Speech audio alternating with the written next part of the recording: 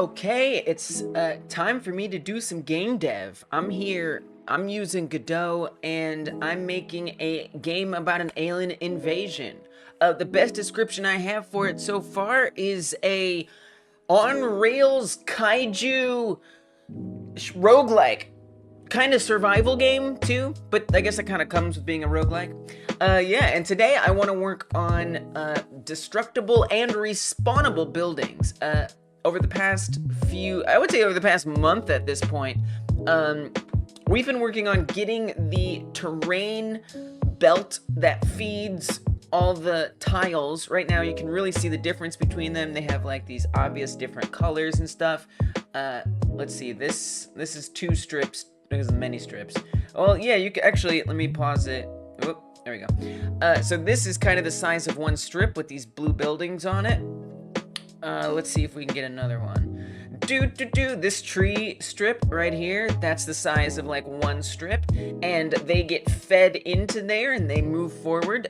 And something that we did recently was change the way that this terrain controller loads things in. Before, it instantiated tiles from or blocks. It instantiated the level blocks, the strips, from a folder, but that turned out to be a little slow, constantly instantiating them and then deleting them once they get past the player. So we changed it so that there was this collector behind the camera, and so all of the terrain blocks get loaded in ahead of time, and then they are moved into the belt.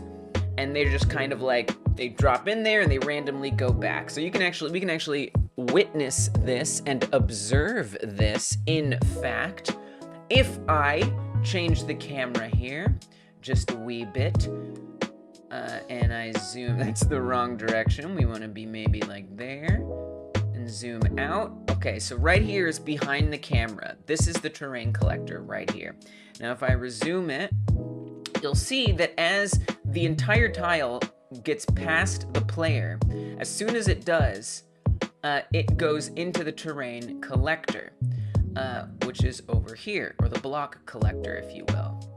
And then randomly, when a new one needs to go in, it'll put one at the end of this belt. Now, the problem that came with this is that things that were destroyed, because there's destructibility in this game, things that were destroyed, like these houses, they wouldn't respawn when it came through again, because it would be the same block going back there and coming back. So we set up some things last week to make sure that a flag would be set that would tell those houses, hey, you just got recycled in the collector, and now it's time for you to come back, and they do.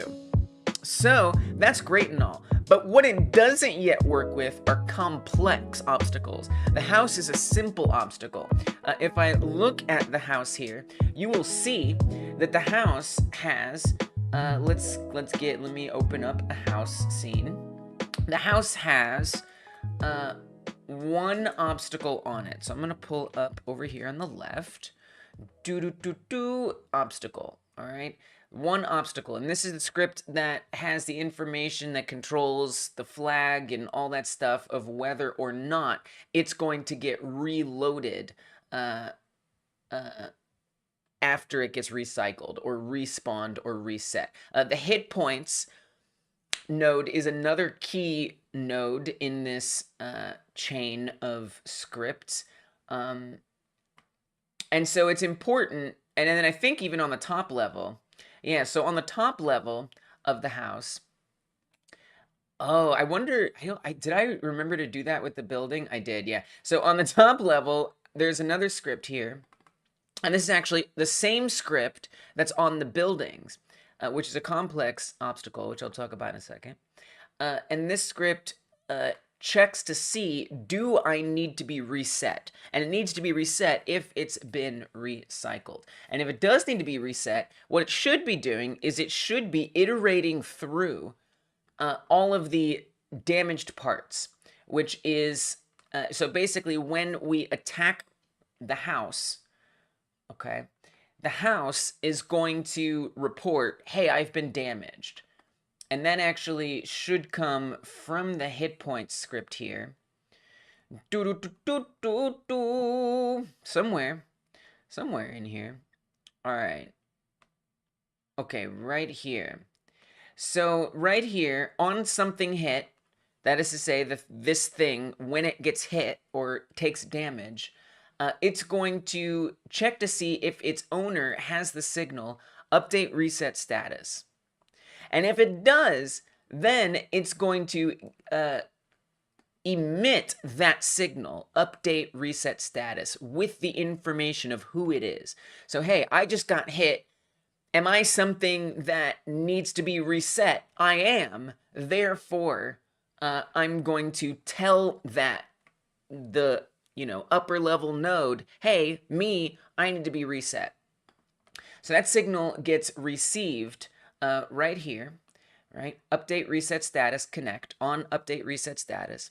It calls this function, and the function is going to take that damaged part. So the thing that said, hey, I'm damaged. That's what the self goes to. We also set needs reset to true, and then we append that damaged part that reported itself to a array called damaged parts. Now this is the array that this for loop function will iterate over.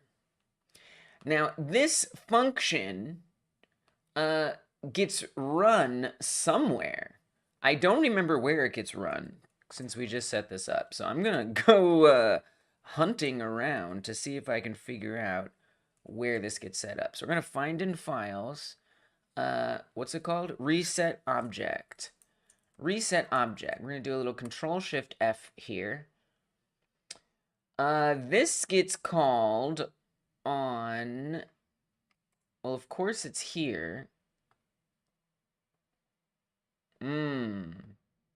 Okay.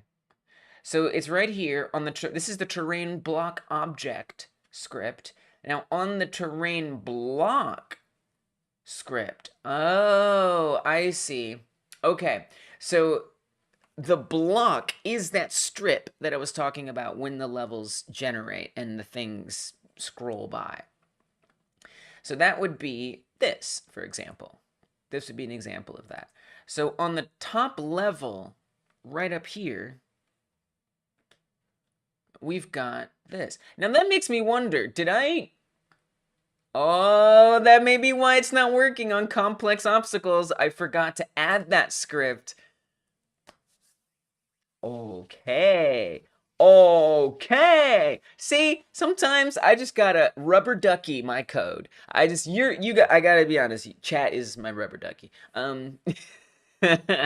Y'all are my rubber duckies. Y'all who are watching now or later, y'all are my rubber duckies. Because I just found out one reason why this code wasn't working last week. Cool. So up here on the block, we put the block script, and the block script is what calls the reset object function. Beautiful. And it calls it when this function is called. And this function is called on the terrain controller. I guess I should really call it the block controller, or that which moves everything forward. And basically in that code, it will say, hey, take the block that just passed the player and recycle it.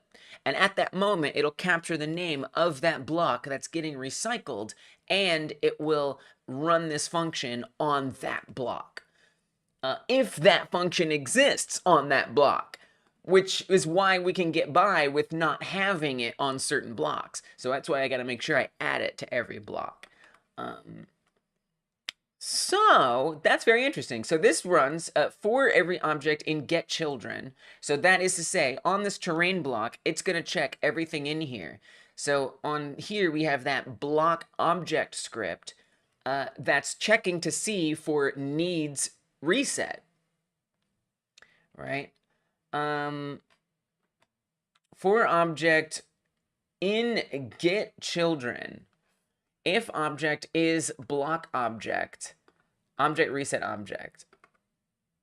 So this isn't actually checking to see if they need to be reset. It's actually iterating over every single one Welcome, Dragonblade. Hope you're doing well. Good to see you. That's how I feel very often. Monkey with a hammer. And I love it. I love it. I live for it. And so this just iterates over every single block in here, which is fine. Is this stream supposed to be unlisted? No. Hell no. Frick no. This has been unlisted this whole time. How did you find it? How did you get here? Did you get here from Discord? Oh, I was like, okay, it's quiet. This is nice. I love it being quiet. This is wonderful. Okay, well, it's no longer unlisted. Wow. This may be the first time. You may just be seeing that. Okay, let's roll the intro. We're gonna roll the intro music again. Discord event link. Yep, that is one way to get here. See, this is why we have multiple points of entry to this live stream. If you're watching it after the live stream, you already got the whole rundown. So you're good to go. You can probably skip over the next section, but that wouldn't be fun. Hey, make sure you subscribe before you do that. Thanks for checking this out. I appreciate you. Yeah, so if you subscribe, you might get alerted to the live streams. Maybe, apparently, maybe not, because I might leave it unlisted. I don't know how that happened. I don't know how that happened. Jiminy creaminy. Holy crap. All right, well, we're here now. Welcome. Welcome if you're just now getting here. Thanks so much. I actually have been streaming for about 10 minutes, but I forgot to list the stream. I forgot to list the stream. I've basically just been explaining, well, it's funny because I explained what I wanted to do today, and then I think I found out how to fix what I want to do today. So that's great. And yeah, let's go over it a little bit. Let's go over it a little bit. Welcome to Hyper Game Dev. I'm making a game in Godot. I am. We've been doing terrain controller update stuff. That is to say, this thing that moves the blocks forward, and then when they pass the player, that block that it's currently walking on goes away, and a new one gets added all the way to the back. You can kind of see the buildings pop in the background sometimes. So that previously would spawn in, instantiate a new fresh block from a folder, but now we actually have captured the folders, or captured the files in the folder. We preload them in the scene, and then, so they're back here in this collector behind the camera, behind the player. The player's right there, and this is behind the player. And so they go back there, and they wait to be added back into the belt. So that way it doesn't cause loading issues, and we can keep an infinite terrain belt that's randomized going. But this raised an issue where things that are destructible would stay destroyed because they weren't getting, the tile, the block, wasn't getting deleted and reloaded anymore. So if I come here and I destroy this house, for example, it wouldn't reappear. But we did get it to reappear, which is wonderful, which is awesome. And another thing to set up is the meat objects. So right now the meat objects don't actually respawn. So there's a couple cows there. Let's see if I can get all these cows out of here. This would be something else that I might work on today, if time permits. If time permits. And so if I come back here, you'll see they don't respawn. They used to, but now they don't. So that's something to fix. But the thing that I want to do today is work on these buildings, which actually might not take that long. So if I destroy those houses, you're going to see that when we circle back, look, they're all fixed. And actually, we can kind of witness them reappearing. Let me I've destroyed most of those buildings on the right there. So you can see, I'll zoom in a little bit, see if I can't get a better view for us there. It's a slow zoom. So you've heard of slow claps? We're in the slow zoom territory, folks. Okay. So there we go, there we go, there we go. And so those houses are gone right now. They are not there. But as soon as this snaps back into our terrain collector over here, what you're gonna kinda notice is that they reappear. Bam! So this is good. Now what this isn't currently working for are the buildings, and I kind of just figured out why it's not working for the buildings. Why is that building? I don't know why that one building is just flying. Oh, that must mean that it's in the main scene. Did I just like drop a building in here and I left it there? Where is that building? Why is there a random building appearing? This is a whole new mystery that I don't fully understand, but I find it kind of amusing. What? Why? Why? Oh, it is missing an obstacle script. That shouldn't matter. Anyway, the point is, these buildings do not regenerate in that same way, and I think I know why. So I started rubber duckying through all the code that makes this stuff work, and I discovered a very good reason why it may not. So I'll show you this not working. Buildings are a complex obstacle. They have multiple obstacles on them. So here's this building. So if I... Oh, I gotta put damage numbers. Okay, let me do this again. So we have these hit point numbers that I can add on here, right? Let's load this level. I should really make this the default level at this point. So if I attack that, let's make sure hit points are visible. So if I attack this, you can see it has 5, and the number is going down to 0. Okay, and then this is a little hard to see, but up here that says a number 4. Can I like make it? Not really. Attack that, now it's down to 0. So hopefully you can see that. These numbers are now at 0. Right there. That's sitting at 0. Okay. So now when we cycle back, it should be back at 5. But it ain't gonna be back at 5. And I think I just figured out why. So there you can see it's sitting right there at 0. So there's a couple things that make this unique compared to, say, the house. The house has a single obstacle on it. That is to say, it is the obstacle. It's one obstacle. And it's got the single script and it's got the hit points in there. That's a part of that. The hit points, so when it takes damage, the hit point says, hey, obstacle. Or actually it doesn't. The hit point says, hey, thing that I am, object in general, I just took damage. And then this informs the terrain block that it needs to be reloaded via this script. And what I just realized is that this terrain block that has the buildings on it doesn't have the script. It doesn't have the script that receives the message that the things on it need to be reset. So kind of a glaring omission in terms of getting this to work. But just to further explain what's going on here and what makes these objects different. So on here, we've got multiple obstacles set up. I've got, you know, building part 10. There's 10 parts to this building the player can attack, but it's one thing with one block object script on it. Hola, soy Dora. Welcome, Pepe. Pepe paid us a visit. By the way, I sing songs to members. Pepe paid us a visit. Welcome, Pepe. Thank you for paying us a visit. Welcome, Pepe. Thank you for paying us a visit.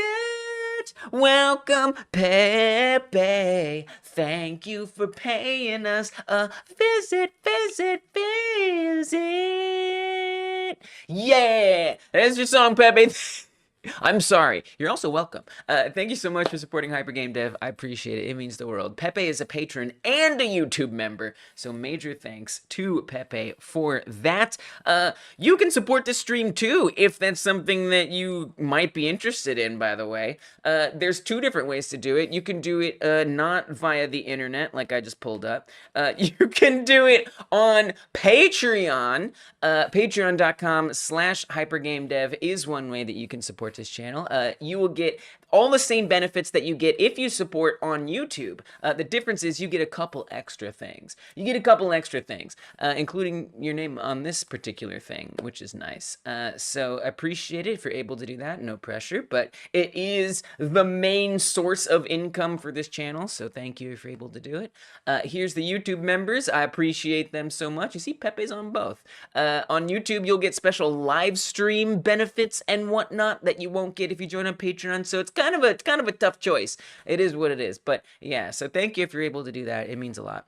Hola, soy Dora. Can you say puedes hacerme un sandwich? Okay, I don't know.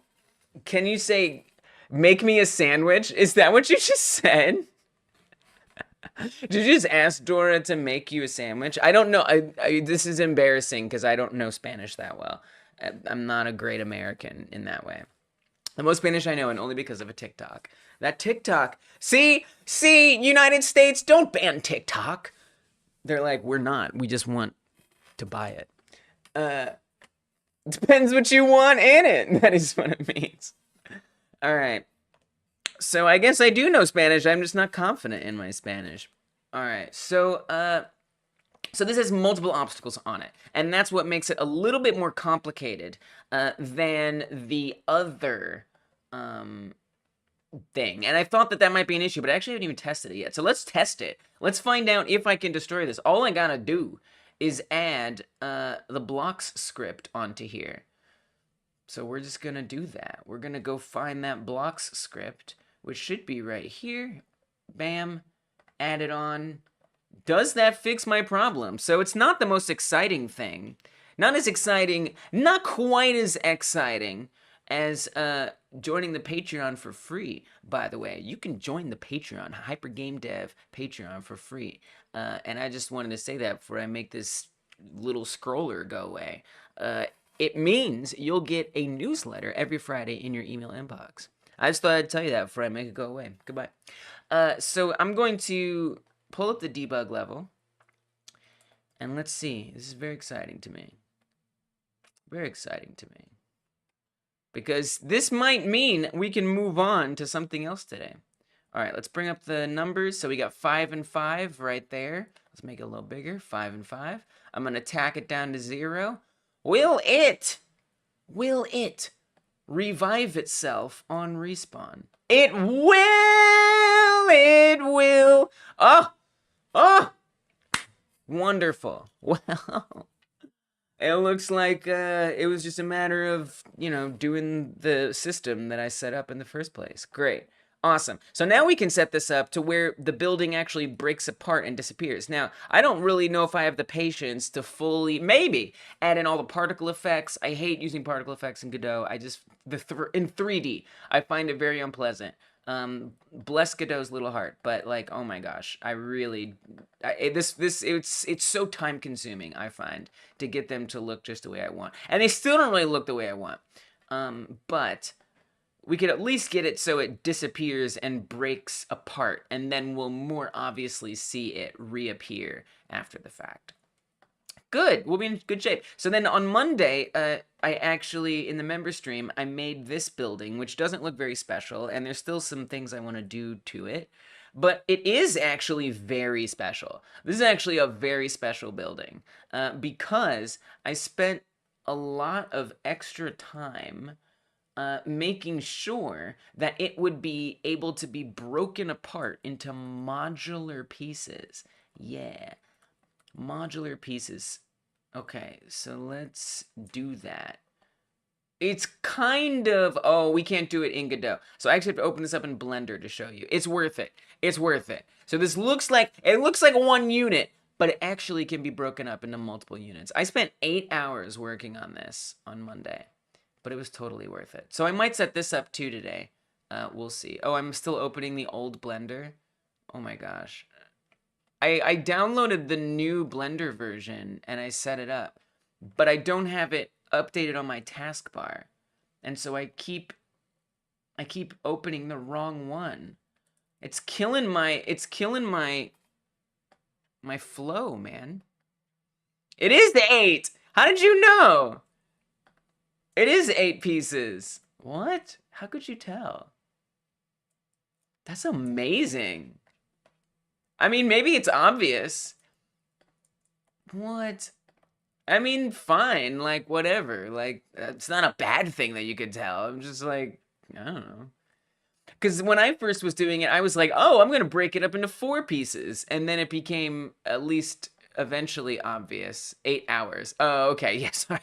That makes more sense. Yep, I did. I spent 8 hours. I did. Yep.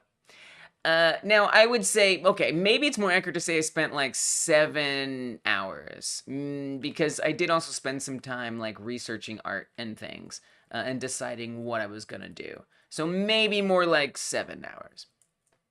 All right, but maybe you'll see why it took me so long in a second here.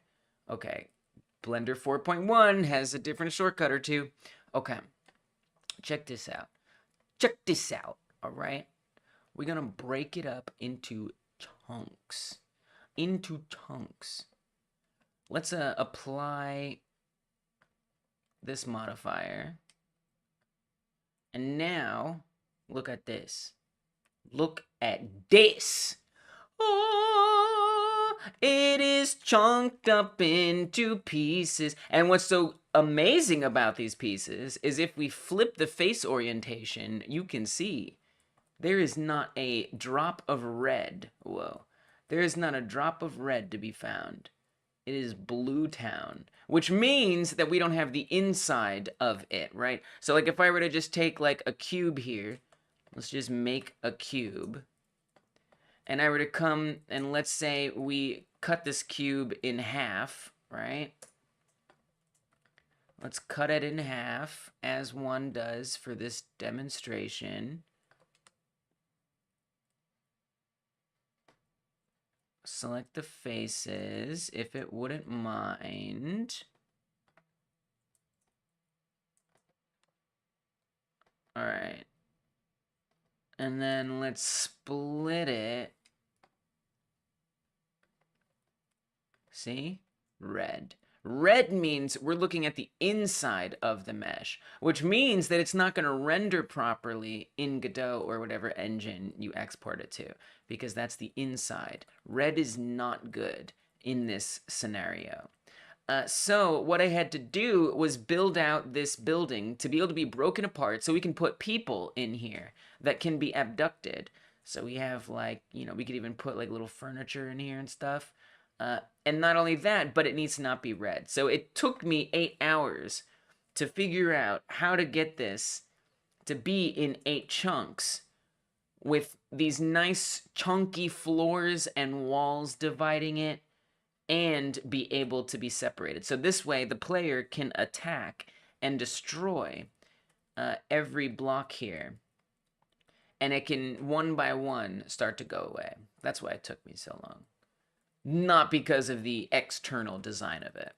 But I was actually pretty proud of it. At the end of it, I was quite impressed that it came together. Now, I still want to make changes to it. You know, I want to make some of it look a little different and whatever. But the main task for me was to get the basic shape and design of it set up and be able to be broken apart into pieces. So I might come back to this today, too, so we can actually break it apart. Similar to this building, where instead of it being like, you know, a single block that's taken apart, it's multiple blocks that get taken apart.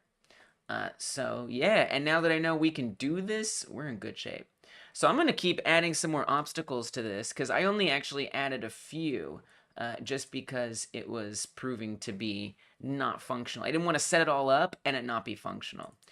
So these obstacles, there's a bit of an issue. So like the attack point, I believe, is based on the origin of the obstacle itself. So if I start attacking this building, these aren't the ones that are set up. I gotta come to the debug level. If I start attacking this building, the hand is always going to go to the center, no matter where I click. I would rather it go to the block itself. Howdy, fellow game devs. How's the progress coming along? It is coming along.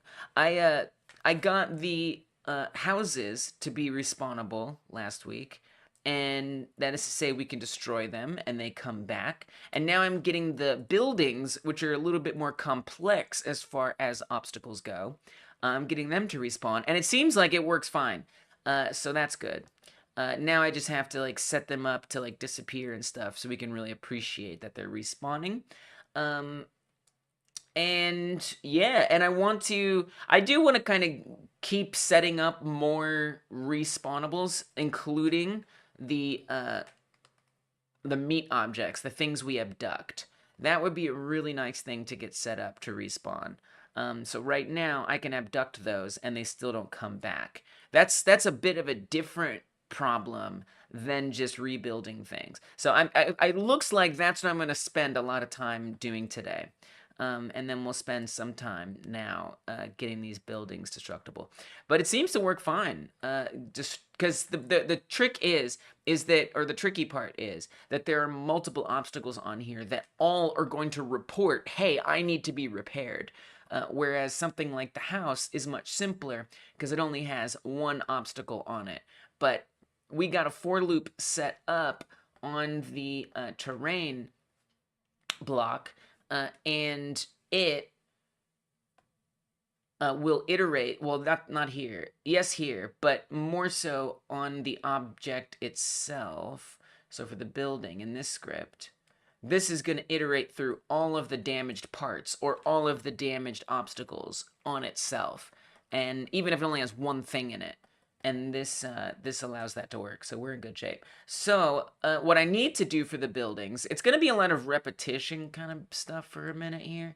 What I need to do is I need to add obstacles for every section of this building. So all of these different sections need obstacles set up on them. And then they actually are going to need animations set up on each one. It's a bit tedious, actually. It's a little bit tedious, but it is what it is. So I'm going to do that. I'm going to play some music while I do it. How's whatever you're working on coming? I'd be interested to know. I'm going to be doing some rote stuff for a few minutes. So, you know, I'm here. Okay, so I'm going to duplicate this stuff. Oh, right. So then the other problem is that they're going to the center. Let me see if I can fix that. Because I can click on a certain one. Which are the ones that have it? Let me expand these. So if I make the damage labels visible on here, it makes it a little easier to see which ones are set up. Oh, you know what else I'd like to do? Is fix the hover arrow. Even though the hover arrow is a little jank in general, it would be nice. Okay, so actually it's these buildings over here that are set up. Okay. So the one, which is the one that we're facing, that we see on here? Oh, I see. I'm looking at it backwards for one thing. Just realized that. Okay, so it's this one. It's this short brown one here. Okay. So what I'm going to try for that, let me find which one that is. That's this one. I'm going to move its obstacle, which is going to move... Oh, that's not the same one. Which is going to move its number over. It's going to move everything over, so that's a little annoying. But that's okay. We'll be okay. But I want to get it so maybe when we attack it, the hand actually goes to that point. Something else I'm thinking of is I really want to change the way the attacking works. Right now, you have to click every single time you want an attack to go out. I'm thinking it'll make more sense if you hold click down and you drag over things and you just like, the character just like smacks things. I think that might be a good alternative. Whoa.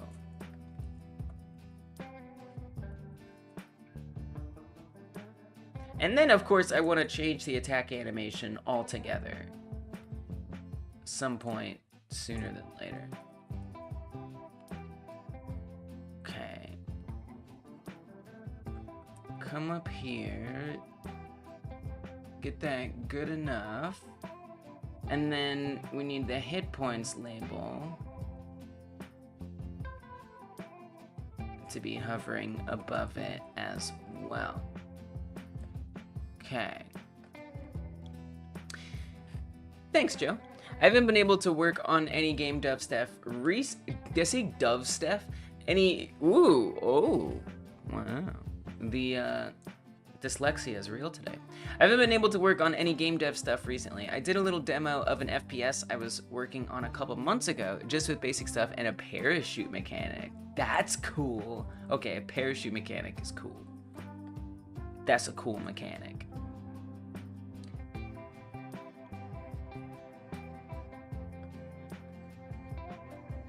like sort of like Fortnite loading into like the level or something. Sorry if that deeply insultingly reduces what you're doing. It's not Fortnite. Fortnite's cool if you think about it. Okay. Good. I wonder, since I forgot to since I forgot to make the stream public, I wonder if the Discord alert didn't even go out. I guess I should do it manually, just in case. Oh, it did go. Okay, good. Great, wonderful. Love to see it. Okay. Cool. That sounds cool. And that you did a little demo is a good thing to like do while you're not working on it, right? I'm assuming you're saying you like shared that on social media or something. Let's see if this attacks at the center now that I've moved that obstacle. I can't work on the game, you know, share the progress of the game. Yes, it did. See how it's like going to the middle of the building? Okay, so the obstacle position, exactly like Fortnite style. Nice. I can't stand Fortnite personally. Yeah, that's why I apologize. But it was just a fun project to see if I could do it. Nice. Yeah, because right, you gotta like, when you land, the character has to change. And especially you were saying, did you say it was first person? FPS, nice. Whereas Fortnite's third person.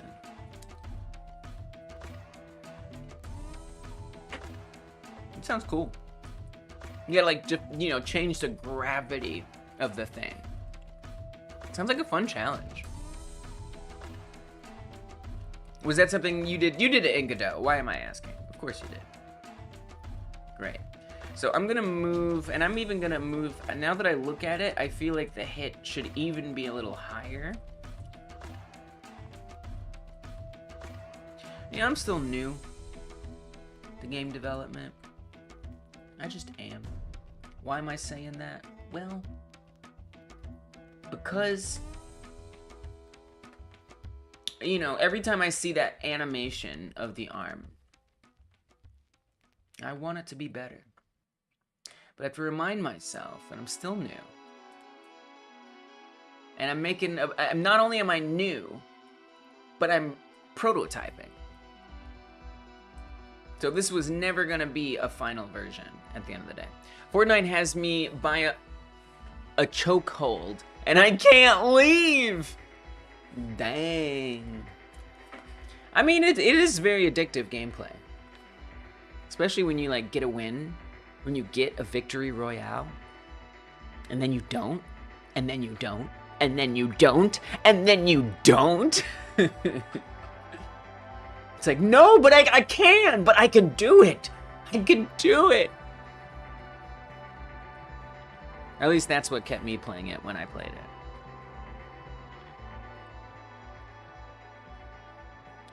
Okay, so that should be a better positioning.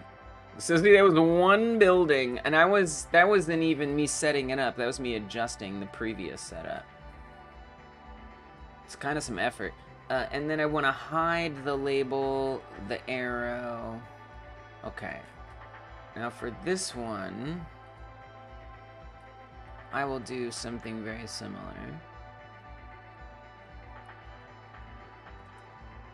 I'm going to move the obstacle in general to about the center of the building, approximately.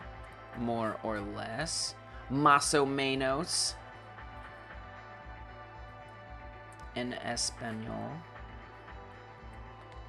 And then grab the damage label, the arrow, and the collision.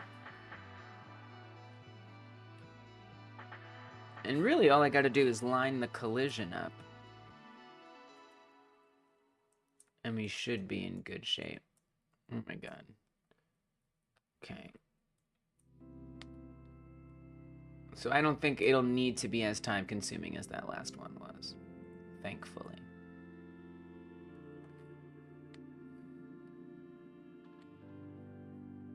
Wait, why does it have 2 collisions? Why does it have 2 everything? Oh, did I get the wrong one? I started moving the wrong one. Oh, for frick's sake. That was a whoopsie poopsie. That was a whoopsie poopsie right there. Oh, jeez.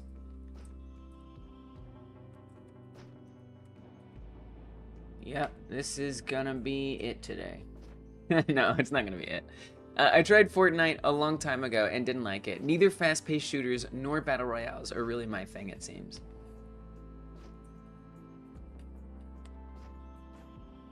That's interesting. I found it very... I mean, I don't have a lot of fun playing online multiplayer in general. So I don't know if that was an aversion point for you. But, you know, everything that comes along with an online multiplayer game made me not like Fortnite. But I did think the gameplay was a little bit of fun. Personally. Okay, make sure we're actually moving the obstacle and not a different obstacle. The gameplay I thought was pretty fun. But I hear you, we got different tastes. Welcome, S, also.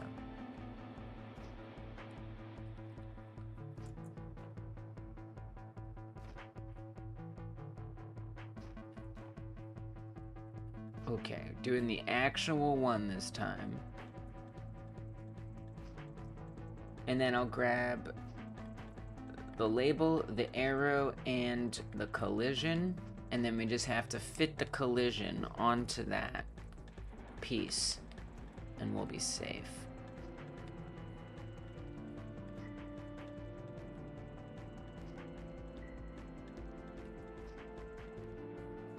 Didn't Fortnite remove the, like, building mechanic, or did that never happen? I thought I read somewhere that they were taking away the, like, building during the, like, Battle Royale gameplay. I remember that being one of the most fun parts. But I guess the meta got weird. Some of my favorite games are games that do so poorly in reviews or buggy messes on launch, like Fallout 76 or Cyberpunk. It's interesting.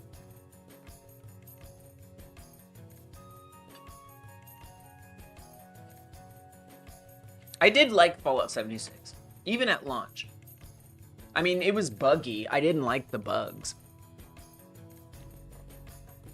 But then, just for the same reason, I end up not liking online multiplayer games in general. I was like, okay, well, I've had enough of whatever a bunch of random people and children can bring to my experience, so we're done here. Alright, so there's that positioning. Not too bad.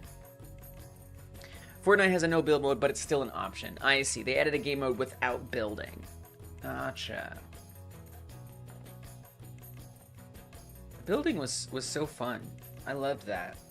And then you know what I think they did definitely remove in Fallout 76 was the nuclear winter mode. Does that still exist or something like it? I loved nuclear winter. It was Fortnite. It was basically just Fortnite, except in Fallout 76.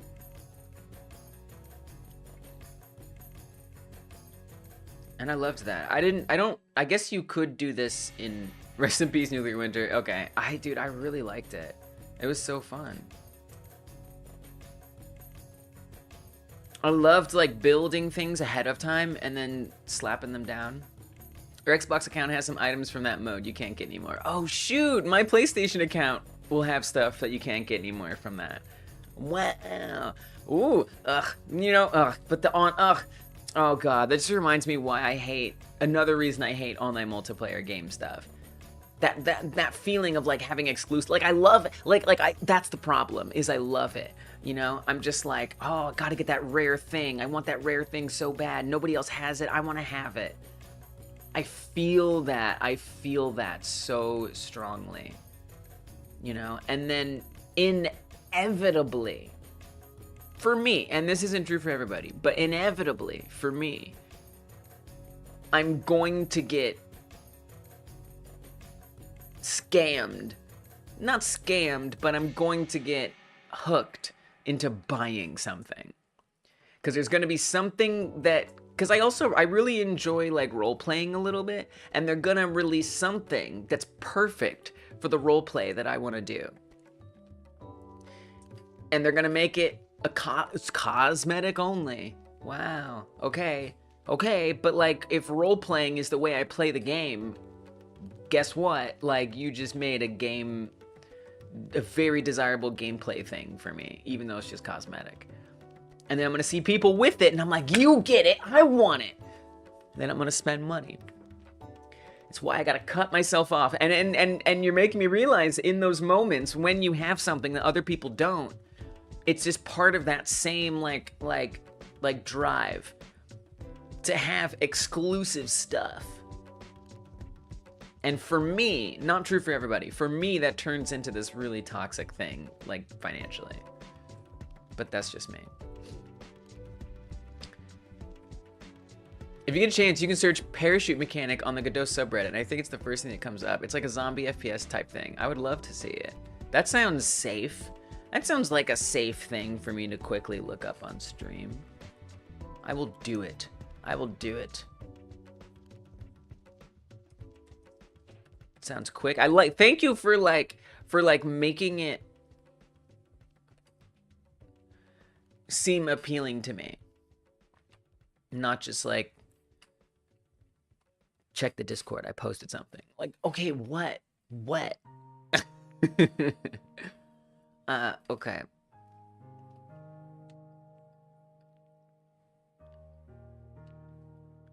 Okay, Reddit, you changing the way you look?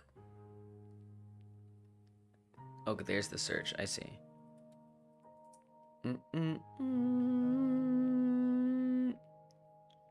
So it would have been something you put up recently? Is it the 2 months ago thing? Let me bring this over. Is it this?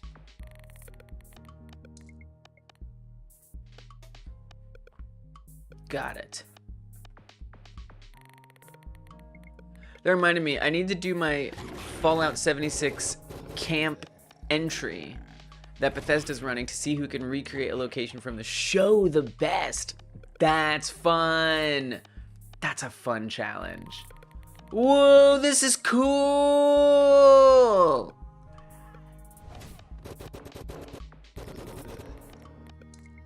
Yo, this is so cool.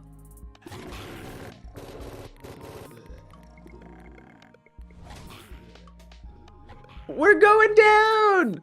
Wow. This looks awesome.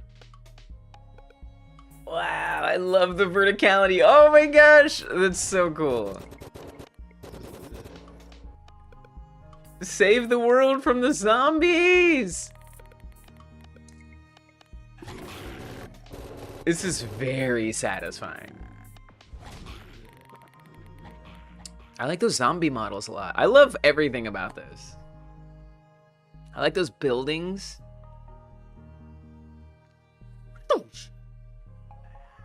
I like the voxel approach as well. It works really good. This is cool. Nice job. And I like the way like the flat textures like for the guns and then the splats on the zombies. It's a nice it somehow it works with the since it's on the gun and the zombies. It ties it together. Just a fun little project thing. That's it though. Like that's it. Fun is the key to making games. If you're having fun, if the game is fun, you're onto something. It's trippy. It's like it kind of gives me like sweaty palms a little bit.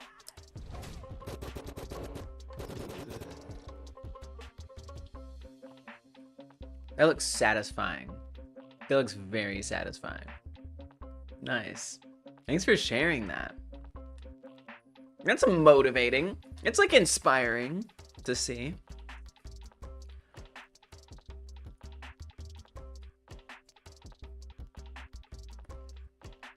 I hope you get to work on it again soon.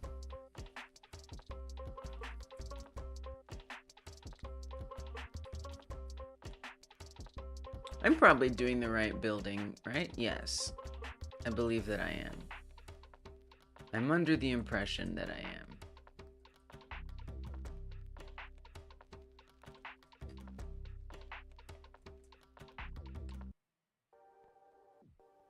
Where in 3D space am I? That's a cool challenge though, Pepe. I bet you're gonna do well in that, potentially. You're gonna have as good a chance as anyone.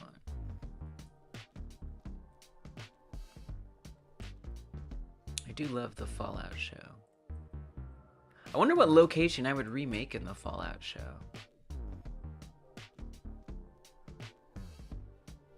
Why is this collision area so large?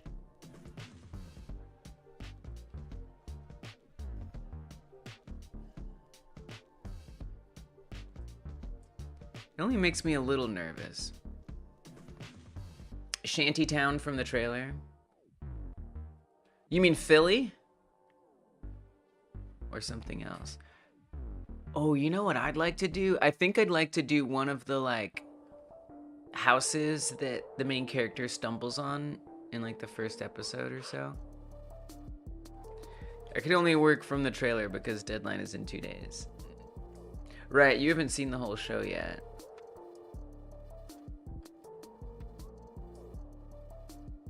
I'm confused. I am doing this right. I guess I just made this collision area too large. Maybe I just didn't think. Cause see how it's like overlapping? I just made it too big.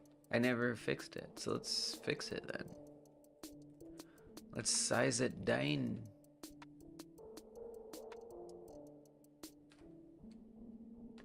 Oh, maybe I just need to shift it over more. It's so hard to see. It's so hard to see. By the way, I did find an X-ray option, but it's not good. A while back, I was trying to figure out how to like be able to see through objects to look at like different things. If you go to view, gizmos, there's 3 different options on each of these. That wasn't a good zoom. That zoom doesn't help anybody. There's 3 options on here.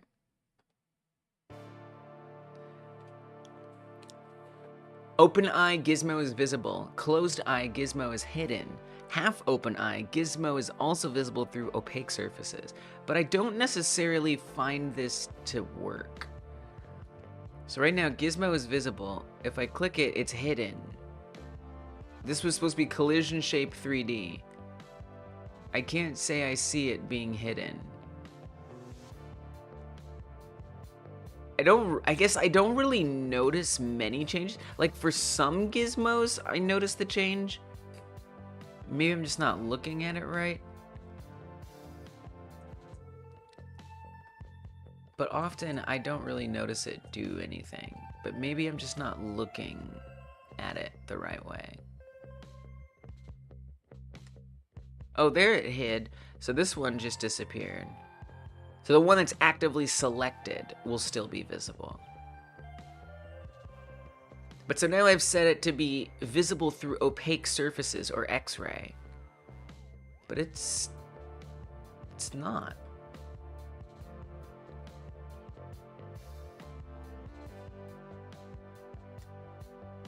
Oh, because there's collision object and then collision shape.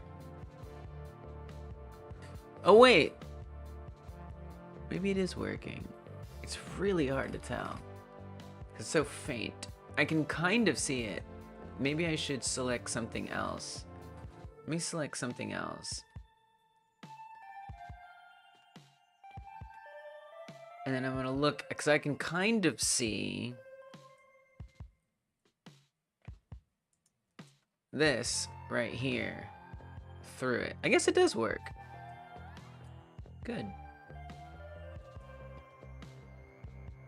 So on the far left there, we can kind of see it. Collision shape 3D. Right now it's just visible. There it's hidden. It's supposed to be X-ray. But like, couldn't I already see it through? I guess that's the thing, is I don't necessarily see any kind of like special X-ray effect. Seems like X-ray is just about the same as visible to me. It's really hard to tell.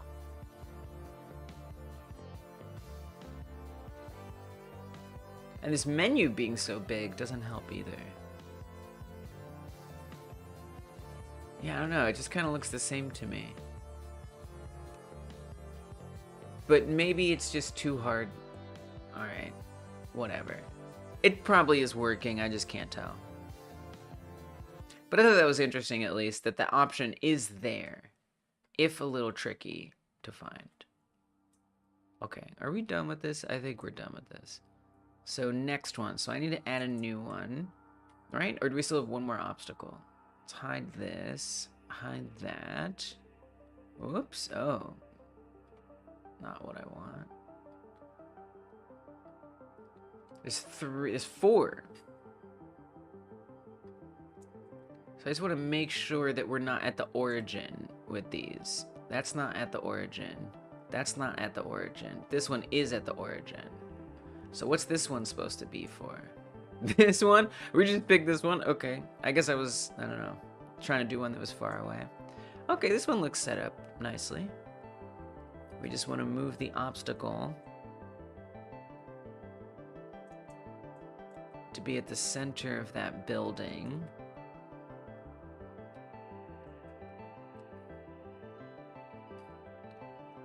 It's repetitive, but some of the best things are repetitive.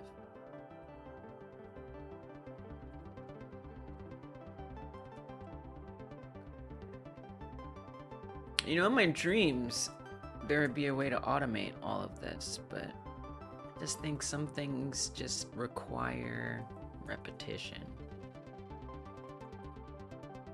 Okay, so that's about at the center, approximately. And then I just gotta move the collision, the damage label, and the arrow hover. The arrow hover, so ultimately I'm gonna replace that arrow hover. Right now, it is a unique arrow that appears over every single obstacle, basically, or even not just obstacles, which someone pointed out doesn't make as much sense as having one arrow, since only one basically one appears at a time. Having one arrow that teleports to multiple spots. Although, the more I think about it, you know, it would be nice to have like status effects, potentially, but this in particular doesn't need to do that.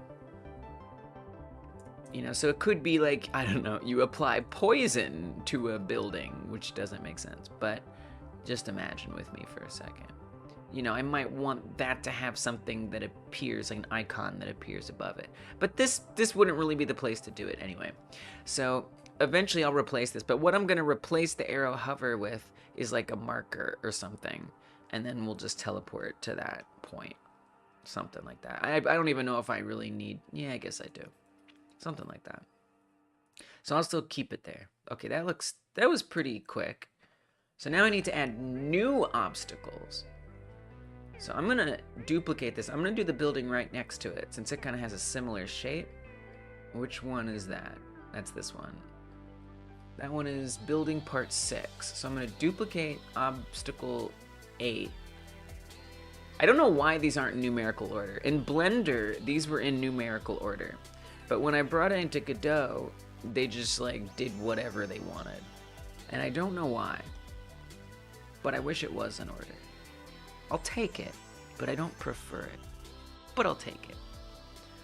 Okay. So we have now this obstacle 6. It'll actually be a little easier since I won't be coming from the origin every time. That'll make this a little easier. Because all I gotta do is just scooch it over a little bit. Of course, I need to adjust the collision shape to fit better. So I'll probably actually line it up more for the... Kind of need to see the arrow. Yeah, just line it up like that. That works for me. Got your references. Time to make this camp. I want to see it when you're done. You got this. What are the prizes? Probably stuff you could buy anyway. I hate microtransactions. I used to have a very serious addiction to microtransactions, which you could argue is a me problem, and I wouldn't completely disagree. But also, it's all pretty predatory. Oh, dang it, I forgot. We gotta make it unique. I have to, if I don't make this collision box unique, we're in danger. 60 quid's worth of atoms, so nothing major, but a money saver for a free entry. That's true. I can't help but find it interesting you frame it as a money saver. To save you from the inevitable spending the game demands of you. I understand. I do. It's one of the biggest reasons I had to quit. Like, I want to believe, like, oh, it's just willpower. Or, you know, it's just cosmetic. But it just, you know, it doesn't make it sit right with me. I had this whole thing on Elder Scrolls Online. I really enjoyed Elder Scrolls Online. A little too much. And I set up the stupidest racket you could ever set up. Where I would go and I would... this was on the PlayStation. I would buy PlayStation... like... gift cards. And... then I would use those gift cards to buy in-game currency. So I was converting, I don't remember why I did it this way, but it made sense, and I don't remember why. But I would, so forget the gift, you don't have to forget the gift cards part, that's not important. The important part is I would buy the microtransaction currency in Elder Scrolls Online, which was crowns. It still is. And I would buy a bunch of them. And then I would... so the other thing you need to know is you can't... At least you couldn't when I played. You probably still can't. You can't convert in-game gold to crowns. Which makes sense, right? But you can't. So that's important. And so I would buy a bunch of crowns. And... if people paid me enough gold, which means I could come up with my own conversion rates for how much gold the crowns were worth. And so I would go around to people who were like really expert players who had like just more gold than they could ever need, right? They just had so much gold. And I'd go to them and I'd advertise like, hey, if you want some cool stuff from the crown store, just give me some gold and I got you. And I was building up like a reputation, like a reputable dealer of crowns. So people knew that they could come to me and I wouldn't rip them off, right? And I just got all the in-game gold I could ever want, but I was just buying gold. Essentially, I was buying in-game gold. And it cost me a lot of money. It cost me a lot of money. I lost a lot of money. And then, you know, I was buying stuff too from the crown store. Is that against terms of service? Maybe. Maybe. I didn't care. I don't think so. I don't think it was. but it certainly sounds like it would be. I mean, there was a point where I had every single rare thing. And this is what was interesting too. Banned. What was interesting is that, like, I bought every rare thing that you could get with in-game gold. Because it's like, you know, it's like, oh, anybody can just spend money. Not anybody can spend money, but technically, right? Anyone can spend money and buy something from the Crown Store. But not everybody could earn the gold to buy rare things. But once I had all those rare things you can buy with gold, the Crown Store was still cooler. Everything you could buy with the crowns was still so much cooler. And there was so much more that you could get. No, you couldn't buy, like, expensive weapons and stuff. But, you know, expensive weapons and armor only got you so far. Because a lot of the best weapons and armor you had to get from drops anyway. So it kind of just, like, didn't really make a lot of sense. It was a stupid racket. And I lost a lot of money doing it. And it was like the peak of that, when, like, I was out of money and people were like, hey, you got some crowns? I got gold. And I was just like, wait, why am I freaking doing this? Why am I doing this? Like, this is stupid. This is stupid. And I had to shut down my little store. And I realized I had a problem. It was like a problem. Has everyone heard of that campaign to require games to remain playable after any online service ends? I've certainly heard of campaigns for individual games doing that, but you're saying there's some kind of, like, unified thing? Oh, maybe I have kind of heard of that. Actually, I did briefly hear about it, but I kind of noped out of the conversation because it was just seeming a little toxic to me. So I just, like, stopped reading about it.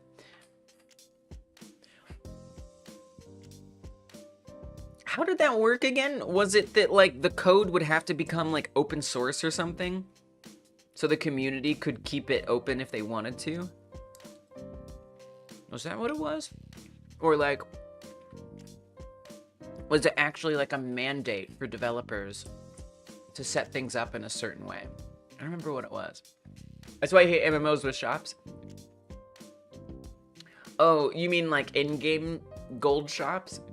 Why do you hate MMOs with shops? I just don't know if you mean, like, which shop you mean. Because I wish I understood which shop you mean, but because there's so many different shops, technically I'm not sure which shop you mean.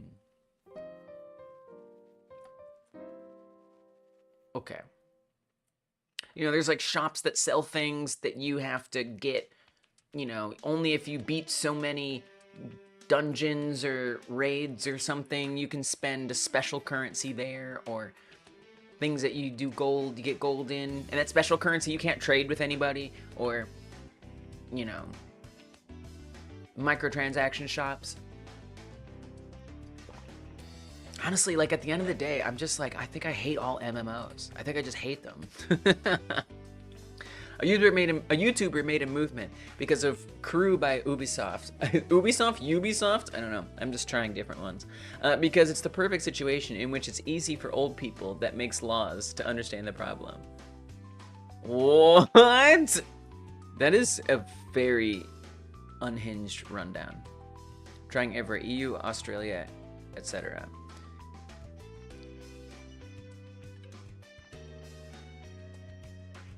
Easy for old people. So you're saying the people who make laws can understand why Crew by Ubisoft would be good example of needing games with an online service to be continued into perpetuity.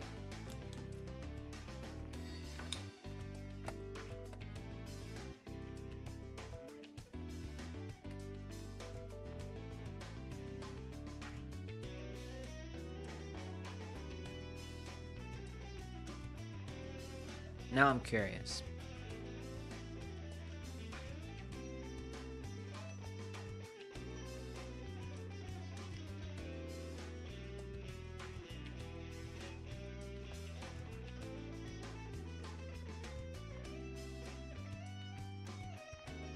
So it's a game that will go offline. Oh, it already is offline. It actually did go offline already.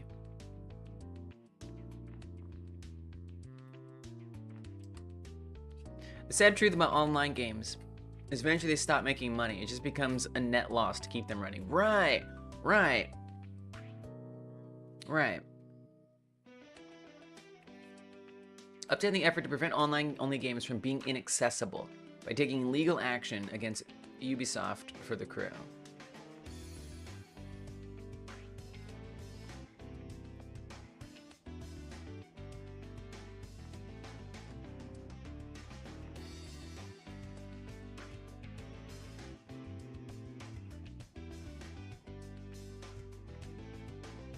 Right.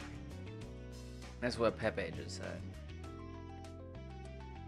Secret third option, keep the service running and shut the servers down. Patch the game to work offline if it's single player. Oh, so this is, I see. So this is just, so let me understand this right. So a game like The Crew either had a single player or didn't have a single player. And because the online service is ending, there is no way, even for people to play it single player, for whatever reason.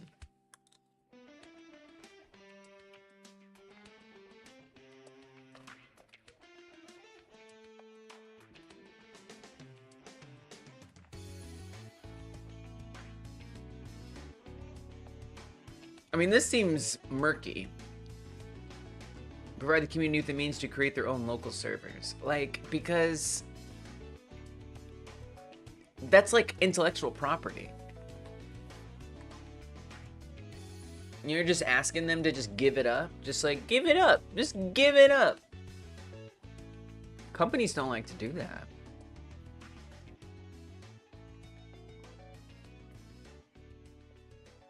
Oh, on console? Oh my gosh. What a mess. Somebody has to, I mean, I guess there's that, you know, to me, you know what this is? I mean, this is a couple different things. One, whatever issues we want to say with gaming industry and about making games that this can happen with. Two, people not letting go.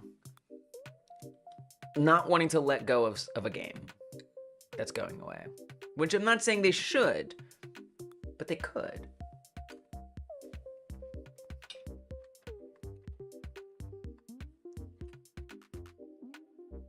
They have a Q&A there. Oh, maybe the message didn't go through.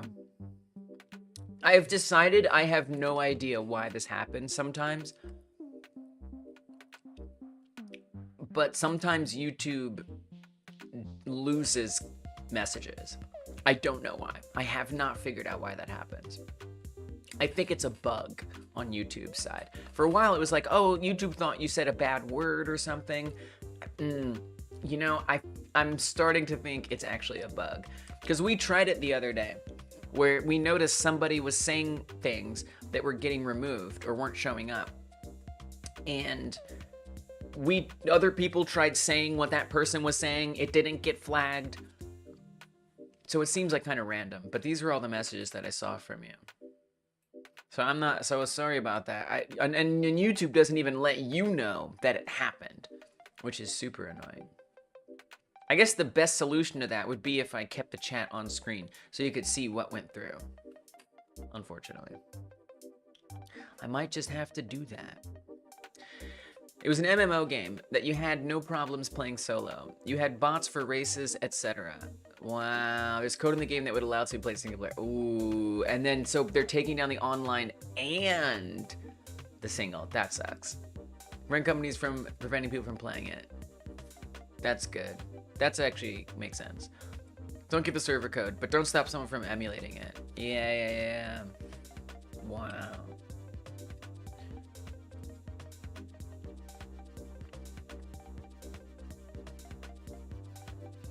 Oh, and S, if you put a link, if you posted a URL, that also will be blocked.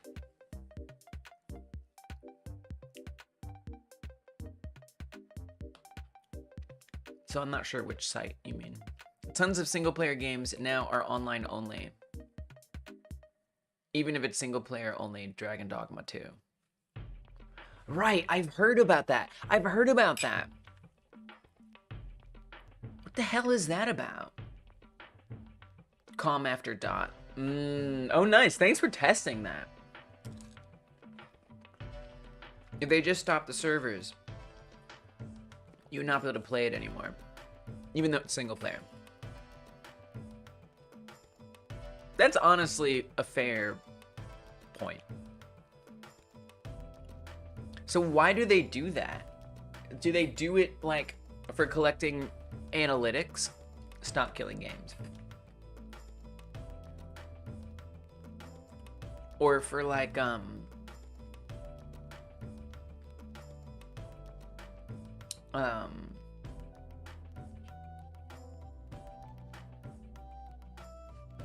something like that.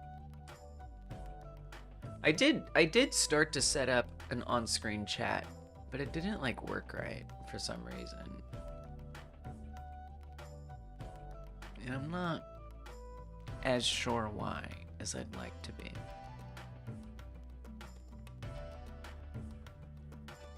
Where did I put that?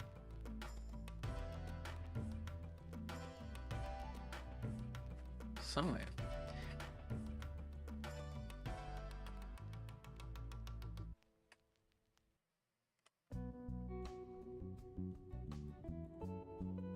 Did I delete it? Maybe I didn't save it.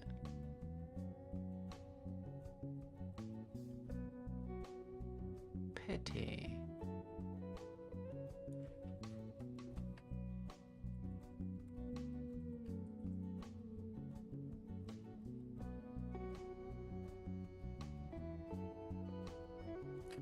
Let me try to create it again. The problem is it wasn't like updating correctly.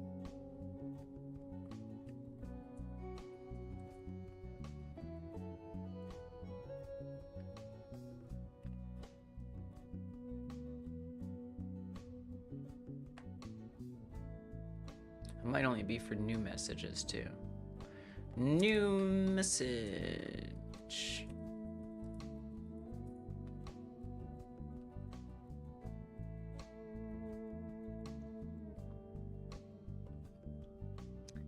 Basically, all games that use de novo requires you to connect to their server every 20 to 30 days so you can keep playing. If you don't, you can't play anymore. But why? Why do that? Why do that?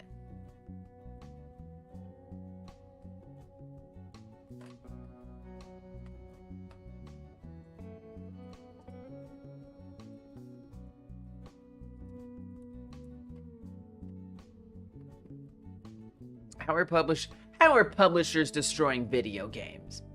An increasing number of video games are designed to rely on a server the publisher controls in order for the game to function. This acts as a lifeline to the game.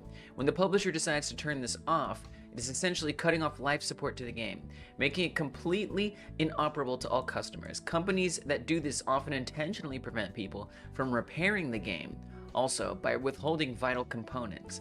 When this happens, the game is destroyed and no one can ever operate it again. While video games are primarily just for entertainment and not of much consequence, the practice of a seller destroying a product someone has already paid for represents a radical assault on consumer rights. Oh, and even the concept of ownership itself. If this product is not stopped, it may be codified into law and spread to other products of more importance over time. A smart argument, such as agricultural equipment, educational products, medical devices, etc. It's important consumers maintain a basic level of rights so as not to be overrun by predatory practices. Additionally, video games are unique creative works. The concept of destroying every existing copy of a book, song, film, etc. would be considered a cultural loss for society. Okay. Wow. While a less recognized medium, video games still deserve to have basic protections against the complete and willful destruction of its many works. Wow. That's a good argument.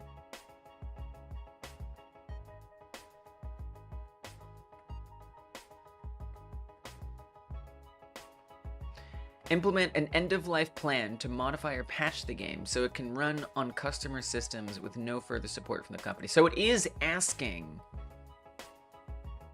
an end-of-life plan. I mean, a part of me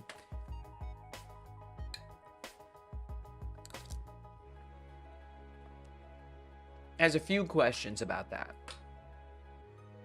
Like as in, like, for indie devs, right?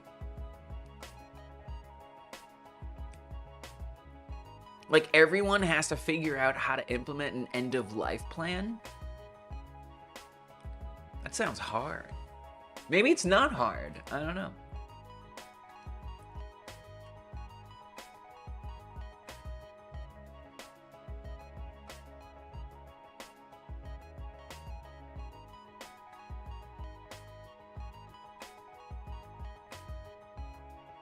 It's not hard?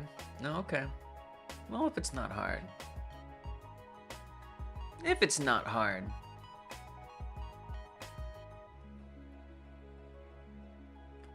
I'll see if I can get this on-screen chat to work. Because now that I think about it, that would be nice.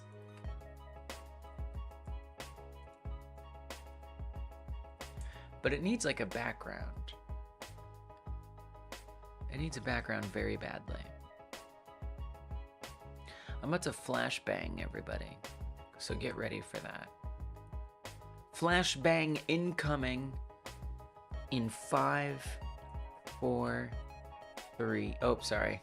Just get it out of the way. It's like ripping a band-aid off. Don't worry. You'll be all right.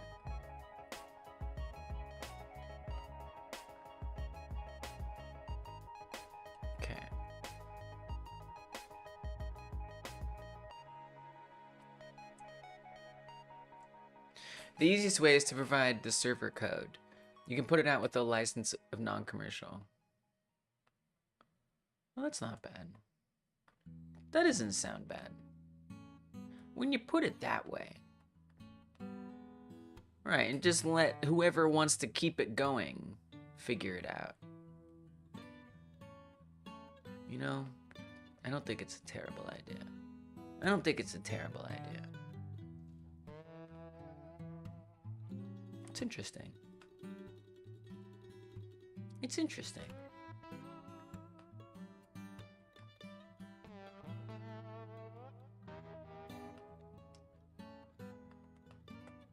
Okay, I'm just gonna add a little transparency on here.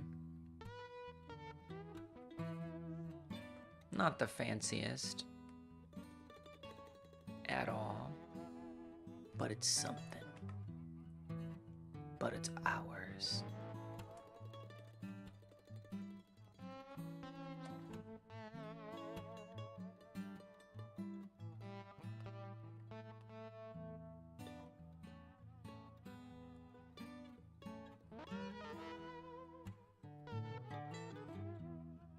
So at least I can pull that up a little bit more easily next time.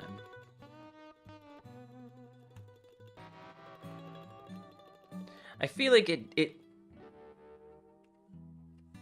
stops working. Like if I hide it, that's the thing, is it has to be visible. Like if I hide it,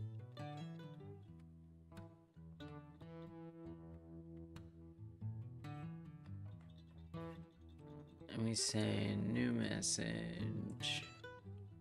I send a message and then pull it up. Oh, it came through. No, it didn't. Because it's supposed to come on the top. Yeah, that's the worst part about this. Is I have to have it visible all the time. Unless, actually, there is a way I could get around that. Oh, there it came. Oh, wait, it was like delayed. It's like delayed. What? I know a guy that talked with LucasArts about the old MMO Star Wars Galaxy, and he got their permissions to remake the game as long as he didn't use existing assets and non-commercial. Oh, so he was just allowed to have the code. Oh, I know why it's not appearing. I'm silly. I know why it's not appearing. It's because I cut it off the top. That'll do it. If anything will do it, it's that.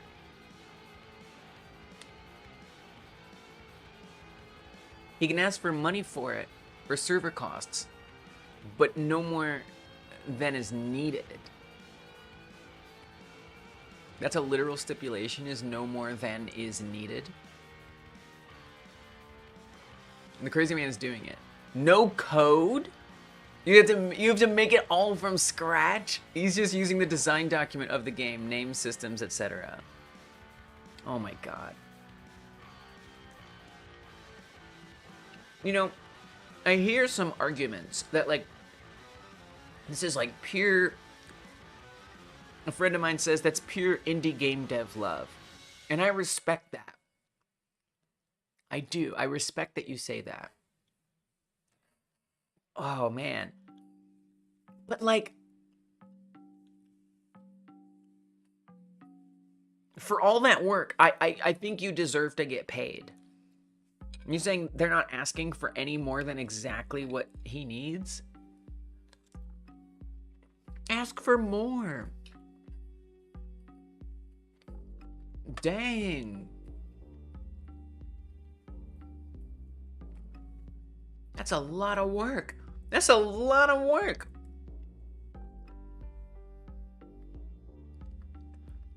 Hey, Pixel Tuner, what's up? Welcome, good to see you. Hope you're doing well. Thanks for stopping in. How you been? Disney doesn't allow him to make a profit out of it. Oh my god. How can... Alright. Okay. I mean, dear god. They're like, yeah, sure, whatever. It's your funeral, buddy. Work yourself to the bone for nothing. I don't care. Wow.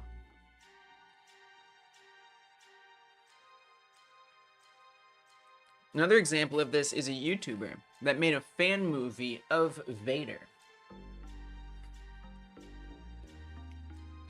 Pixel Tuner's doing great. Hope it's good for everyone else. That's nice of you to wish. That's a nice thing for you to wish for us.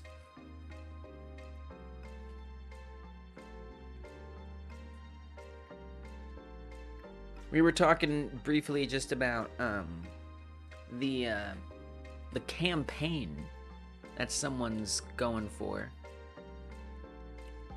to try to get games to... I still have it open, right? Yeah. Stop killing games.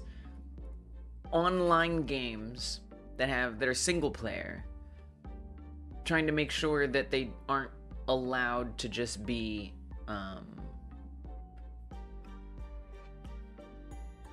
taken down by the publisher. And then it just sort of morphed a little bit. You know, letting people be able to make their own versions of it. And Dragon Blade's talking about someone who's making an entire game from scratch that's already been made and agreed not to take any profits for it. And I find that self-sabotaging. Why would you do that?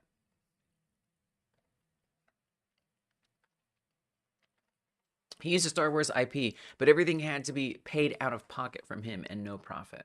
I just don't get it. I mean, I get being passionate about things in this life.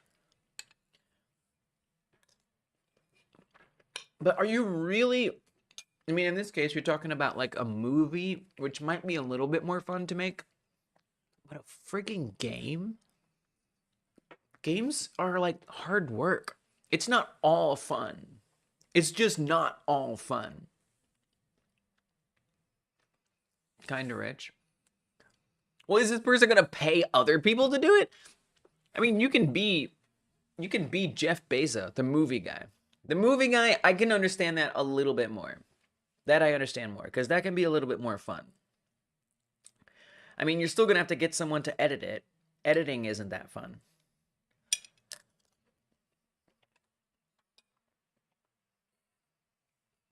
But making a game? You could be Jeff Bezos and still spending...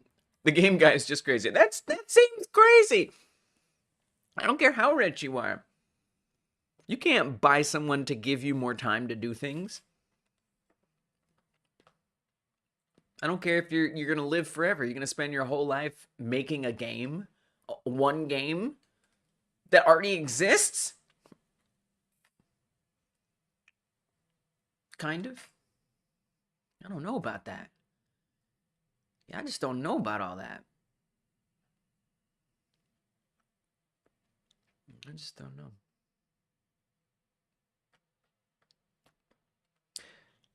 Movie guy paid a lot. He hired actors, voice actors, directors, visual effects. I mean, that's fine. He's just an executive producer. At that point, that's just executive production. That's all that is. Oh, did I miss your dramatical entrance? Sorry. Has a disclaimer, this video is not monetized, no ads, in accordance to Lucasfilm's rules to me. No monies or profit can/will be made from this video. That's pretty fun. Insane Alpha Beta burst through the wall. Welcome, Insane Alpha Beta. Insane Alpha Beta's a patron. Insane Alpha Beta's a patron, and so Insane Alpha Beta gets a song. Insane Alpha Beta, Alpha Beta, Alphabet, ABC. Insane Alpha Beta, it's ABC. Insane Alpha Beta, it's ABC. Insane Alpha Beta, it's ABC. Insane Alpha Beta, it's ABC. I'm still working on getting a good song for you. I mean, they're never good, so I'm sorry. But you're welcome.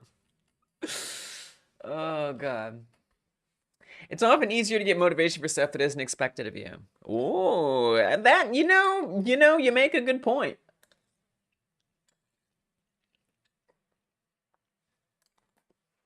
That's true. I don't know if that could get me through an entire redevelopment alone of an entire game that was already made before, but that I'm not getting paid for. But you make a point.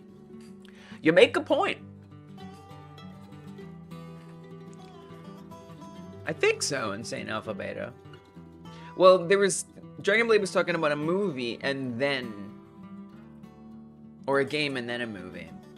So kind of both. Future games, welcome. I was suffering from the inability to use the animation tree, and I was not able to make a hit when I pressed the hit button once. I faced 3 problems and solved them in 2 hours. Nice! 2 hours isn't that bad. 2 hours isn't that bad, honestly. Well done. I'm curious about that. You really feel really proud, so love sharing with you. I'm so glad you did. That's very inspiring because, like, that sounds like the kind of problem that I would just be like, oh my God. What finally got you there? Just like experimenting? Was it like the right post online? Nice job, Future Games. And thank you for sharing it. The animation tree takes some experimentation.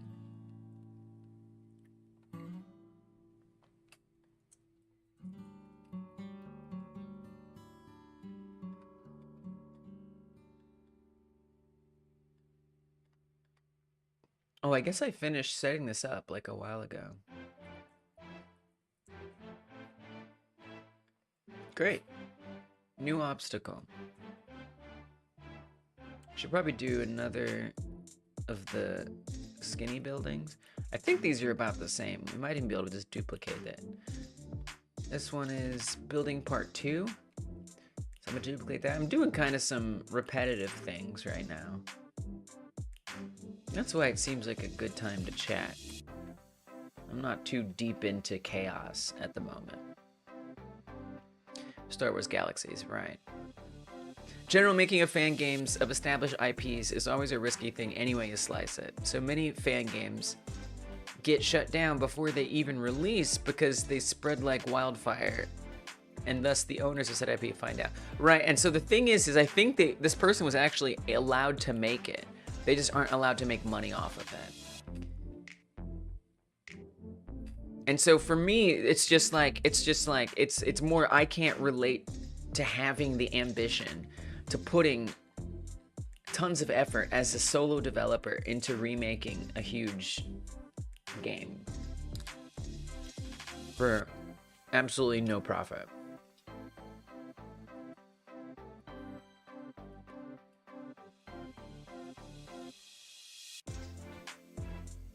And it is actually impressive that a company like Disney would allow something like that too.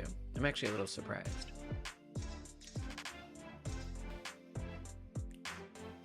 They're like, we don't want that Nintendo reputation. It's an MMO? Oh my god. Yeah, single player, still, even a single player, I'm like, oh my god. But yeah, an MMO, right, that's, oh my gosh.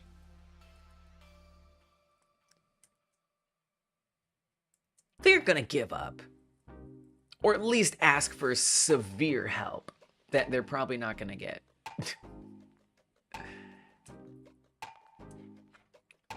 I'm making a game right now.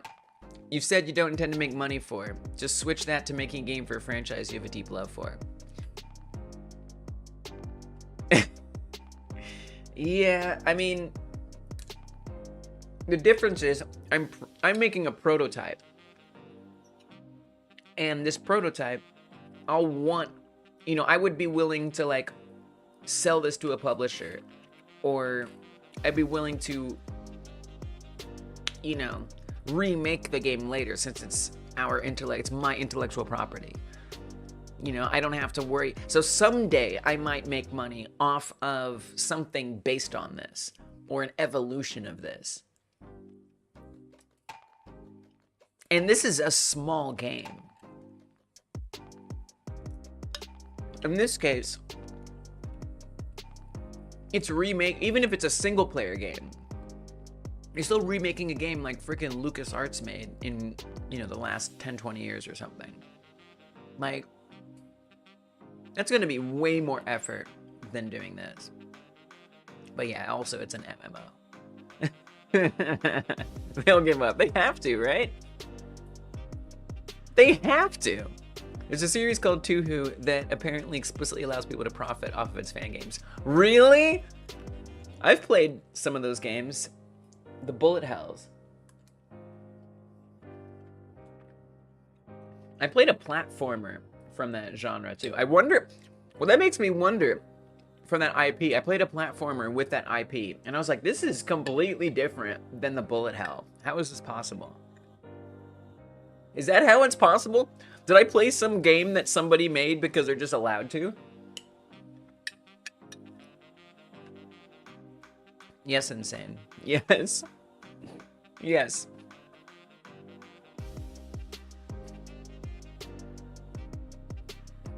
I hear you though. You make a good point that there's something I can kind of understand. I guess for me, you know, personally, I want to have some kind of, you know, connection to the intellectual property. And I want to feel like I'm being creative. But I guess I can, you make a good point. To an extent.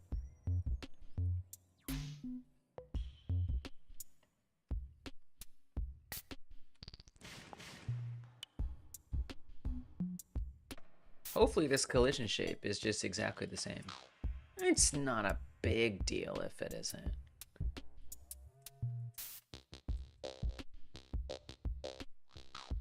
But it would be nice. Oh, it's a little different. It's definitely different. That's what drew me to modeling this building, was that every section was like a little different.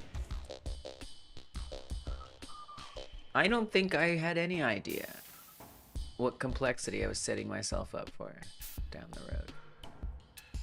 Oh wait, I think these are the same. Oh hell yes, they're the same. They're close enough. Oh hell yeah, that's like exactly the same. Beautiful. Thank goodness.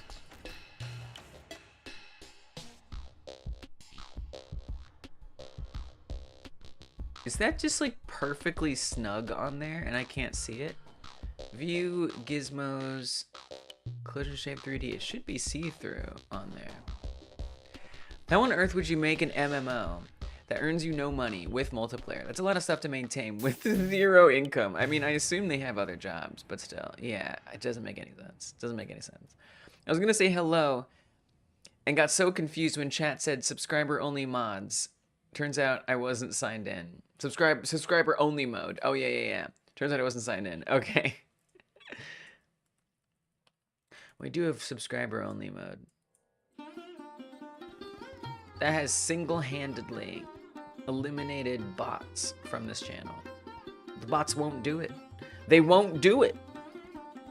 They just won't.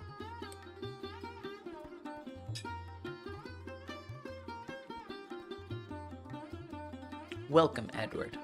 I'm glad you made it. They're allowed to ask for donations for servers, but no more than is required.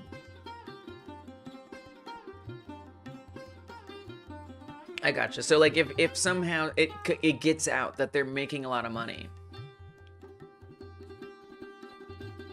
LucasArts is legally allowed to just like demand to see the bookkeeping. That's wild.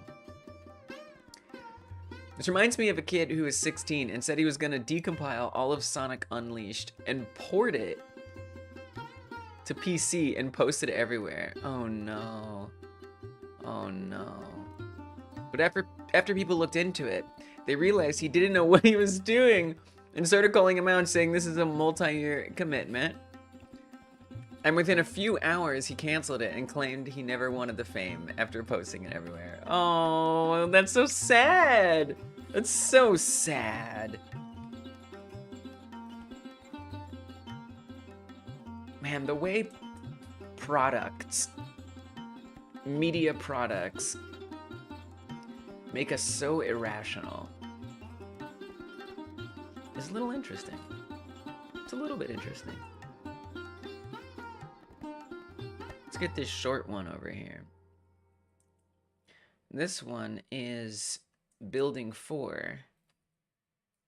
This one is building 7. So I'm going to duplicate obstacle 7, put it above building 4, rename it to 4.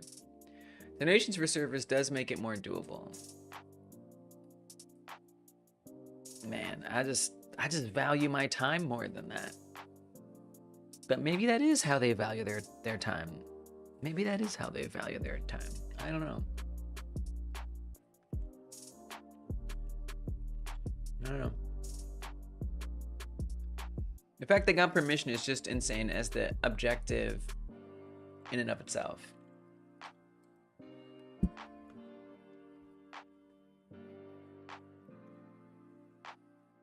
You know, I hear a lot of people are able to do that. I don't know. I don't really understand how either, but it seems like these companies do have time to communicate with the community and organize these things or help them be able to realize those things, which always surprises me.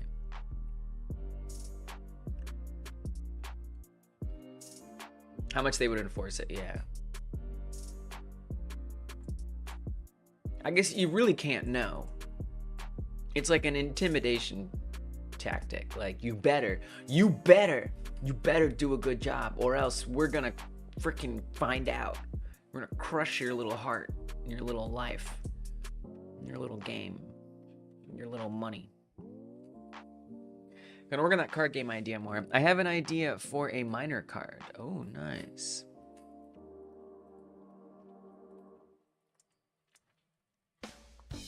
Yeah, I like that little card game that you're working on, Edward. Looks cool. I feel like, you know, you say it's a card game, but I feel like it's more of like a roguelike shooter game. Am I incorrect? I could be incorrect. And then the cards just are a way to choose like what your fighting style is. Is that an accurate representation? It may well not be. So these are like the cards that Edward's made. And then it has different ability. You just click the card and you have a different character with different abilities and you attack things. Pretty much how that works, I think. If they pull it off with the exposure, they will undoubtedly, it could open a lot of doors for them. It could.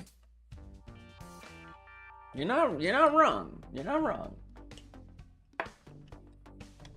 You're not wrong. Being able to say you made and released an MMO is pretty significant. It's not a roguelike. I'm planning on having some sort of saving system. Might be hard or easy though. And Edward, by the way, makes right now all their games in Scratch.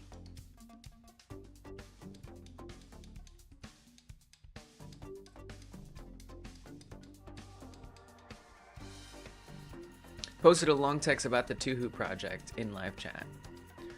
All right, see you later, S. Thanks for inspiring the conversation. Take care. I'll see you next time.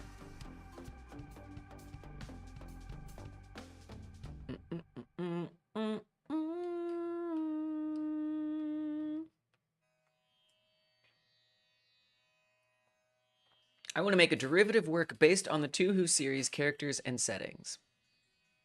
The copyright of the Tuhu series, including its characters, content, quotes, and music, belong to my circle. That said, the series is supported by many, I don't know how to say that, Doujin creators. For the usual activities in Doujin, uploading material on the homepage, selling them in a convention, or in a shop at your own expense, or Doujin material, derivative comics, stories, games, CGs, goods, cosplay. You do not need to notify me or request my permission. The copyright of derivative works belong to the creators of said derivatives. Wow. If there is trouble regarding the derivatives of my work, I cannot take responsibility. Oh my gosh, just totally. Just saying, hey, forget it. Cheers. To avoid the trouble, please satisfy the following conditions. Using game data other than screenshots is forbidden. Oh, okay, so there are some protections here. So literally, they're saying you can use the IP.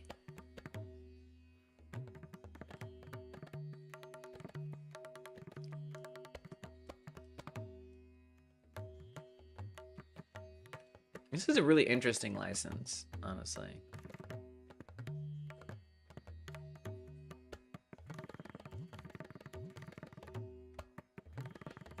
Use my IP, but not my work. Right. It's really interesting.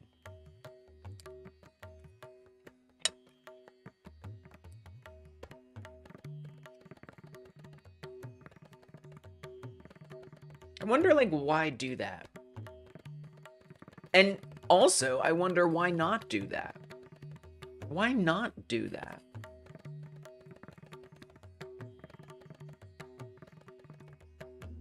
It's an interesting approach.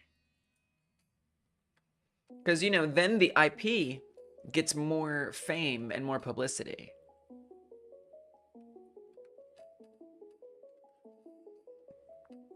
You know, I guess if someone is kind of like insecure that someone will like do it better or something like that, all it does is help the IP, right? But like at the end of the day, like if you came up with it, you probably do it best.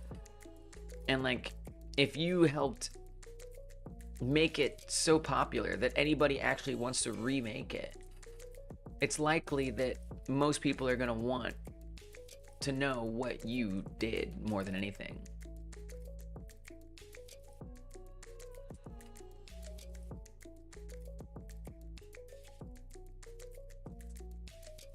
I mean, look at what's his face who made Minecraft. What's his name? Nook? Something like that? Nut? I don't remember his name. But, you know, he sold Minecraft to Microsoft. And it was like news that he's working on another game. Not even a Minecraft game. But because he made Minecraft. You know, it's like people care about what he's working on.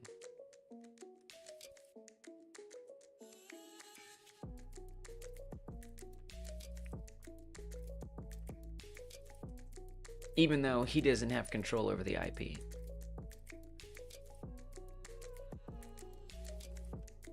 Yeah, it would make it more popular.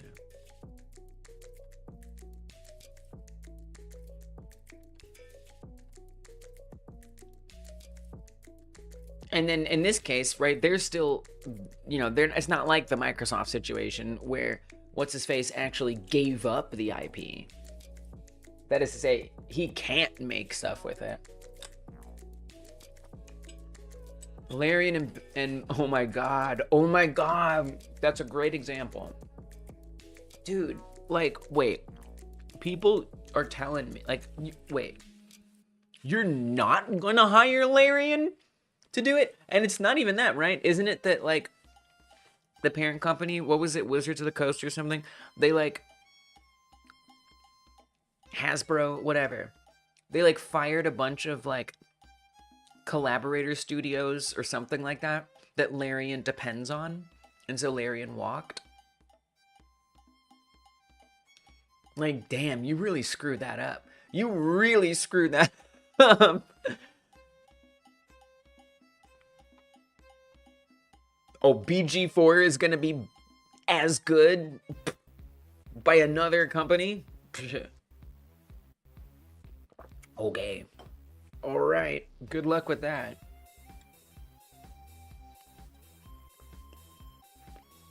Right, and whatever Larian does after that is a big deal. Or Obsidian and Fallout New Vegas. Yeah. It's good. These are good points.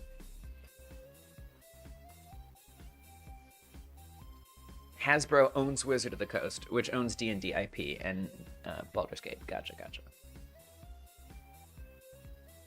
It's cool.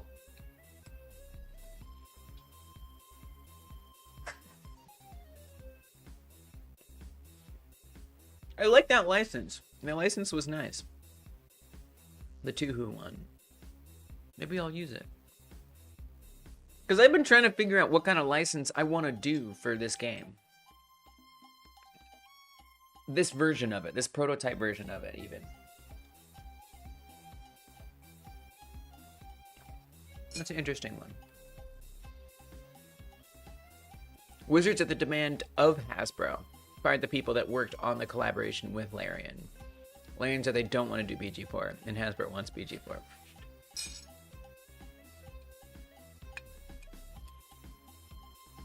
Haven't had a good game since BG2. Dang. Well, they better enjoy it while it lasts. It's gonna be bad. It's not gonna be good. Or at least not as good. Baldur's Gate 3 was like a modern masterpiece. Don't make another one. Don't even bother making another one.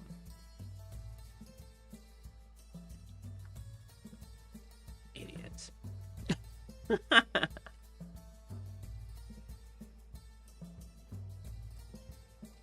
Which buildings do I still need to do here?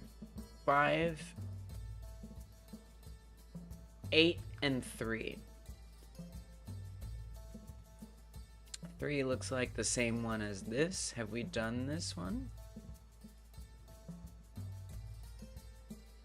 Nope. I have not done 8 or 3, which are these two super tall ones. What's 5?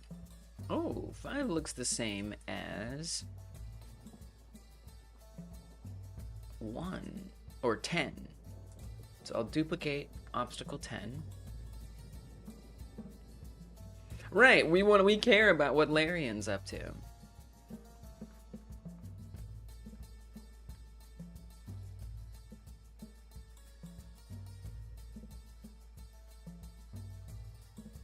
I can't believe Godot mixed up the order of these numbers. What am I numbering things for? They're not even gonna honor it.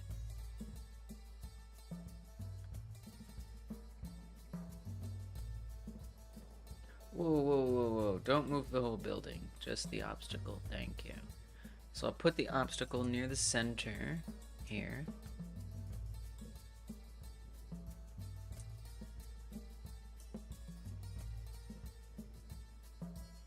It'll be interesting too to see what kind of game it is. I mean, it'll probably be like that action role-playing, but what else? Will it be that same, like, satanic high fantasy stuff? With D&D elements? Explicit D&D elements? Or not? Has anyone been following the No Rest for the Wicked release? It's by Moon Studios, who did Ori. There was a lot of hype around that game coming out, and then it came out to like pretty bad reviews from players, but the game itself isn't like that bad, and the developers have just been like working really hard to try and improve it.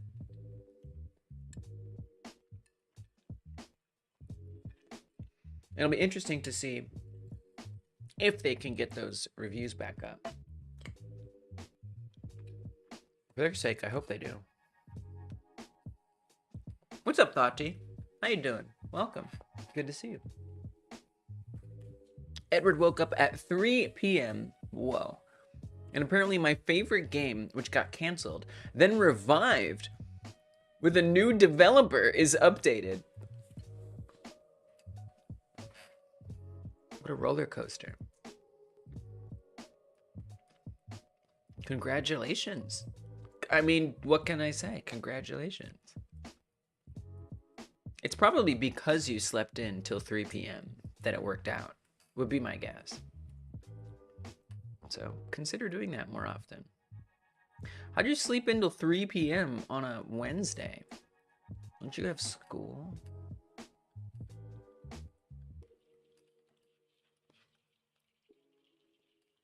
The new vampire... Oh, wait. I missed something. The fans of The Vampire the Masquerade are begging them to make the next one, especially with the development hell that the future game is in. I don't know if I know that game at all. The new Vampire game was announced in 2019 with a few years in dev, and it was delayed 2 times until now, with changing studios both times. The fans are desperate. Larian would make a good one. Oh.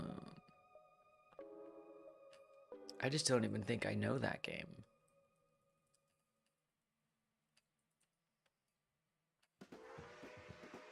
$1991? It's definitely giving a Larian vibe.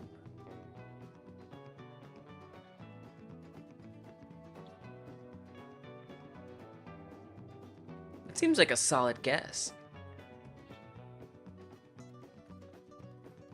You might be onto something there.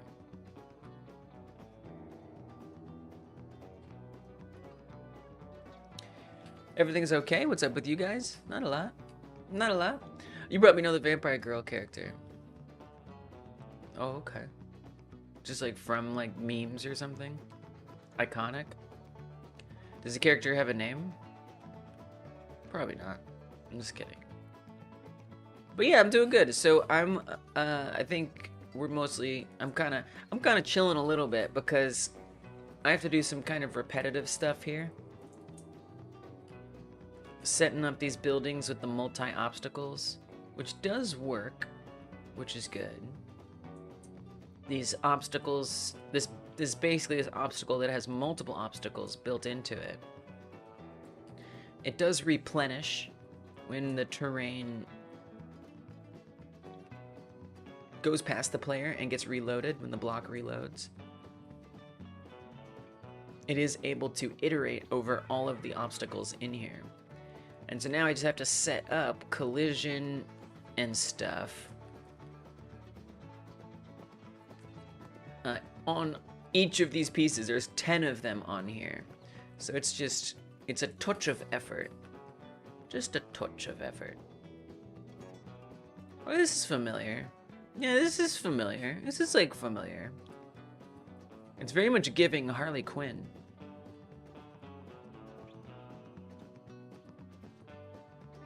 That's like familiar. She seems cool. Sometimes need a little relaxation. Just thought I'd drop by. That's true. I know that's right. I know that's right. Thanks for dropping in, though. I appreciate it. It means a lot. And thanks for sharing some of that cool music you shared in the Discord. The music is pretty chill and psychedelic. I like it.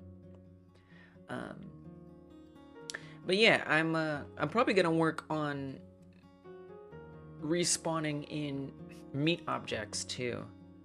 But first I wanted to at least get these buildings kind of set up here. These are gonna be so far off screen. It's a very popular IP in board games, and the game was great too. I'm gonna be making my first YouTube video about board games, actually. The first one that will be visible on this channel, as this channel exists right now. I have released videos in the past, but they're not currently available.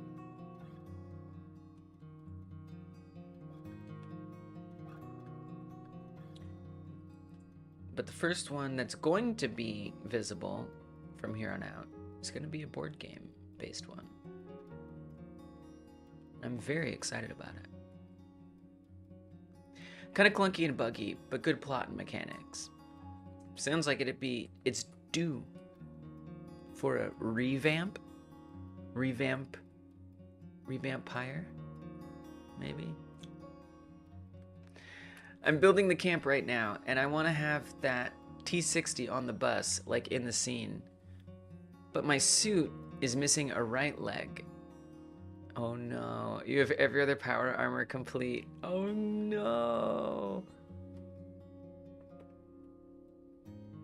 The puns! Ah! Normally, I don't. The only puns that I pull off are unintended puns. And then I pretend like they weren't unintended. Just put a different one on there for now. You know, keep going with your build. Keep going with your build since the competition... Pepe's making a Fallout 76 camp. For a Fallout 76 camp building competition. And it's due in like 2 days. So just put another suit's leg on there.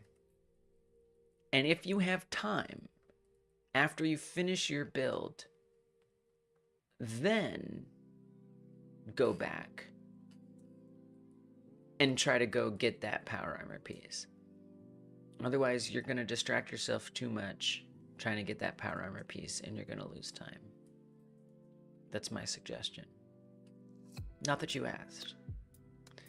Had a remaster, but fan-made. Modded the hell out of it.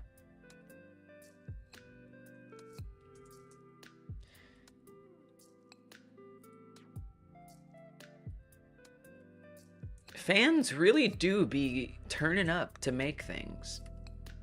I mean, it's an incredible motivator to learn. And then beyond that, it baffles me.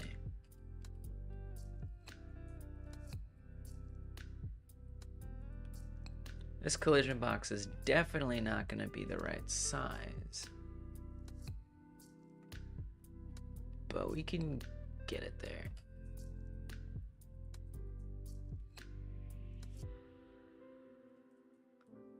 I think we can get it there. I think as long as I align the top, we should be okay. I do think it's fun, like, especially old games, like getting a mod remaster. I think, like, that makes almost a little bit more sense to me.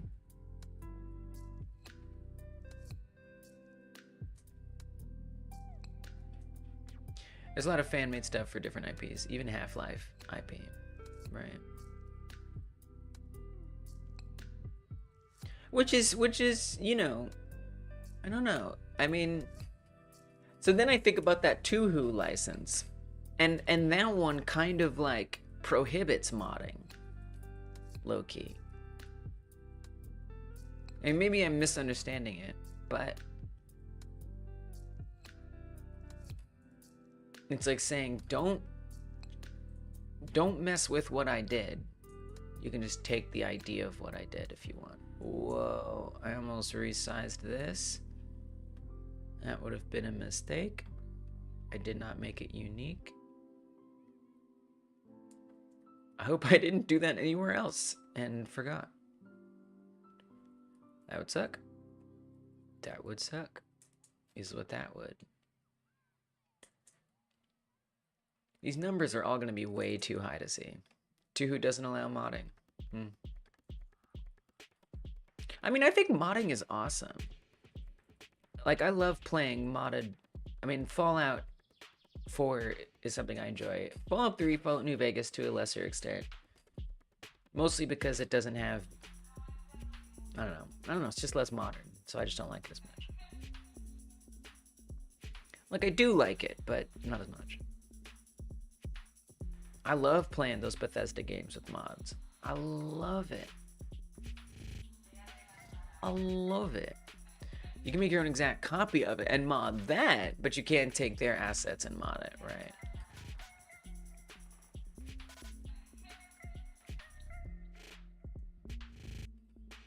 It's interesting, like what the advantages are of setting it up that way versus having it be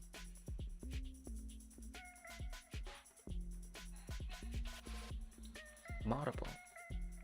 Because that also, you know, that adds a lot of longevity to games. And that keeps fans super engaged. At least that's the theory.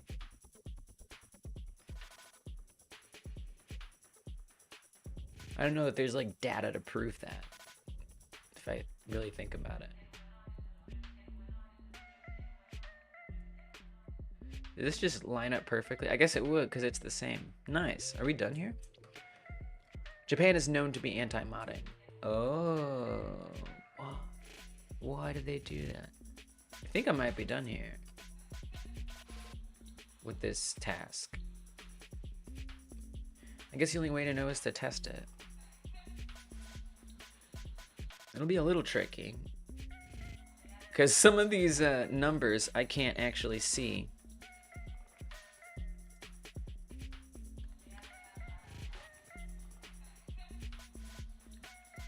It's a little, the thing is just a little, maybe I'll, what if I adjust the camera? I'll probably regret doing that. Actually, I probably shouldn't do that.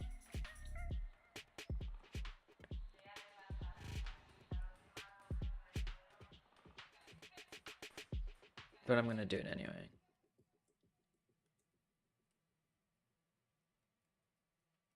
Since we're testing things here.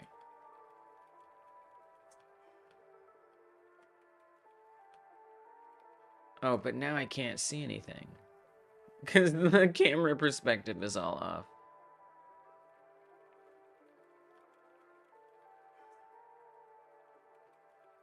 Oh yeah, this is terrible.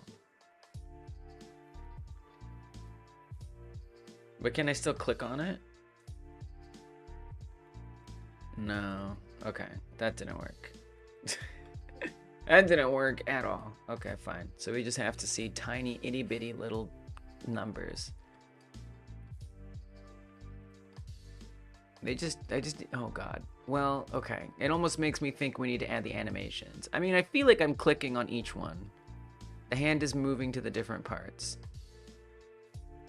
It's not easy to aim, but that's okay. It looks like it works to me. Close enough. And then if we run through it and it gets reloaded, they all should be back to 5s. And they are. Nice. So I guess if I really wanted to fully test it, I'd want to make sure I add them disappearing. Now there's other things I want to do too, like have the windows break, the walls come apart, you see the interior, But that's a whole other task that I am 100% not ready for. At all. Whatsoever. That's actually a bit terrifying to think about retrofitting this building. Because, like, the new building that I made, this one is set up correctly to be broken apart, and you can see the inside. That other example is not the one that we were just working on all this time. So in here, you can see there's no red on these normals. Again, just to illustrate what I'm doing here. If I cut this in half,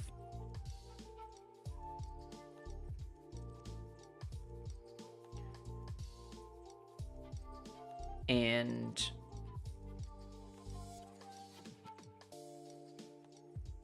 yank it apart. Oh, you have to split it. You'll see on the inside it's red. That means it's not going to render properly inside of a game engine.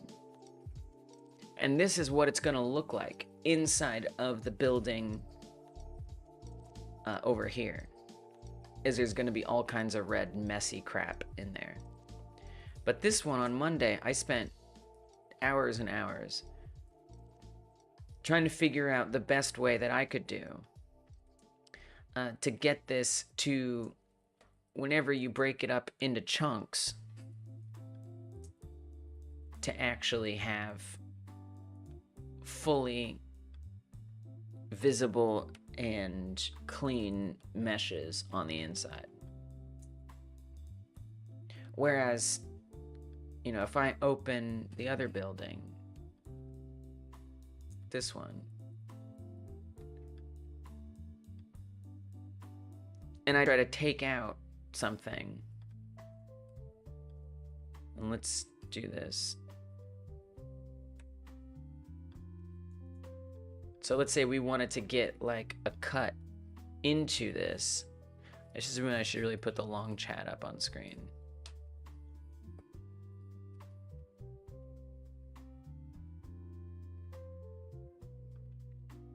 Still experimenting with the long chat.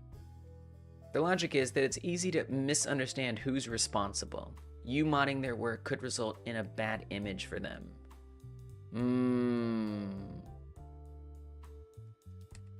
Yeah, I guess that makes sense.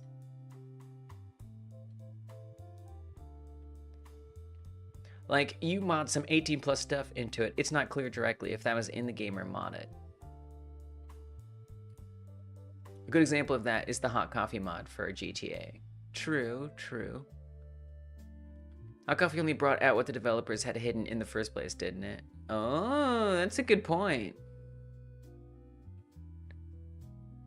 It's actually a good point. That was intended minigame, so they removed it. But the mod just enables it back, right? I still kind of get what you're saying, though. Oh, the long chat's still gonna cut it off? Jeez, I guess I gotta make it taller. Whoa.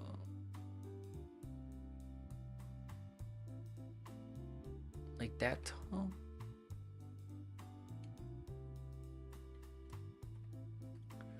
Whoa, it's like messed up in the middle. That's trippy. Yeah, I'm still trying to figure out how to set this up so it works right the way that I want it to.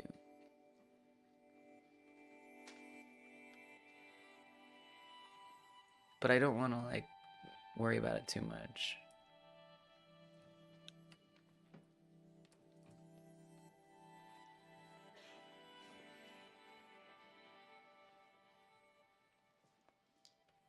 It's messy, just like me.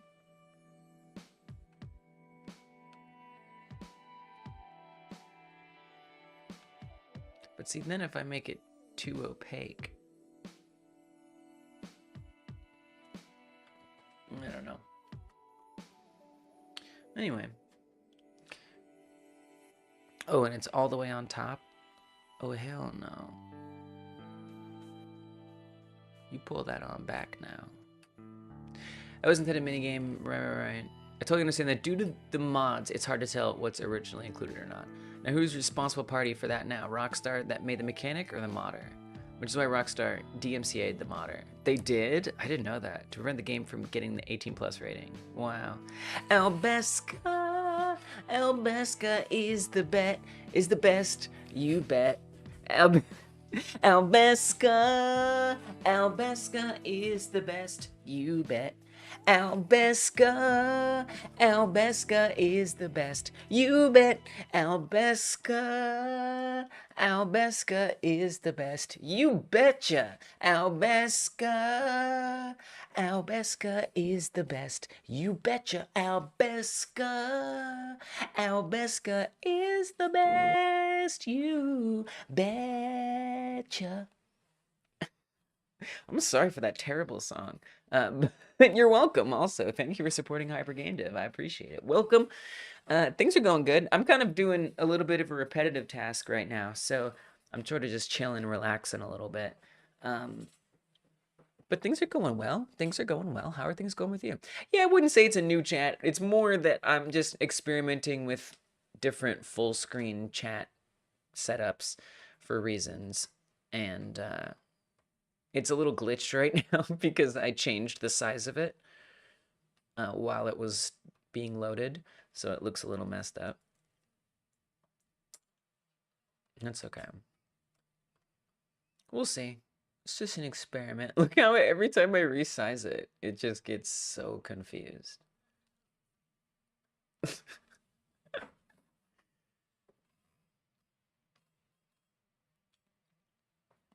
And see, it doesn't even put the whole thing on there. Time is not off by an hour. It is. Oh, is the time off by an hour? Wait, maybe you're right. Oh, it's showing my local time. It's showing my local time. That's why the time is off. Oh, we got to get the time off of there. Oh, I didn't even think about that. Ugh. Oh, man. Yeah, it needs a lot of work. Okay. All right. Yeah, it needs a good bunch of work. Thanks for pointing that out. Yeah, it does go from the that's bad, right? It shouldn't come from the top, should it? It's like messed up. I'll change that. I can change that right now. I don't think I can get rid of the let me see. The time easily though. The time I don't think I can get rid of as easily. I can get rid of it, it's just gonna take me a minute to do it. So today it just has to have weird times. But really, it's more just there in case I need it. Okay, so the point I was going to make before was a difference between those two buildings, where when I ultimately want this to be broken apart into pieces, you know, if I were to come in here and try to just, like, I mean, I don't even know if I can get the loop cut I want anyway. So let's just knife it. Just knife it. What's the worst that happens? Knife, cut through.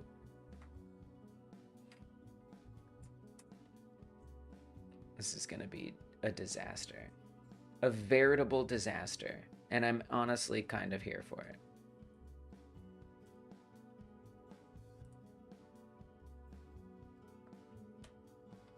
Oh, we have to split it.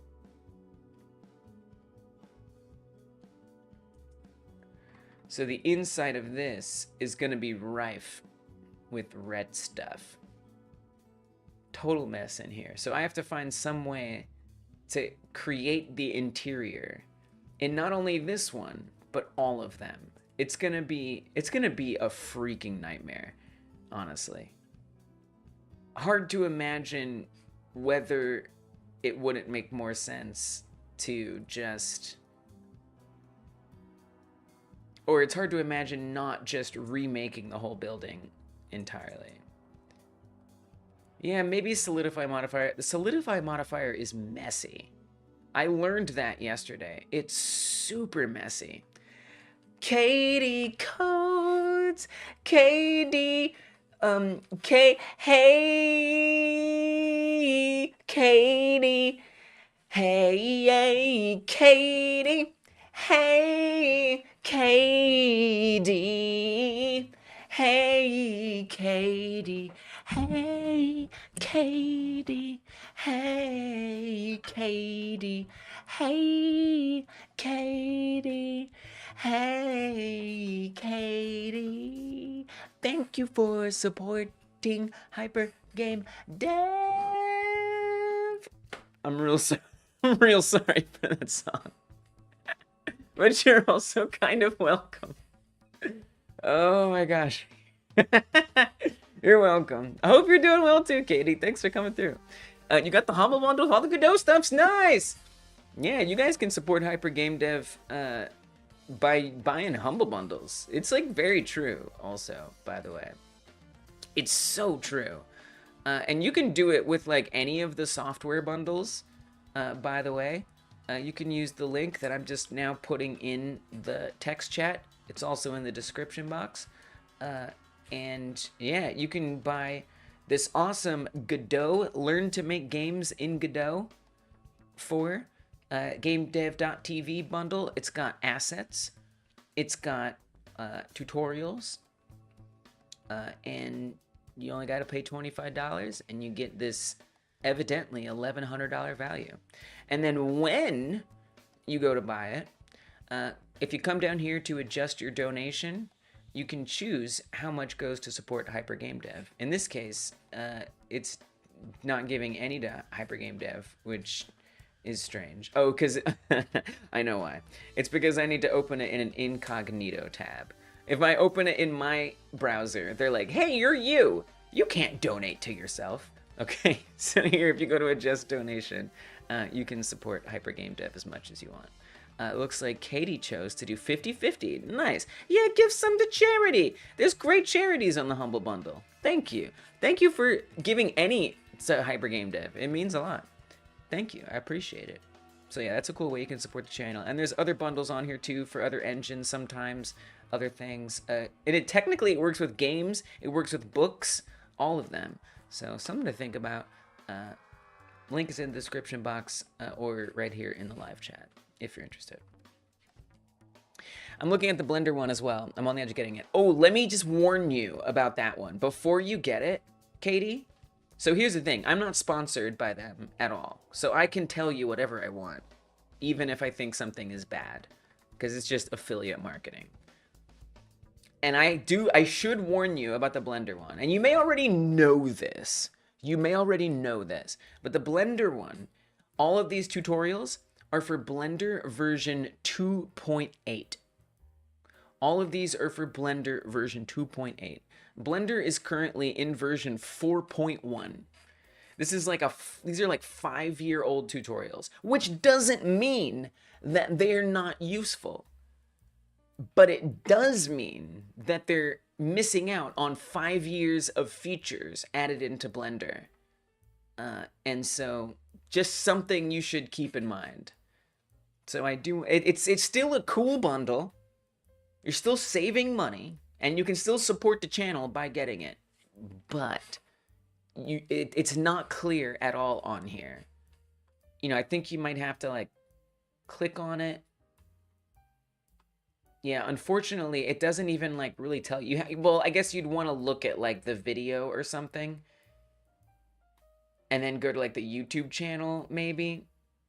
And look at this like kind of like trailer video. It says 3 years ago. You really got to do a little digging to catch that. So I want to make sure I warn you that this one is for 2.8. So keep that in mind. Just keep that in mind before you get it. Pepe says, I just pulled a big brain. I needed a power armor station to look like it sits on a shelf, so I stacked an ungodly amount of sleeping bags and put on top of them. That sounds like some Bethesda building math. Nice job. Nice job. I bet it looks great. Doesn't look beginner friendly, and I know nothing of Blender. I mean, you know, it'll give you fundamentals. It'll teach you fundamentals. It will, for sure. but you might just be better off finding tutorials online, you know? Yeah, it could still be worth it. Right, the basics are still the same. The basics are still the same, right? If you, right, that's a great point. If you haven't ever used Blender, still valuable. Because this is, for version 2.8, these are good tutorials. You'll just miss out on some of the newer, more advanced stuff. I wonder if even the UI looks a lot different. I wouldn't say it looks different. It just might have different, like, colors and stuff. I don't know. The UI looks pretty similar. Still, just thought you should know before you make that decision. And so I try to, when I promote these, I try to make sure I mention those caveats. Albeska, by the way, as far as the solidify modifier goes, I tried that yesterday for the other building that I did correctly. That is to say, I started it from the beginning as having an interior. And you know, it did a lot of weird things. I don't know if it's, I feel like on this it's gonna look really weird. But so, you know, if I do this, you can see, hey, it looks pretty good, right? Shoot. Now it's blue on the inside, which, you know, for just saving me the trouble of redoing it, it could be arguably enough. Maybe it's enough. You know, the thing that gets complicated is it does add like an extra layer of geometry onto everything. So like now it looks like we have some overlapping perhaps on here. I'm just gonna apply it. Honestly, this didn't turn out that bad in this case. But, you know, if I want to break it apart, you know, I'm gonna want to... Let's see if I can knife this. Let's knife it here. It's not gonna be totally straight across. And actually, we should do a cut through when we do it.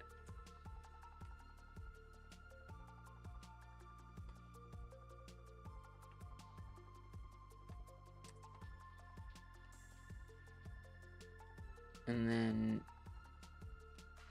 I'm just gonna try to remove all of these pieces.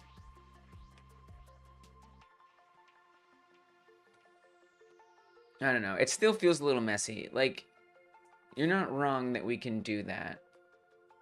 It feels like it gets a little messy. It's like chaos in here. You know, I need to connect all these rooms so they exist. So I'd have to make, you know, some kind of... I don't know. God. Yeah, I don't know. It seems like a lot of work. Does this even come down the way I want it to? Yank that out a bit. Then that's not even. This is, I'm very sloppily just doing this just for the sake of messing around a bit.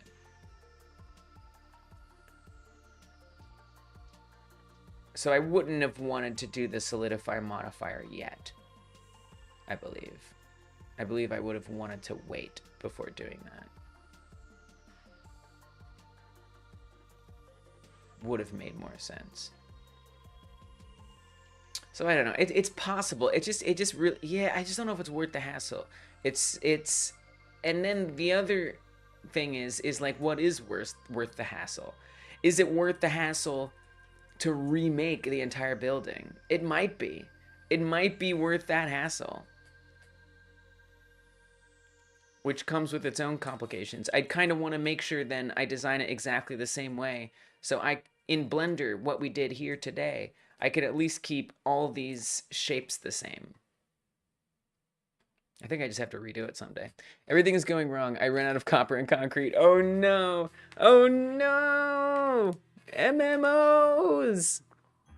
I think you can specify the direction for the added geometry so that the new faces only fill the inside. Oh. I gotta remember that. That sounds like that would help. Still a lot of hassle. Yeah.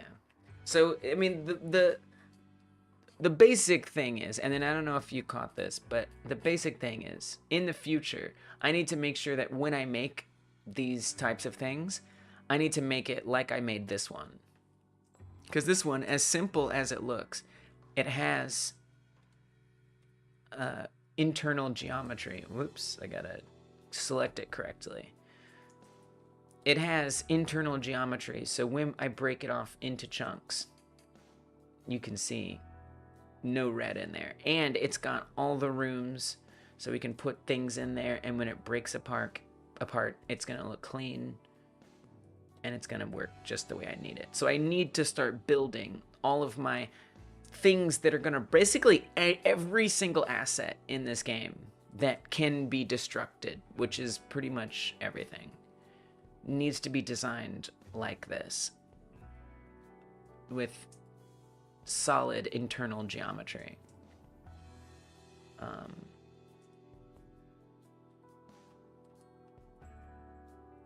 And it's a bit of effort, but I think it's worth it. And I need to make sure I start from this position. You know, it's possible I could even try to use this, you know, maybe take just like half of this and somehow convert it into other building types so I don't have to keep doing that work over again. Something to think about. The other building is hollow. Well, that's putting it nicely. I wouldn't even say it's hollow. To say it's hollow is generous. Oh, that's kind of nice. You kind of almost got two buildings there. Almost. I wish it was exactly hollow. It's more that it's... because I've got... So this is what the inside of it looks like. It's mostly hollow. But it has like... Basically, these were booleans. These balconies, and then the window section, right? These blocks I cut out with booleans. And so that means the inside was inverted. And so we have all the internal geometry sticking through as well. So it's not quite hollow. So I guess that would probably be a good step, would be to, if I wanted to work with what we have, is hollow it out, get rid of all of the things that are sticking out from the inside, and then do the trick you were talking about solidifying it only on the inside. Or, you know, so for that other building I showed you, I actually solidified it myself. That is to say, from the start, I just made the interior walls and everything. I might even just do that. Just gives me a little bit more control. And then I could start building out. That might be a workable solution. Truth be told. That might be a way to go about this. Either way, that's only one of the buildings here. There's still all these other buildings, so it's whatever it is, it has to be repeatable. So I don't, you know, melt into a puddle of overworking. But that's just kind of what I get. You've gone broke? Oh no. Oh no. Yeah, I guess that's kind of a challenge of a build competition in an MMO game, is you can only build as much as you have. You can build a separate mesh for the inside with just internal walls and floors and join it to the exterior. That's true. That's true. And that's like what becomes visible. A single floor with an array modifier. It's a good idea.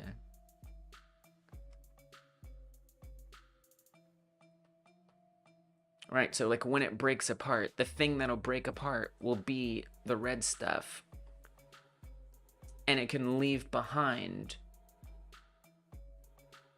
the interior.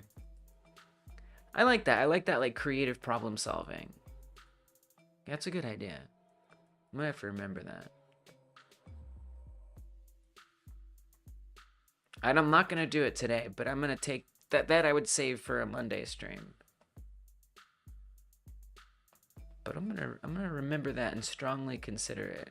Because I think that would be better than starting over. The other ones are probably pretty similar. They're probably exactly the same on the inside. Pretty much.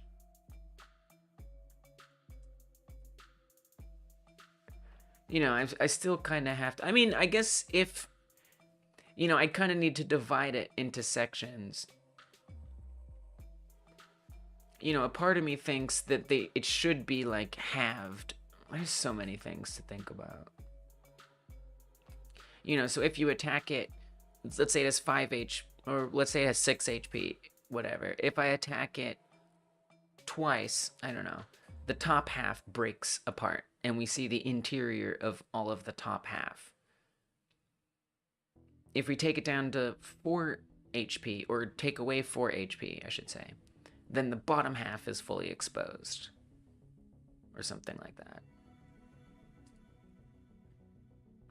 I guess even more ideally, you could attack either the top or the bottom, but that's getting a little out of scope.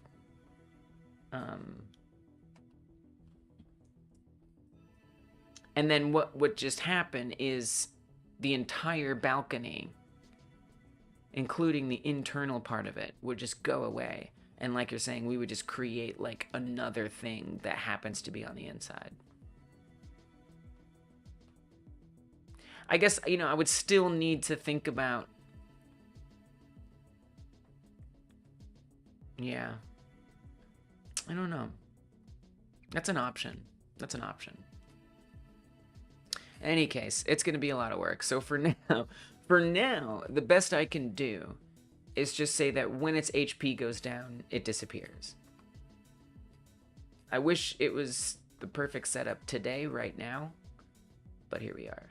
So this is going to take, in and of itself, a bit of time. Because I need to come... The way this is set up is there's animations on here. So I need to create a new animation called degrade. The code is already looking for these things. And at 0, I need to have the mesh. So this is for obstacle 10. So that means I need to come to building 10. And I want to keyframe the visibility of this building being on at the 0 position, which means it's lost 0 health. And then when it's lost all of its health, say that the visibility is off and keyframe that. And so then it will disappear when its HP gets to 0. Now ideally, in between here, we'd see chunks of that building disappearing and revealing the inside. But, you know, that's a whole bunch of work I still got to figure out and do.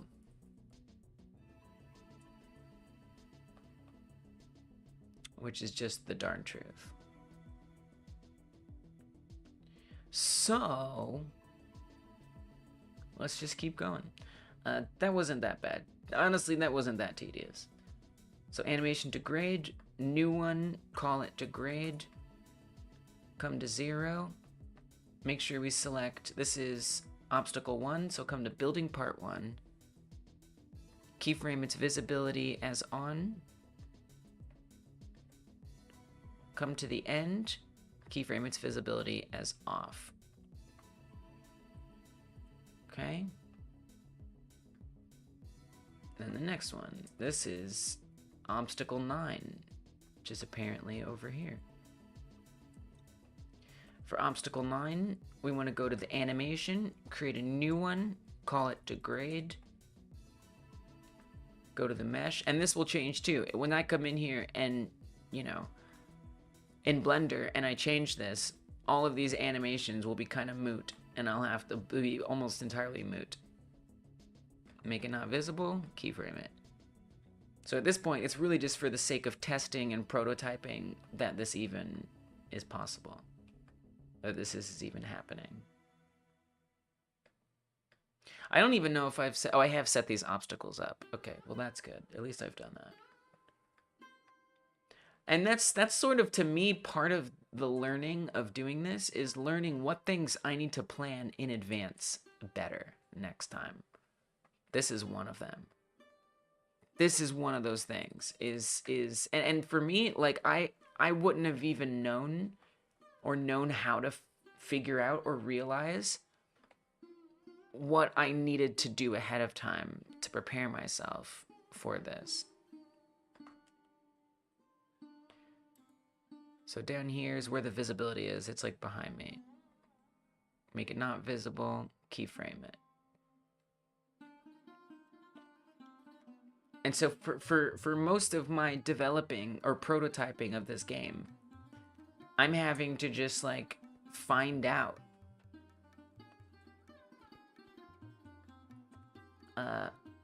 what mistakes I'm making along the way. Unfortunately. And redo things as needed.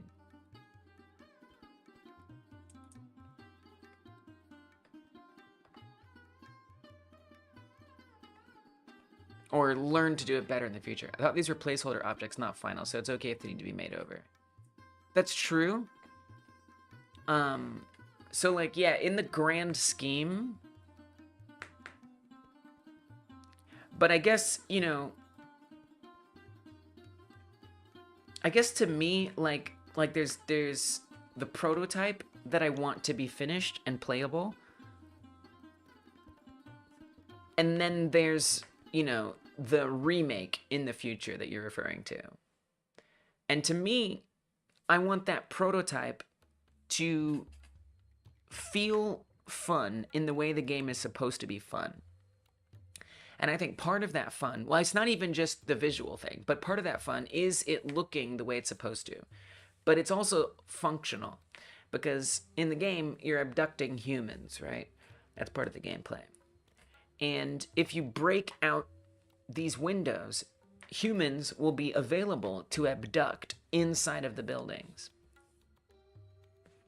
So in order for the prototype to function correctly, I need to be able to access the inside of the buildings when we attack it. So that is to say, right now, this is a placeholder of a placeholder. And the only reason it's a placeholder of a placeholder and not just the only placeholder is because I didn't realize what I was going to need to set that placeholder up as until I got to the point where I found out, which is around now.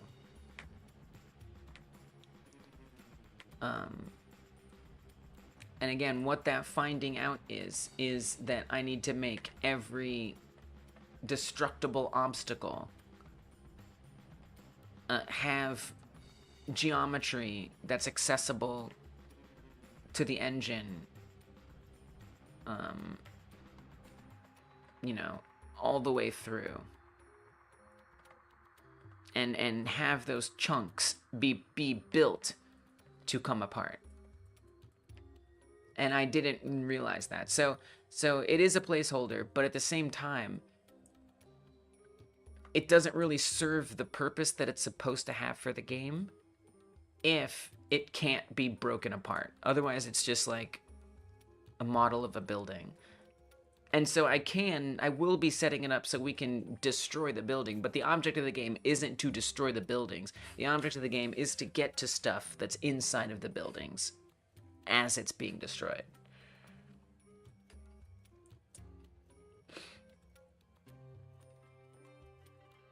So yeah. And you know, I just have to take that as a hit because I'm still learning. And I like that. I do. I do. I totally do. It's great. It's great to learn. I just love it. I do.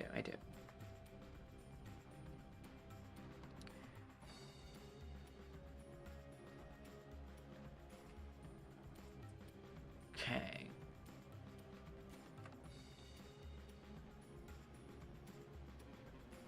That was obstacle 8. We go on the next one. Obstacle 7.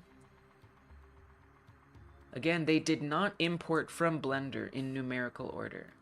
And I just have to live with that fact.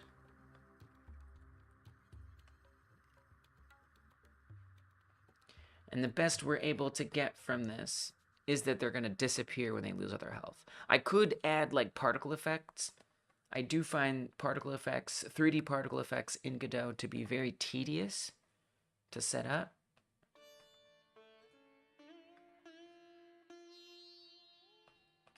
So I am not finna do that today.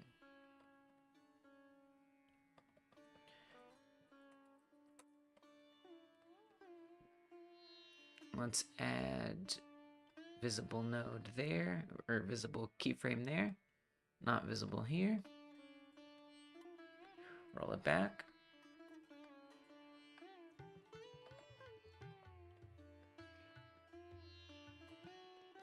Add a new animation, degrade.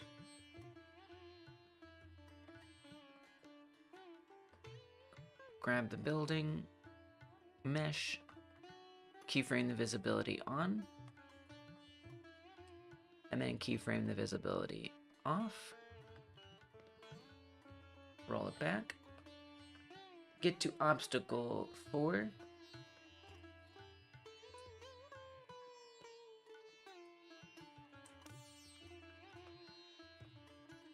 Find its animation degrade. Create a new degrade animation. Grab the mesh. Make its visibility, whoops, keyframe it on. Drag it to the edge. Keyframe it off. Oh no. This MMO's got you putting in work. Roll it back. Last one. Create animation degrade. Grab the mesh. I keep forgetting to breathe. You know, I do too sometimes. I am breathing. I am breathing. I am a being who needs to breathe. Taking a sip of water, that's nice. Oh yeah. Oh my. Wow, I needed that. Honestly, Dragonblade, by saying that, you have reminded us all to take care of our bodily needs. So thank you. That's real though. That mindfulness is not easy. That mindfulness can be hard. And now you can feel the top of your tongue touch the top of your mouth.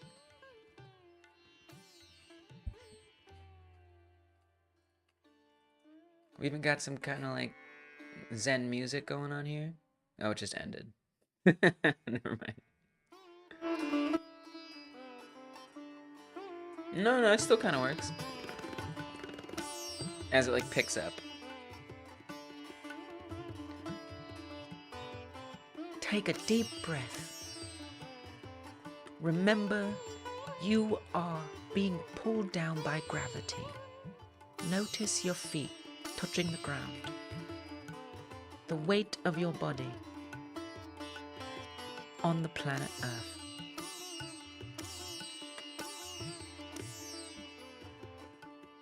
Suddenly, we are in Egypt.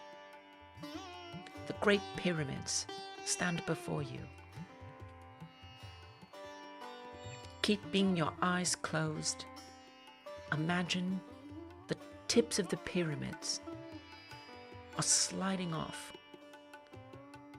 Imagine giant rays of light are shooting from the inside into the sky. Imagine people are flying out of the buildings and ascending into the heavens. And then you realize that you are one of those bodies. It is a peaceful journey into the unknown. And also, remember to breathe. Good luck.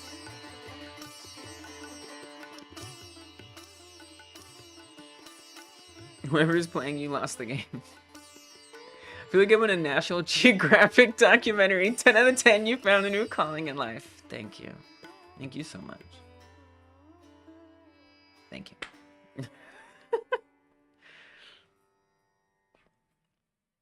Okay, I'm gonna create... Oh, we did create it. So I gotta grab the building mesh. Keyframe visibility on. And the visibility off. And now each one of these should be destructible.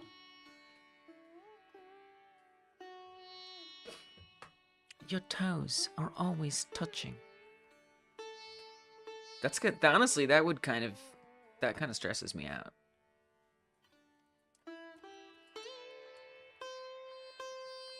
Like how dare my toes always be touching? It's very hard to destroy them all. And it should be. But let's see if we can, just to prove that it works. Something I want to add, so right now I have to tap every time. I want to add a way you can hold the mouse and then drag across, and it just like smacks them. I think that's going to make a lot more sense than tapping them all. But for now, it'll have to do.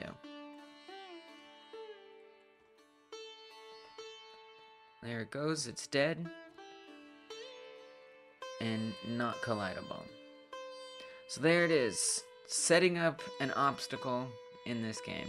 Now we still don't have the, you know,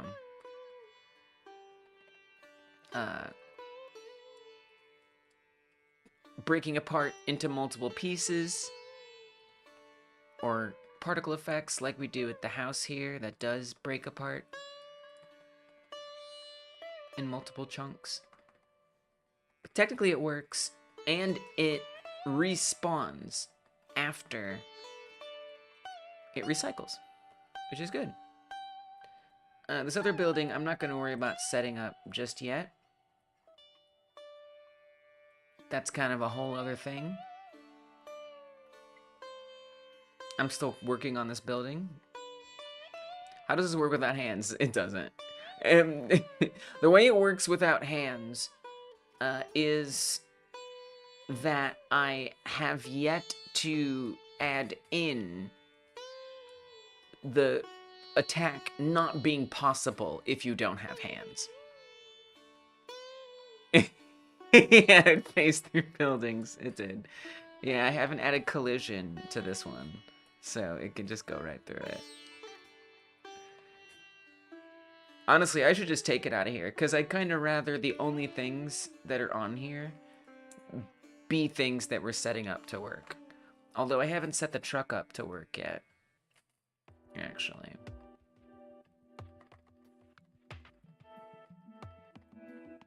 The helicopters also phase through the buildings.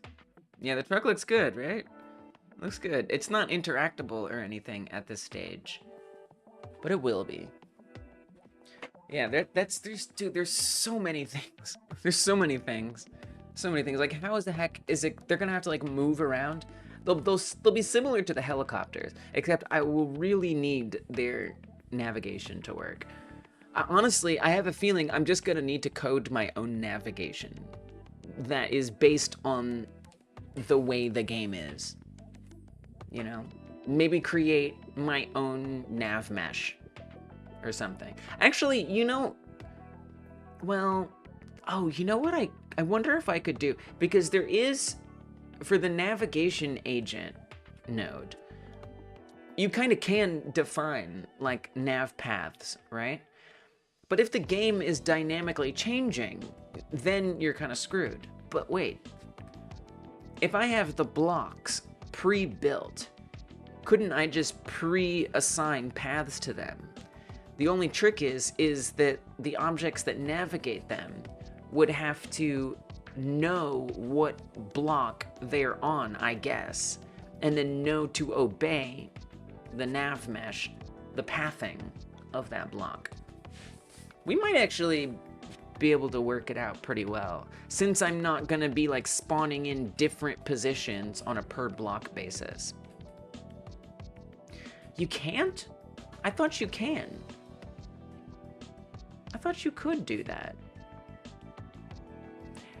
And then I remember somebody saying, I think it was my 2 cents, saying that you can define a path. It just can't change. Or it can't dynamically change. I thought you could do that.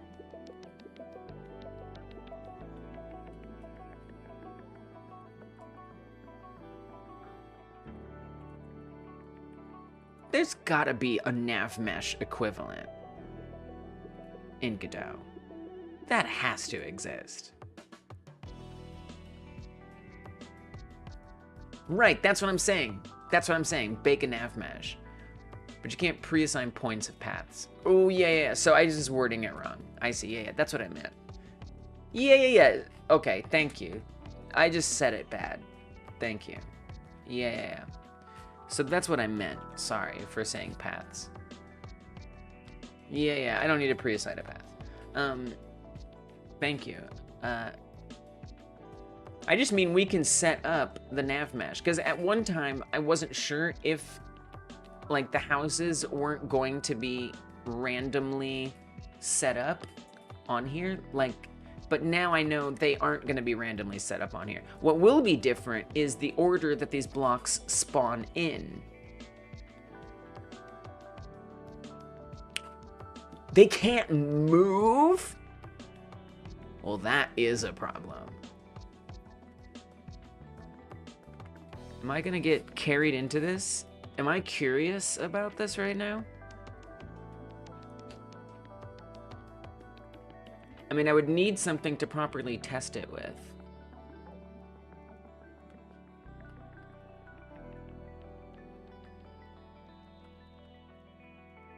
But my curiosity is kind of strong now.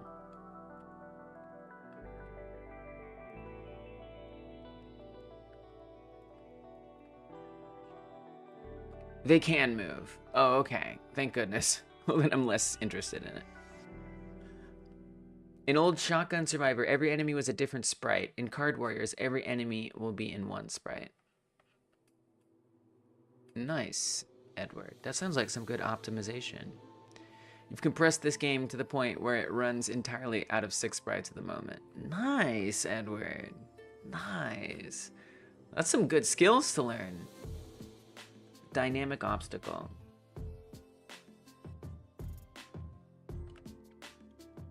Oh, are you... Oh, you might be making a good point. Are you saying that because we're destroying stuff? Right. Well, I can think of an idea to deal with that. It's a little hacky, but it might work. So I think maybe what you're implying is that since this is destroyed, right? Technically, it's dynamic. And so now, in theory, if something was going to navigate that, it shouldn't be going there anymore. It should, or it shouldn't be avoiding that spot. The nav mesh should fill in right there. But what I could do is we could add like a ruined spot there, like a little collapse or something.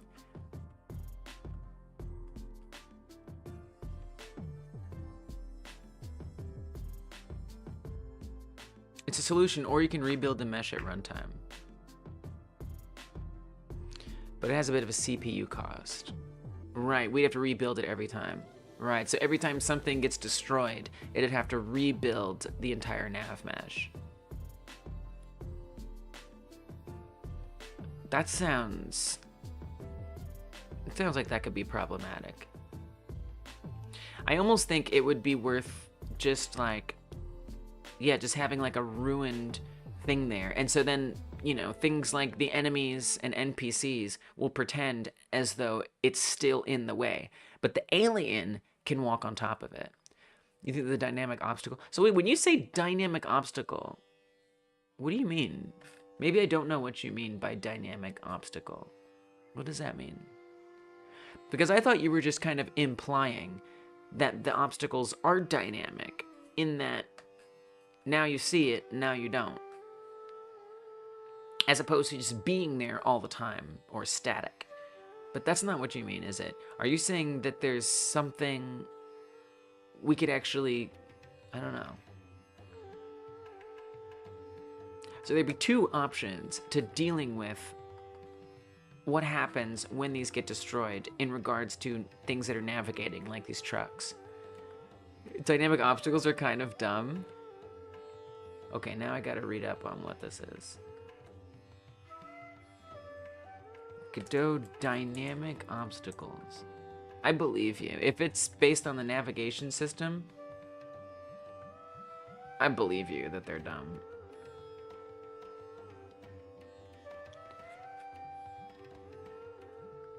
Navigation obstacles can be used, either as static or dynamic obstacles to affect avoidance-controlled agents. When used statically, navigation obstacles constrain avoidance-controlled agents outside or inside a polygon-defined area. When used dynamically, navigation obstacles push away avoidance-controlled agents. What? Those sentences do not make sense.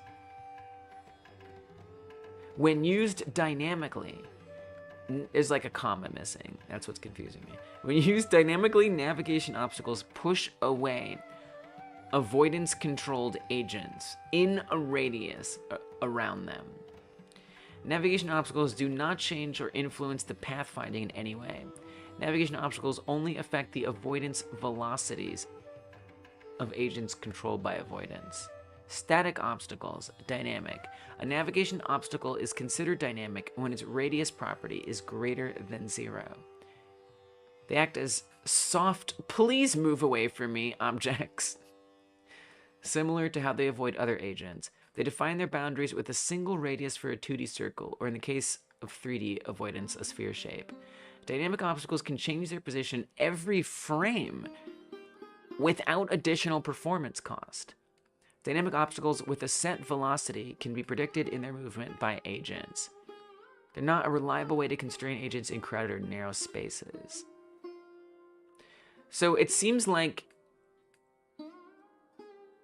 do we have to define it as such? This is confusing. I mean, look, if we're going to go down this rabbit hole, there's a lot of things to think about. And in order to best do that, I think we need a level that challenges it.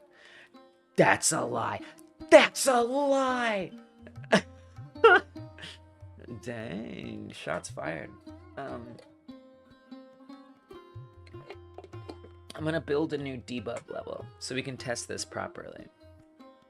I think that's the only way.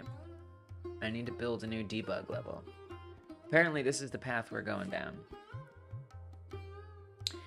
So in order to build a new debug level, I need to make a new folder.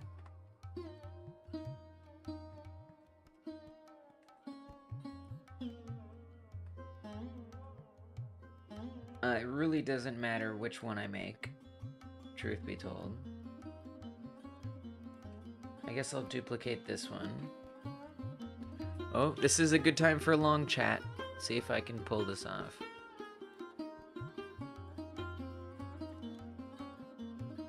Rebuild the mesh at runtime. Dynamic obstacles with a set velocity can be predicted in their movement by agents. It's a lie. It's exactly what I needed in my game, which it wasn't doing at all. Ooh.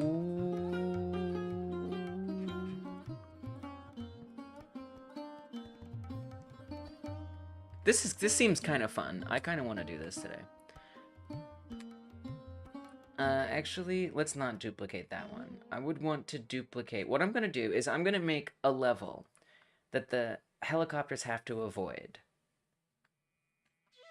stuff, which is going to be the buildings. The buildings are the hardest things for them to avoid, or at least the biggest things that would be in their way. Debug obstacle damage. Yeah, let's do this one. Duplicate this. Debug obstacle avoidance. Let's go. I know you can't see it because this is. I need to make some changes to this chat, so we can get out of the way. I'm very particular about things not being visible. Okay. So I did duplicate a folder. Just take my word for it on that. It's right here. I then need to make sure I copy the path. This is how we add. I still haven't really practiced this. This is how we add new debug levels. I gotta come to, oh, the globals script, and I have to add to this array. What just did that? It just added new in there? That was wild. Add this new string in there. Just like that. And then I gotta come to, what next? Menu. I've never actually added a new one from the first day that we set this up. So I'm winging it a little here. We do need a new button. That's true. But where do we actually add the levels in? I'm trying to remember, but I forgot. I forgot. Probably would come from the buttons. Dude, this song is so freaking stressful. This song can eat dirt and crunch on the rocks and break its teeth. I hate this song. I can't believe this is added in here. This song must go immediately. That must have been one of the most stressful moments in my entire life, which means I've had a very privileged life, and I admit that. Okay. Anyway. It's too high-pitched. It's too... You... I mean, there's things to like about it. But it was just like... like... I don't know, it was putting me on edge. Okay. Oh, I see. I just need to create the new button. I see. All I needed to do was come to the UI stuff and create a new button. That was confusing to me. Lisa Scat.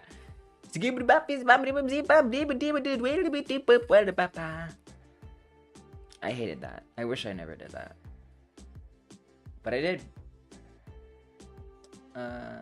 Menu. There it goes. That's the menu. So this would be debug levels. I also need to rename this button while we're at it. I want this to be obstacle damage, which means I also have to make this smaller. Considerably smaller. So it like fits. Wait, I thought this was damage.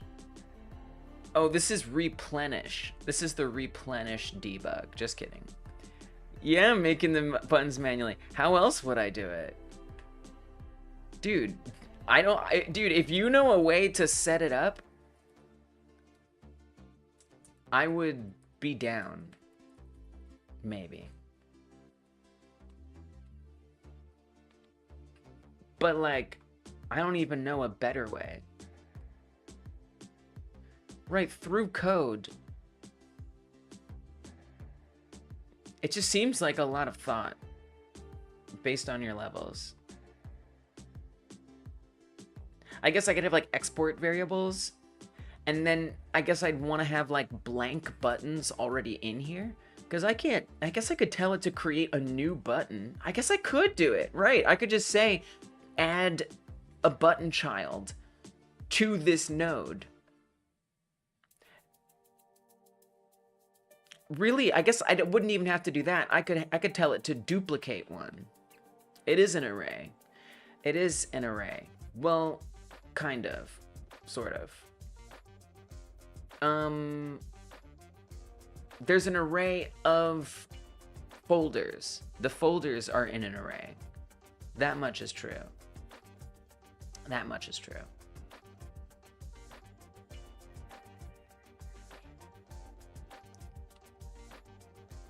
We'll call this avoidance debug.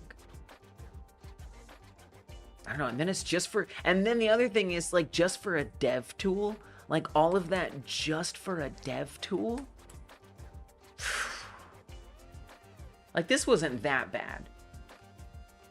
And then I just need to disconnect this method here. And then reconnect it to this folder.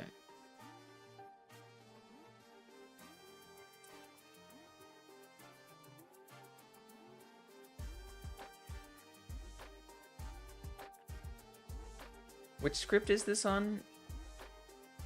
Debug menu. Wait, where is that? How do I just... So you just make a for loop. For each folder, you create a column, and for each scene in the folder, you add a button.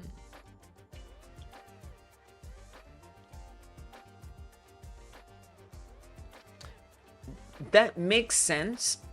I feel like getting into actually doing it will be more complicated than that sounds. Here, this is where I want to put it. Bam, there we go. Like that would be nice, and let me hard think about it. Let me really think about it. Okay, so that should be it. So it should be set up now.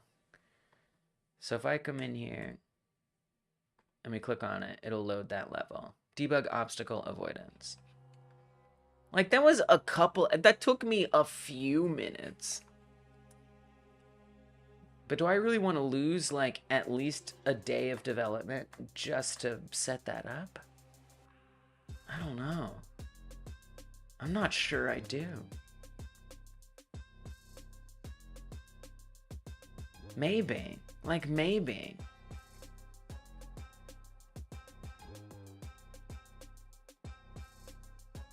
For your real programming skills?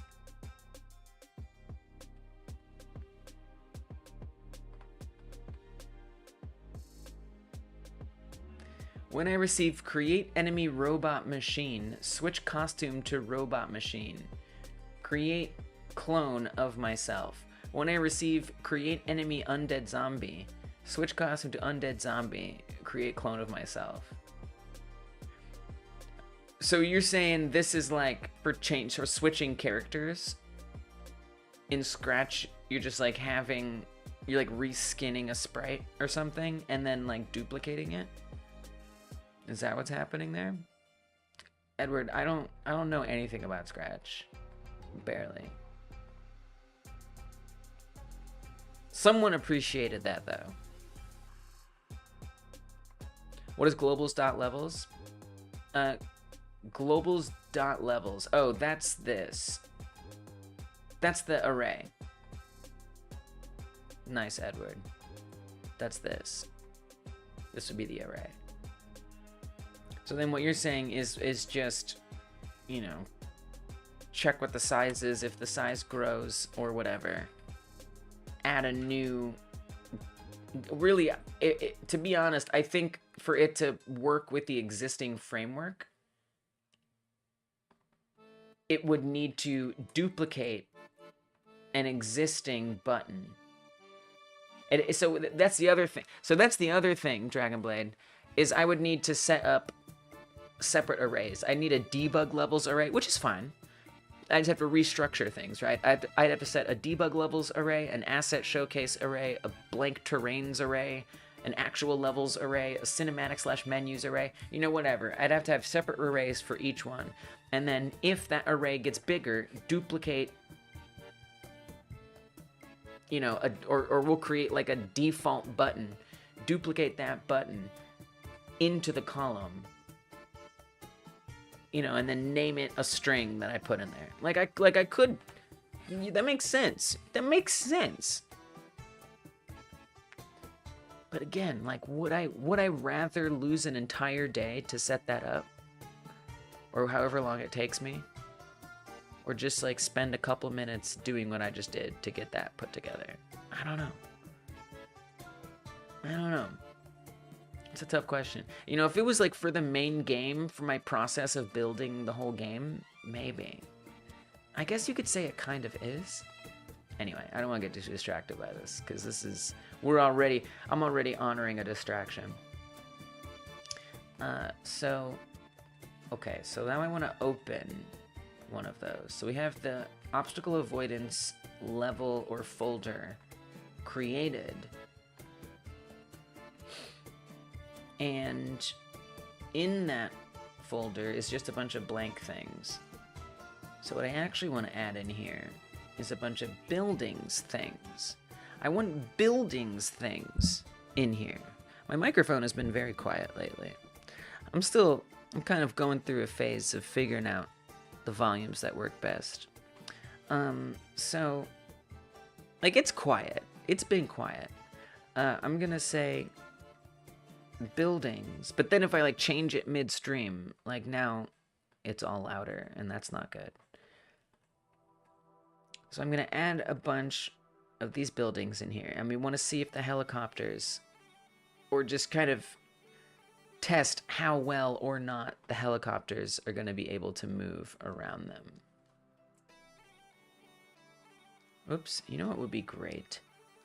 Is if this would just drop in at the origin, and then I could snap it, just like that. So I don't really know what's going to be the best positions for seeing if it can navigate, or giving it the most challenging navigation. So I'll just kind of start with this, and we can go from there. So this particular one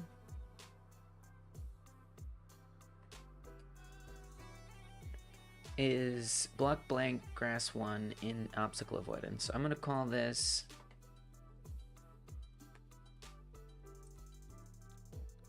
block buildings avoid 1. Is this music dubstep pipe bags? Probably not, but maybe. But probably not exactly. It is called The Charmer's Call.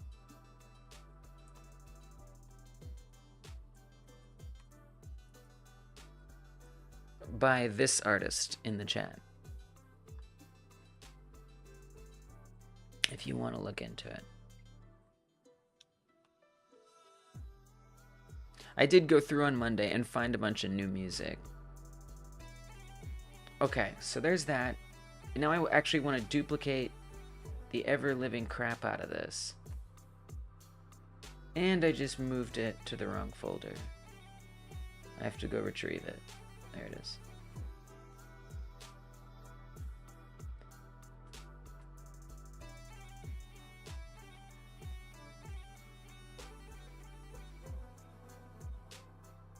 Why won't you move? Alright, we'll do it the other way. Move to terrain, obstacle avoidance. Okay. I'm going to duplicate it a bunch of times.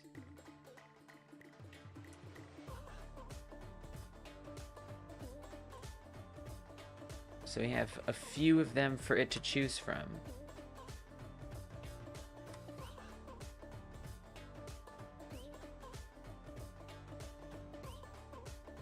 Something I need to set up is like a default level switcher. mean, it's really not that hard, but... Alright, so there's avoidance debug. I mean, right, you can see. So one thing you can notice... Oh, there's fences in there. One thing you can notice is that the helicopters actually spawn in away from the buildings. They know to do that.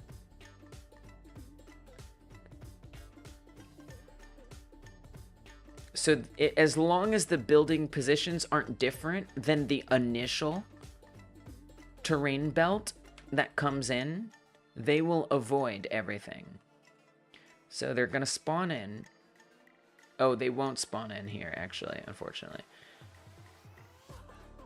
I have to make sure we change it before they start spawning in. Okay, so they're gonna spawn in. And you see how they're above? Now that one cut through.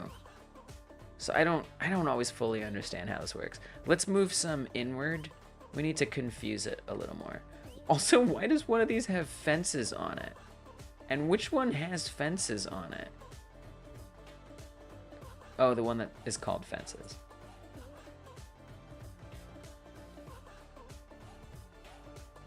So let me change some of these around. Hopefully I can actually confuse this. I pretend like I seem for a second like I understand how the spawning works. And then I realize I don't. But I am now determined to try to puzzle it out. So I'm just gonna move these around in different ways. Obnoxious ways.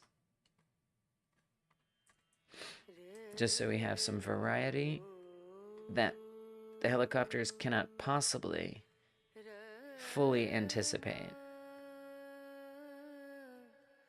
Or something.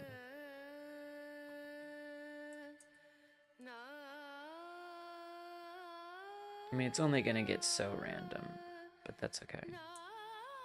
It's like so random.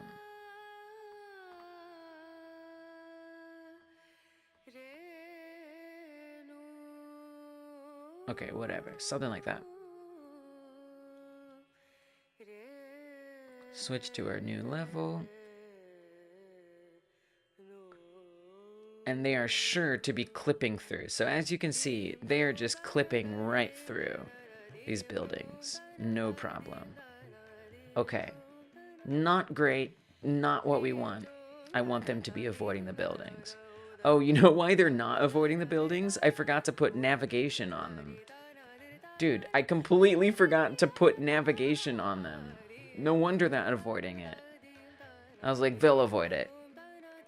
Why? Why would they avoid what they weren't told to avoid? It doesn't make sense. So let's tell them to avoid it.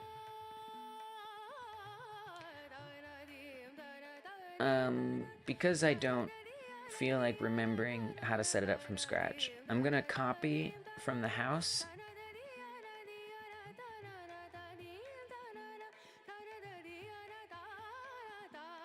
the navigation obstacle 2D. Now this, or 3D. Now this, when we talk about dynamic versus static, that's not like a choice that we make, is it?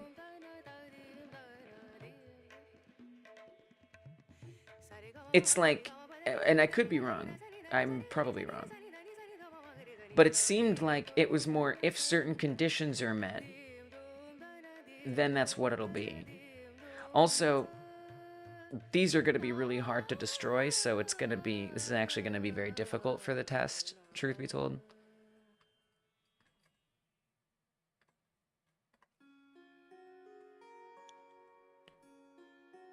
Okay, we obviously want to adjust the height and the position.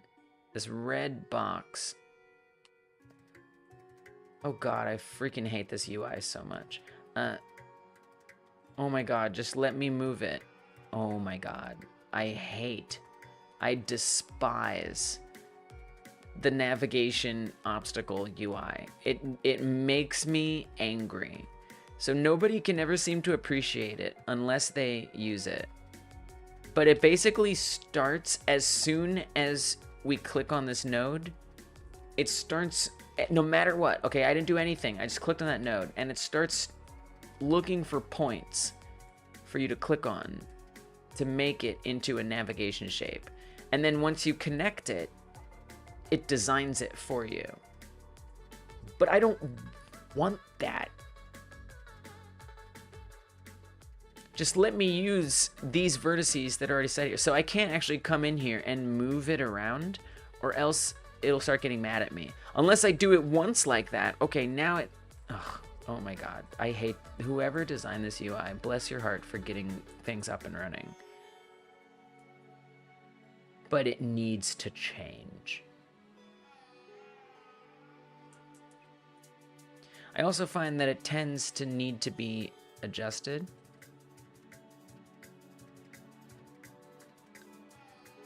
Like, it needs some, like, margins for it to, like, work properly.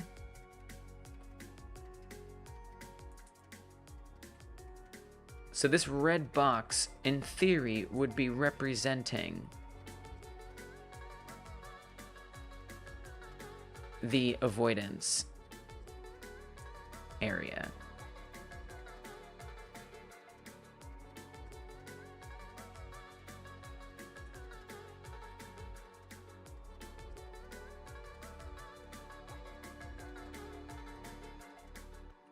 Although I do not find that it works super well, but we're gonna dig into it. All right, so there's an area around this building, which is gonna then put it in some pretty narrow spots. This is gonna be weird to deal with. All right, there it is.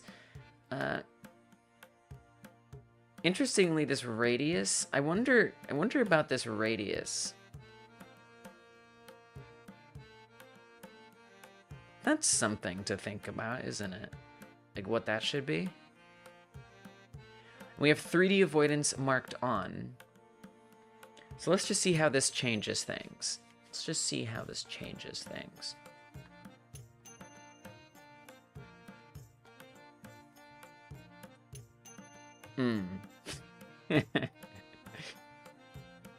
Okay. Not at all. Cool. Cool.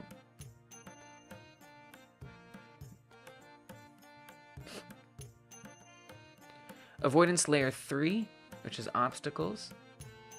On the helicopters, let's see what they're working with. That might help illuminate what's happening here. NPCs, helicopters, copter scene. Copter has a navigation agent 3D on it. Avoidance enabled. Avoidance mask 3. So it's on avoidance layer 2. It's looking for avoidance mask 3, which means it should be trying to avoid the buildings. But it ain't.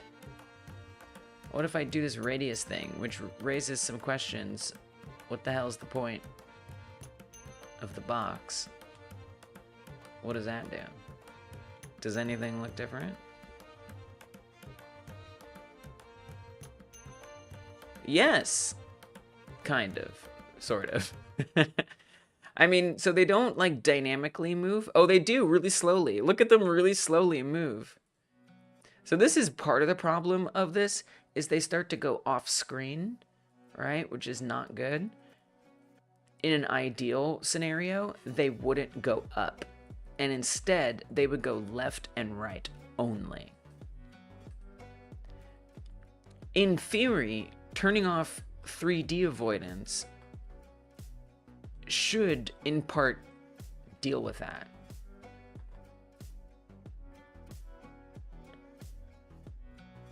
So now they're not moving up anymore. They're staying at the same Y position, but now they're not moving left and right. Make it very tall. Also, like, what is the radius versus the height? Let me make sure I'm not bugging out here. If I make the radius 0, I'll make it very tall. But if I do the radius, if I must do the radius, okay, so if I do this without the radius, are they gonna migrate upward? I turned on 3D avoidance.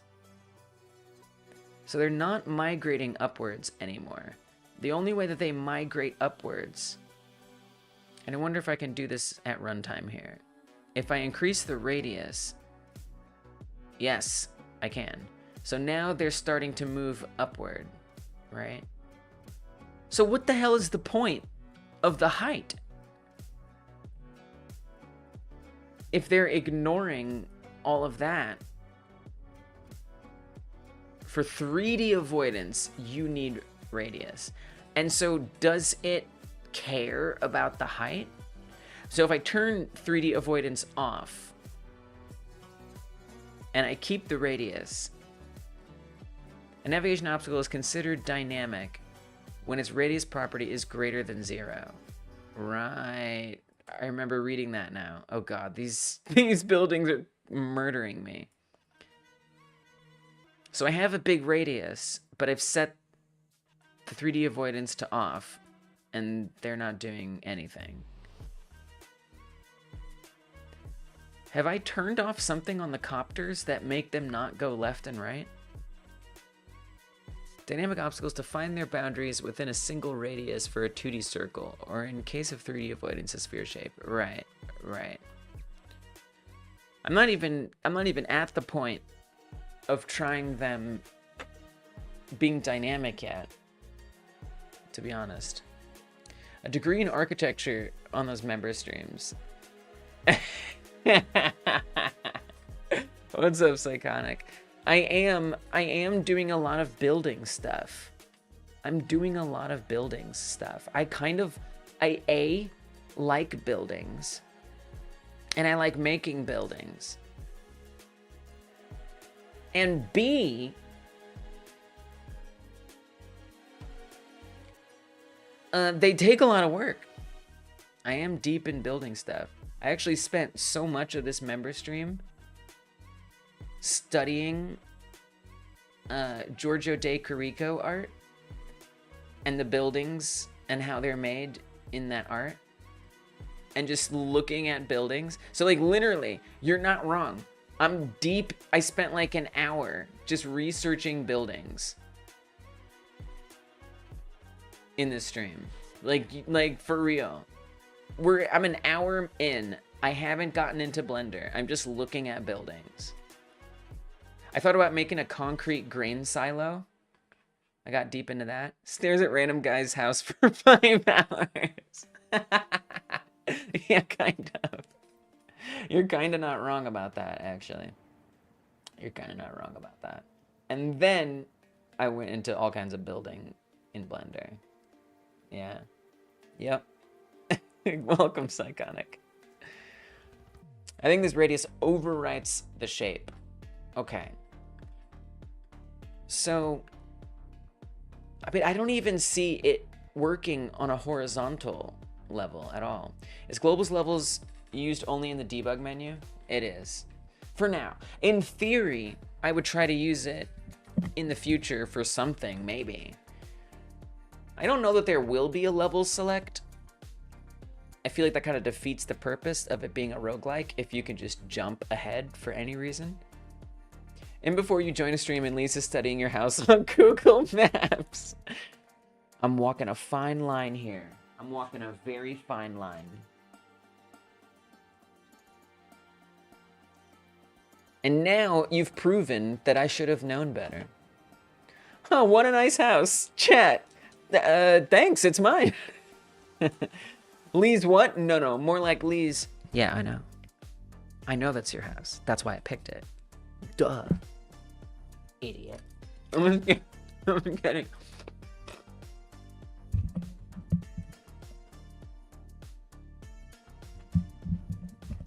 The streamer doxes the chatters. A reversal.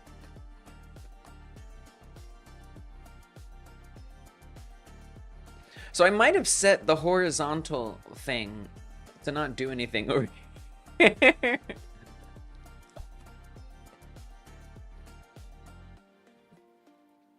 So if I come to the building and I set its radius to nothing,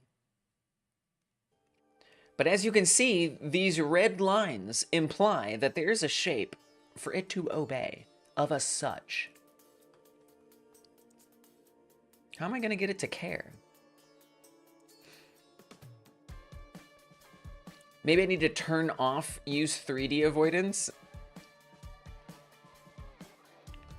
Like if that's on, will it only bother? It's it just plows right through it. It doesn't care. It doesn't even care. So like I can't even try out the dynamic thing because I can't even get it to work right with static. Raga of 1,000 Suns. Yes, Edward, this is the song you picked. I used it to help me find all the songs that I've been adding that you've heard. All the songs you've heard before this, I found through searching for like similar songs as this one.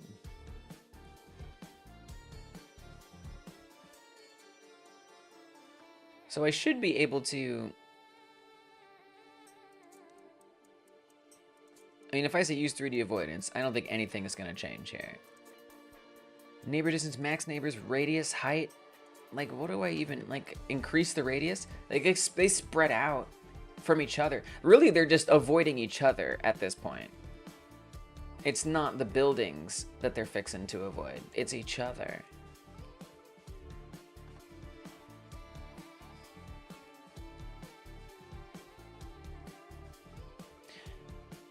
I think we should use pathfinding. That's what I think. I think we should use pathfinding. Not that I really know how to set that up, but the avoidance really only seems to be working either for each other or for avoiding if there's a radius doing 3D stuff. And even then, it's mostly on the y-axis, which I would rather it not do the y-axis. I would if it was short. If it was something that was on the ground, like a house, and there was room to go up, I'd want them to go up a little bit, but not a lot. I'll be honest, I'm kind of curious about setting up pathfinding. I think it's going to be a little annoying with how many things I set up here, truth be told. I'm going to undo everything I changed here.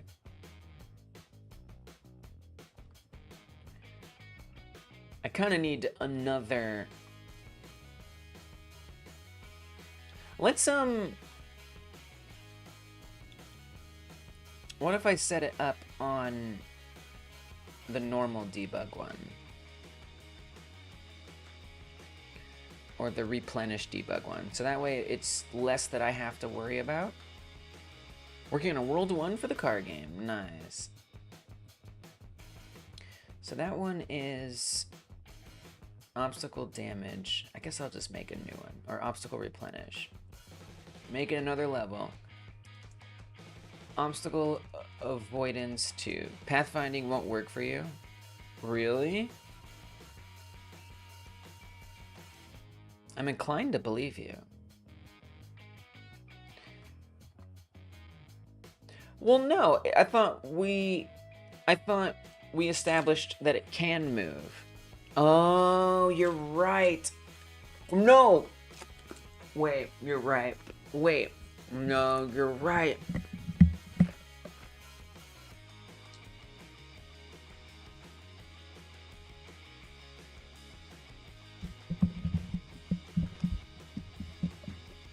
Dang, you're so right.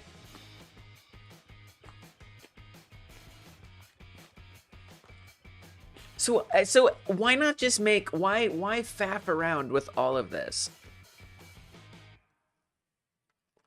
Yeah. Why not just set up like raycasts or something on the things that move around?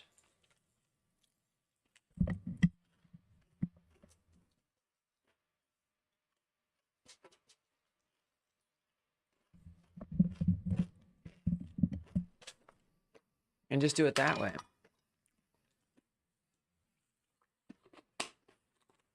I feel like this demands a custom navigation. Also, Dragonblade, you know, I wonder if I couldn't just tell the helicopters to, like, only move, because they would move on the x-axis, left and right. Should also work on a moving platform they were done in Godot for. I mean, so really, I think that might make it easier, because it would just be that they would be moving left and right and not forward and backward. They don't really care where they are forward and backward. What's up, Gab Game? Welcome, Gab Game.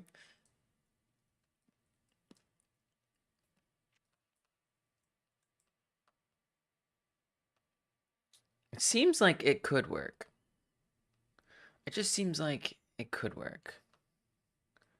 Like, maybe.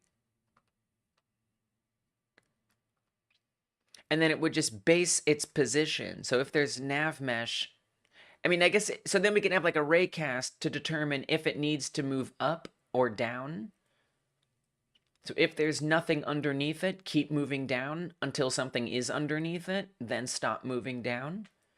And then use the pathfinding to help it navigate around things, left and right. That almost sounds like it would work. Godot gamers, I like that for GG. Flying enemies are a problem always. Right, right.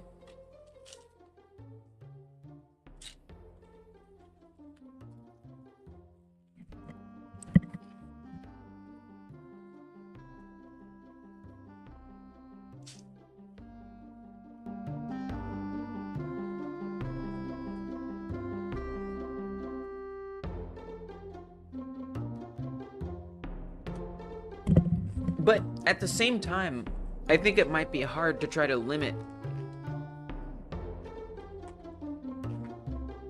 Why even bother with the navigation agents? Why not just build a custom navigation system in general?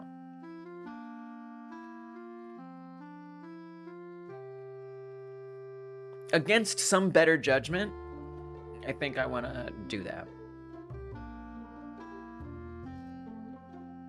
I'm sorry to myself, future me, but I kind of want to do that.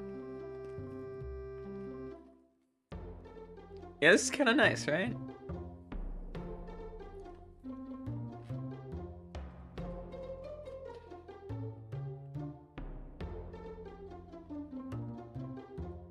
So, not even going to think about the up and down right now. The thing is that your helicopter position will no longer be relative to the world center / player. It will be to terrain, so they won't keep their distance from the player. So you need to tell helicopters to always move backwards.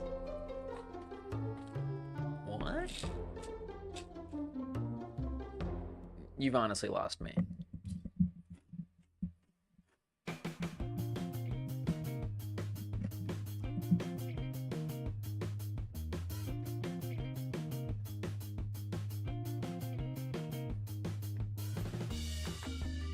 Maybe rays should be scattered in all directions. If something gets closer, it would move in the opposite direction.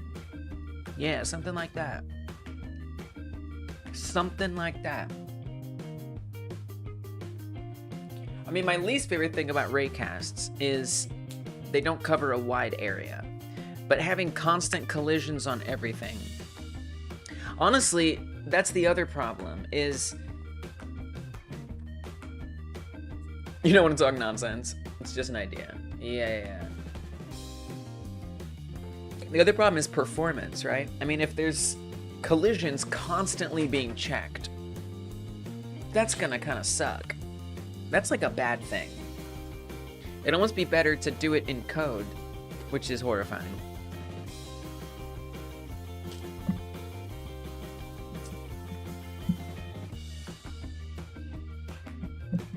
Right, and like have like all of the objects that are currently nearby or something. Stored, their position stored in an array. And if the object is nearby, if its positions are nearby the positions of the object stored in the array, then it moves. That's really scary. Hundreds of rays without a huge performance drop. I like what you say. I don't know if this is the best solution for this problem. Heard? I have heard the things you say.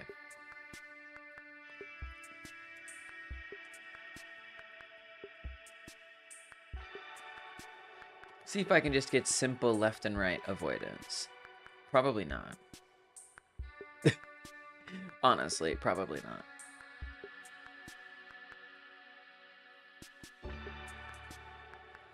So there's a raycast going out to the left.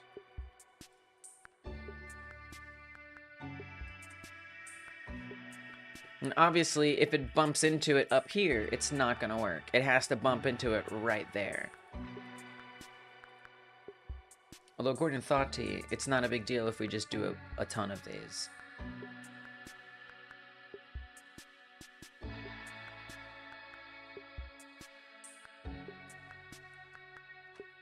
Which is intriguing. So if I say this is raycast left, duplicate this, raycast right.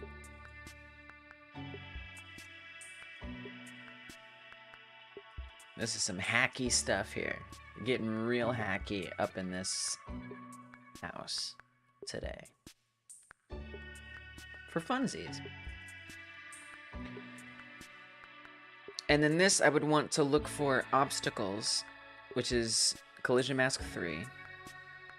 So make sure they're looking for obstacles. And if it sees an obstacle, so come to the copter script. We're swimming in YouTube Premiere music. And I'll on-ready the raycasts.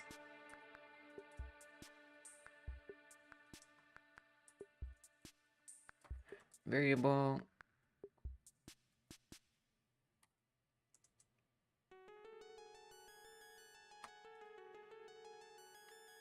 Collision left. It's not really a collision left, but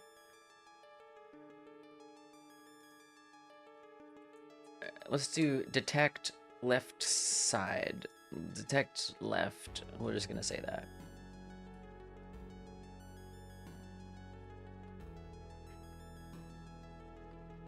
I know. Referencing by name, just terrible code. I don't care.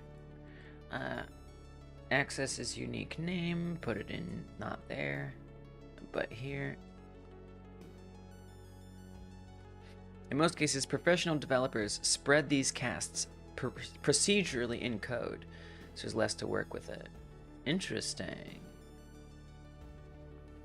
Spread the casts procedurally in code. So you're saying like use like a formula to say like every so distance across the thing there's a cast coming out of it. It's a good idea. I like that.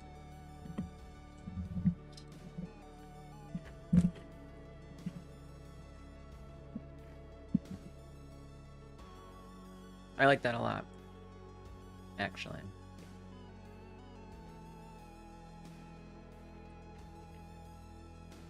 I don't know if for this test I should bother to do it right now. A formula to cast in sphere shape. Whoa.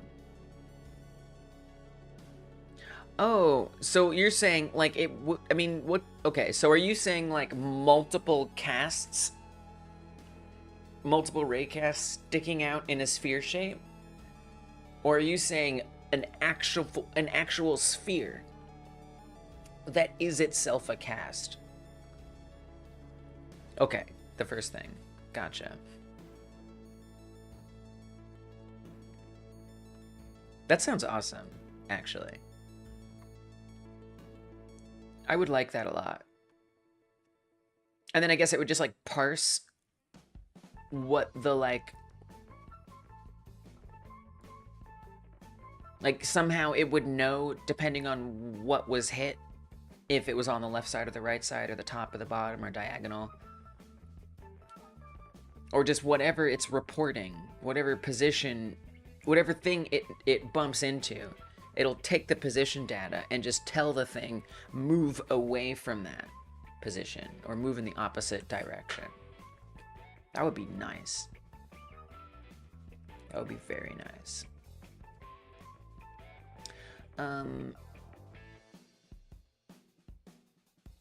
So, I mean, unfortunately, I guess this will be in the process, which is pretty terrible. End of the world is happening. 1 full minute long thunder sound. That is a long... 1 minute is a long time. That is scary. You know what ray detected, and you know the direction of that ray. True. Just the opposite of that. Oh, that makes more sense. Right. I see.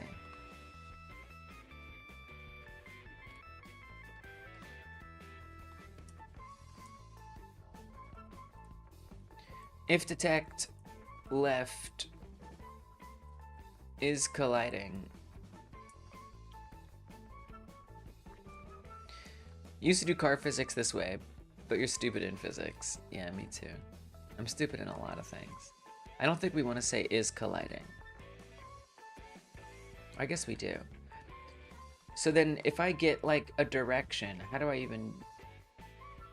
Hit back faces, hit from inside target position. There's a direction, right?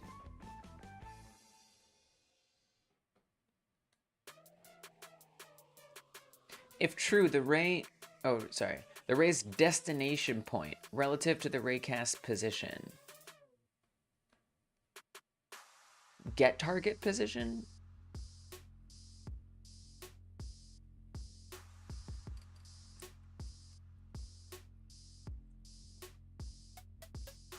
I have no idea what I'm doing.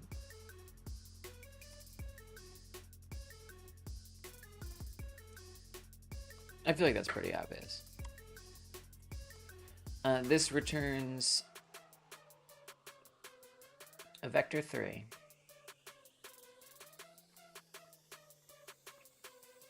So if I say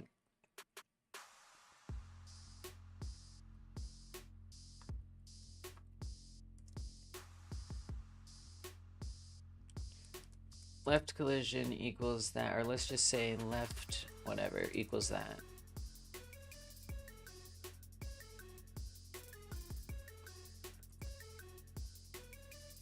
Then I would say left times -1 position. This is pretty terrible. This might not work too, because we're actually already creating things here. I'm actually a little concerned because we're already moving it. Right, we created velocity for it. Wow, I forgot. We created velocity for this in order to get it to work with the navigation agent in the first place.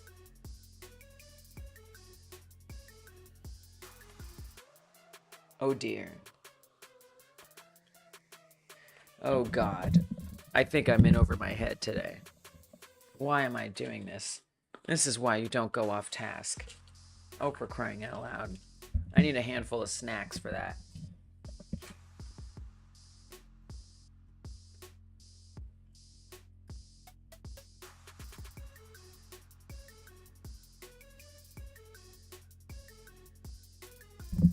Oh, I know you're not. You're definitely not telling me to do this. You mean this, what I'm doing right now? I would never accuse you of telling me to do this. This is all me. Yeah, maybe leave it for another time.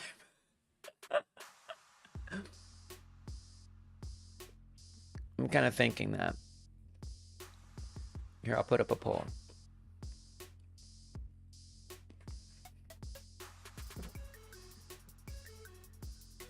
Get distracted by navigation stuff. Yes or no? Simple. Simple as getting a pimple. What could be more simple?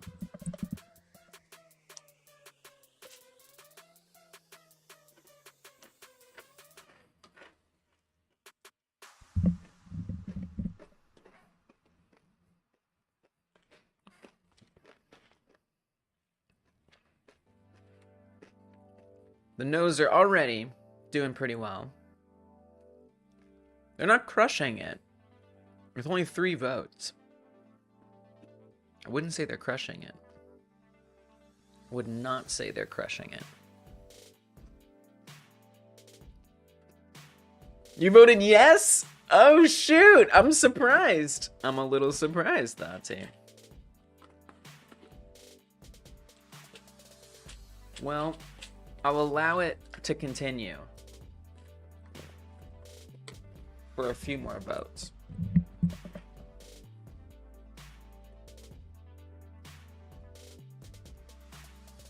I'm gonna need a little bit. I'm gonna need a little bit more data than that. But just a little.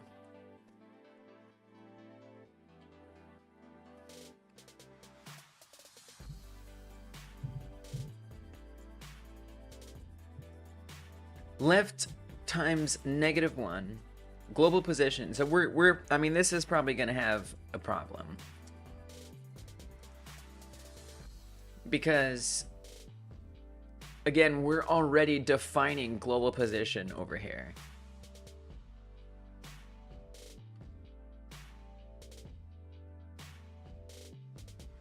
This is very concerning.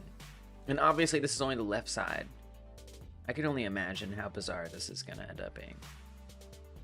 If anything, we might just, honestly, what I'm guessing is it's basically gonna be nothing that happens. Because the global position that's already being controlled is gonna get overwritten, would be my guess. And so we're just not gonna literally see anything. Indeed, nothing is happening. I could do a little print. We could say print left would be something interesting, maybe. To see if anything even happens. Which it probably won't. Honestly, this might make more sense to do on a new obstacle or a new NPC rather than the helicopter. Yeah, it's not... Well, first of all, the collisions aren't even being detected. So... So I've got some problems in how I'm even setting this up to begin with.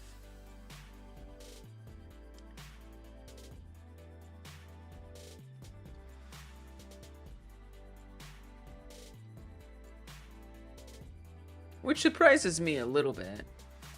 Did I not make the buildings... Wait. Did I not set the buildings to be on the collision? Oh, I didn't. Wait, no, I have to. No. No, they've got to be. No. I set it in code. It has to be. Yeah. Set collision layer 3. And I mean, we could even print it just to make sure. It's probably going to be a Stack Overflow. I realize that. I completely acknowledge that. I don't really care. I want to make sure that's not changing.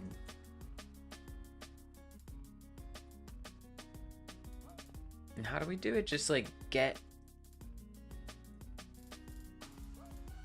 collision layer value.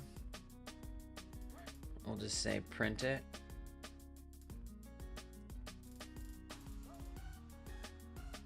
Isn't there a different way? How do you... I don't remember how to tell it to print. We've done it before, but I forgot how it was done.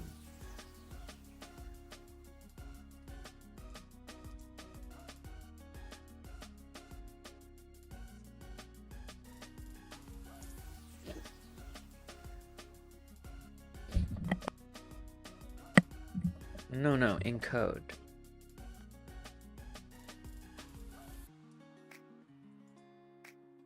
I don't know what I'm doing, guys.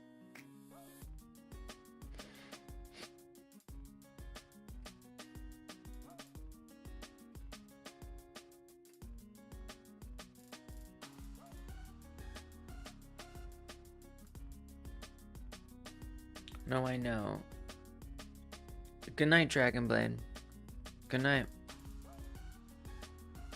Thanks for hanging out. Remember to breathe. See you next time.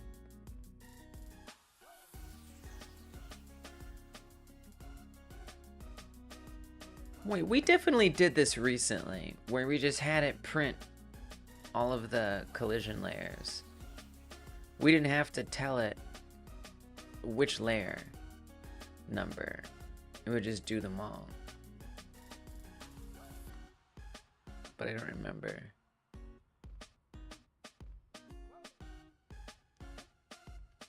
Get shape owners, create shape owners, get set collision layer value.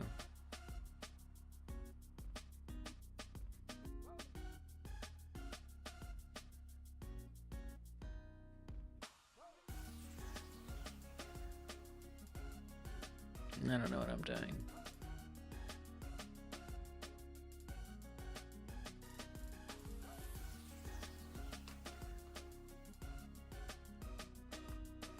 GDScript print collision layers. That'll probably get me there.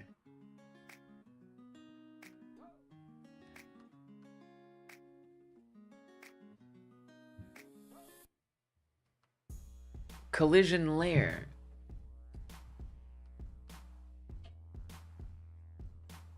Well, that was easy.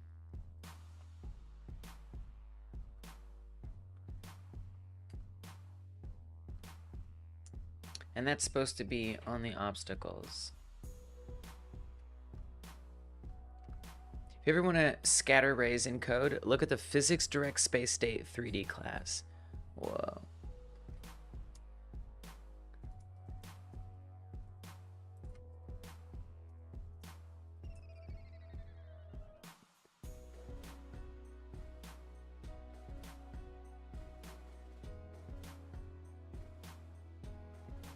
It's not an easy thing. Not too hard, but not easy.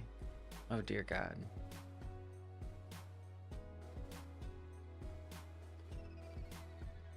It's just printing a bunch of 4s for everything. Is that correct? I know it's 3. But its value is 4. So that should actually be correct. So it is in the right. So I don't think that it isn't detecting, or the buildings, I think the buildings are correctly detectable. I mean, just to be even more particular, I could come to the level. Yeah, it's a bunch of 4s. You know, whereas if I were to say make this false,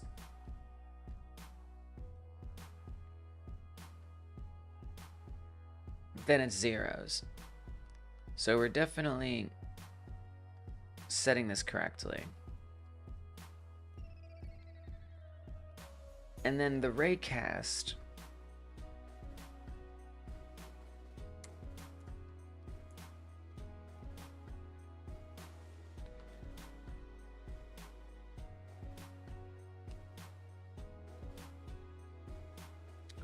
It's set to collide with bodies, not areas. That's the problem. Forgot, because it's all areas, none of it's bodies. That's why that wasn't working. At least one reason, potentially. And looks like there are gonna have to be other reasons, because it's still not detecting. Alright. We got more things to try here. Should be colliding all over the place.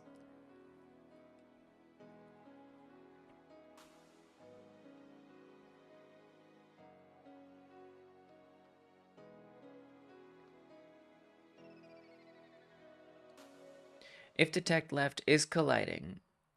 Oh, I see. I only changed on the right one, not the left one. Oh, geez. Okay, let me adjust that.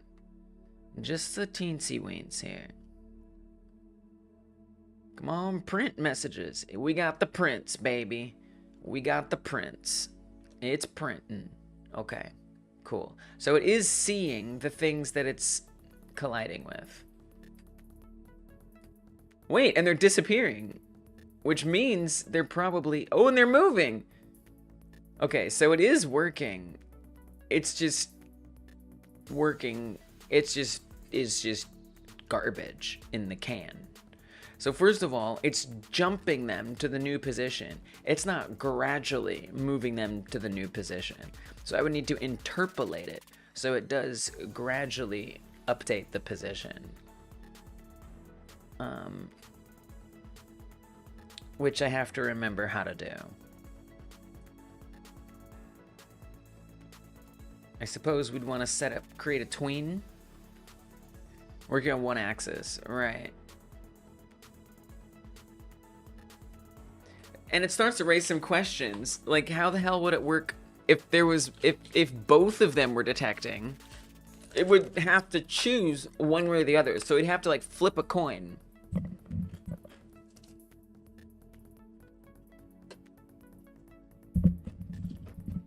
Tell it to pick left or right.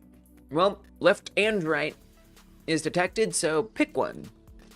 Ideally, it would look even further out to see if there's... Ooh, it gets complicated fast. It gets complicated really, really, really, really fast. Starting to think this is a garbage way to do it. Absolute dumpster trash.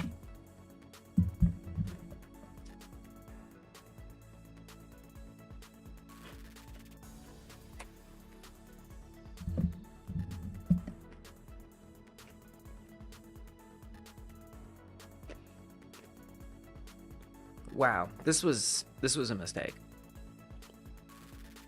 This was a mistake to get distracted by. I mean, the poll has resulted in a tie. So I think I just have to make the decision. That's why we need to create a lot of rays to create fine movements rather than knocking each other out. Oh yeah, that makes sense. But what if what if every single ray... I guess it wouldn't, right? Because before it got there, right? Because you'd have stuff in the front. You're right. Yeah, right. Because it would avoid it before it got fully embedded. Yeah, that makes sense. Okay.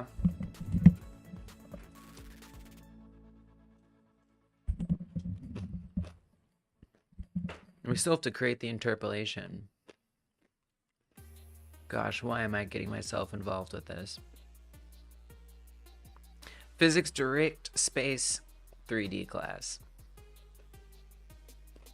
Why am I allowing myself to go on this?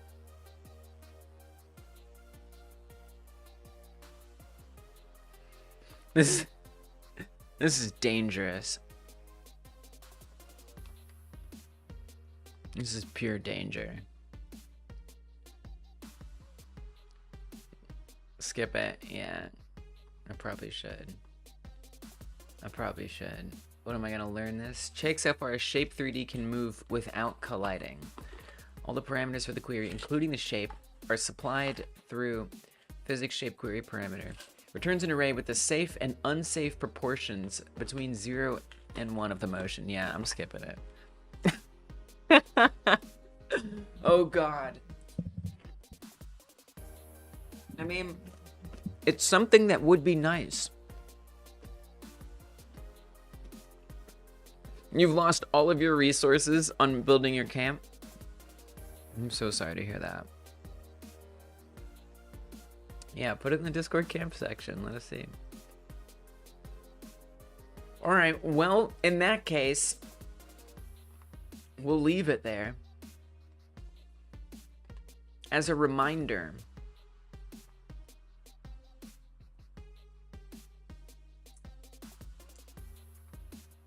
of this task. That's how I remind myself to do things. Pepe, did you vote we get distracted? Yeah, go ahead, get distracted.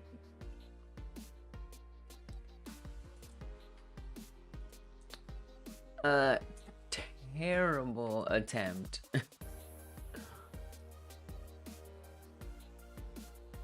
Part of an attempt at custom pathfinding should look into ye ol' physics direct space state 3D class or something.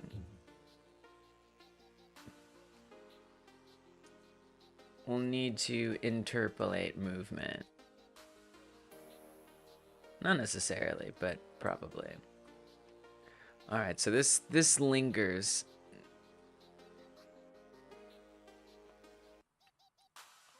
It lingers as a reminder of what we tried here today.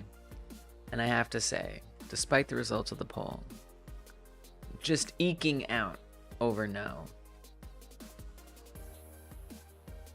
I just think this is not the right move.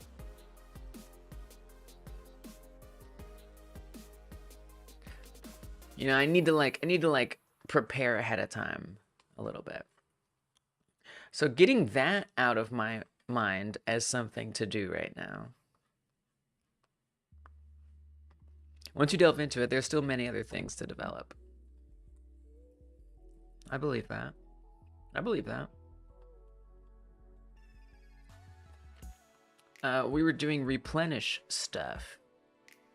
I've got the buildings, which have complex number of obstacles on it. This now replenishes when you attack it down and start breaking apart these buildings.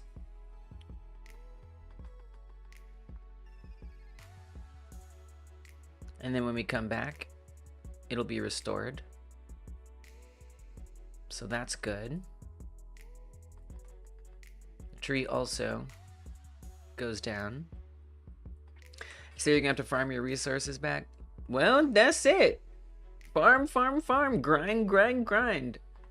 That's the MMO way. That is the MMO way, is it not?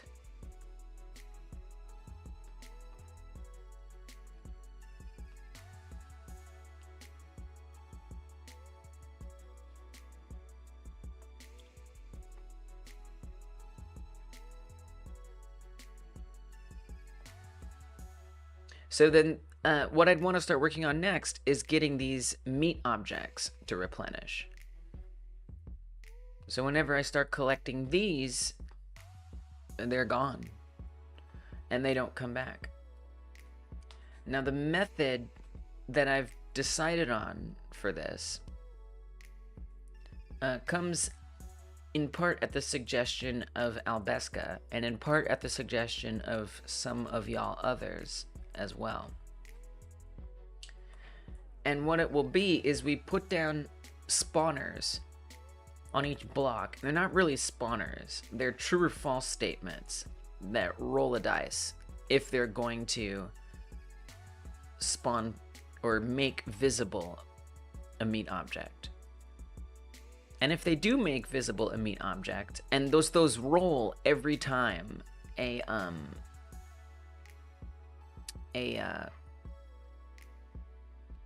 every time the block recycles.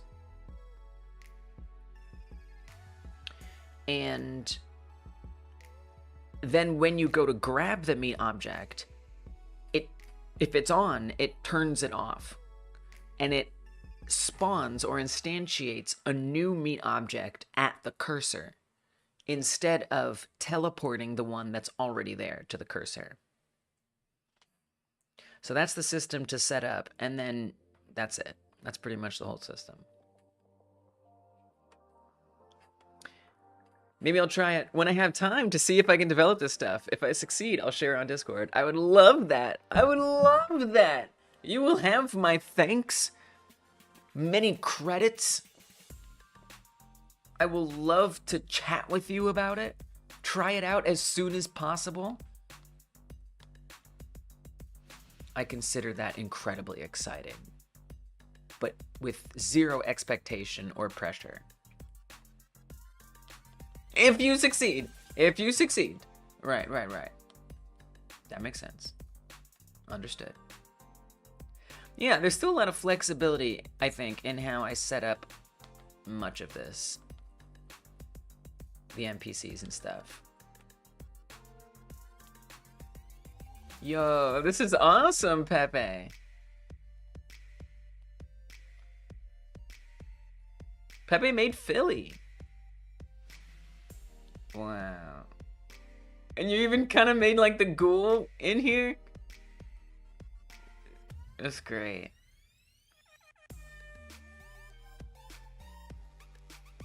I think that's what this this gotta be Philly from the Fallout TV show.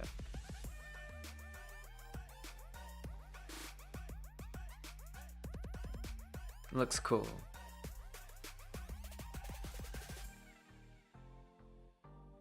Nicely done, Pepe. It's got a nice variety going on. And it has that like multi-layered, you know, there's like stuff up here, stuff in the middle, stuff down below. It looks like active. I keep clicking out of it on accident. I love this too, the power armor up there. Well decorated.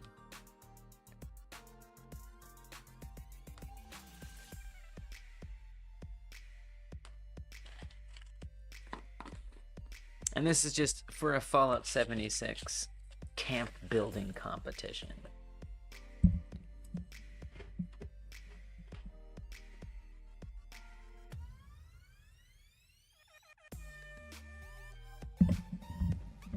Oh, that you stacked. Oh, look, there they are. Wow, but I didn't even notice it. Like now that you say it.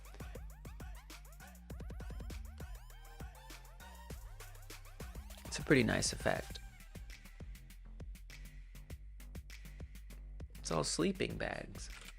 Because it's a game that has building tools, and you can only do so much. And that was the workaround, was to stack up sleeping bags.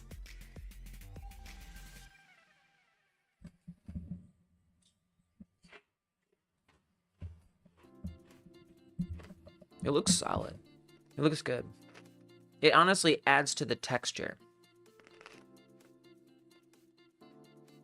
in a very satisfying way.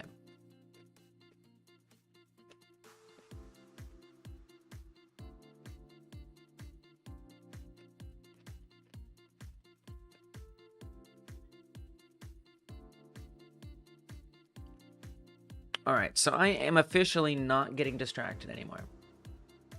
And I'm gonna work on the meat objects spawning in. So I think the first thing to do here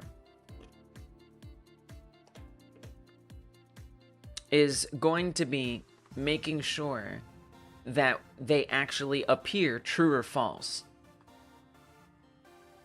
So what I'm gonna do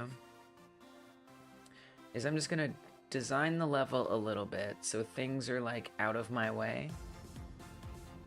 Like the tree, that's in my way. No good reason for that to be so in my way. It's much too in my way.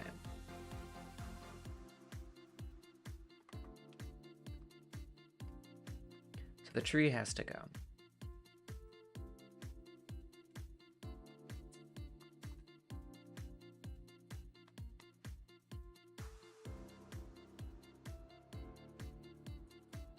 And then it would be nice if it was really obvious where these are spawning in, just for the sake of testing. So I think I'm not even gonna worry about them being in here. I think I'm just gonna remove them all from here entirely. And actually, instead of that, I'm gonna copy them or cut them out of here.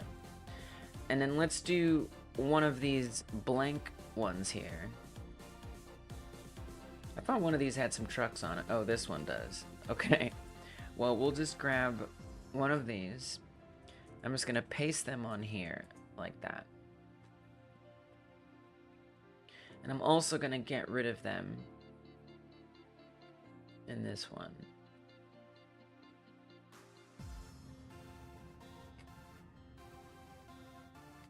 Wherever in here they are. Oh gosh, with everything expanded, it's so chaotic. No, don't translate anything. Select. Okay, there they are. Delete all these.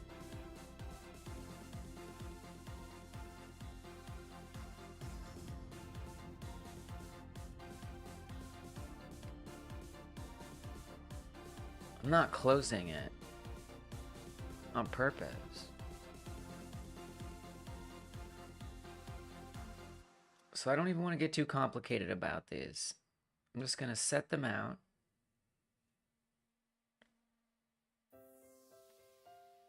It would be kind of nice if they were... It's okay. Let's do it like that. Bring these out.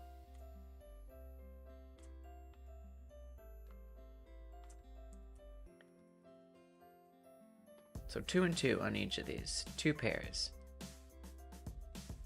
We could do a few more than that. Let's do 3. But if I need to set up the spawners, that's kind of the thing, is how do I want to set the spawners up?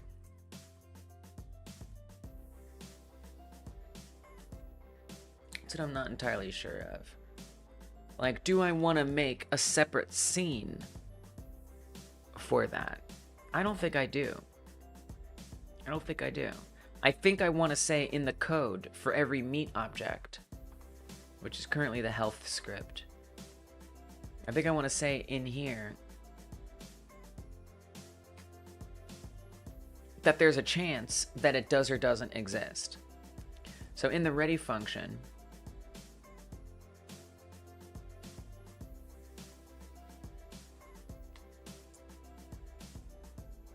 and I could even do like a variable up here. A variable, we'll just say spawn true or false. It starts out as false. And I'm trying to remember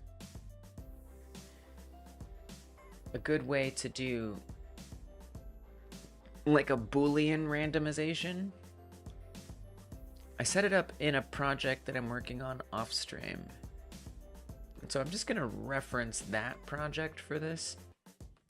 I think that'll make this a little easier.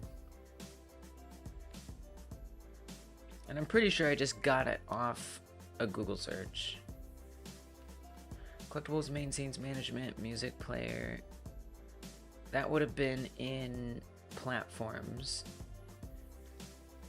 This was for determining the polarity of a platform that was spawning in's position. And either needed to be positive or negative. Okay. I do not understand why this works, but it does. -1. So we're doing... I don't even know. I don't even know how to describe how this works. But it... Oh, so this... Oh, right. So this either gives me a -1 or a +1. That's what this does. Which isn't really what I need. I actually do truly need off or on true or false. Which I could use this for. And just say if it's negative, it's false. If it's positive, it's true.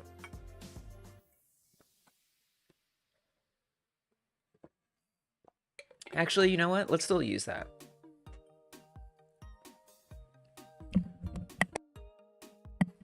Because I don't believe there's any way to like actually set, like randomize a Boolean.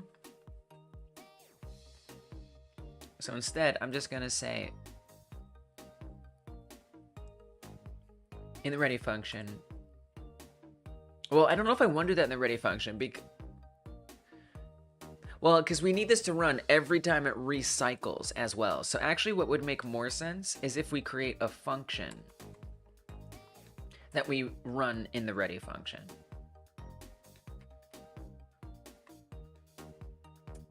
So if I say func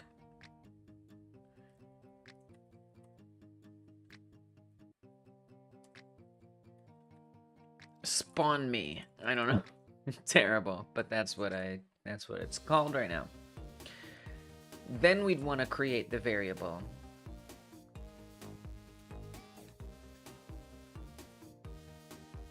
We'll say variable boolean equals this.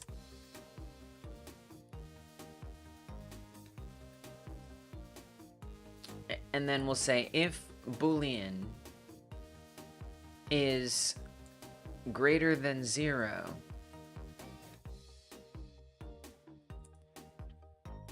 spawn equals true. Else spawn is false.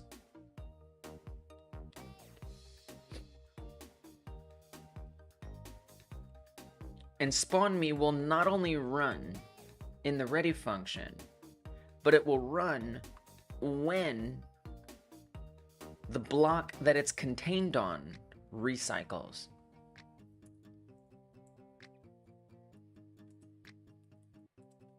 So we want this to run spawn me. But let's just see if that works. So if spawn me, so then we have to also say, if it is true or false, certain things need to happen. So for example, its visibility at all, or whether or not it can collide.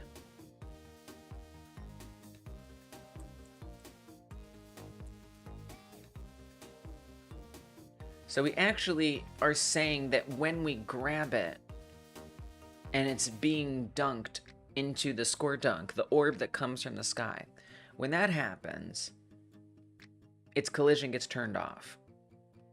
That's the only place that that currently exists that isn't commented out. So instead, I guess we'll do it in the physics process. Do we have a process and physics process? That seems like a lot of process. I'll say, I don't know how I feel about that. That's something, I feel like there's some serious inefficiencies in how this is put together, which we might be able to change.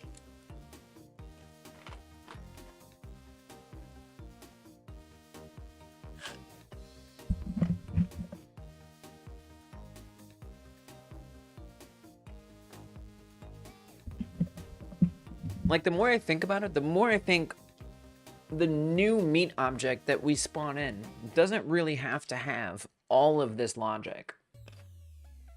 It could literally be only for the sake of being dunked. And when you let go of it, it's just gone. It's just gone. Which technically means that whenever you pick up something and you drop it, you're dooming it to die. Enter the void. But you won't get punished for that. It just is true. Anyway, I won't think too hard about this much longer. I'm gonna say if spawn, then, well, it's a little tough because if we turn off the collision, it's gonna fall through the ground. So we actually need to not turn off its collision. We need to say that the player can't grab it specifically. We need to turn off that which allows it to be grabbed.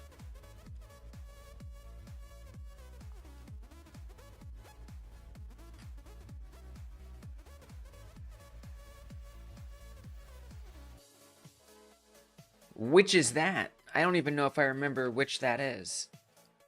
We want to make sure the player can't grab an invisible thing.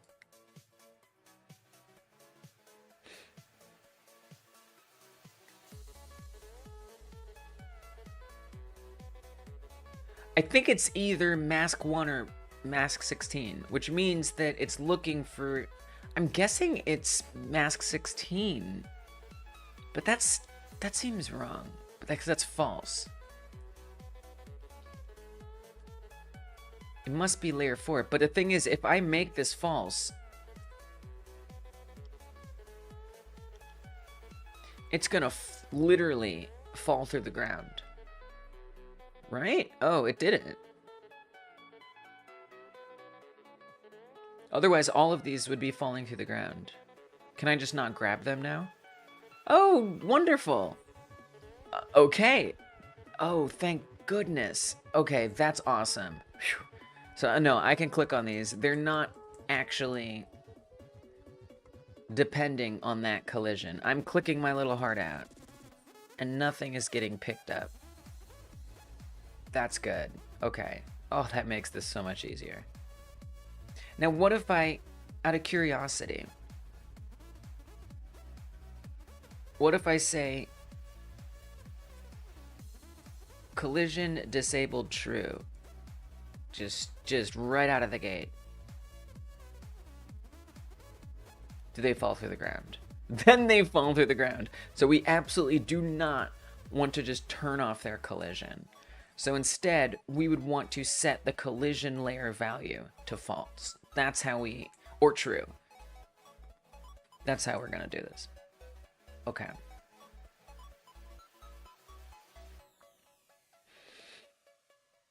I'm gonna add a note in here for that, even though now I probably won't forget it. Let's just do that. Sets allows it to be grabbed. Let's just say that. Little note for the future.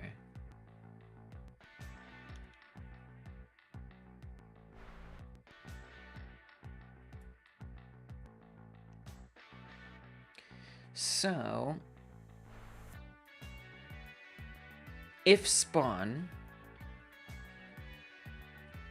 in fact, I could just not even say that this gets set here at all.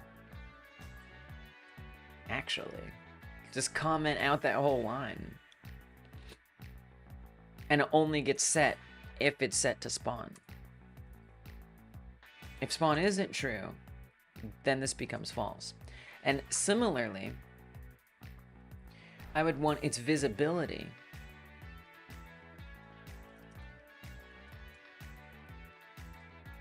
to be determined here.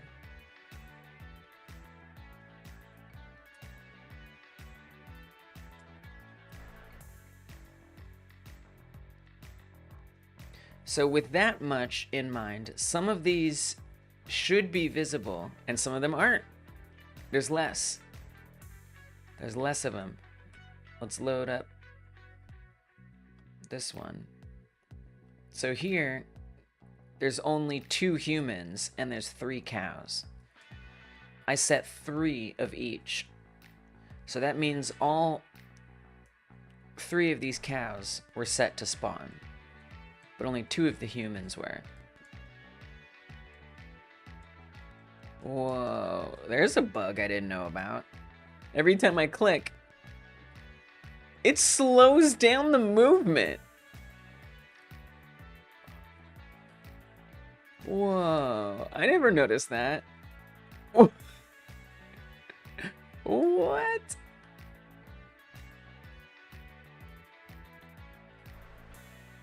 What the heck is that?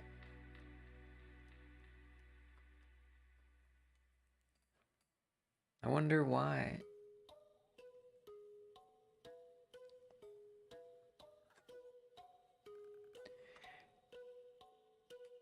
If the grab button is pressed, just any old time, if the grab button is released, if it's pressed, it removes it. Wait, this is chaos.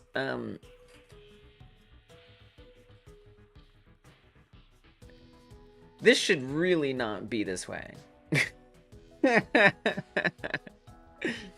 This should not be this way at all. Yes, it has to be. This only needs to run if has been grabbed is true. This shouldn't even be relevant.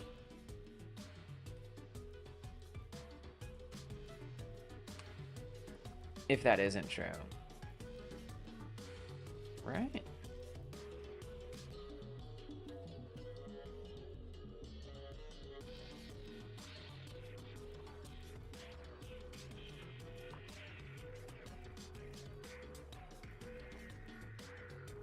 Okay. Wait. Oh, we might have a problem. Oh, now I can only grab it once. It's not... Oh, shit. It's no... Excuse my language. It's not... It's only getting set once. And now it's not... Because it's true... What?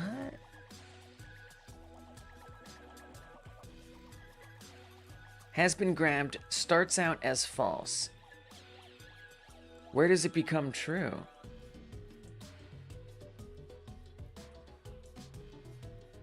If is in group grabbed.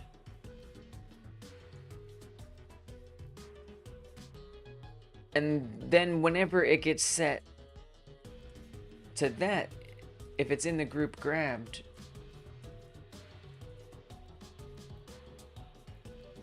that's back on the raycast.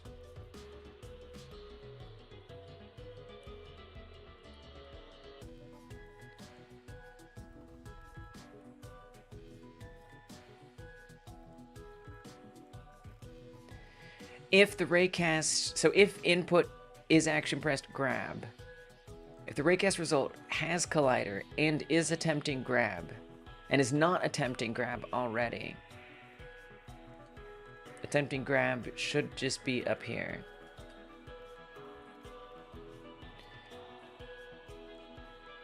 Then add the thing that we're grabbing to the group grabbed. What is the purpose of the velocity reset if you delete just that line without any modification? I don't remember. Actually, I forgot. Sounds like something that would be nice to comment into there. I don't remember.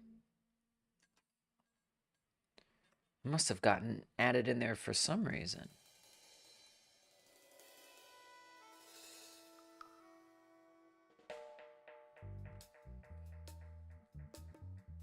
Let's find out.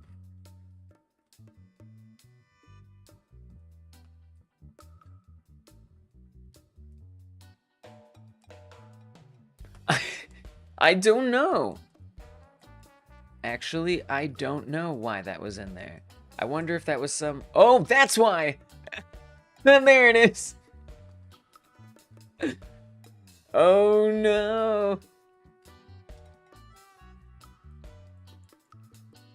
Because apparently sometimes it can go flying. Ah. So we can't toss it around. Feature. Interesting. Interesting. You know? I kind of like what you're going with there. I mean, my least favorite thing about it is but then it doesn't make sense because it ruins the idea that the thing is safe. Because in this game, you get punished, in theory, or there's a consequence, let's say, for killing innocent people and animals. And so if you take an innocent person or an animal and you chuck them at full speed, you kind of lose any plausible deniability that they're fine. Whereas if they gently float down, it's like, yeah, of course they're fine. Sure, they could be fine. Even though they're falling from a high height. And I honestly, I would rather them not even like collide with the ground when they land. Evil alien. Right, evil alien. But then, so then we'd have to like come up with an explanation, right? So like, either we would say that no matter what, if you grab something and you don't put it down nicely, well, yeah, I guess that would be it. If you don't put it down nicely, you kill it. That would be, I guess, the way to implement that feature. Is to mandate that you put things down gently. Which is a little annoying, especially because it's even hard to see. The reason why it's at the Z position is so that it can be detected by the dunk or the player. And so what I was thinking is it just, when you let go of it, it just like disappears. It just falls and disappears, even though right now it's not disappearing. I don't know, I feel like it becomes harder to justify. But then, even then, you know, we'd have to determine, you know, what is its velocity or whatever, or its acceleration, I don't know, when it hits the ground. Does that constitute it getting killed or not?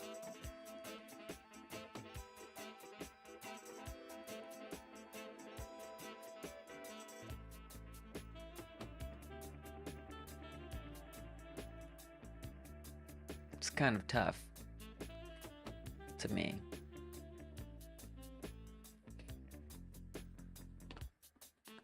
Maybe I could just put this linear velocity thing somewhere else. That would be nice.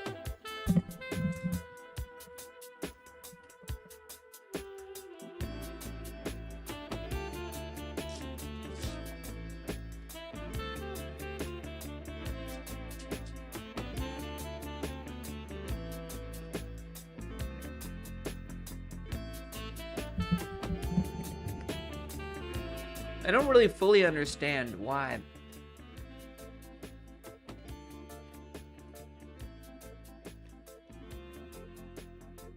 I guess, like, why it only works once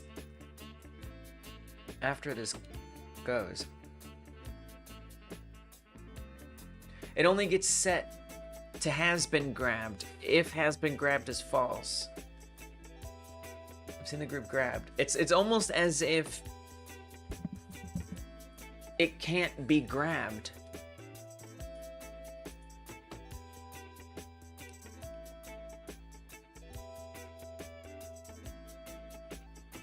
I don't fully understand why that didn't work.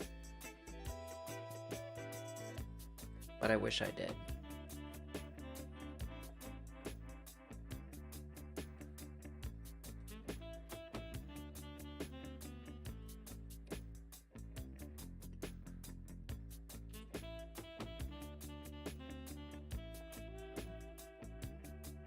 But I mean, Thoughty, you make a point.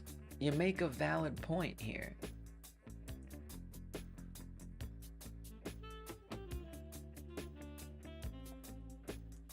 I know this is just gonna bring the problem back. I know it.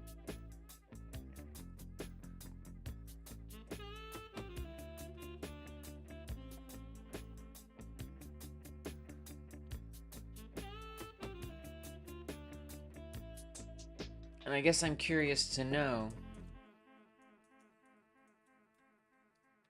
Obviously, this is gonna be chaos. Because there's gonna be tons of print messages coming through that's gonna make this almost impossible to parse. Yeah, this is useless. Wait, now it's working?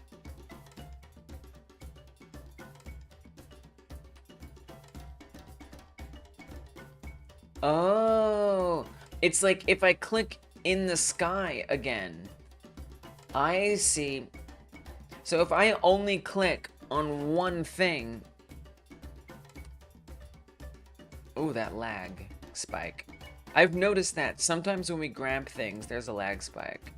That's something to sort out. So if I just grab one after the other. no problem. It's when I grab into the air and there wasn't something. Now it turns it off.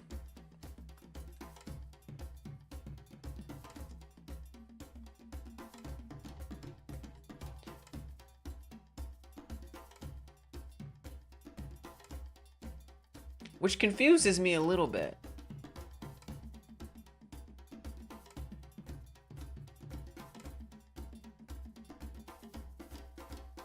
If not input is action pressed, what the hell is this? If not input is action pressed?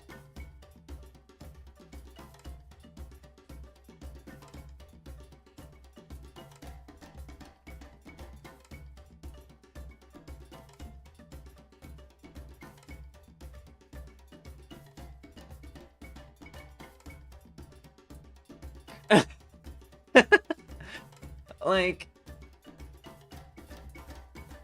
if literally anything in the world is happening besides pressing is action pressed, remove it from the group grabbed.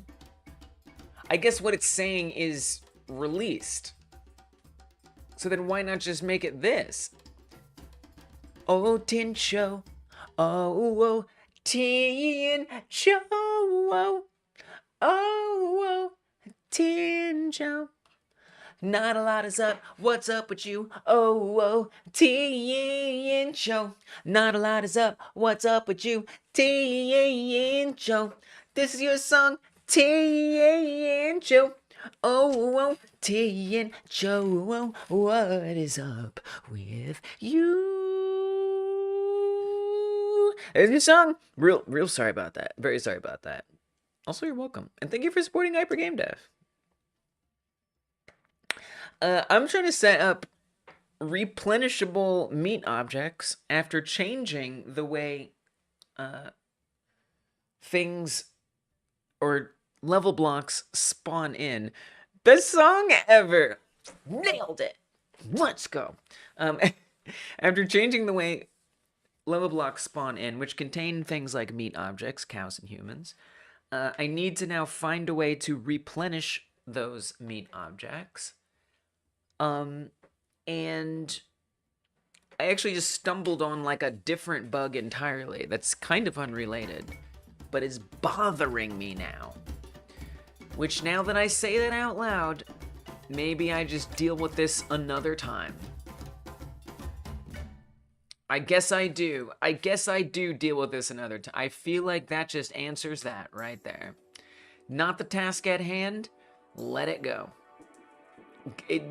Does it make me happy? Not really. But you know, it just isn't the task at hand. So we create a task on my hacking plan, aka my project manager, and we just say it is a programming bug. Struggling with something right now? Kind of, and now I'm letting it go, and then I'll struggle with something else. That is at least what I'm planning to be struggling with. Meat objects, linear velocity changes in the air when clicking anywhere. Programming in a nutshell. Totally, it's problem solving, you know? Struggle solving. Very true. Mean objects, linear velocity changes in the air when clicking anywhere. And it's noticeable. Let go of a struggle to struggle with something else. Yes. Ideally, right?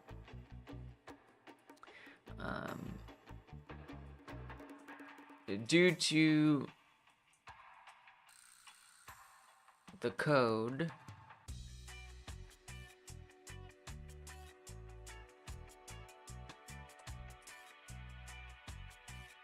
self-linear velocity vector 3 0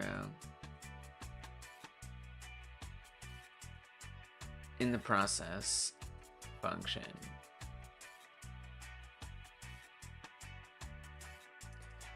I tried making the grab. Honestly, if I were gonna be like really wise about this, I'd like make a comment on this, but whatever. I tried. This is not really okay. Lee's tried.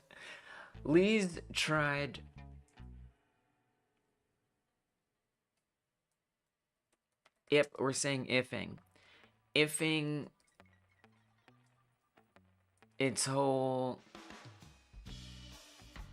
its parent statement with has been grabbed, but then when clicking in the air, meat objects become unclickable, unselectable entirely.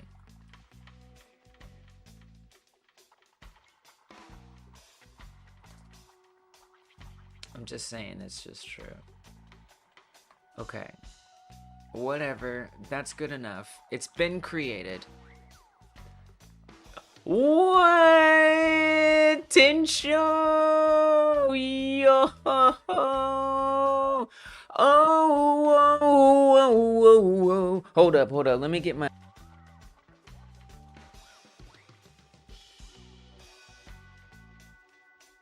I need to fix my microphone so it's in sync so I can sing for real. Tinsho's gotta go. Tinsho! Oh, oh, oh, oh, Tinsho, oh, Tinsho, oh, Tinsho just gifted a bunch of subs. Tinsho just gifted a bunch of memberships. Tinsho just gifted a bunch of memberships. Tinsho just gifted a bunch of memberships. Thank you, Tinsho, for gifting all those memberships. I appreciate you, Tinsho. I appreciate you, Tinsho. Thank you for gifting all those memberships. Oh, oh, oh, Tinsho. Who are the wonderful, wonderful people who just got gifted all these memberships?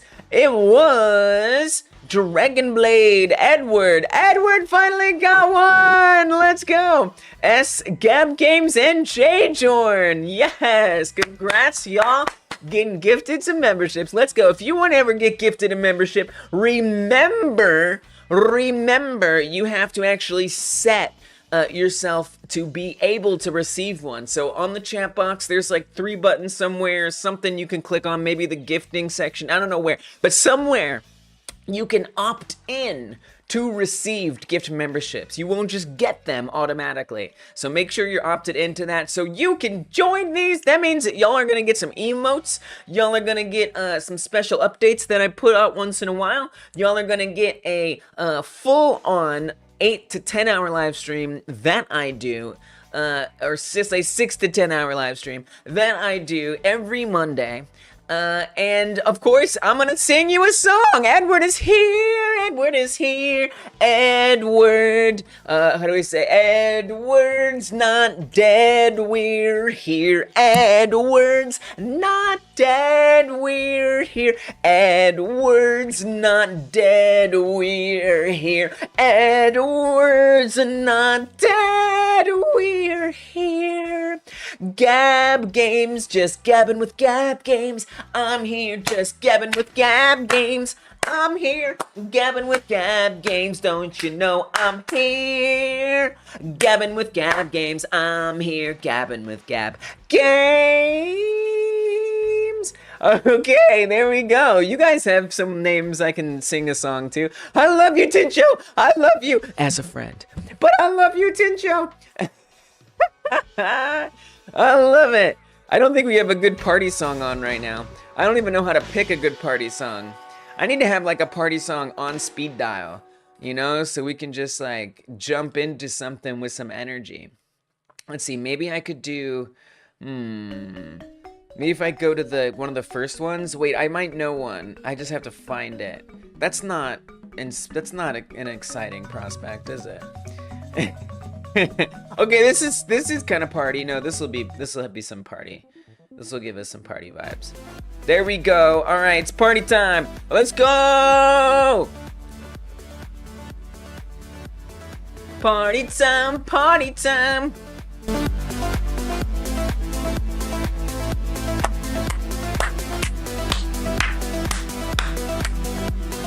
Hype is real, the hype is real.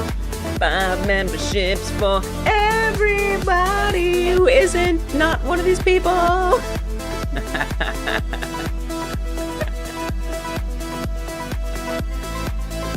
There's those emotes. Yeah, this kind of worked out nice. It's kind of a good song. Thank you, Tincho. Thank you so much. Let me make sure I get your name up on the screen too. I used to have a bot that did that, but the bot, I don't like bots. We can handle it.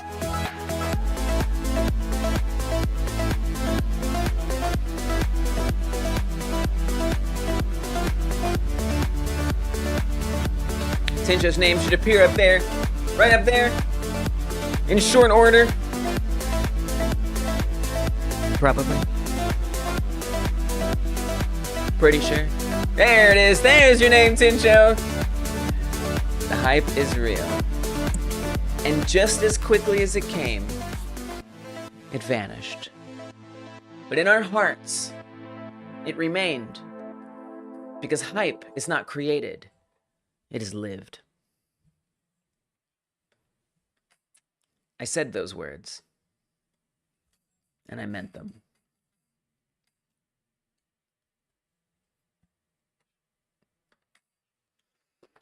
Good night. See you later. Thank you, Pepe. Thanks for hanging out. I appreciate you. Good luck with your camp, by the way. I hope you get all the prizes that you deserve. Take care. And good luck with the next gen update on Fallout 4. Rule 1 of hyperdynamics. The laws of hyperdynamics. Hype cannot be created nor destroyed, for hype is eternal. Whoa. Alright, that's trippy. That's actually trippy. Alright, well, this bug has been added. Meet objects linear velocity changes in the air when clicking anywhere, and it's noticeable.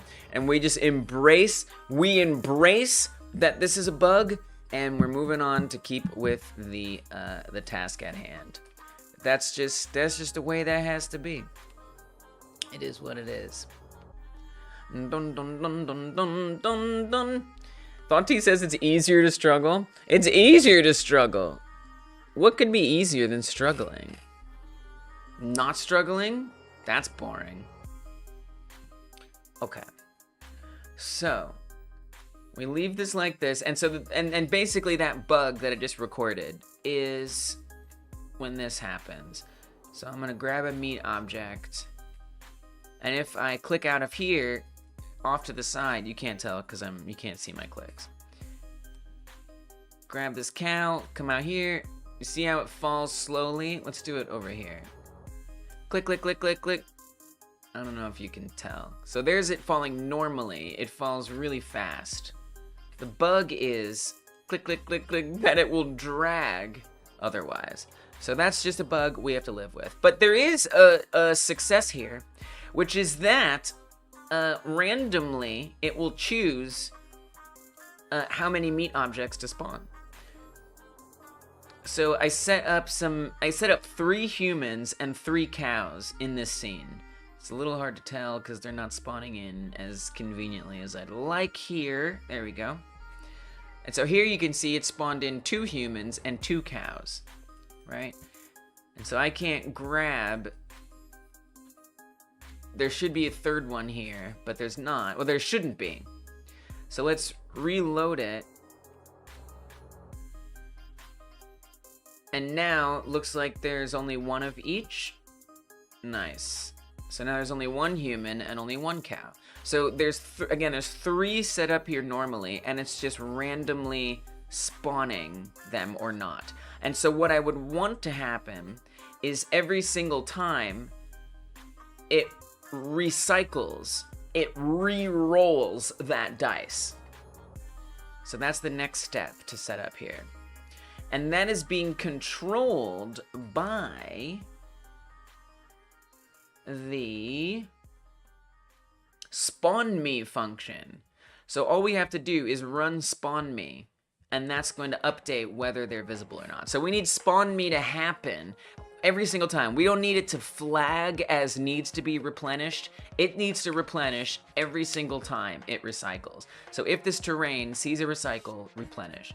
Now the way we've been doing it on the other blocks here, so this is the block script, and it has a for loop for every object in getChildren. If the object is a block object, run the function on that object, reset object. So what I would say is we do something different, and we say if object is meat object,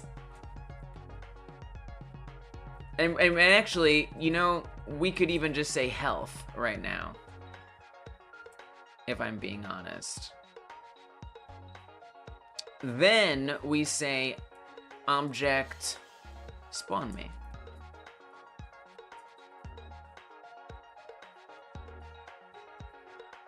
That should do it. And then I just need to make sure I actually put this script on the block itself. And then we should be in good shape. So on that, this is that one that has these people and stuff on it. So I'm gonna attach the script. Block.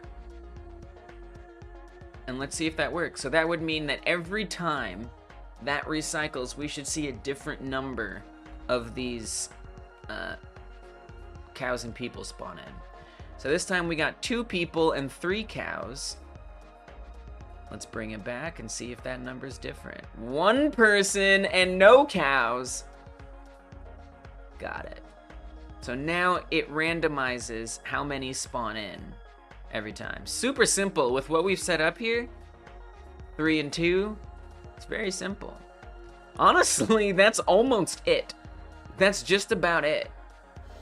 I don't know that I mean,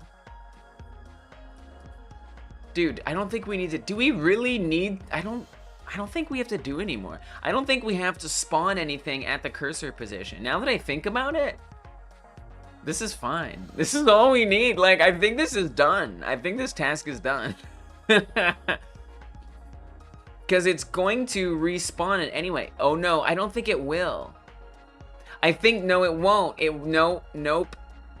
Because this destroys it. This actually destroys it. This frees the object.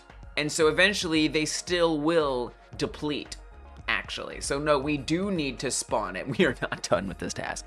I do need to spawn it, because now there's just none appearing. They're just all gone, almost. Okay. So no, we do have a little bit more work to do here. So let's do it then. This will be a little tricky because right now it's a little disturbing, and actually this might resolve the linear velocity problem if I think about it. Because right now we're setting the thing that's in there to move to the cursor, but now we don't need anything to move.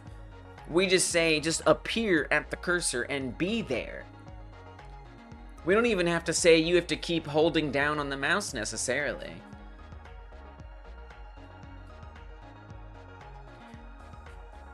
I mean, it would be nice to have a discard option if you accidentally grab things, because then it kind of punishes the player if they accidentally grab something, which feels a little much. It feels like kind of not very nice. I don't know. Excuse me. I don't know exactly how I want to deal with it. I need a snack. I need a snack to think about that. Naturally.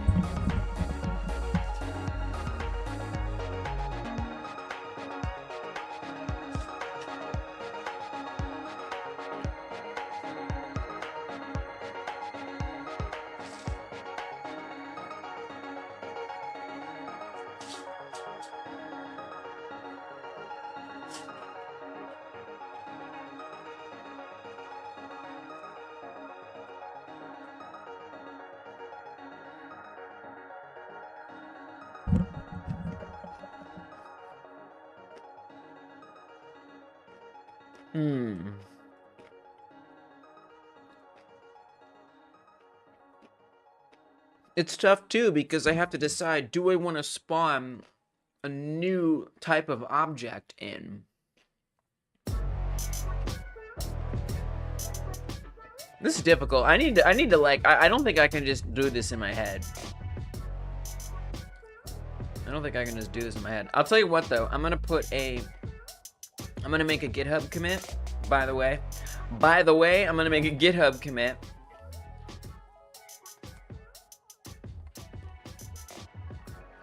And I'm gonna pull out some Excalibur here. As far as I know, you now place the enemies fixedly. Don't you want them to spawn randomly? Not really. So, and that solves the problem, right? Oh, I see what you're saying. Yeah. I guess I was worried that could cause slowdown. Potentially. Because some of these might have, 30 cows on it. Okay, maybe not 30, but maybe 30. Or like a building, right? And there's like a person on every floor of a building. Or something, and so that would be, so to have them spawn in every single time feels like that's gonna cause us some slowdown issues. And so the idea of having them fixed in part makes it so we don't have, the only time we have to spawn it is when we click on it. So it's like one at a time it's spawning them in instead of spawning, a bunch at once. I don't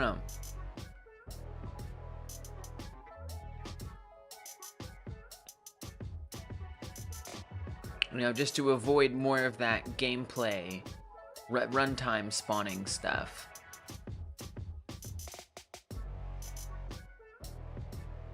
Oh shoot! Uh-oh. Did you just see what I just saw? Uh-oh. We've reintroduced an old bug, which is that the thing in the orb will disappear. So if I put this human in here, now it might not happen. If I put this human in here, I got away too quick. If I put that human in here, or just put the cow in here, and that thing goes away, it might get despawned before the thing goes away. So actually what I'd want to say is, I just want to make sure that spawn me doesn't run. I saw it. Basically it disappeared before it got abducted. You can for the next month. You can, Edward. You absolutely can. Absolutely. I'm excited for you for that. That is it. Like that is what you get as a member. Soon I'm gonna post a little video too. Patrons get a couple extra like videos that you don't get if you're a YouTube member.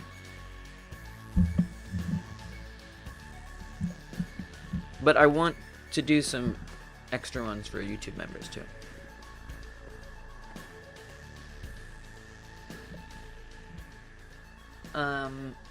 So for spawn me,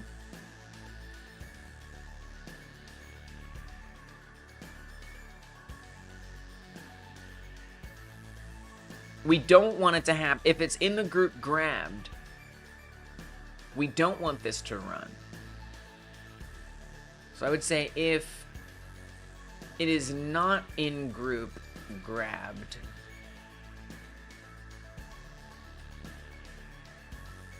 and not only that,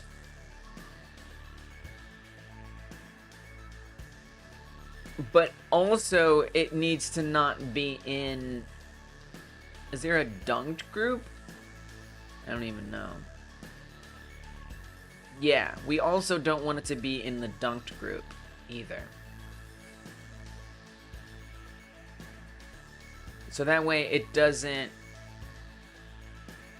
disappear in our hands.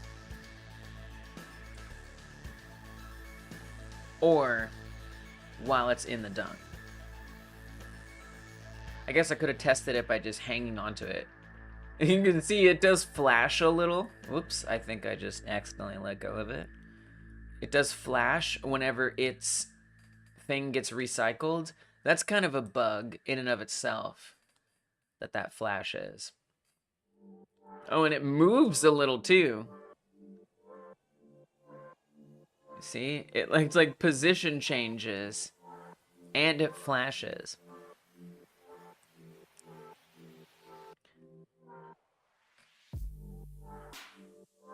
But, you know, at least it's not possibly disappearing or whatever. Kind of a minor thing, but it is a thing. For sure.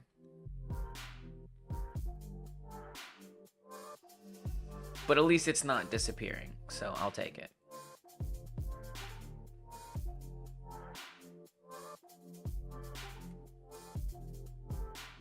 Okay. Oh yeah, I was gonna make a GitHub commit.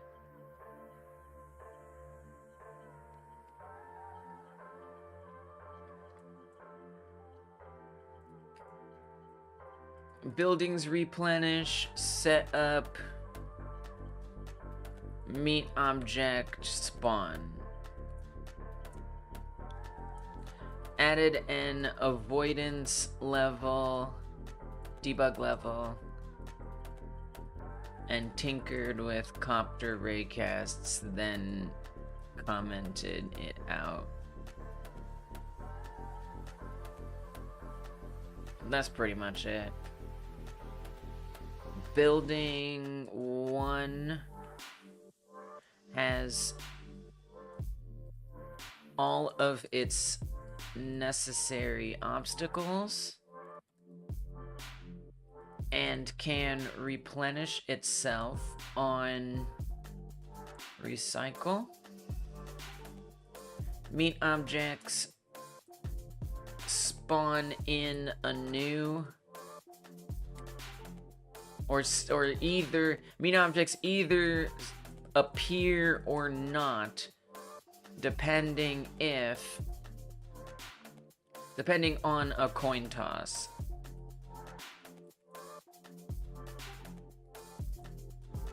The coin toss flips again on their blocks recycle. There is protection to keep them from being despawned when grabbed or dunked. Okay. Way more notes than I need. But that's just the way I do it. Okay.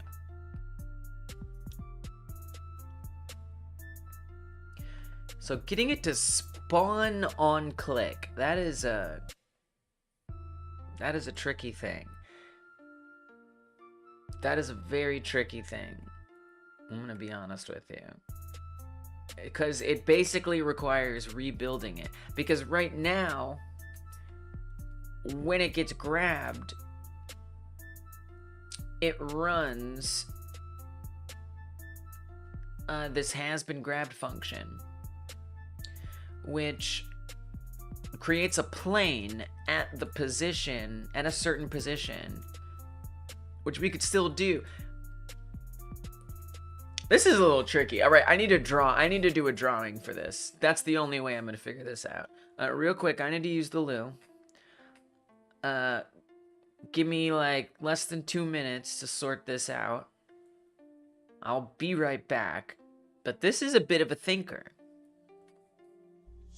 Cause I need to like, and I would love to like not totally destroy everything in the process. I'd love for this to be like reversible to some extent. So we'll see. I'm gonna do my best. Give me about 2 minutes. I'll be right back. and I'm gonna try to draw out what needs to be changed to separate these into spawnable things upon being clicked on. Is the idea that I'm thinking here. So we'll see. Enjoy the music, stretch your legs, get yourself a snack. I will be right back.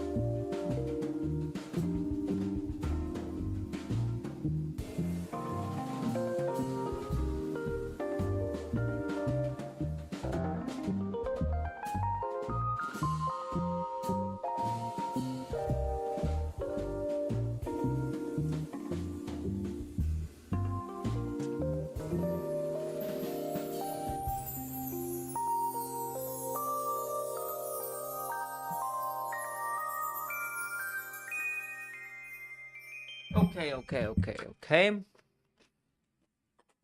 Let's parse out what's going on with these meat objects.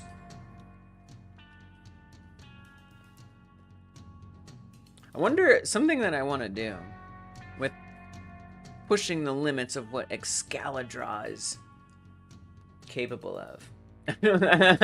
Pushing the limits, I'm sure it's just what it can do. I'm actually 100% sure it can do this. 100% sure.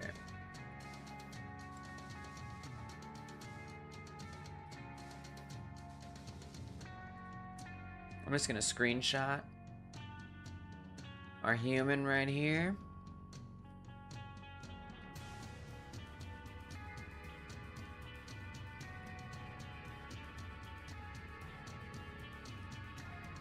Paste it on. Bam. That's what I'm talking about.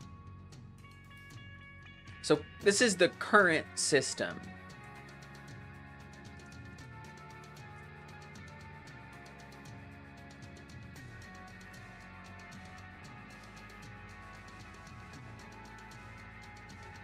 So this gets grabbed. I'm still learning Excalibur. I'm sure I'll be quicker with it soon. I'm still kind of figuring out its controls and stuff. We'll get there.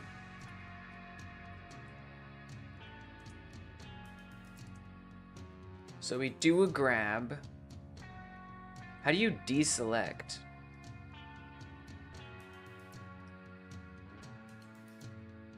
Just click anywhere. But I want to draw an arrow. Oh, that's the I see, there we go. Okay. So I want to say that when we grab this thing, what happens is that it moves to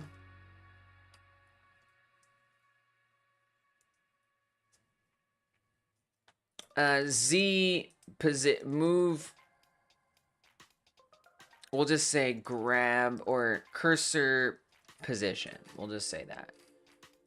So whenever we grab it, this thing is gonna move to the cursor position. That's the way this is currently set up. We're just gonna simplify it a bit.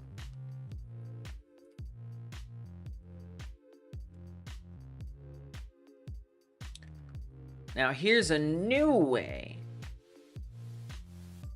that it needs to potentially work. Which is that instead of grabbing and it goes to the cursor position, when we do the grab, it needs to stay put.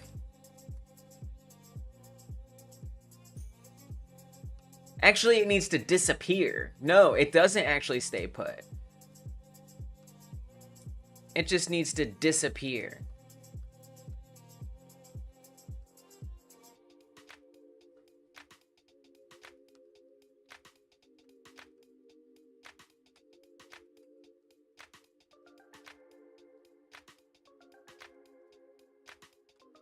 And then we actually want to spawn a new one, a copy. So that means it has to know whether it's a human or a cow. Right now, it's the same script on the cows as the humans. Currently, they're exactly the same. I don't think there's even an export variable to clarify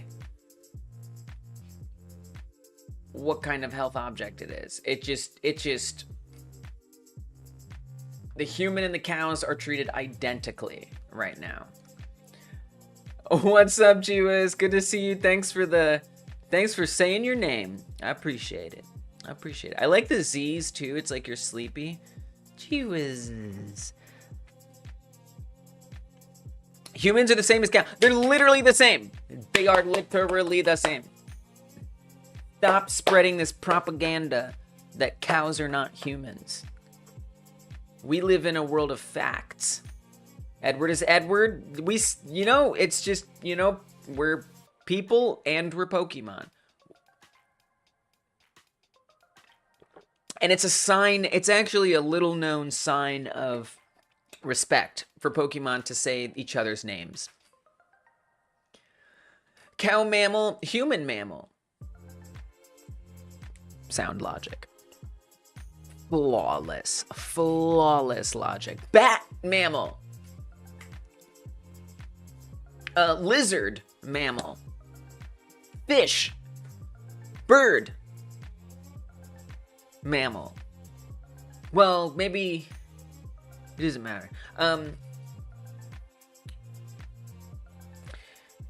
So it would need to know that Batman mammal. That's actually pretty solid logic. That actually is the most solid. So it would need to have a way. We would need to be able to clarify, which is fine, but it kind of sucks. It actually kind of sucks to have to do that. I don't love having to do that. Like if I were to come to this here, if I were to add an export variable, right? And obviously we'd want it to be human readable, so it would need to be like an enum or something. So I would need to say enum type. How do you do this? Do you do like brackets? I gotta look. I don't remember. I have set it up before. Enums are amazing. Amazing. Body part. Curly brackets. It's the curly brackets, and then we want to like all caps them, right? Is the agreed upon thing.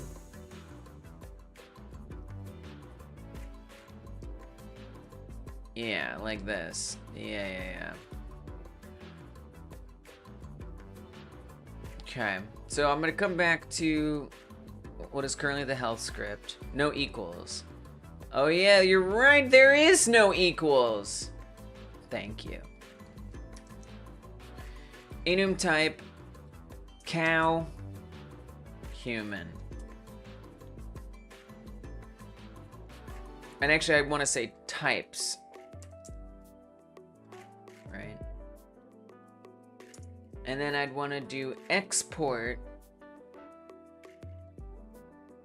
And what does that look like again?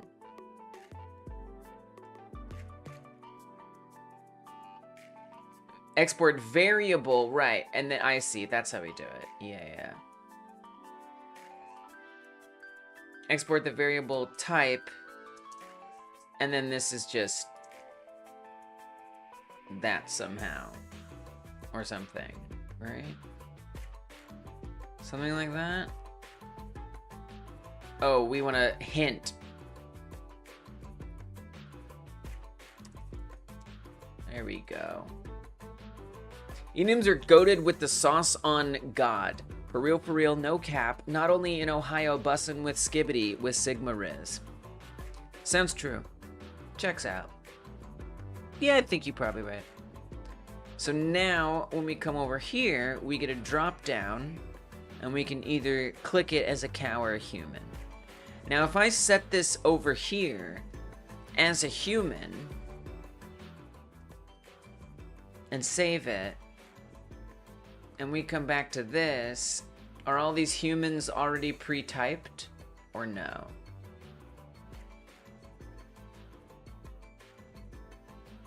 Truly a phantom tax in Ohio. Pretty gatful, my Rizzlers. Gataful.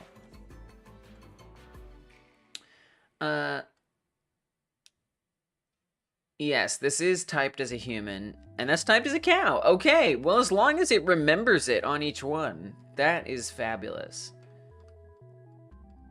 All right, that's easy enough. So then we want to say that that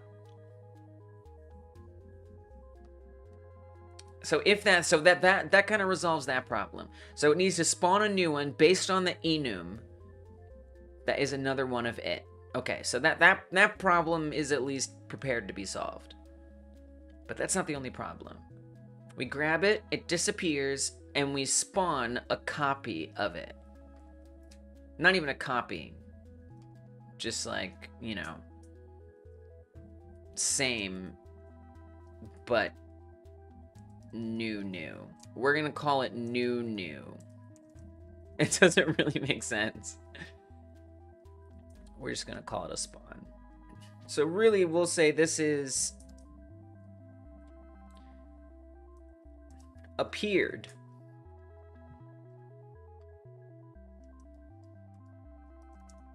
And this is currently they're spawned in, if you kind of think about it, but we don't want to do it this way. So they're appeared, they disappear, and then when you grab it, it spawns a new one. Now, the one that is new is going to go to the cursor position.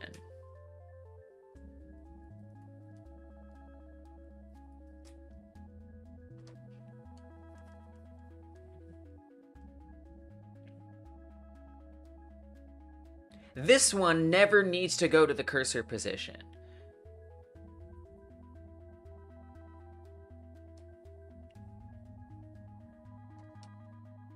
You want pointers on your enemy costume appearance?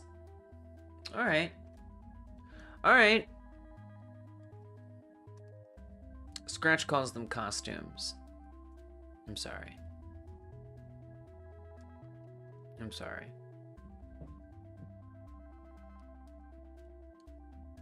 Oh, and thanks for that link, Thoughty. That looks helpful. Nice. I gotta remember that. Whoa, this looks cool. Whoa. Navigation server. Interesting. You want to improve the look of this enemy. One of their eyes is supposed to be a gun. You mean this eye right here is supposed to be a gun? Your inner sprite library. That's lovely. But like, what do you? I mean, I think it looks fine. I think it looks fine. Like, are you trying to figure out like? I don't understand the question. I think it looks great. Just have a laser come out of that, right? Oh, so this is a gun. So it is an eye and a gun. I mean, to me, this, well, maybe that gives you the feedback you need. To me, this looks like an eye.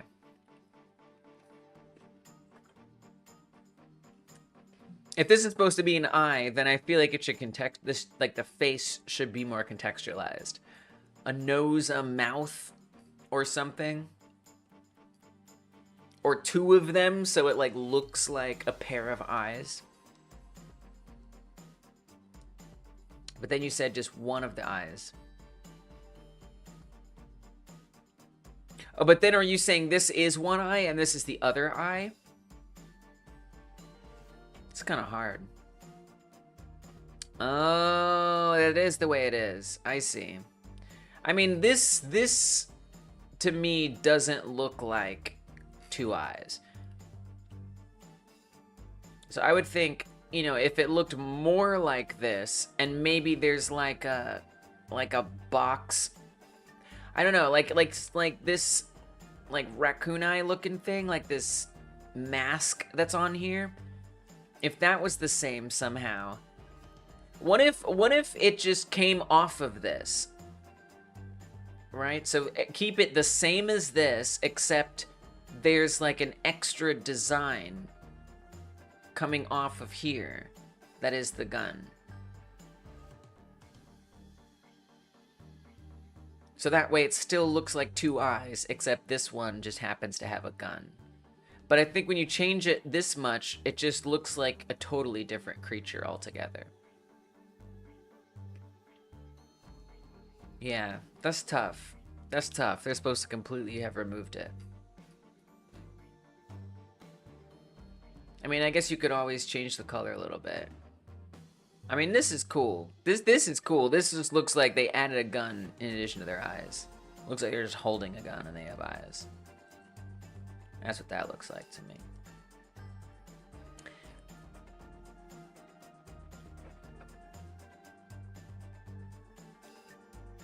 So I guess my question to myself is, what are the consequences of spawning a second one? I mean, I'll tell you what happens. Like, when you drop it on the ground... Well, yeah. Well, when you drop it on the ground, it eventually deletes itself. Because it'll land on the ground, and then that block is going to get recycled, and it's going to fall off the edge. And when it gets to a certain negative Y position, it deletes itself.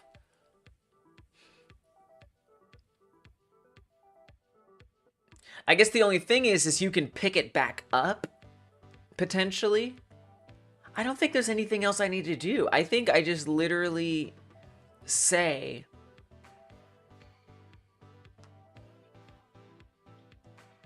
maybe on the raycast script to instantiate, you know, depending on the type, if the thing that the raycast sees is of the type human, in this case, if this is of the type human, then instantiate one at the position of the thing with which it initially collided. But not really, because actually we don't even care about that. It just needs to be at the cursor. So that it's a little tough, because I need to, because the way that the logic is set up, it's a little tricky. Because we have to tell the thing, the new thing that spawns in needs to already be set to be grabbed. So we not only are instantiating a new thing, but we need to make sure it thinks it's the thing that's being grabbed. And it doesn't think this is the thing. It needs to know. So we need to tell it to not Because what was happening up here is it's telling it, you are now grabbed. It's setting this to grabbed. So if I were to like be more specific here, which of course I should be, this gets added to the grabbed group when we grab it. It gets added to the grabbed group. And then because it's in the grabbed group, it jumps to the cursor position. So that means this one needs to not be added to the grabbed group at all. However, the thing that spawns does need to be added to the grabbed group, or else this isn't going to work.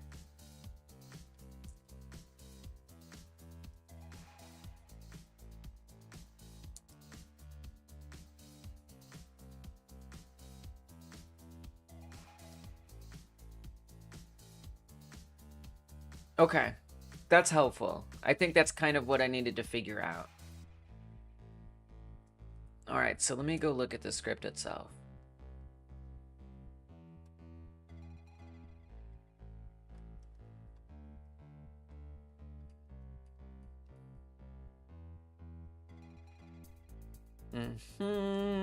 Okay, right here is the code in question. If you press the grab button, it's called raycast cow. It is not what it should be called. But it's going to check for the raycast result of raycast get cow. It can be a human. That's a misnomer. I guess I should fix that.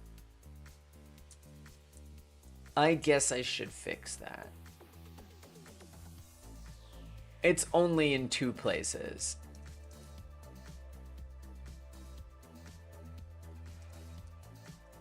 Okay.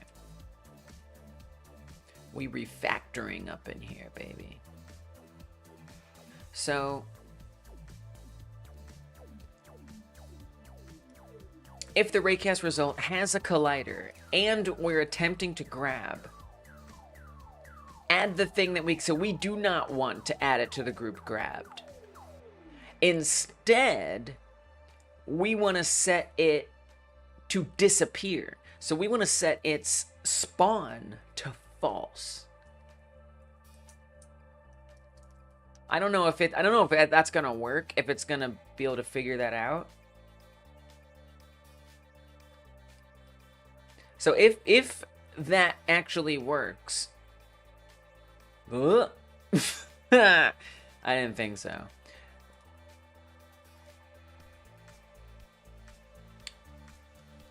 Expected ending bracket after subscription index. Invalid set index spawn on base static 3D with value of type bool.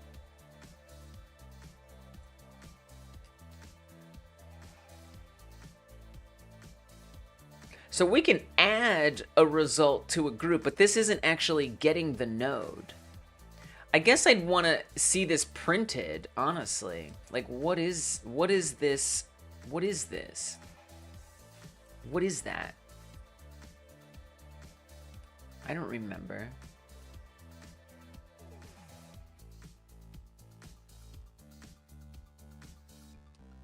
I mean, that looks like a node to me.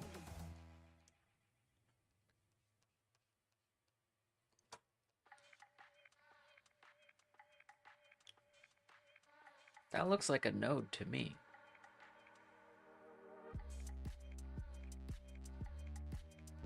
But it doesn't seem like I can access something that's on it, per se. And if I can, that's not the way to do it. So what if... I mean, if I say... Is that not the way to access a variable on something? I guess maybe you can't access a variable and update it that way?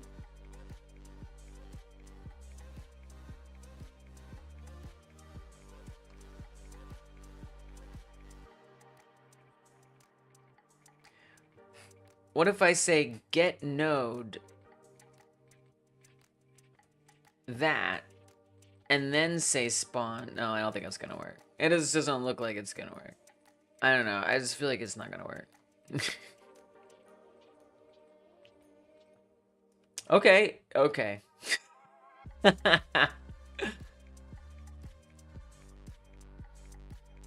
Invalid type and function cannot convert argument 1 from object to node path. It was a rigid body node. You can get access for the variables on that script of rigid body. You know, by the way, I need to change it to a node 3D. It shouldn't be a rigid body.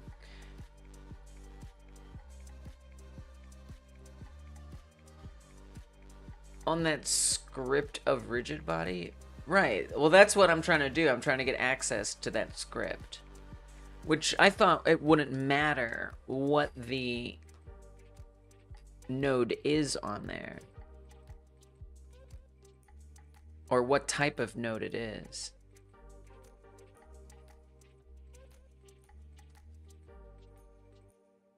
I do need to make it not a rigid body. What is the inside of those meat scenes?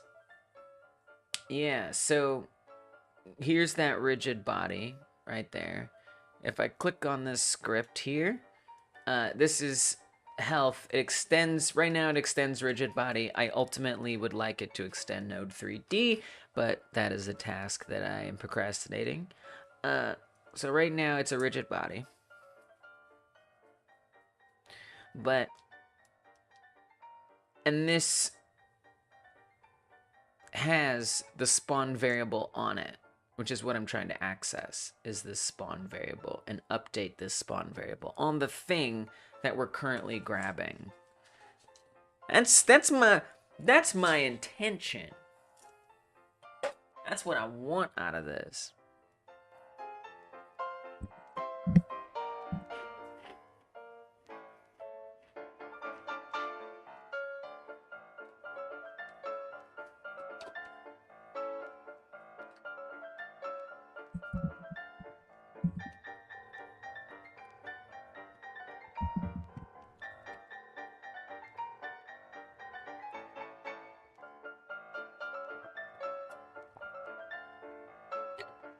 But then if get node is looking for a node path,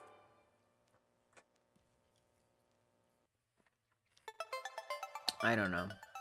I don't understand why you can reach spawn variable with that. Why you can't reach it? Yeah. I don't understand it either. Well, at least I'm not alone there. I mean, the error... Oh, you know what it might be? Now that I think about it... I actually don't know. I thought I might know, but now I don't.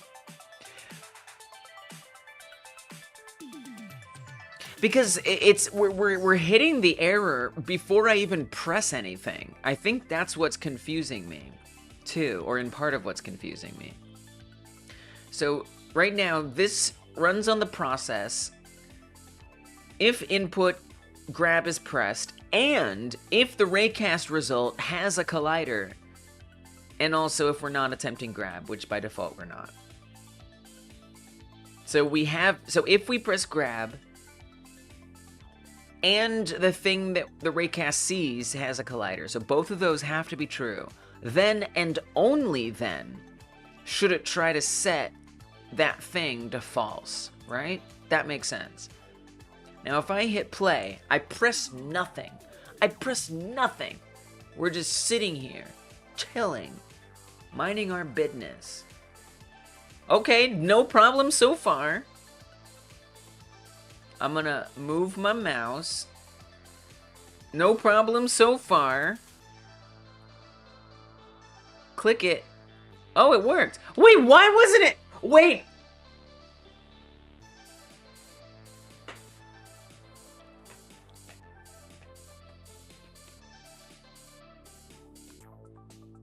Invalid set index spawn on base static body 3D with byte. Oh, I know why.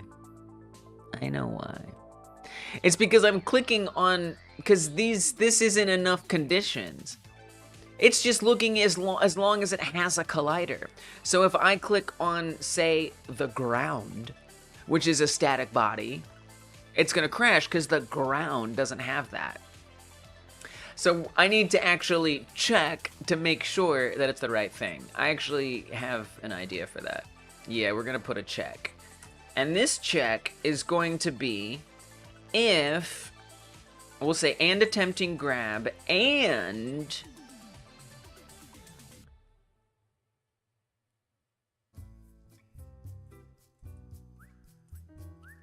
raycast result. We don't even need to say has collider. I say we just change that entirely. I'll say has method spawn me. The spawn me method is on there. I mean, this is kind of messy, but like, whatever. Whatever, I don't care. Oh, that didn't work. That immediately didn't work. Non-existent function has method. Oh, whatever it's supposed to be then. Not has method. What was it? Isn't that it though? We put that on the terrain controller, something like it. Has method. If raycast result is health. Ooh, yeah. I do plan on changing the name of that, but that doesn't matter. We can fix that with a simple replace. I don't know why that didn't work, but evidently it doesn't. Maybe because, like, I can't run this method on that type of thing.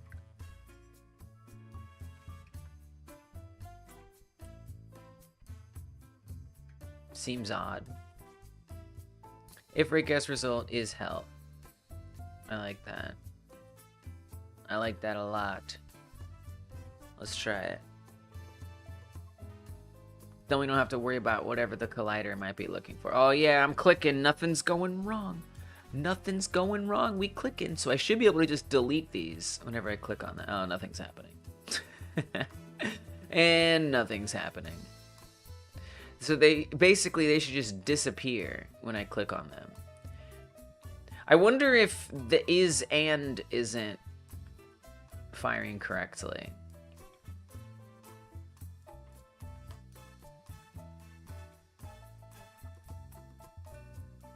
What if I do this?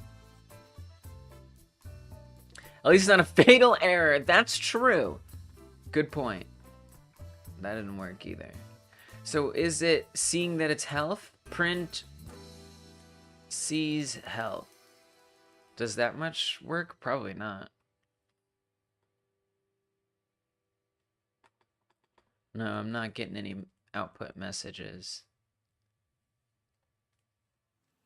Unfortunately. No fatal error, but no anything. No nothing.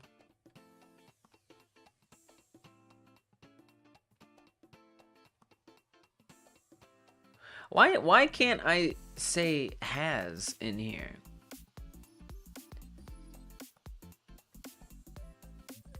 Like we can do has in general. They certainly are healths. They 100% are healths. Not a single doubt that these are healths. That is their name. Not my favorite name for it, but it's the name. It's what they are. I mean, we could do rigid body 3D just to like... I mean, I don't know why that would behave any better. I mean, it maybe has to do with this raycast. I don't think this should matter because the raycast works fine otherwise. It's able to check if it has a collider.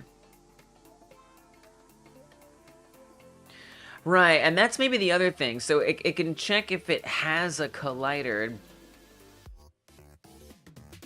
I don't know. I have no idea. I'm still surprised we can't do has method. Is another rigid body inside of the health scenes? There will be.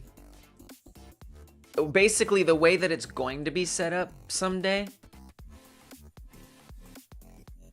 is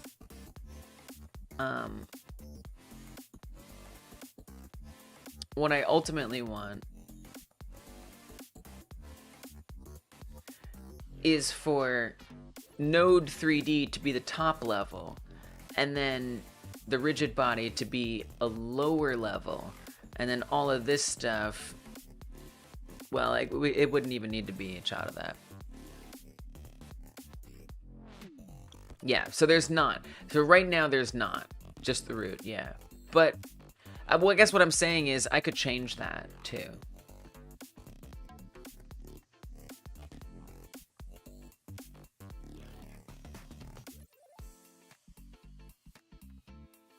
Yeah, Dragonblade actually is the one who gave me this code in general for this. That's why I'm so unsure about how it works.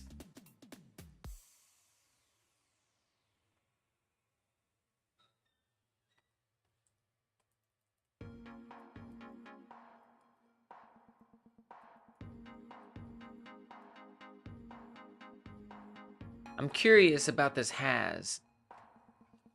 Dictionary. So this has is searching a dictionary. Interesting.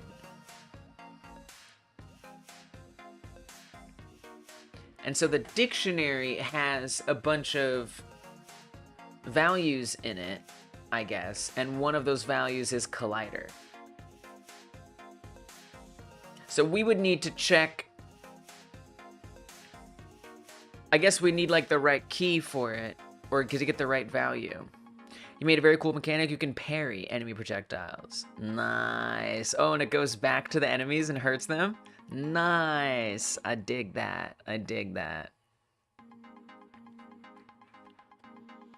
Swinging melee at the enemy and it sends it back and it hurts them. Yeah. That's cool. That's very cool, actually. Very, like, interactive.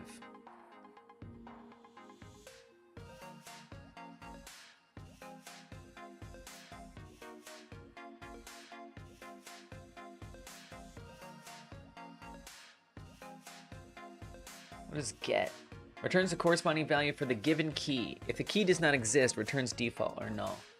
And then has, let me go back to has, actually.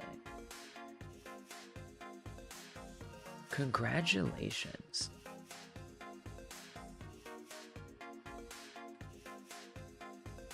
Returns true if the dictionary contains an entry with the given key. So how do I print the entire entry? I think this result is a dictionary of intersect ray method. I guess, so now if I wanted to print, I mean, if I just print the raycast result on its own,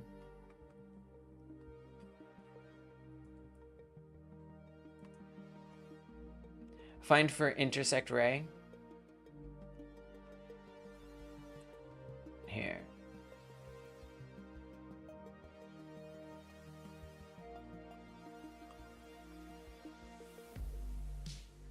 Okay, Edward.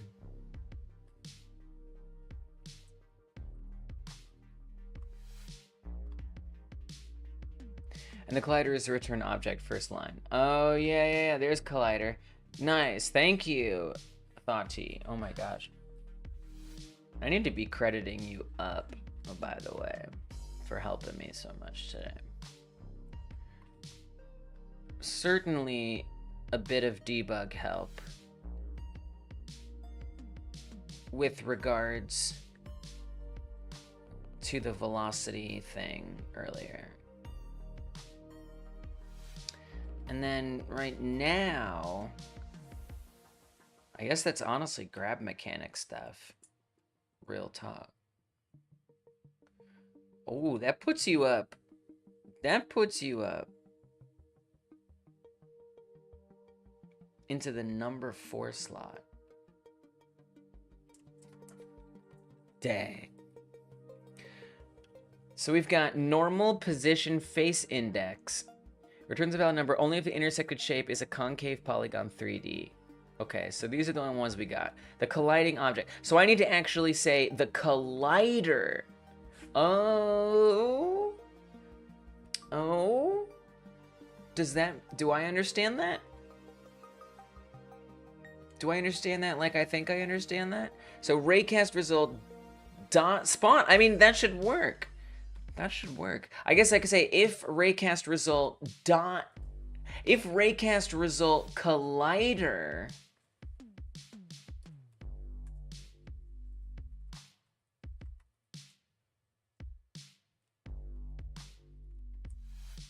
you know where I'm going with it. Okay, cool. If raycast result collider has method spawn me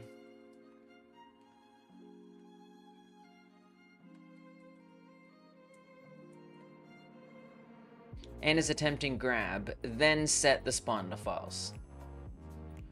Documentation is magic. Bam! It works. It works! We're deleting stuff! Let's go. Nice. Thanks for just helping me puzzle that out. Okay, so now we can delete these, which isn't the final result. This is half of it, right? So we can now delete these on click, and they're not really deleting, they're just unspawning. They're not really unspawning, they're just becoming invisible and losing their collision. But if we come back, they should either, well, reappear or not, depending on how the dice rolls.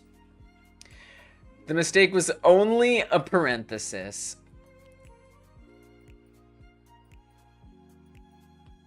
Or the brackets, you mean?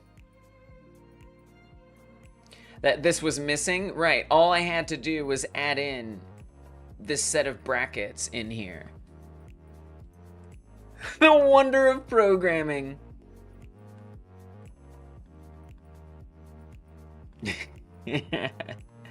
Being so close, just so close to the right answer. It's right there. It's right there.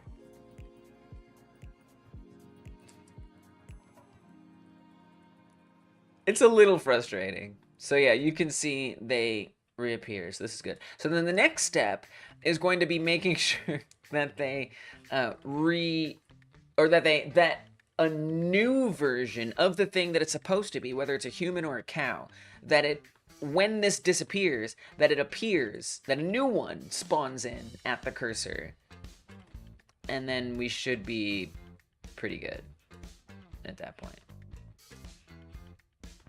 Put it in live text. One problem I have, so there's some things that are gonna need to happen here, because I mean, someday I'm gonna want the thing that you click on to actually, or the arm of the character to reach out and grab it and be holding it, and then the hand follow your cursor.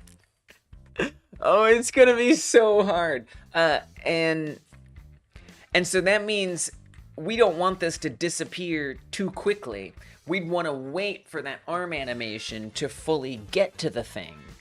And then it disappears. And then the arm needs to move back to the new spot. It's actually, I don't even want to, oh my god. Oh dear God.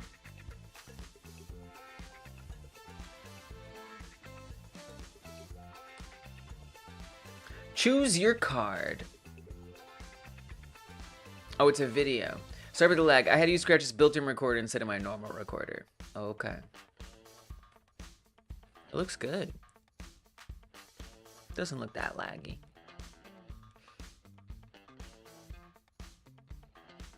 Nice. Nice deflection. Bow.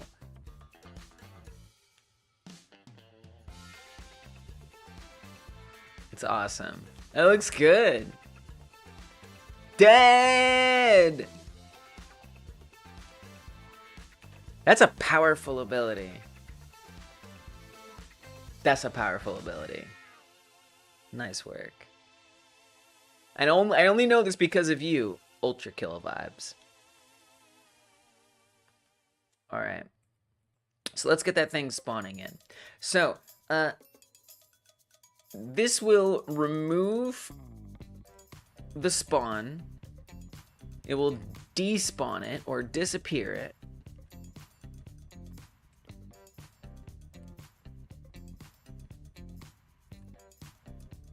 Disappears the object. Ultra Kill is a heavy inspiration because of how many synergies it has. Nice.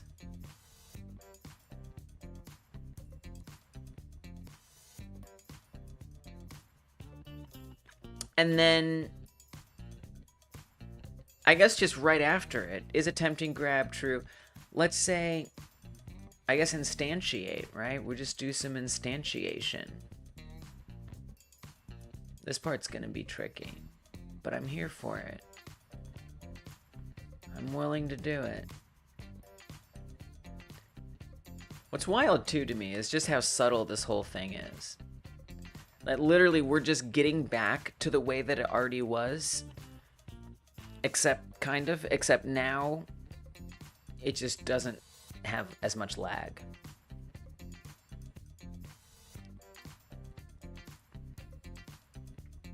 Okay, so I want this kind of stuff. I have a feeling we don't want preload though. Don't think we want preload.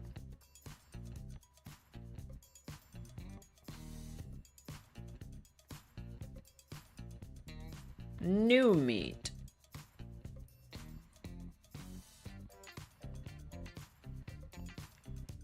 Now that's gonna be a little tricky because we need a path for that.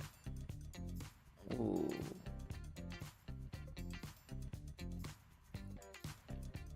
What do you mean you can't find instantiate?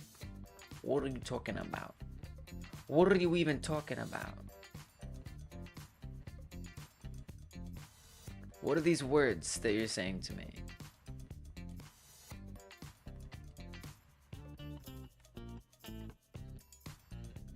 What? Oh, I forgot to put load. Sorry. Okay. So that means I need to somehow update the name of the string. Which is... that's upsetting. I mean, you know, I could add a bunch of if statements in here. If the type is human, then do this path. If the type is cow, then do this path. Another way I could do it is I could say, you know, take the type name and insert it into, you know, the path name right here. Thinking maybe you can create new meat from the class of what disappeared. Right. I think that's why, and like the using the enum, right? It's just like, how do I want to structure it?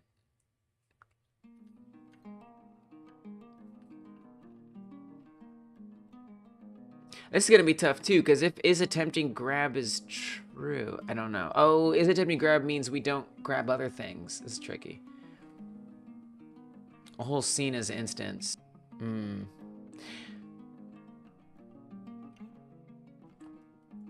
Okay, so let me try this. If raycast, if raycast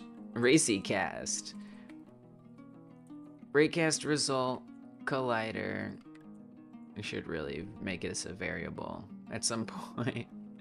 I think I'm gonna do that. Variable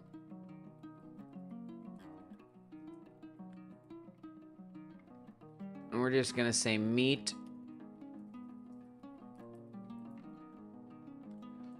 original.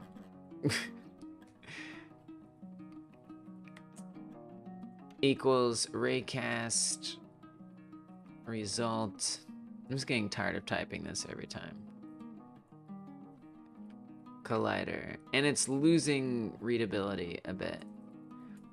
If meet original as method, meet original spawn false. I should make sure that works before continuing. I don't know why it wouldn't. but I don't not know why it wouldn't. Okay, everything still works.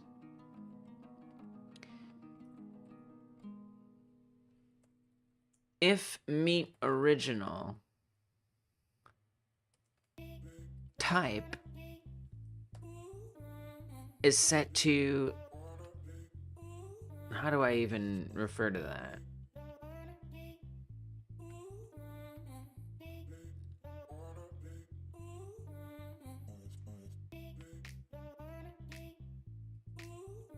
There is somewhere in here.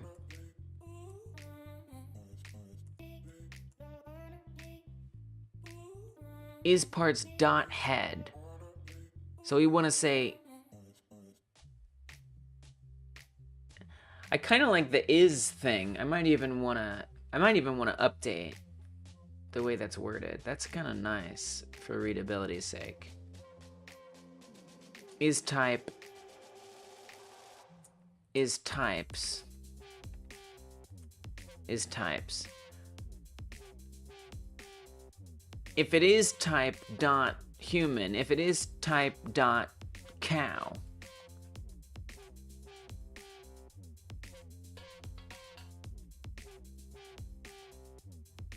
meet original is type dot cow, then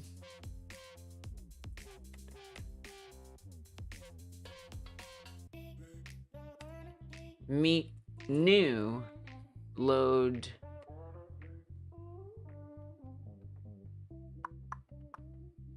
which when I change this I'll have to update it. Not great using this name. It's gonna load the old cow because eventually I'm gonna remake this cow to some extent, so I'm gonna need to replace this, which is not awesome. Oh well, we're hacking it together here.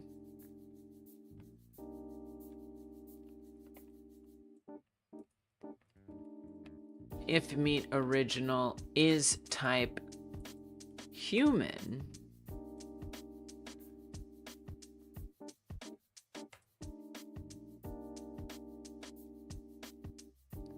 then we want it to be this.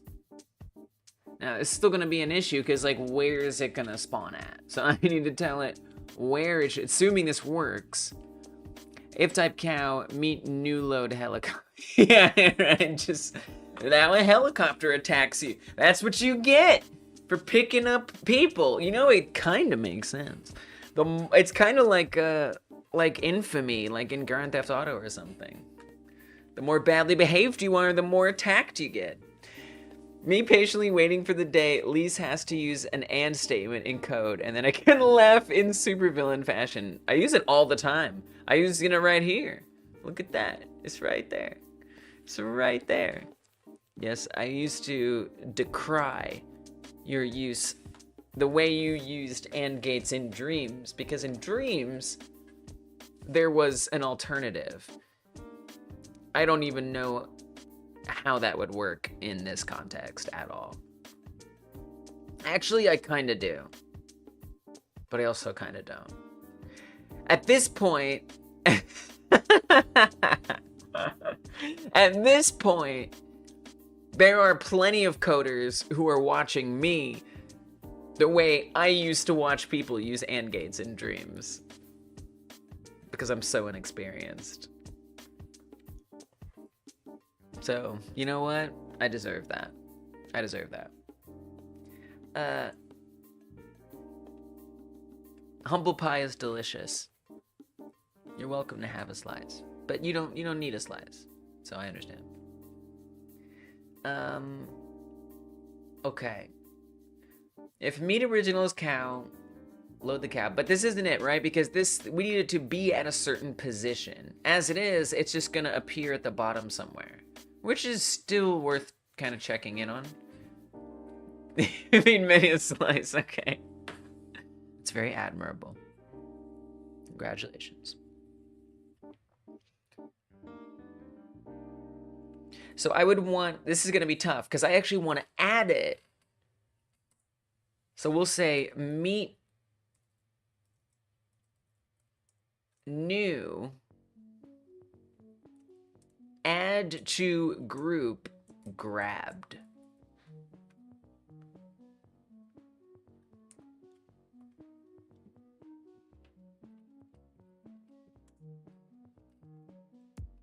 That's gonna be weird. Like, that's gonna be weird, right? Something weird is gonna happen. Ah, there it is. Let's find out. Invalid get index cow on base integer. Oh, does it have to be types? Is that why? Let me go look at the old thing, which obviously compromises the reader. Yeah, it does. It has to be with the S. That's silly. Fine. Fine. Makes sense. It's the enum that's getting updated, not the variable. Okay. Okay, so it's disappearing, but nothing is spawning in. The spawn part isn't happening. Now, it's interesting to me that there's no error. Let's see if this is true. Print was a cow. See if at the very least it can recognize that. No. So it doesn't even, it doesn't actually know if it's a cow or not. So that's not working. That's interesting.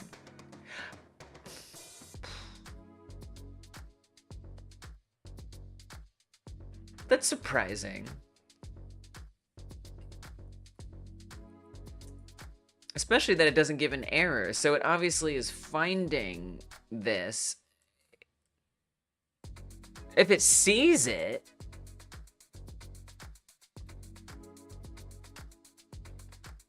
oh, the human. Okay, so the human it sees, but the cow it doesn't. Oh, wait, it thinks the cows are humans.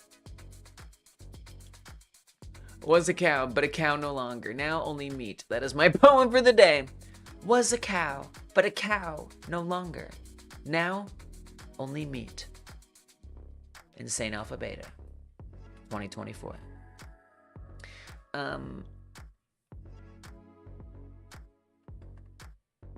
Huh? Oh, I know why. I know why. Because this isn't my test scene. I need to be in my test scene. Because I have to add... I mean, it doesn't really make sense. It kind of doesn't make sense to me. It kind of doesn't make sense to me. Let me see what happens in the test scene. Also, where did the humans go? If it sees it's a human, shouldn't there be some humans spawning in, by the way? At least somewhere? So... that's interesting. But let me see if it can know whether something is a cow or a human. Wow, none spawned in. Okay, this sees the human, but I want to see the cow. Oh my gosh, the cows, we're getting unlucky rolls here for testing cows. There's a cow.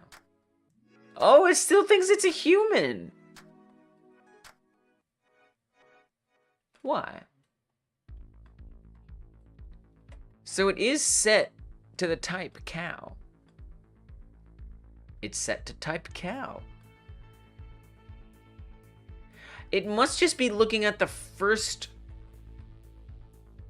I don't think this is working. No, but human isn't even the first one. Maybe the if statement isn't good. You sent in Discord. The cows are evolving. What? Cow is evolving. Dun dun dun dun dun dun dun dun dun dun dun dun dun dun dun dun. Cow evolved into human. Oh, bot deleted the code. If meet original is type, honestly, it's absurd even in the context. If meet original, okay.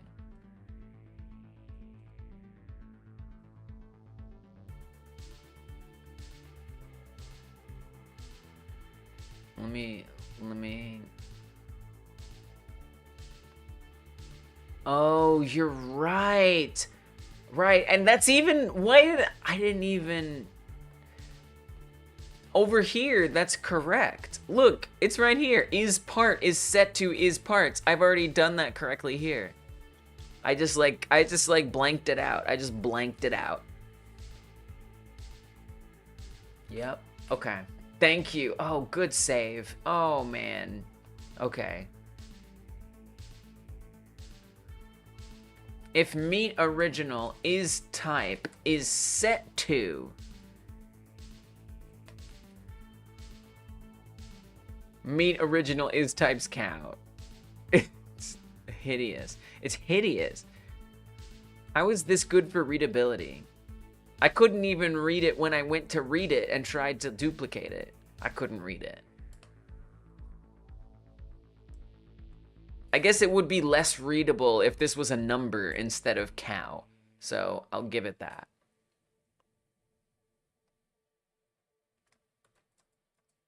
Is type set to meet original is types human.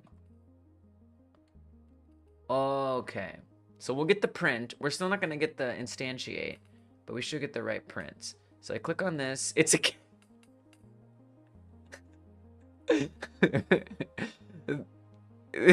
Wait, let me check this one. No, it thinks the humans are cows. How dare you?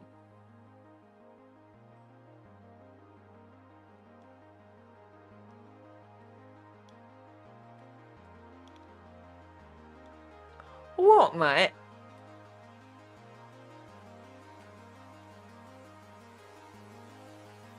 Humans are evolving. You never know where evolution is gonna take you. It could take you to an upgrade or a considerable downgrade.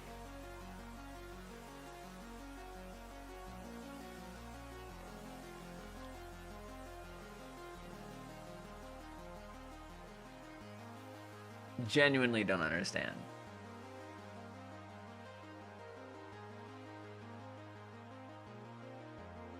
The real evolution is we all become crab. Oh. The type of health object is set. It should be. I mean, if I come into the scene here. So actually, can I get a right side zoom? I can.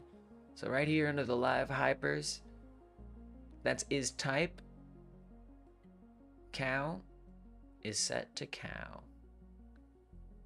Human is set to cow. What? No. Wrong. Okay, I don't know how that happened. I swear. I don't know how that happened, but I should have checked that. I swear I did it earlier, but you know what? You've now shown me that that doesn't matter. If I think I said it, I should still go back and double check. Okay, now it's set correctly. Oh my gosh. Okay. Thank you, Thati. Just because I think I did it doesn't mean I shouldn't double check if it is not behaving as if I did. Okay, was a cow. That's right. Was a human. There we go. Human no longer equals cow. That paradigm is crushed. We have evolved from our messed up evolutions. You're gonna send a video? Alright. I won't watch it on stream, but I'll watch it after. I'll watch it after. Okay, great. Good. So then the next problem is to figure out why they're not instantiating. Good. This is good. This is good.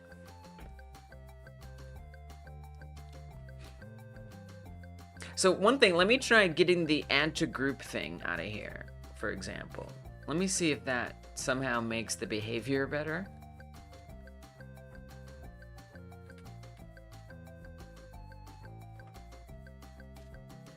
No. Because it should just spawn somewhere down here. This is gonna be the hard part, I think. I think this is gonna be a very hard part. Well, got a couple hours to figure it out. Hour and a half, something like that. You need to add the instantiated object to the stage. Oh, why did I not do that? Why didn't I do that? Why am I just like... Dude, and you know what? There was... Look, there's a Primogen story. A short that I really like. That answers this question of why this is happening. And you know, I would like to play it right now because I'm feeling it very strongly. Primogen, just so you know, is a person, a human being in this world who makes content. Used to work at Netflix. Recently quit Netflix to do some stuff. Make content, other things. Worked as a coder there. This right here feels very relevant right now. Oh gosh, it's so hard to watch shorts in the browser. My God. All right, we're gonna try it. We're gonna try it anyway though, because we're brave people. I can't even refresh it. That's how brave we are. Understand whatever I'm about to do. Like, hey, Brendan Ike. Okay, here we go. To sign yourself. How have you been programming that long that you haven't been able to catch on to how it works? Every single time, it's the exact same thing. One, you start off, you feel like, I don't understand whatever I'm about to do. Like, I don't know it. I don't know it. I've never done it before. Two, you read. You get it. You learn. You read and you learn. And you start doing it, and you start getting better. And then three, you solve it, and you go, wow, that was super cool. I can't believe I just did that. And then four happens, time goes by, and then five comes around and goes like this. Hey, can you solve? And how have you not noticed that it's just this again? How many years of you overcoming obstacle after obstacle after obstacle makes you think at some point you can just do it? Even when you don't know. How have you been programming that long that you haven't been able to catch on to how it works? Every single time, it's the exact same thing. One, you start off, you feel like, I don't understand whatever I'm about to do. Like, I don't know it. I don't know it. I've never done it before. Two, you read. You get it. You learn. You read and you learn. And you start doing it, and you start getting better. And then three, you solve it, and you go, wow, that was super cool. I can't believe I just did that. And then four happens, time goes by, and then five comes around and goes like this. Hey, can you solve? And how have you not noticed that it's just this again? How many years of you overcoming obstacle after obstacle after obstacle makes you think at some point you can just do it? Even when you don't know. Everybody forgets, right? It's like, and so then it's like, I get in that thing of like, wait, I should know this. I just did it. I just did this the other day. How could I forget? How could I forget? And like, that's just it. Like, that's like what it is forgetting and having to like relearn it over and over again. It's almost like there's this like unrealistic expectation to just be able to once you learn it once, you never forget. You never forget. You always remember every function. You remember every return of that function. And exactly all the cases that it works in and it doesn't work in. And you just, every time you do it, you build up this knowledge that you won't forget. And it's like not it. And it's funny in this context too, where it's like, you know, like forgetting, almost forgetting that you do forget, even though it happens over and over and over and over and over again. It's like, oh well, I screwed up again. Oh, I screwed up again. Oh, it can be very demotivating. But yeah, I love that short because it reminds me that that's part of the process. You post the video, it's super short, but it's my headcanon for what happened in your game with the humans and cows. I won't play it, and I'll tell you why I won't play it, because sometimes there's music in the background that I can't play on stream. I don't know what's in it. I want to Insane Alpha Beta, but I am not easygoing when it comes to just putting up any old thing. I'm very particular, and I apologize in advance. I'm so sorry. I'm so sorry. I'll look at it, though. I'll look at it. But certainly in terms of audio, zero music.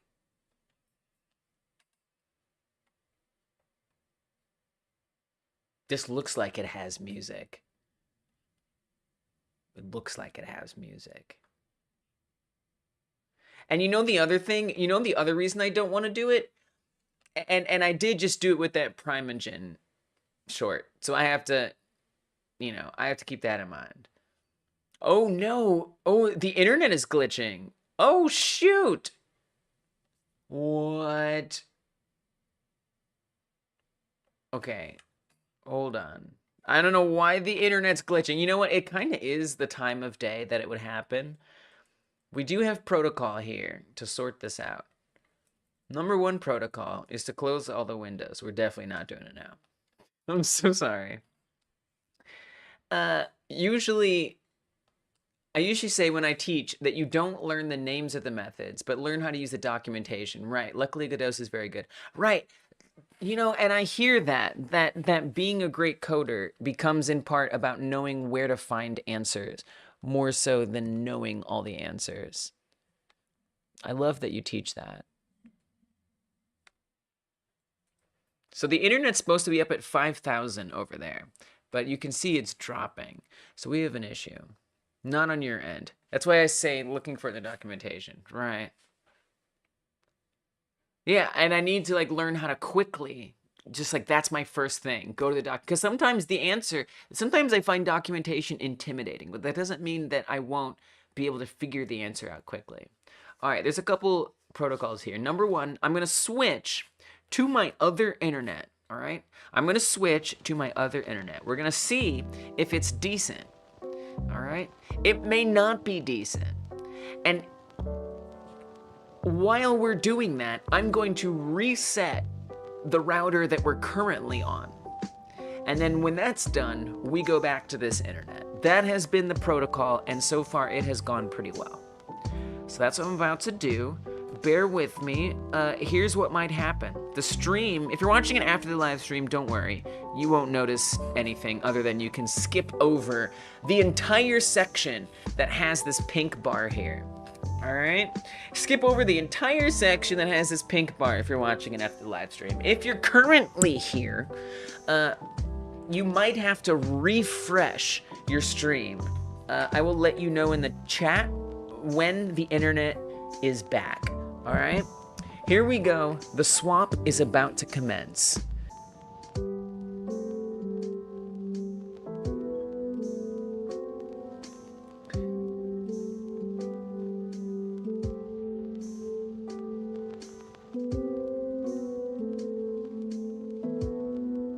Okay, the internet swap is done. You might have had to refresh. You might not have had to refresh.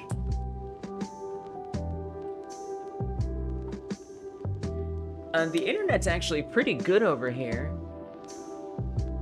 Often, this second internet is considerably worse. I would say it is usually considerably worse. But right now, it's good.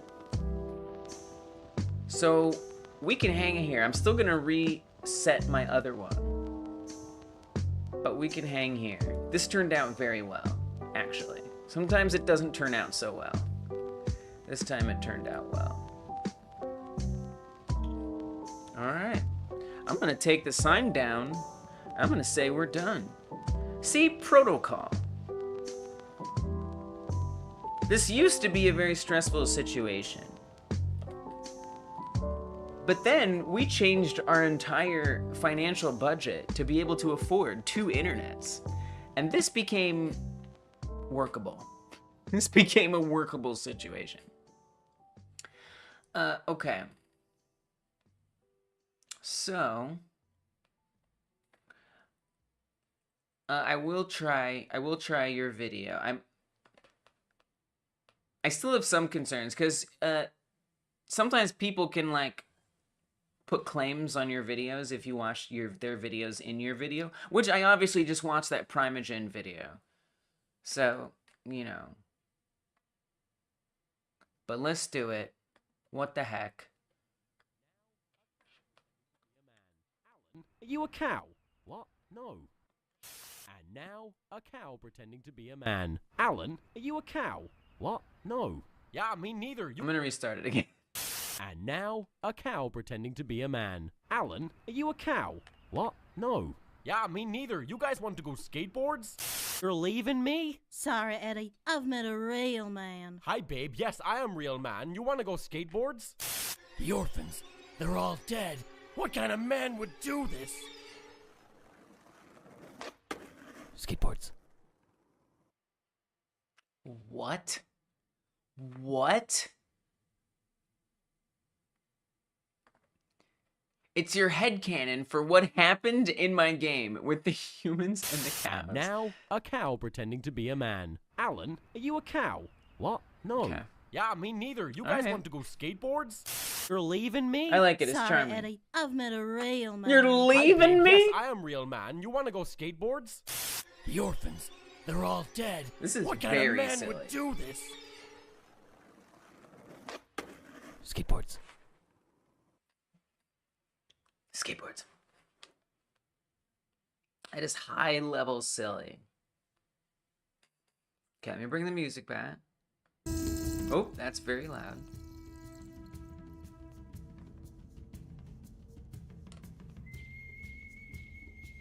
Finally got the check back. Nice.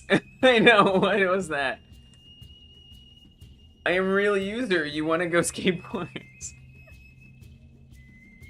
Yeah, sorry about that. Did you get this message? Hopefully this message came through. Yeah, it's kind of annoying. I know, the internet swap causes some issues. Okay. So, I need to write the whole Primogen thing. Yes, of course. It's okay to forget things. Thought teaches the students documentation is important. We must be the student. We were the student. And now we apply what we now know, which is to do the rest. Actually, Thought you just told me, which is good too. So over here is I'm just borrowing code where I've already done it. This is what I totally forgot, was adding it to the scene. So let's do it. Come over here.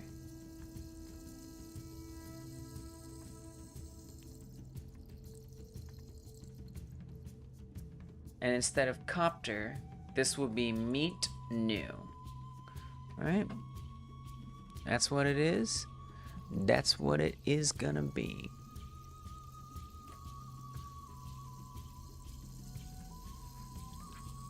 Okay.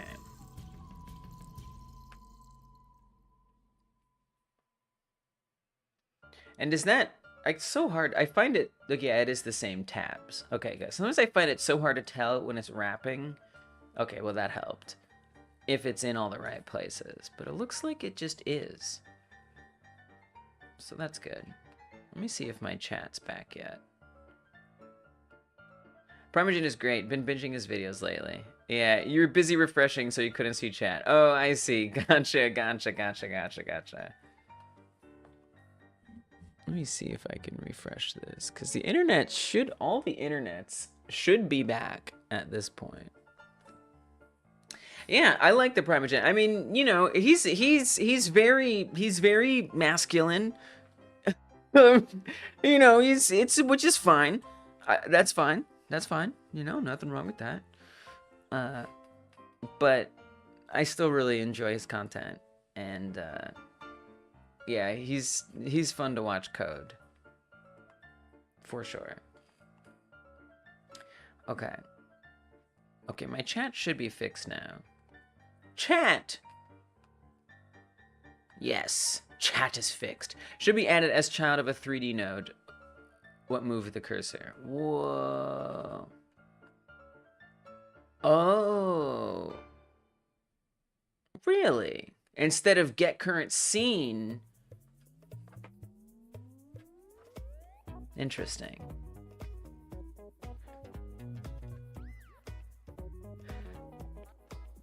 I think it was getting reparented anyway to, I want to say, the main scene when it gets grabbed. Let me double check though.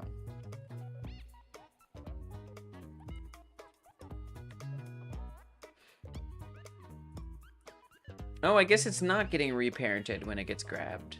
That's a lie. It doesn't get reparented on grab.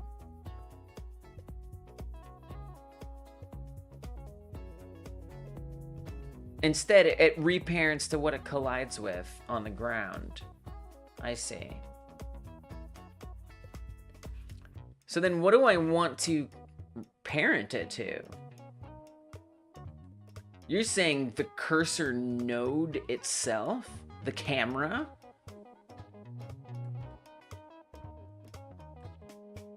That's scary.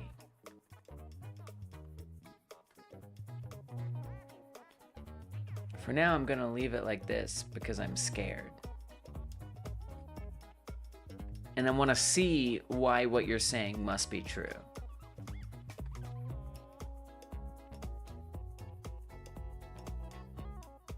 I wanna find out the hard way.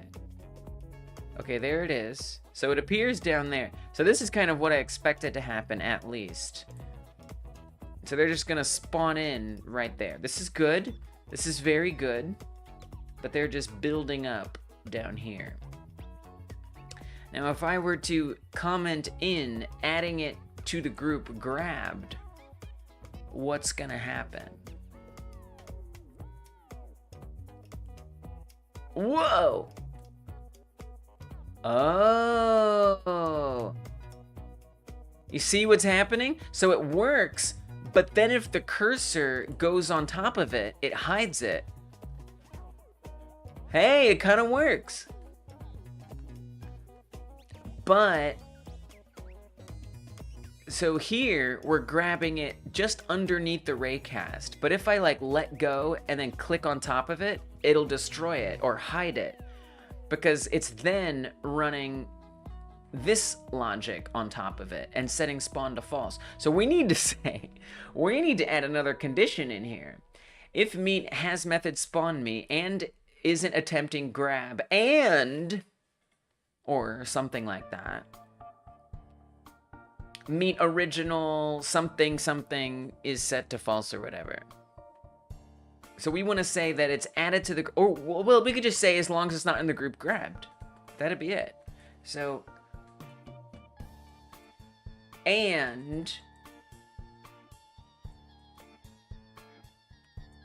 it is not in group grabbed. Is this gonna work? Is this just gonna work? Don't mess with me. Is this gonna work? Oh! Oh, that didn't quite work. Oh no, it's deleting some. Oh, it's so close. No, it's deleting some. Stop. I mean, we wanted to hide it. It just isn't always teleporting.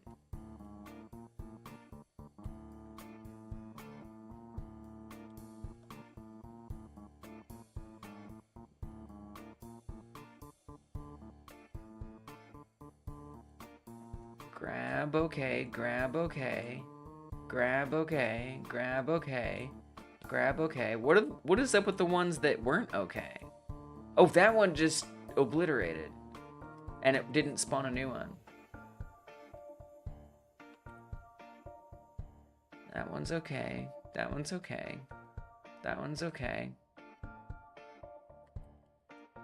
That one just went away. Oh, and you know what's interesting? The drop down still happens. The orb still comes down, even when it disappears. So it must be that it's hiding it and grabbing it. It's almost like it doesn't realize that it shouldn't hide it.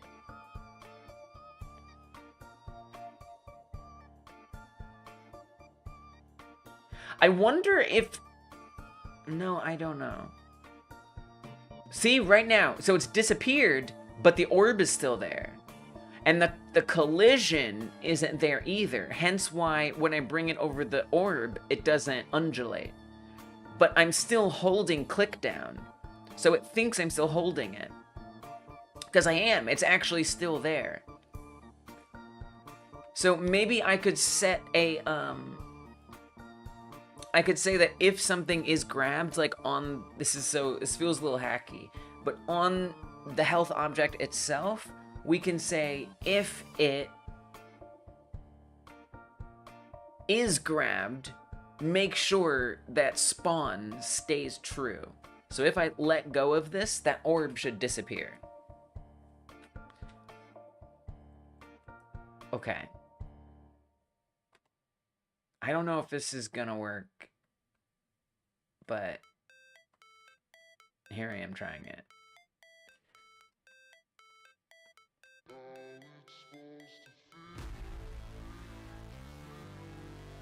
If spawn is true, it makes it visible.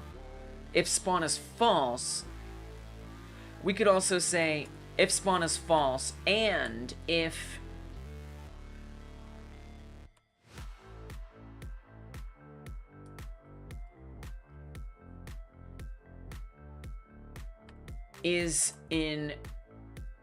is not in group grabbed.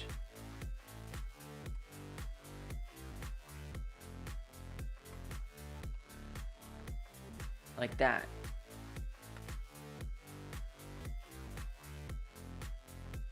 Maybe. It depends. It depends if it's happening before or after the grab thing. Uh-oh. Uh-oh. Now it's not being detected by the orb at all. Oh. Okay. That definitely did not necessarily work. That was a no-no. Okay. We got problems. We got problems.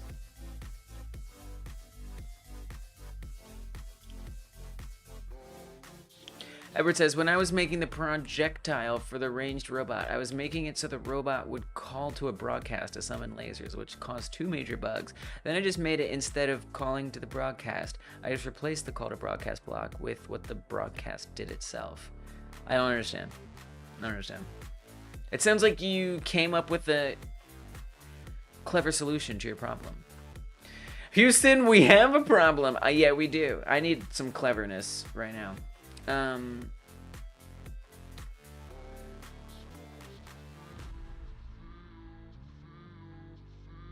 Oh, I see what the problem is, because we're still setting it. This doesn't make any sense, because we need to make sure that spawn actually can't be changed, would be the thing. So what actually changes spawn? I don't think spawn changes in here at all. Oh, it does. Oh, it does. Oh. When the spawn me function runs, if it's not in the group grabbed or in the group dunked, then it rolls randomly.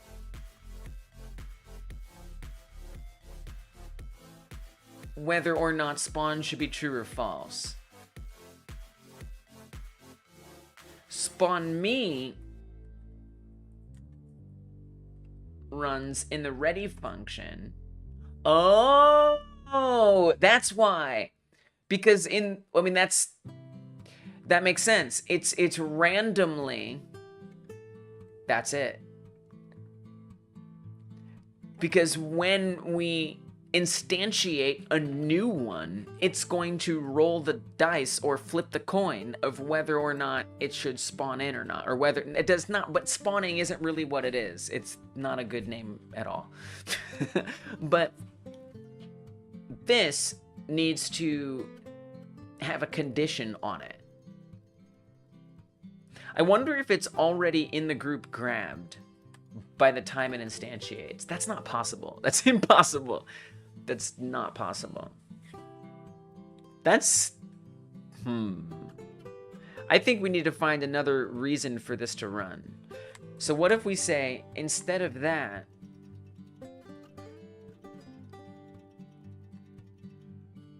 Oh, this is kind of tricky.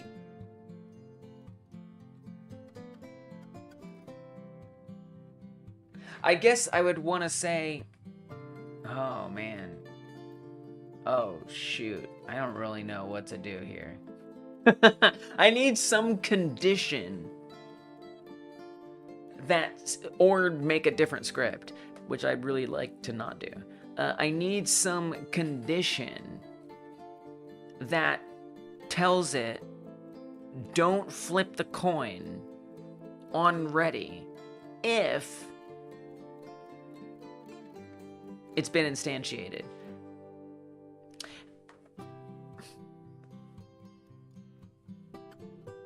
I guess what I'm not sure is like order of operations here. So like, you know, does the grab occur?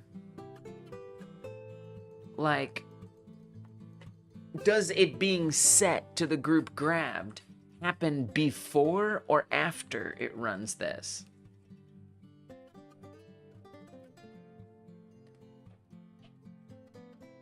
And then, besides that, if I were to tell, like, some Boolean to be true or false, and then say only if the Boolean, you know, whatever, only if, you know, should spawn, then run this, and then this would be set by the raycast. It would be the same question. What's the order of operations? Does the Boolean get set before this runs? And so I guess I would need some way to defer this. I mean, I guess, could I literally use call deferred? Could I say, like, call deferred and then just, like, put this in here?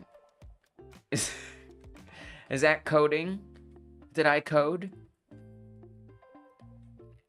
And then if I come here,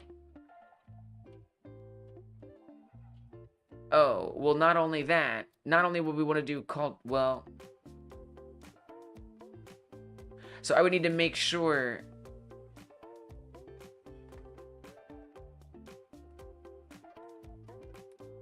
that it's added to the group. I mean, yeah, that's fine, I guess. And then down here in spawn me, right there, if it's not in the group grabbed. Okay. Is that gonna work, though? Okay, that is not how you code call deferred at all. Can I convert argument 1 nil into string name? Oh, I have to say a string? How's it gonna know that that's a function that exists? How's it gonna know that? It's just gonna know?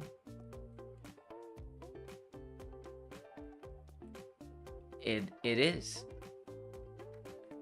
Whoa. Was I just watching it spawn before my eyes, or am I bugging? Oh. Okay, so that that definitely didn't work. That super didn't work. Let me just try it without that nonsense and see what happens. I haven't done anything. I haven't changed anything. So it should still sometimes coin flip. Did I change something? No, I didn't. So it's still coin flip. Maybe. Oh, shoot.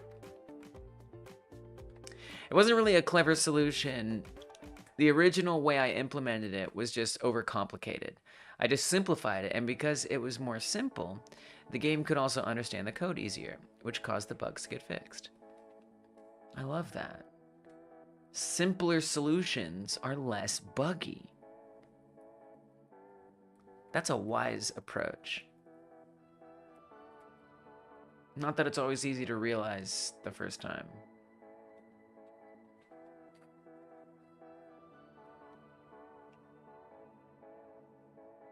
You know, whereas if I remove this and I turn spawn to be true, right? So then it just always spawns.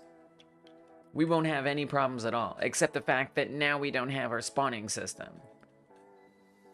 But most everything will work, except we have our little person down here. We need to make sure that oh, and this is where maybe when Thoughty was saying too that we don't want it to be on the main scene, although it's supposed to reparent when it hits the ground.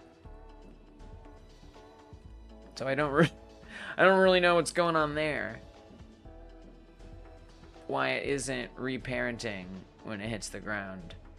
So that's confusing. Don't understand that. Honestly, I don't even need it to hit the ground. Like, literally, it could just disappear for all I care. But now we're not getting that issue where some of them aren't appearing, which is good. There might be some conditions on that reparenting that's keeping it from firing.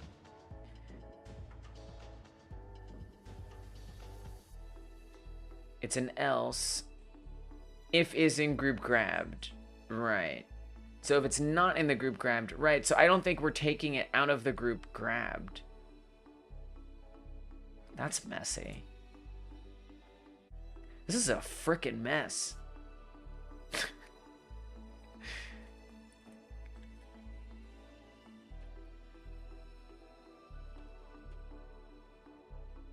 I mean, it should be removing it.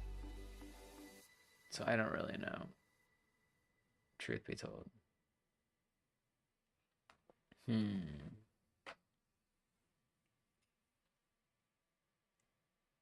How do I tell that coin flip not to happen?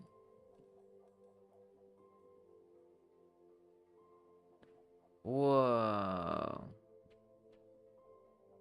Do you see what's happening here? When I click on one, at first, it spawns down in the right there.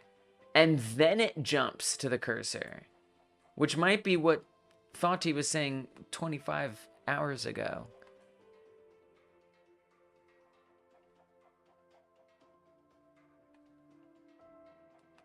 Should be added as a child of a 3D node that moves with the cursor. That's the thing. I don't think there is a 3D node that moves with the cursor. I don't think there is such a thing. Which maybe you're then implying that we create such a thing. Nothing is moving with the cursor that I know of.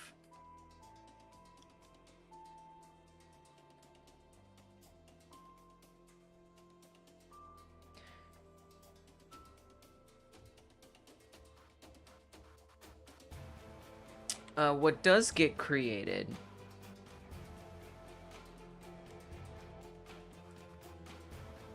here, if the meat object is in the group grabbed, it fetches the cursor position, the raycast start point, the ray direction,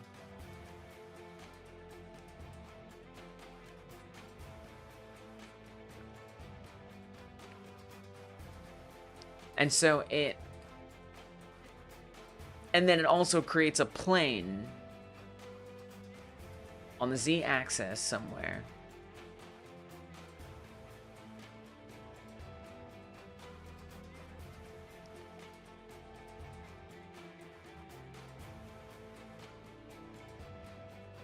And then along that point, so like when we pick up the meat object, it finds the cursor position and it gives us a start point and a direction. So it gives us a vector for the cursor position. And then it creates a plane there. And then the intersection between the raycast's vector, the cursor's vector, and the plane is where the thing goes. So in theory, I'd want to do this for some node that the thing that we're spawning in becomes a child of. If I didn't want it to like flash in the bottom for a second, which still doesn't solve the problem of the coin flip happening, but we wouldn't. So you got to keep your eye right down here. It doesn't always happen. I don't even know why it happens when it does and when it doesn't. It's still not happening. Why is it not happening now? Does it only happen with, oh, maybe it only happens with the ones that get dropped down here. So if I drop that one, no, I'm confused. Why were any of those doing that? And now it isn't?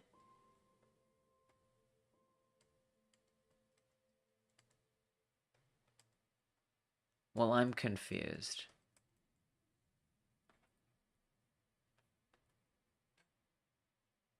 That was definitely happening, where it was appearing right down here. Was it only the cows? No, it was the people too, I think.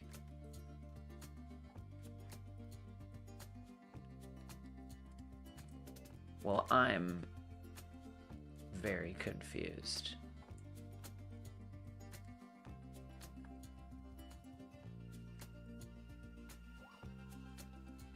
Huh.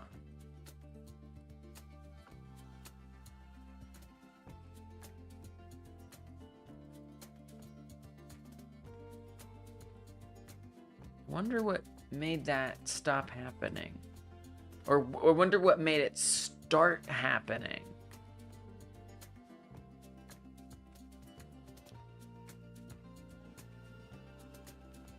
I can't reproduce it. Which is surprising. What if I...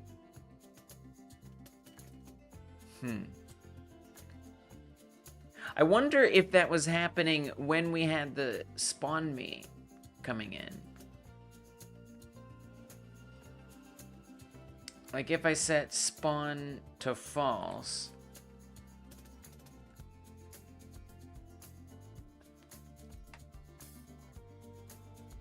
Oh.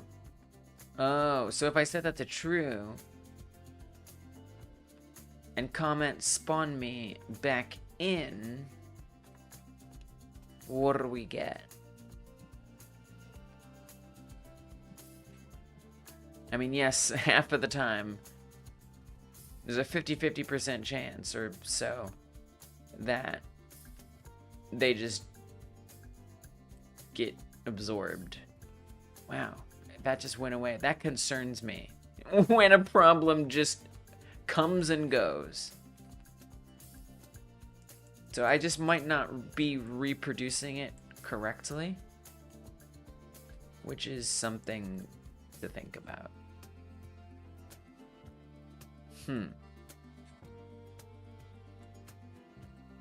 Okay. Well, I guess I'll let that problem go for now until it returns. And I can study it. But there's still this issue. Set this to false, which means it's only going to spawn some of them in. Oh, I forgot to look at the debugger. There's actually a lot going on with the debugger.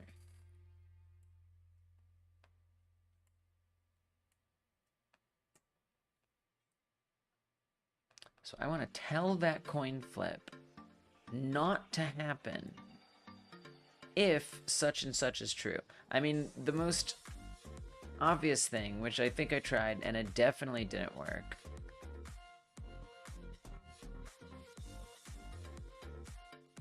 I already forgot if I tried it. If is in group grabbed. If not is in group grabbed. Then do this. This already didn't work. But I just want to remind myself what happens when I try it.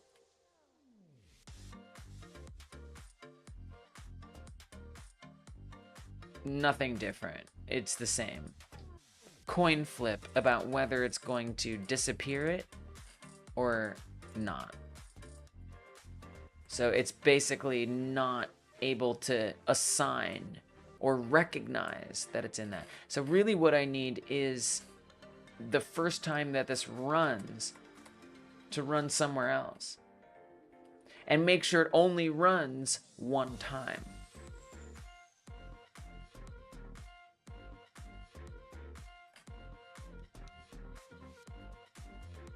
I could say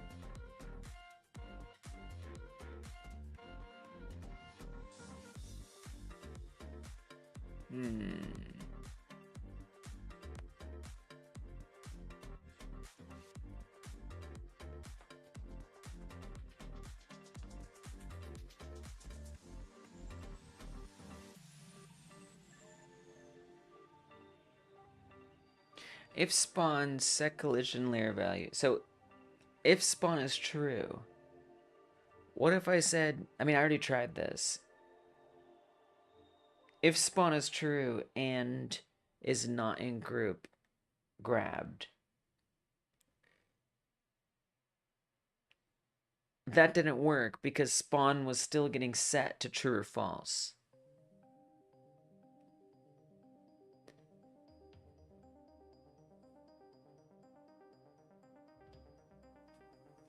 If I were to address when it gets set to true or false, here we already say if it's not in the group grabbed,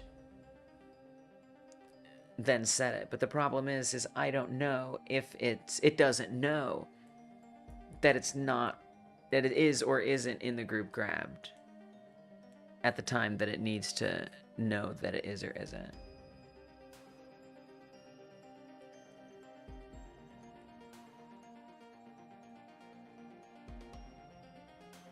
Well, my brain is having a hard time. I'm gonna have to just think about this.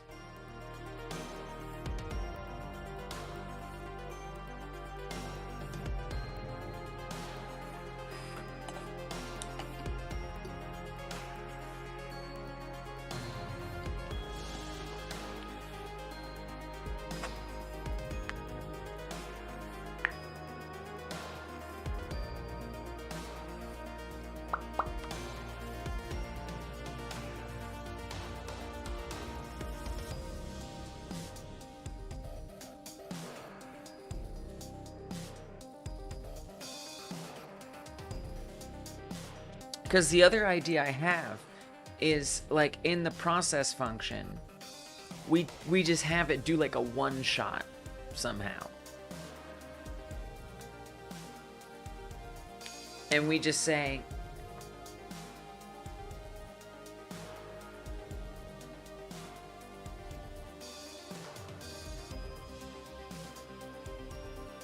I mean, the problem with that is then it's gonna run it every frame, which is hilarious, right?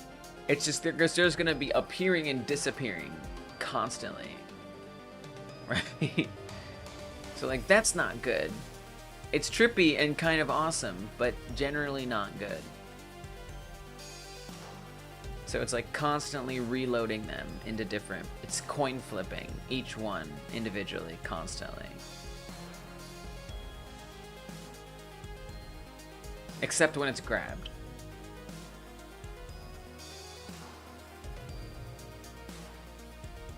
So if I were to tell it to do it once, I could say in spawn me, as soon as that runs once, I could set spawned to true.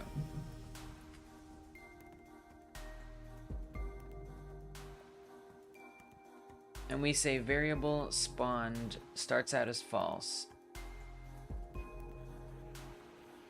And then we only actually run this if spawned, if not spawned yet.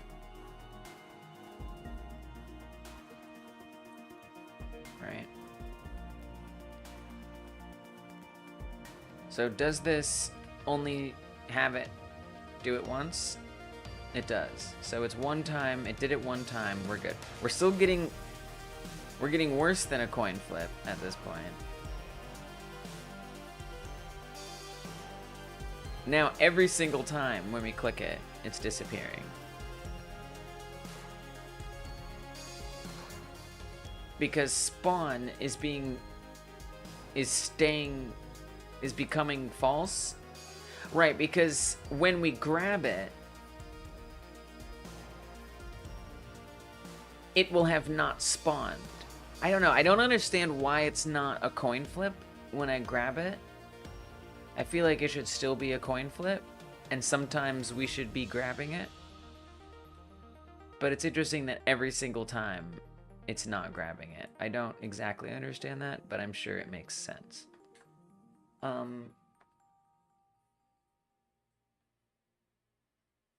So then I think what I'd want to do is I'd want to say spawned is true.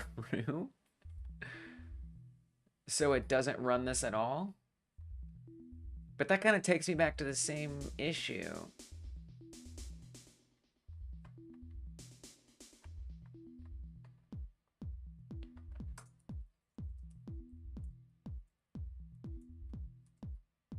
Meet new spawned true. I don't think that's gonna work. I just like don't think that's gonna work. There's a lot of things that I think. One of them is that that isn't going to work. It's one of the things I think. It didn't. I wish I understood why. Is it because spawn is set? Like if I then also say spawn true, but spawn, that's not. This is getting quite chaotic. We do want to say that. Okay. It's almost like, I guess, oh, so the coin flip isn't running. Spawn by default is false. Oh. Right. What if I just say spawn is true and we don't do this spawned thing? What does that do?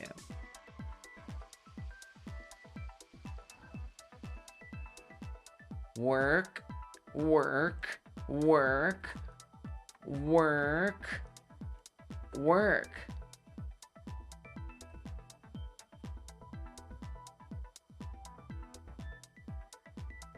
Oh, it's fixed.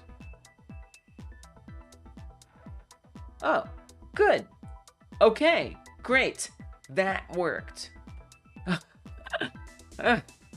Patience, patience, just a little patience. Uh-oh. Oh, it's doing the thing. It's spawning down here in the bottom left. Okay, all right, all right.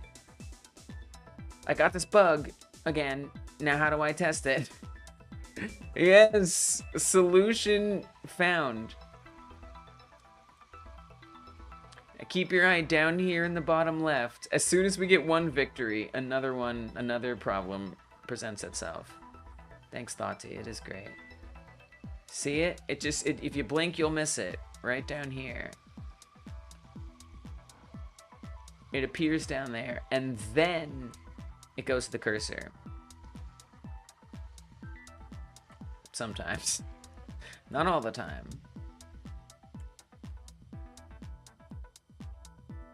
I don't quite understand that bug. Honestly, if we were to tell it to, instead of attaching itself to the main scene, to attach it to something that isn't visible, we'd be fine. The reason why it's appearing right there is because right there is the origin of the main scene. That's why it's appearing right there. So if we tell it to appear not at the origin, or to spawn in, or to be added to a node that isn't at the origin, at worst, there's a frame where it isn't visible at the cursor. Who cares? I don't care. Because at least then it doesn't, you know, kind of show up down there. I think that's a good idea. I just have to figure out how to add something to something else. Now, I am noticing a little problem here. They're not replenishing. Oh, I know why. They're not replenishing because this hasn't been set up to replenish. This isn't my debug scene. On this, I've set them up to replenish. So before I start worrying, that's just because we're not in the right level. That's all. So that's not actually an issue, right? Right? Yeah, they're coming back. Good. Excellent. What's the debugger saying? What's up, debugger? What you up to? Oh yeah, that makes sense. I don't care about that. Okay, cool. Good. Good. Okay, so let's get it to spawn away from the main scene, or at least at a specific spot. So add child, meet new to get current scene, get tree, get current scene. So how do I spawn something into a node, or instantiate it into a node instead of a scene? I guess I would just do, I don't know, I'm gonna ask ChatGPT. That's a ChatGPT question. Did I put Copilot on here? No? Okay, that's fine. I don't care. I don't care.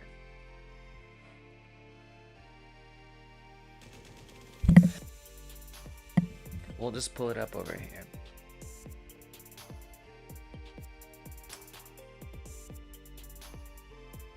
In GD script, how do I instantiate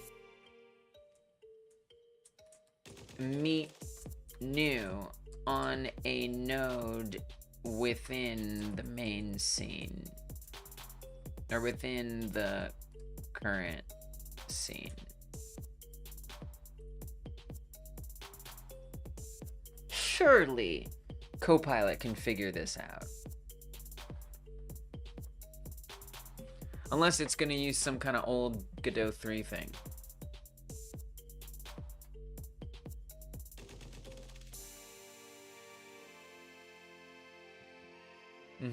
I got that. Hey, Insane Alpha Beta. Would Primogen say that? You're clearly watching much more Primogen than I am. Chat Jippity? Is that what he says? Chat Jippity? That's pretty funny. Yeah, no, he's not a fan. And I couldn't blame him. Chat Jippity. I like that. I don't think this understands. Add the node as a child. Finally, add the instantiated node as a child. I mean, I'm not a big fan of it either, but sometimes it's an option that gets things done. He's also doing things much higher level than me. Or at a higher level than me. Get tree, get current scene, add child. That's what I already said. Make sure the meet new... Oh, the instance. Is that... Wait, what? What are you talking about? What are you talking about? What are you talking about? This is not what I'm asking. I don't think ChatGPT's gonna understand. I think I gotta ask the internet. Instantiate. Add child to specific node GDScript. I don't think this is something ChatGPT can figure out. And if they can, I'm not poised to do it. How to add a new child node to a specific node. Bam, 2020. Let's go.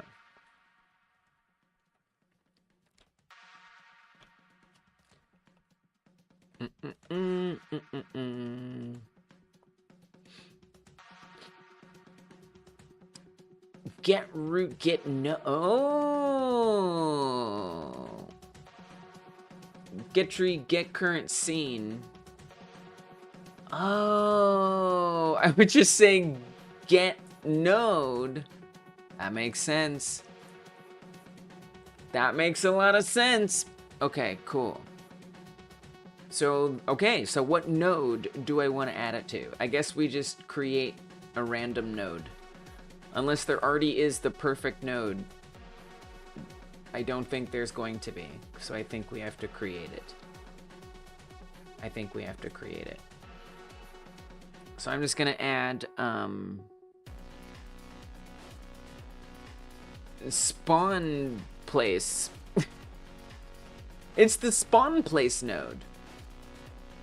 You don't know the spawn place node? Oh yeah, it's the place where things spawn. That's what they call it. Spawn place.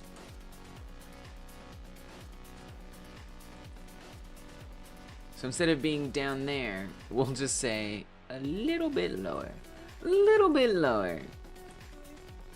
Maybe down there somewhere. Okay. So we want it to be on spawn place. Get node spawn place. And please spell it right. Alright. Oh, I need to do it for both of them, assuming it even works.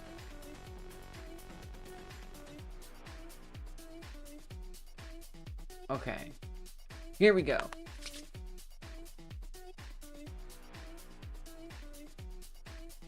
No errors. No errors.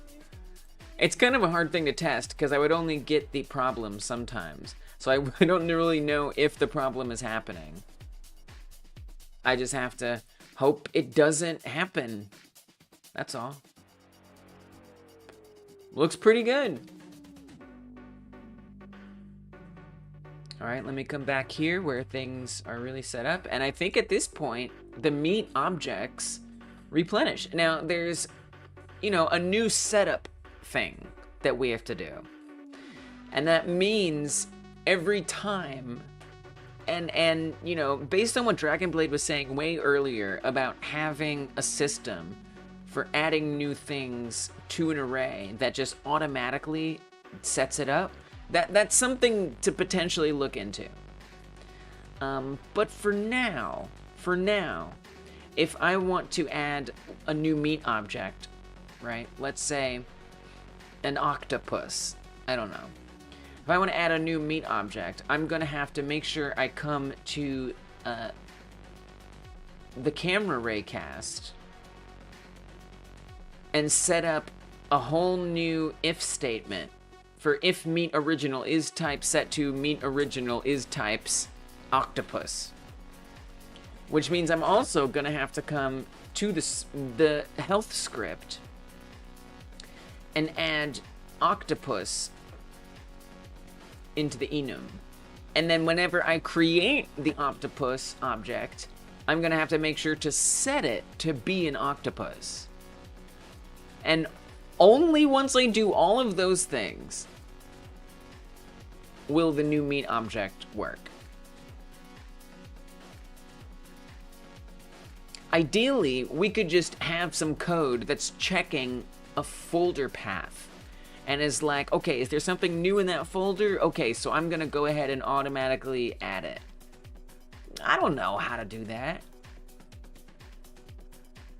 But it's probably doable. It's probably doable.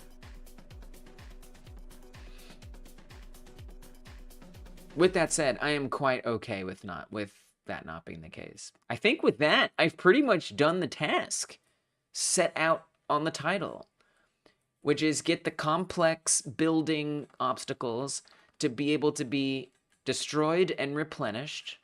At least the title of the live stream. It might change. It probably won't, but it might change for the VOD. It probably won't, though. So we want these buildings to be able to be destroyed and replenish, and they do. They have multiple obstacles in the building. And then I wanted the meat objects to randomly, to some extent, spawn in or not. And then when grabbed, well, I say spawn in. They don't really spawn in. To randomly appear or not. And then on grab, actually instantiate or spawn it in. And that's it. New title. Hello, yes, I am a real alien. Do you want to go skateboards?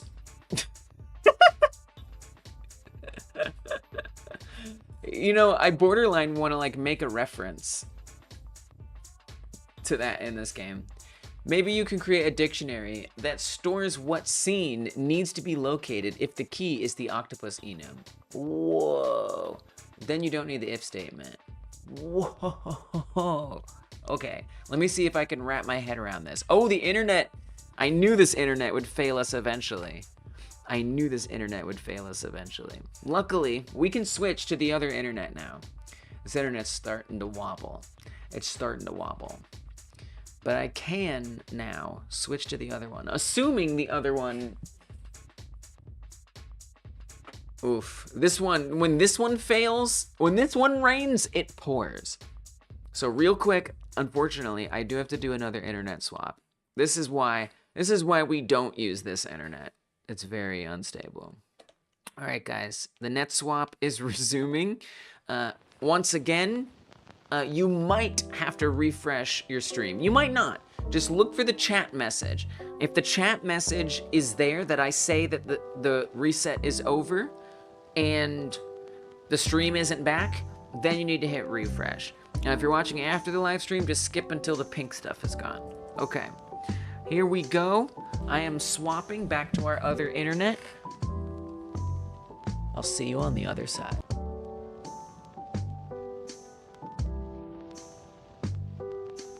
Okay. We should be about done. We should be back at this point. Internet swap is complete. If your stream hasn't returned, please refresh it. All right. Didn't even need to refresh. Let's go. Love to see it, Insane Alpha Beta.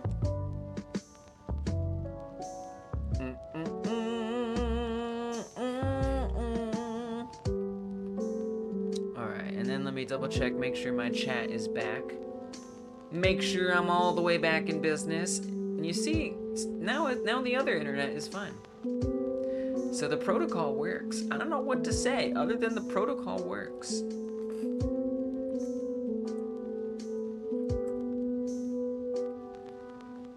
And it's back. All right, we're good. Music over. Internet banner. Internet swap banner. Gone. We have done it.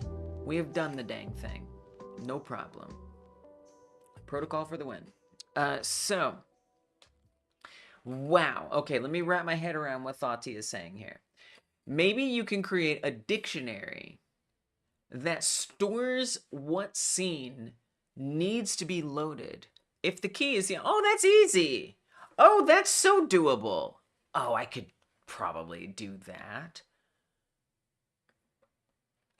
Let's see if I can pull that one off. Let me just see if I can pull that one off.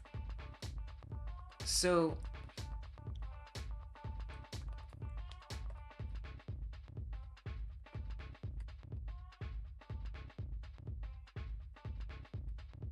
I guess I would put that in, where would I put that dictionary? I guess I just put it,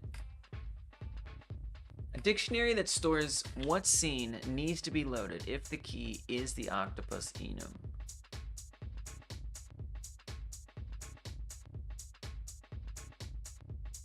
So are you saying that over here on the camera, we only have one set of this? So instead of saying if meat original is type set to meat original is types cow, instead of saying if meat original is type set to meat original is types human, there would only be one set of this. And it would be if meat original is type set to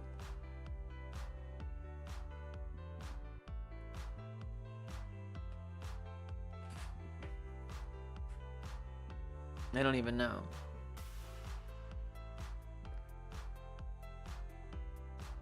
Oh, so maybe you're saying instead of typing this, I see what you're saying. So we would keep the if meat original is type, we would keep that for each of these. But the difference would be that instead of having to add the path in here every time, we'd keep a globals dictionary of the paths connected to an enum. And we would just match.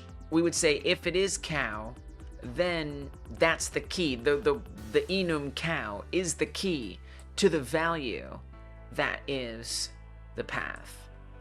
So then we would just say something like load, you know, dictionary.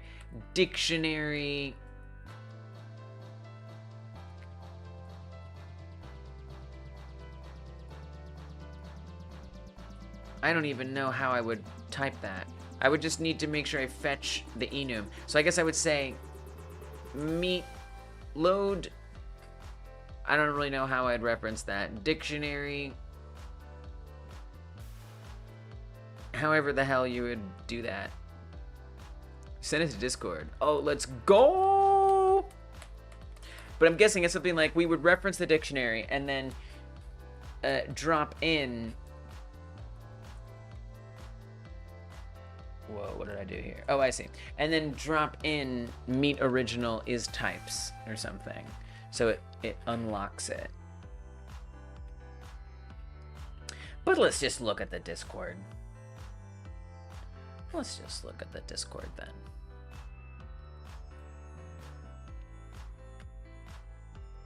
Meat new equals dictionary name. Meat is original is type instantiate. Nice. Kind of what I was insinuating, but much, much better. I see. Gotcha. Yeah, that would be a lot freaking cleaner. Let's do it. Okay, so I will come to globals then. Thank you so much. Oh my gosh.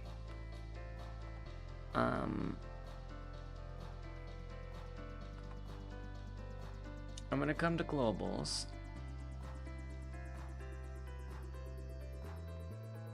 Yeah, right?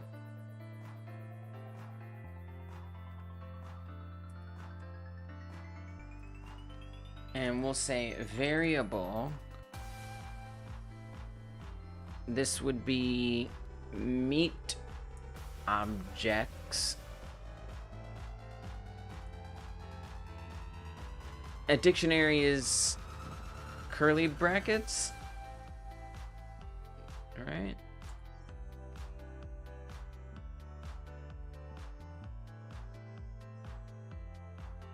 Expecting a colon or equals after dictionary key. Okay.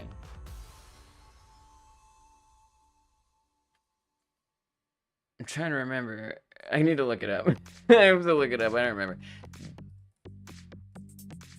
I like do, but I also don't. I like do and I don't.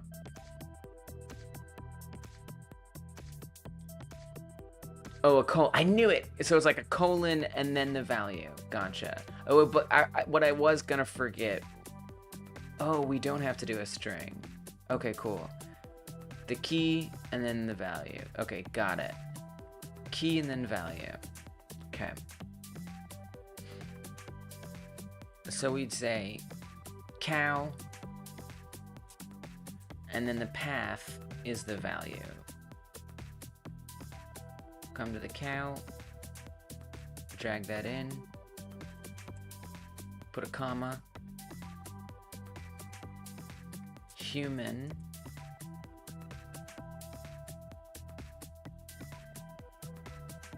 drag this in, come down here, curly. Identify a cow not declared in the current scope. Oh, do I have to make it a string? Oh. Wow, I would not have thought to do that. I absolutely would not have thought to do that.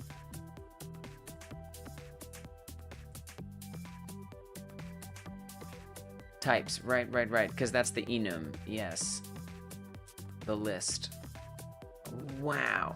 Wow. You have just unlocked new possibility in my toolbox. I'll still have to look it up to remember, but this is awesome. And as value, load blah blah blah. Oh, we can just say load. I can just put load in here.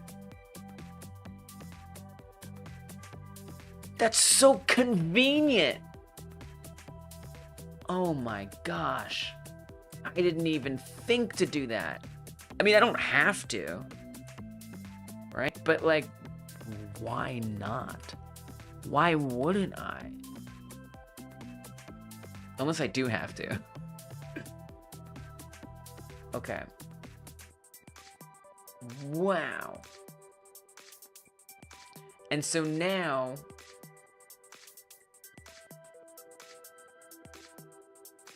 okay.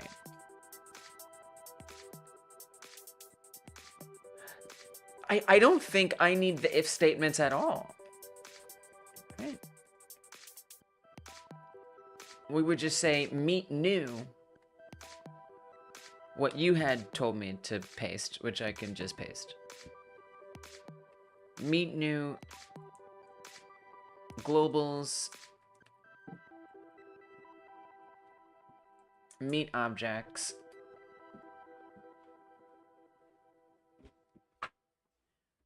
Meet original is type instantiate. I don't think I need the if statements at all. Famous last word. I know. I'm not entirely sure. Sorry, can I borrow the micro USB cord? Yeah. Got you.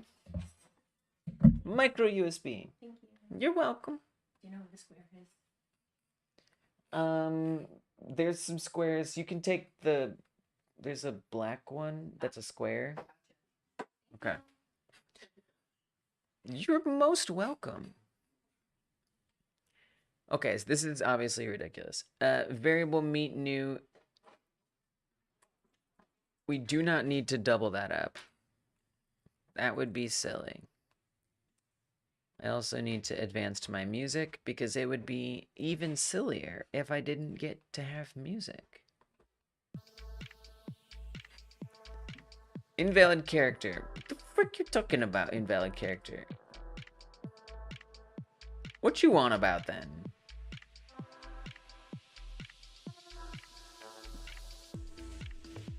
Is it because I pasted it? Okay, you know what? I'll just type it fresh. Variable meet new equals globals meet objects meet original dot is type instantiate. I wonder if it's because I copied it from Discord and it just like there's some character in there that we can't explain but is different somehow. Okay.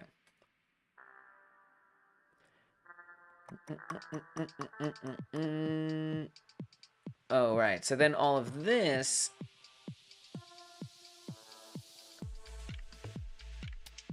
we'd want to bring back and we'd get rid of this. Oh, the tabs. Spooky. They're so invisible. Okay. I think I've done this.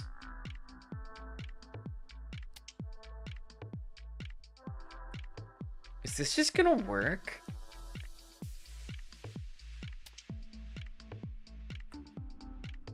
Oh my god. Oh!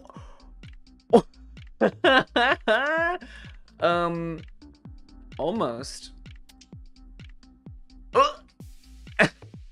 It's duplicating them. Many, many times. That's a fun bug. Not the funnest bug. Yeah, something there needs to not be deleted. Yeah, I might have deleted too much. Alright. Let's put it all back. Put it all back.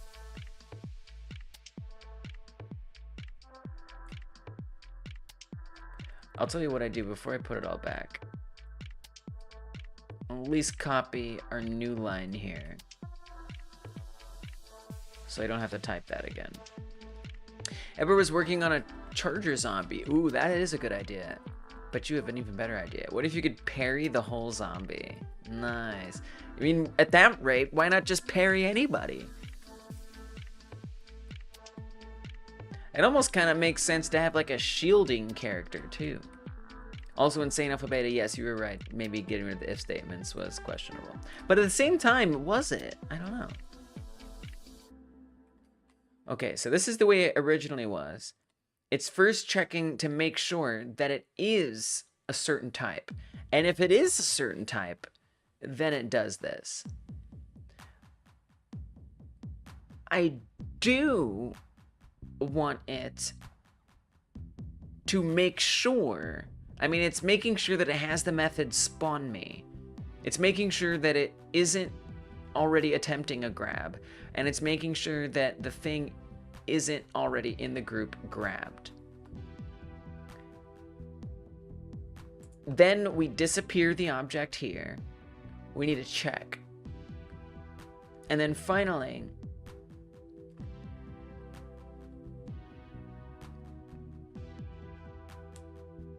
so that's not enough. That's not enough.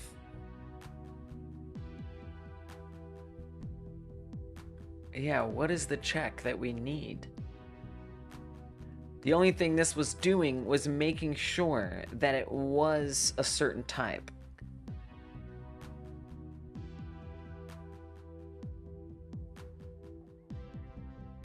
I guess I'm a little confused why I need this check. Oh, this. I cut this out. That's why. I cut out is attempting grab. That's the check. Because I put it underneath all of this. And I just deleted it. That's why. It's this. This unreadability down here. I guess because I wanted it to happen after the if statement. Pierogigon is not gone, at least not from our stream. Pierogigon is gone from their higher learning. Pierogigon is not gone from our stream. Pierogigon is gone from their higher learning. Welcome, Pierogigon. Congrats on graduating grad school. You did it. Let's go. Get the frick out of my face, grad school. Dev has been good. Dev has been good. Basically, I've just been working to get everything to work like it used to work. With the new terrain controller setup, and we are technically there, and now I'm just putting a cherry on top thanks to Thought T's suggestion, and pretty much we did it. I almost got distracted by something and started doing pathfinding stuff with the NPCs, and then I said, nope, that's a trap, that's bait. So I didn't take that bait, but I almost did. Yes, Edward got membership. Yes, indeed. Grat for graduation. Yeah, it's been, Progigon's been telling me about it. It seems like it has been a long time coming. And it's gonna be very nice to be done with that.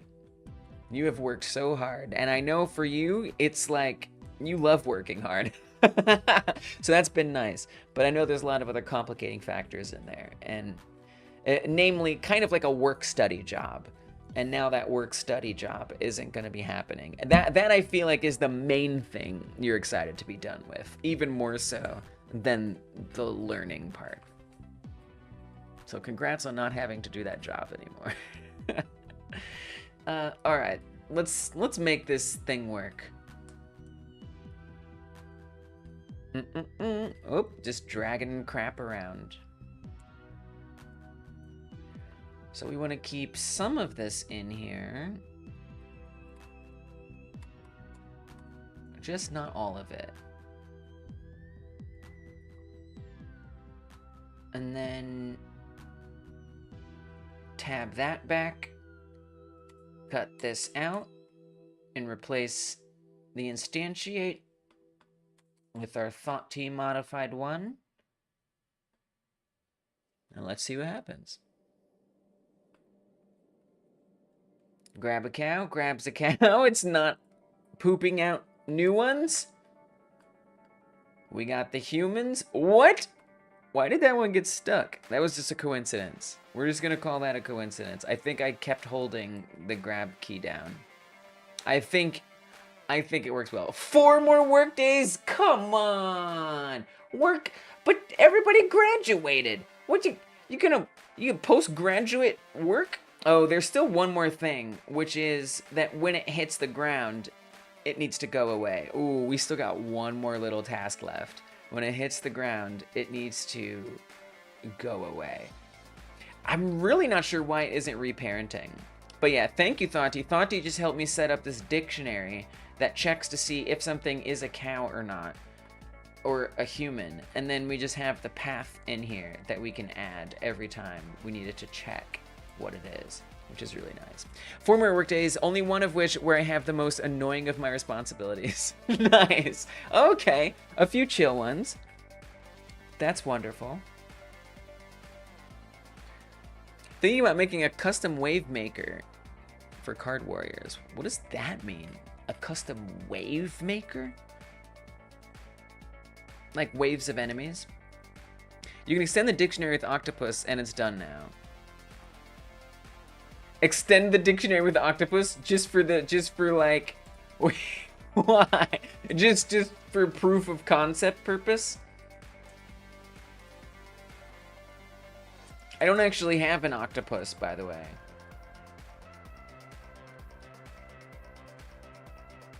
Are you suggesting that I create one? That sounds like effort.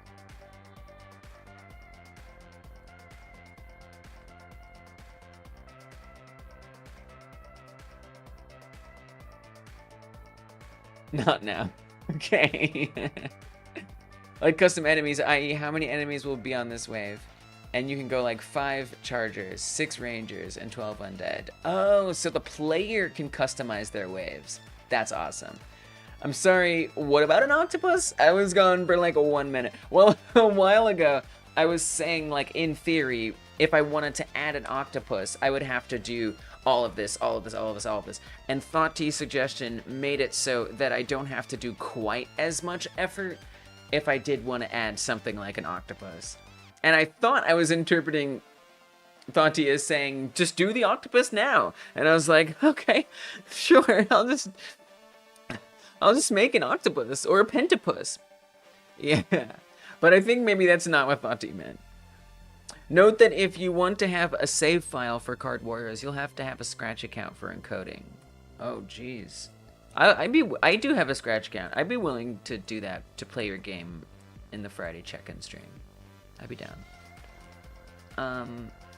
Alright, so I'm not going to add an octopus right now, but in theory we could, and that is the wonderful benefit that this is. And I feel like that's a whole nother credit. I need to be more generous with these credits, honestly. You almost spit out your drink? Careful. Be careful. You could get that on something. I mean, we did grab mechanic, but I feel like this goes into something else too. Not just grab mechanic. NPC spawns? Kind of. It's more meat object spawns, which is a little different than NPC. It is an NPC, so I guess we just say that is it. It's kind of different, but what the hell? It's good enough. NPC spawns it is. I mean, let's be more specific.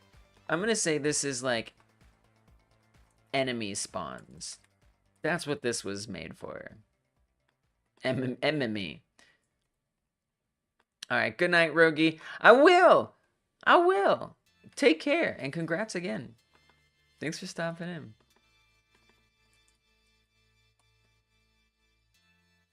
Meat spawns. Let's keep it correct. Let's keep things correct here. Okay.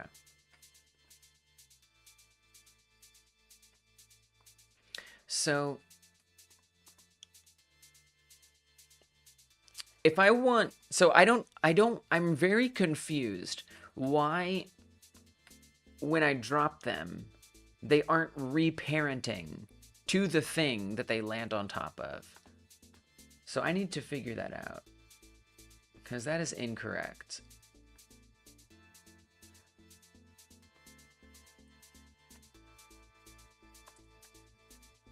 So we have this. If the meat object is in group grabbed, blah, blah, blah. If it's not, so else, detect the surface that it's colliding with, get the collider, set, whoa. If the detect the surface, get the collider, if that doesn't match, if the thing that it's colliding with doesn't match its own parent, which it wouldn't, reparent it to the thing it's colliding with. So I guess what I'd want to know is print not grabbed. Let me just see if that, what's going on with that. The way I identify enemy types right now is enemy type minus enemy name. Okay, so obviously okay, this is in the process and it's input overflowing. Okay, sorry. Okay, we get it. It's not grabbed all the time. I'm sorry. Okay. So let's check instead if the detected surface doesn't match the parent. Okay? So we want to say non-grabbed thing is on non-parent. This isn't gonna... I feel like if this was happening, well, it'll be interesting to see. If this was happening, we wouldn't be having this problem. So if I pick it up and drop it, no message comes. That doesn't surprise me. I mean, this is just going to give us another overflow. Non-grabbed thing is colliding. This is going to probably just print a crap ton of messages that we don't want to read. Oh, it's not, because I guess it's not colliding. It's just sitting there. Okay, this might be okay. So nothing is printing. If I grab it and drop it. What? So what is it basing collision on? Detect surface is colliding.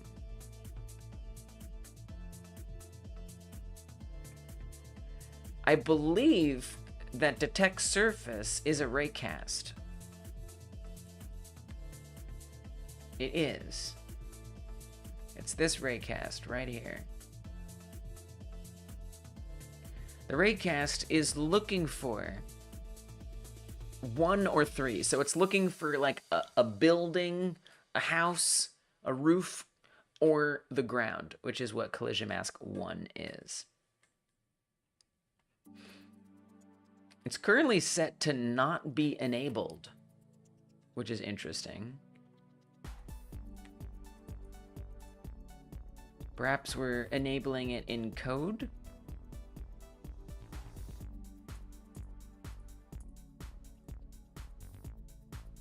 Oh, well, that would explain why that isn't working then. Okay, good, great, enable it. Ah, well, that was easy to fix. Now, that's not to say there won't be some unintended consequence to having done that. Let me make sure I do this on the cow as well.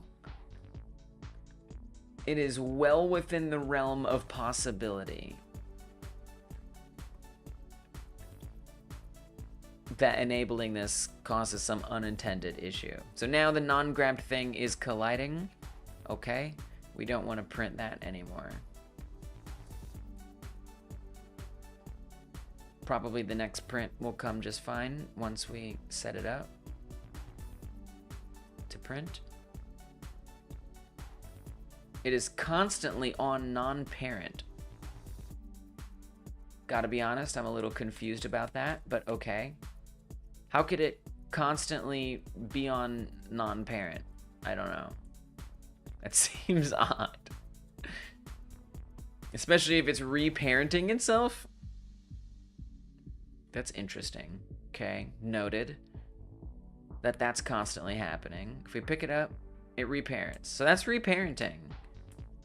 I gotta say, I'm a little concerned that that is constantly running.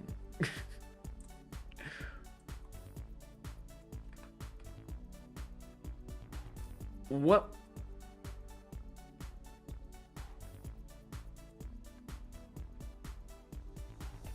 So it's just, I mean, it's racking up. It's just constantly happening. It's constantly reparenting itself. There's actually some weird things happening here. They're moving.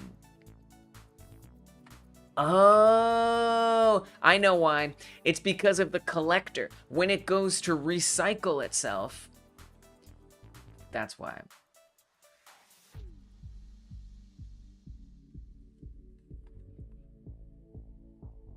So once it's out here, back into the collector, it's seeing all of the things underneath it. So now it's counting up, see? Because it just went in there, into the collector.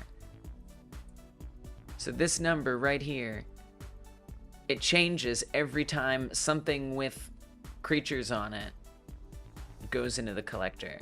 Because it's checking everything underneath it, which is all of these things, and it's constantly reparenting itself to whichever one it sees first. That's why we turned it off. That was the unintended consequence of turning it back on. So we would have to say, while it's in the collector, don't run that.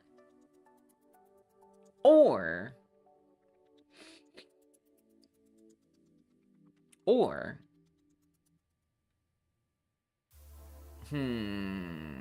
how do I want to throw this in the garbage? The whole moving the camera thing gave me a thought. First person camera view mode, like seeing from the alien's perspective. I gotta tell you, Insane Alpha Beta, I've been thinking to myself that I am not fully committed to the camera that currently exists. Really, there's a couple things I'm interested in. Number one, I want to convey necessary information to the player in a way that I think is interesting. And then, yeah, that's pretty much it. And so if we go first person, my only qualm with going first person is it means, not my only qualm, I should be clear. I probably have many qualms, but one of my primary issues with going first person would be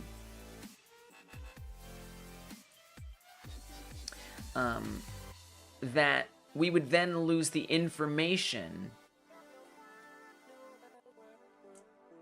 about how damaged the player is. Whoa, this is awesome. This is awesome. I'm not gonna lie, this is awesome. It's a different game, I'll tell you what.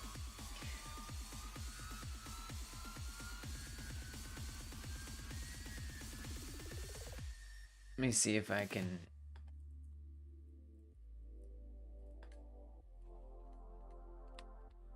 Yeah, it's weird, right?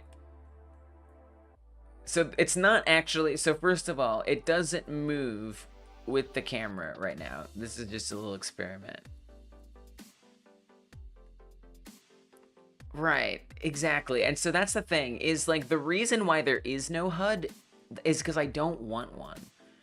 Right? And so that to me is just like, that's why I say in an interesting way.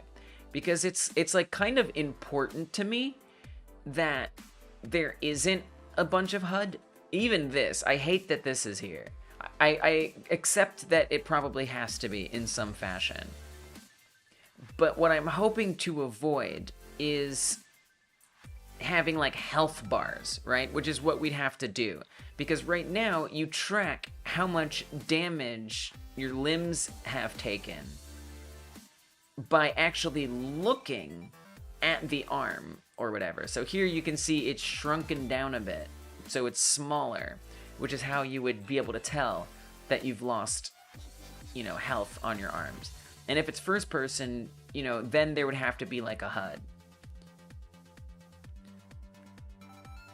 But I hear what you're saying. It could be like optional, right? And I guess then I just have to say, isn't that scope creep? You know, or like a little unnecessary, just to add it just because. You know, it doesn't like fundamentally change the game or something. It's just like, just because. It could be just an option. I've played multiple games. Yeah, they give you the option. Yeah. So to me, Insane, I feel like what I'm gonna do is I'm gonna look for like the one most important camera angle, the main camera angle, and work towards that. And when this prototype is done and it's available on itch for people to play, if me and or you and or others give that feedback, you know, then I think it's worth looking into for the remake of the game. No, this view isn't bad. It isn't. I know. I kind of like it too. I mean, I think here's where I don't like it, is for grabbing humans, right? Look how tiny they look. I mean, obviously, there's another problem there, where the position is all off. So that just, like, teleported it somewhere terrible. I couldn't even see it. But, you know, in theory, well, there's a lot of reasons why this isn't working right. We can't really do the gameplay correctly, because this isn't where the camera... It's because remember, the raycast is coming from the camera. This is not the camera from where the raycast comes. So we can't actually properly play this, technically. The other issue, it's built for the other camera view. Yeah, I mean, it's not. So we can move the camera anywhere we want, because the raycast all comes from... I mean, there are some problems, like the score dunk might not come down far enough. There are some problems, but... for the most part, it's pretty reactive. So if I pull up some of these settings, I should be able to make a couple adjustments. I won't be able to do the rotation quite here, but we could like do some of this. It's gonna mess up the interpolation a bit, so we'll have a couple issues. But generally, we can kind of experiment a bit here. You know, so the score dunk is off screen. That's a bit of an issue. You know, we could go closer, and this is kind of cool. I don't hate this. This is kind of cool. This isn't bad.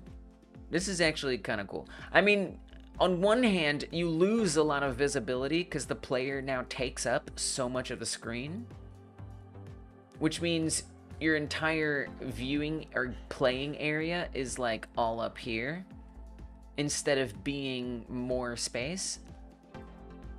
Yeah, we can edit the camera in real time. Pretty much. There are a couple of vectors that I can't like rotate it in real time. I can, but it won't work right.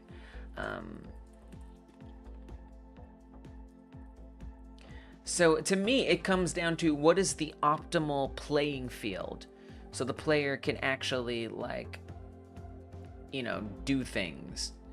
and it not feel unpleasant.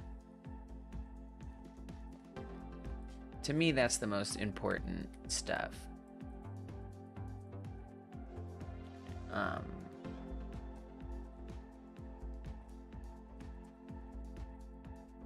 And so like here, you know, there's a lot more space to actually take in things and attack things. Isn't it a problem that when you drop the animal on the ground, it's a new animation, it's a new animal on the ground? Doesn't it get deleted? It does get deleted. Yes, so it does get deleted, fortunately. So to me, it's not really a problem. Maybe there's something I'm not thinking of that could become a problem someday. But technically, it shouldn't. Let me get rid of all these prints that we're doing here. Right, so the biggest problem that I need to fix right now, I think, or the first problem that I need to fix, not the first one, but if it's reparenting itself, it needs to not be running the reparenting script while it's in the collector. It's good if it's deleted. Yeah, it is deleted. So actually, I have a print message for that. Basically, when... Let's see, where is it? There. If self global Y position is less than or equal to this fall death distance, that's actually the same fall death distance for the player, then it'll delete it. So it deletes it if it... So if we click on this, it's going to get pushed off the edge as this advances. And eventually, we should see a pop-up here that it got deleted. There it goes. So it takes a little bit because it's just falling through the air until it gets deleted. But it does eventually get deleted. So if we pick up 1, 2, 3, 4, we should get 4 messages eventually that meat objects have been deleted. There we go. Flamer is just a melee class because he has all melee stuff. Stamina usage, other stuff. Okay. Okay. So yeah, so I still need to, we still have the problem of the velocity constantly changing, unfortunately. What's up, Sarira? Got 5. Got 5. Still got that bug of the linear velocity.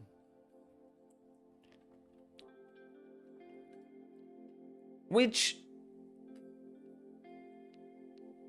you know, I don't know. We'll worry about that another day. But what I would like to deal with is the fact that they're going to be constantly reparented in the collector. That's a problem.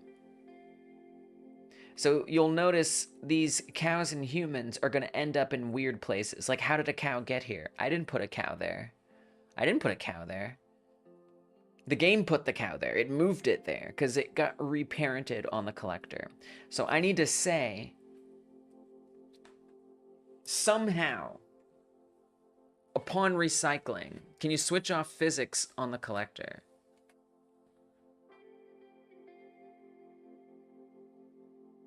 I don't know. Is that a mistake?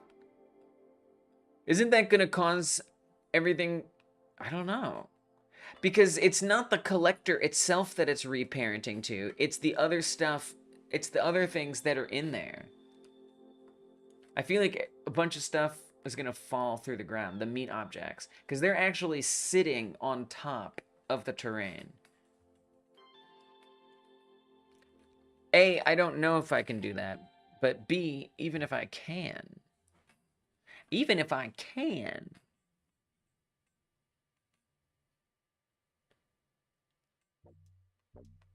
The terrain collector is just a node 3D. Visibility parent. Process mode, priority, physics priority, thread group, editor description. If I can do it, I don't know how to do it. Maybe like through code. You can remove the old terrain collector, the old terrain controller from the main scene. Oh yeah, you're right. I probably can. Yeah, I have left that there. I did leave that there out of an abundance of caution. It's probably fine. I can probably just remove it. Yeah, I should just remove it. Why would I leave it? It's just an empty node. There's nothing to be afraid of. Why should I be afraid? It's nothing. Why don't I just click it and get rid of it? I don't know. But I feel fear. You're quite right, though. You're quite right. It serves no purpose. Everything is fine.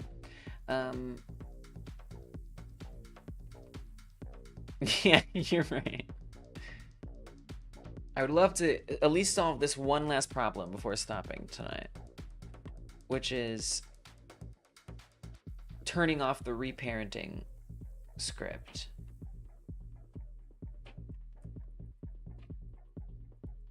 Or the reparenting function. There's a set physics process enable bool in the node class, but I don't know how it works. You never switched it off?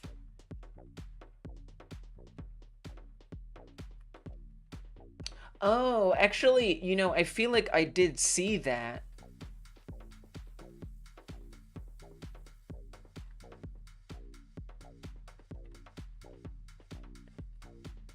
Like maybe it's this process physics priority. No, it's not. Okay.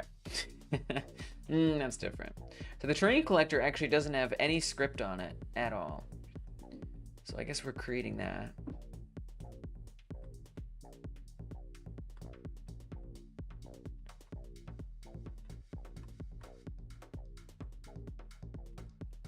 This concerns me, but I'm here to try it. I'm here to try it.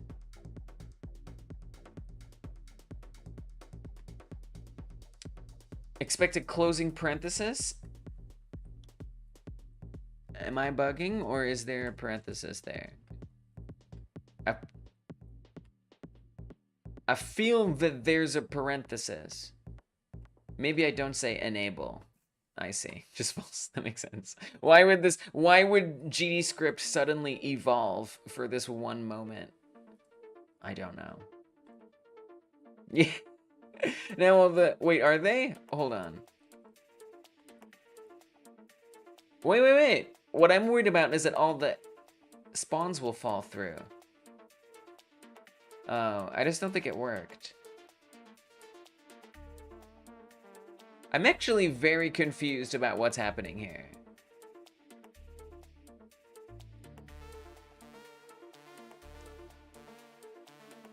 I mean, they're definitely moving, because they're supposed to be on, the cows are supposed to be on this brown strip right here.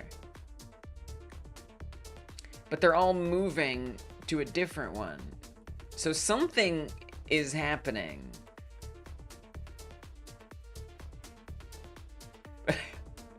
I'm not exactly sure what.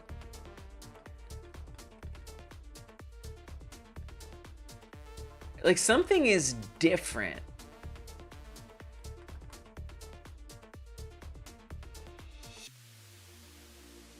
Because instead of them getting scattered to a bunch of random ones, they're all just going to one.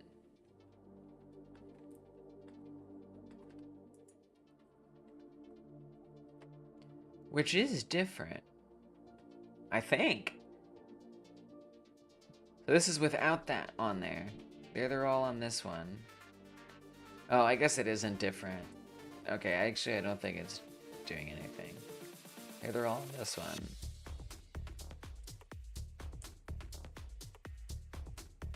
Nah, it didn't do anything. I really wanted it to be doing something. I hope you feel that. Okay.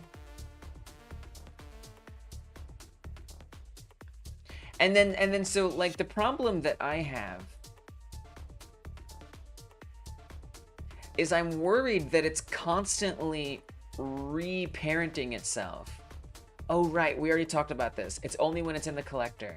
Right. Okay, so that is right. So I'm just dealing with my concern, as I should. All is well.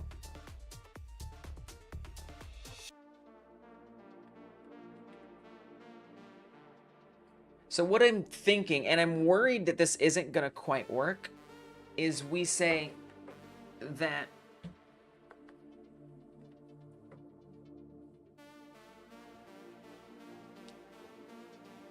on the terrain blocks, check that it is reparenting with physics off.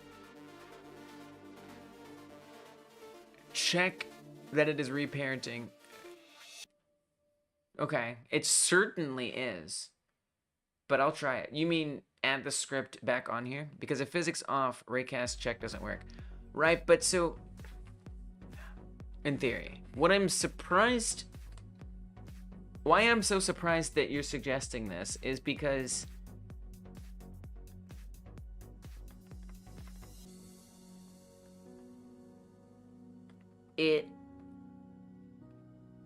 whether or not this node has physics, why would that trickle down to the terrain blocks that are children?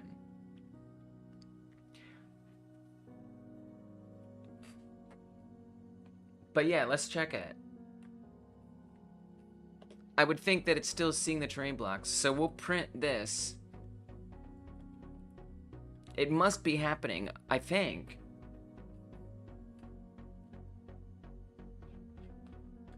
Maybe, yeah. So here we've got the print messages increasing whenever. So here's this, right? Print messages are steady at 212. When this goes past the player, that should increase if it's reparenting. Okay, it didn't increase that time because it might have just gone to the same place. Okay, so here's this. 222. There it went up. 232. I mean, it could also be reparenting elsewhere. 328. Let me look at it in 3D too. Maybe there's an option to an error hit. Oh, maybe. Actually.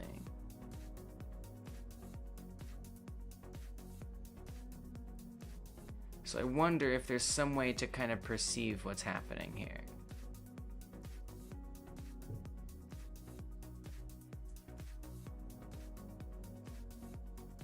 Alright, there's all the cows.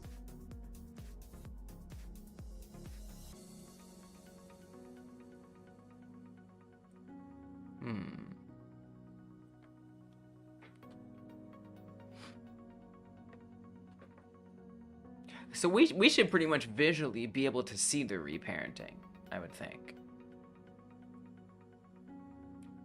Maybe.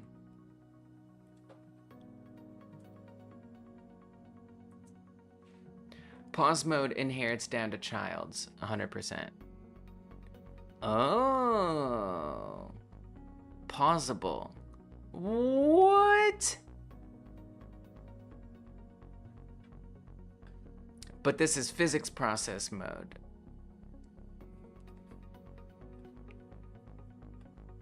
So switch that to pausable. I'm just gonna restart it anyway. Okay, there they are. They're on this one. It says that it's reparenting them, and they are moving.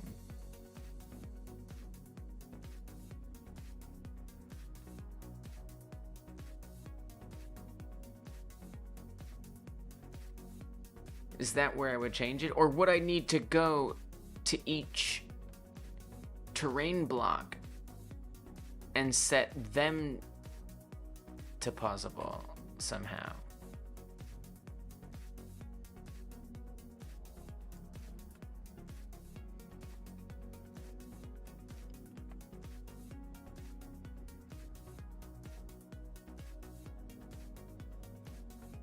So they were on something. Set it to disable. Restart it for good measure.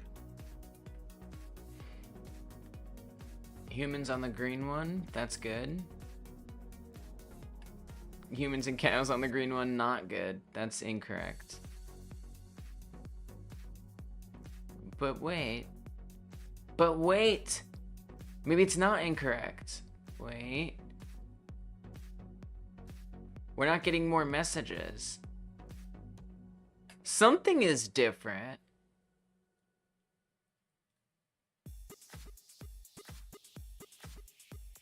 So it's going up a little bit. It's like still happening a little bit. That's very confusing. Let me load a different level here. So it'll be much more obvious here.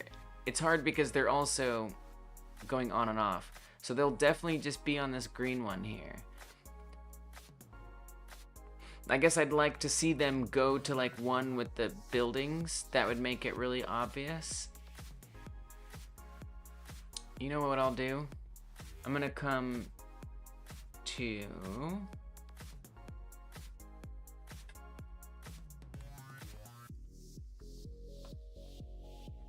I thought this might be the easiest way, but I don't know how it works.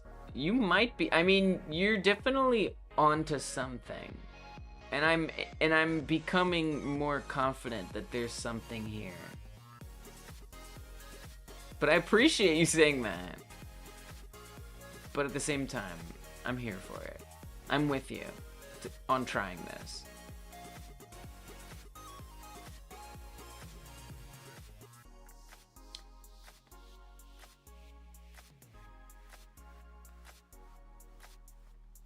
I need to rename this to block meet debug. Okay. And what I'm gonna do just to make everything more obvious here, I'm just gonna change the color of it just so it's easy to tell. Let's give it dirt texture. So then, because otherwise it's just kind of hard to tell if it's moving or not. Okay, so the meat objects here are on the dirt. They might disappear just by the coin flip. So we can't base it on whether they disappear. Honestly, it looks like it's working. Like, we're still getting the print messages somehow. Oh, you know why we're getting the print messages? It's because of the coin flip. That's why we're getting the print messages. Fonty, this works. No, wait. That's why we're still getting the print messages. Of course, because the coin flip is turning them on or off. And when they get turned back on, then the print message is going to come through and say that it's reparenting. Because it got the switch got flipped. They're staying on there. This works. This fixes it. Okay, but there's one more thing to try, which I'm sure will be fine. Which is that we want to make sure that when I pick it up and I drop it, BAM! It works. I'm sorry. Fonty, you were right. You were right. I'm sorry that I ever doubted you. It totally works. Because they should be on this brown dirt path. And they're not uh-oh. Wait. This one has appeared here. Wait. We've got an errant cow. Now I wonder if this is the cow that I picked up and put down, and if it didn't get deleted somehow. That somehow it got carried. I don't really understand. Right, it didn't fall down. That has to be what it is, right? So that means I shouldn't have a message in here that it was deleted. Yep, no message of deletion. Okay, so that means, okay, good. What you gave us works entirely. That means what I need to do is I need to ensure that it falls down. Which is just true. I have an idea for it, and I'm gonna do it. So what I'm gonna say is this.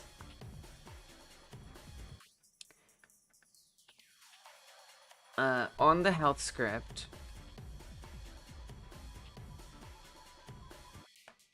we might already have something called this, unfortunately. So I have to rename it. We have has been grabbed.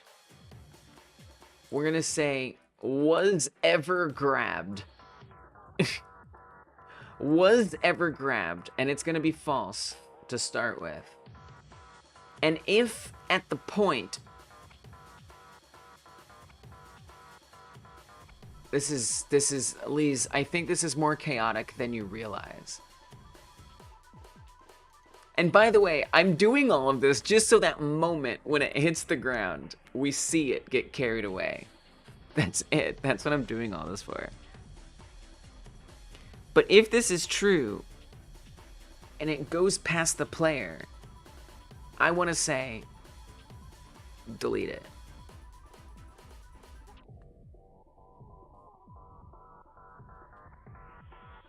Which, like, so, okay, I think we can do this. I could say, instead of its Z position, okay, I'm gonna come to the process. We're gonna say if self global position Z is less than 0 and was ever grabbed. I don't know if this is gonna work, but maybe something like it will.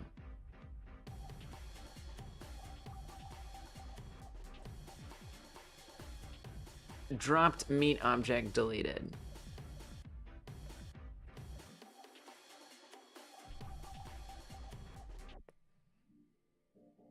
And so then I have to make sure to flag it when we grab it.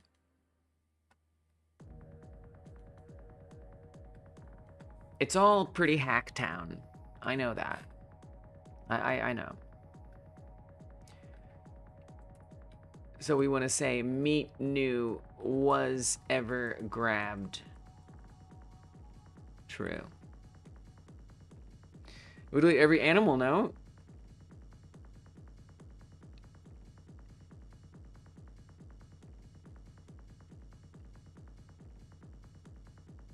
Yes. No. No. No. Wait. No. Because in theory, only if it gets this set. Okay. Yes. I was just like, maybe. I don't think so. I hope not. Okay, let me get rid of the print that sucks. Yes. Okay. No, but I always appreciate someone having my back.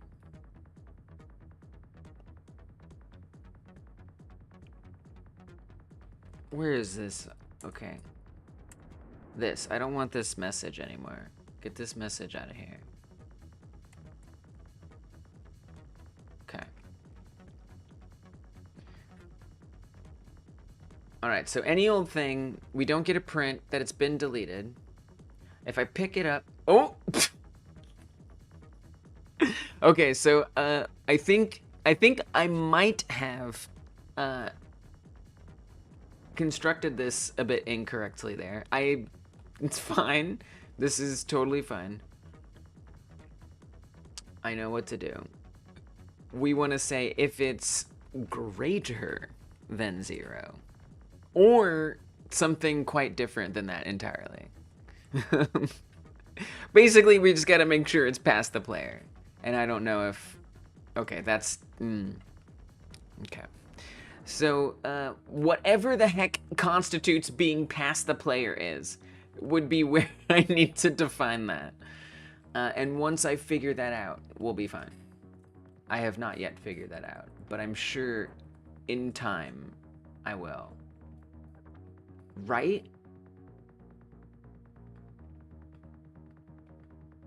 Unless I'm still just wrong on so many levels. The player is currently sitting at Z0. Right, if it's positive.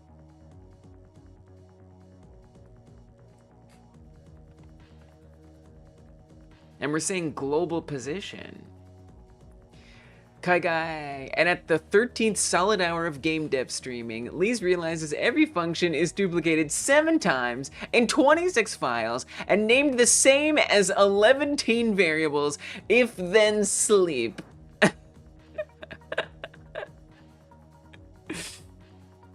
It is getting late. It is getting late, and I'm definitely like losing a little steam, but I want to put a bow on this task. I want to come to the stream tomorrow and not be doing this task anymore. It's so closed.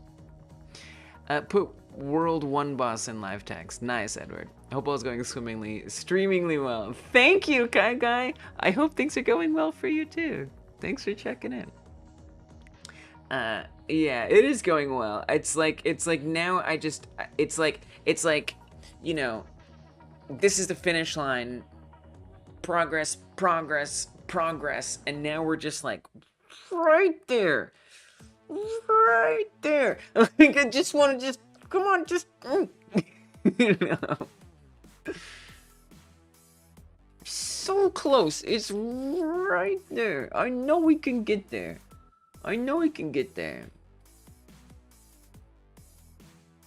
Vestige. Nice. Welcome back, Gap Games. Okay. Okay, what if I say if global position... Oh, I said greater than... No, it's fine. If I say greater than 7,000, which it's obviously not, does it still delete? Which makes me think that there's something else wrong. Okay, no, that doesn't delete. Okay. So I just need to pick the right position. Greater than 2. How about greater than 2? Are we good there?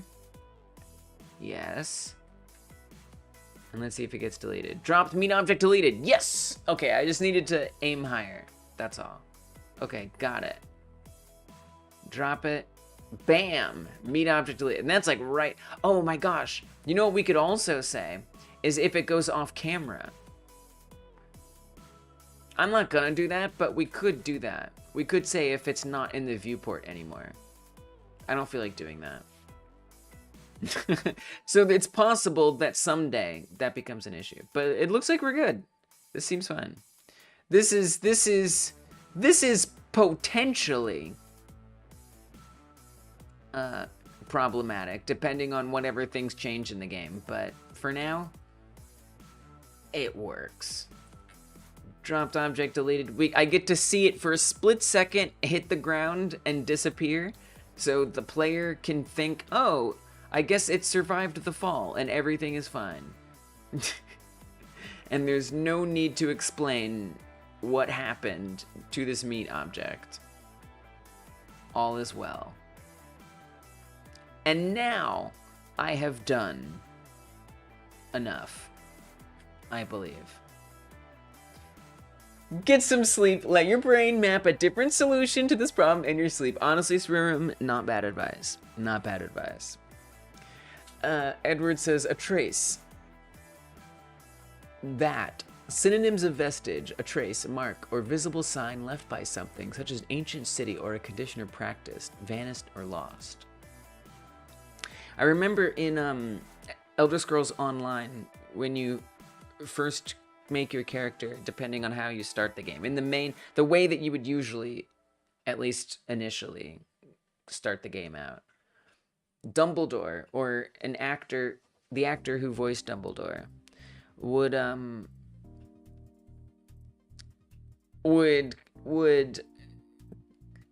don't know, it was like you were in, what was it?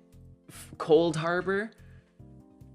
You were in like the like purgatory of Elder Scrolls, something like that.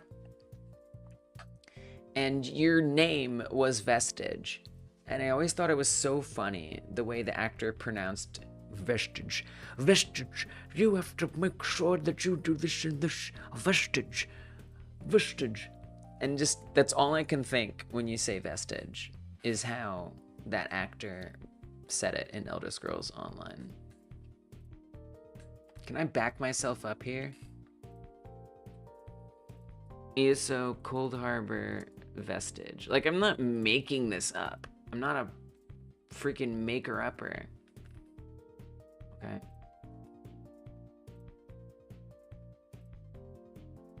Yeah, but I don't want some voiceover. Or some, Just play the cutscene. Play the cutscene. Oh, nope, somebody's talking. No, nobody talk. Nobody talk. Just play the cutscene.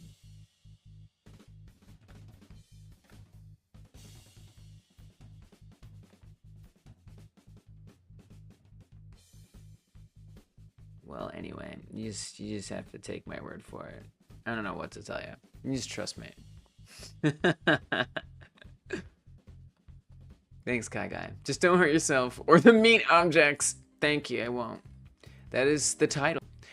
What was that meat object deleted message?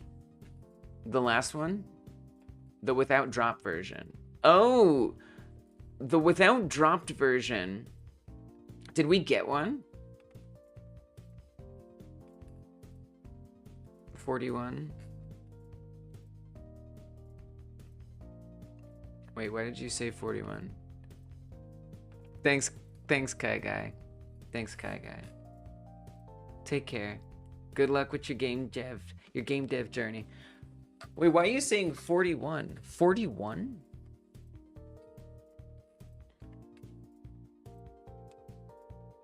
Or 41 message was before this try. Oh, okay. Oh, okay. So this one, you're asking about this one? This is if it's Y position. So if it falls off the ledge and it falls down into oblivion, or it goes to the negative, it's Y negative 50, basically. And it's based off the same fall distance that the player has. So if the player runs off the edge, they also will fall. I wonder if I can drag something down. Oh, you're saying that was happening?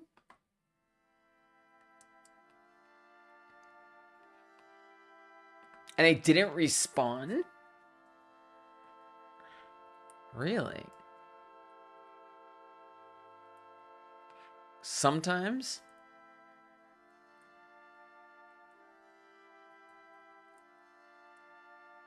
I wonder if that was before. I mean, I have to believe you. Maybe I should rewind to find it.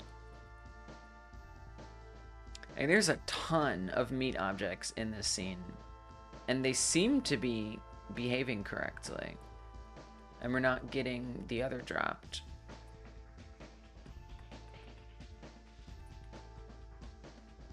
Or the other deleted message.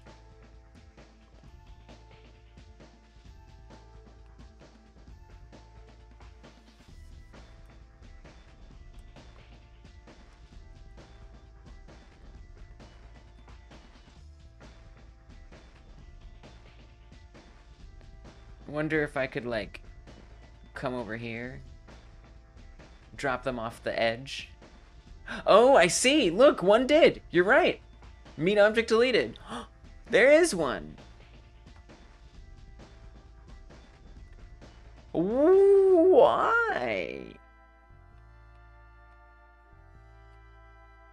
What happened? How did this happen?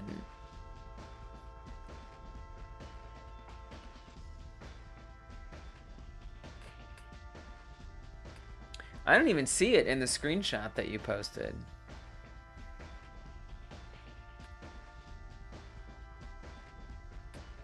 I see that's 42. Oh, you're right. Oh my god, all of these. Oh, you're right. Every single one of these. Oh, shoot. Oh, dang, you're right. Oh my gosh, every single one of them are.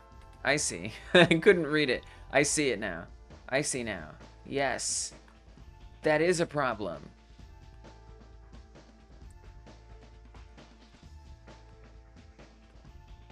Do you think this is because when they get to the collector, they don't have sometimes they don't have something to fall on top of?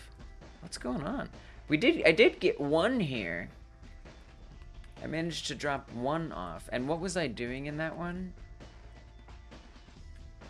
Which section was I in? I was in the asset showcase. Oh no, a mystery bug. It's not good. It's not good. It's not good. Right, because like they wouldn't like respawn necessarily.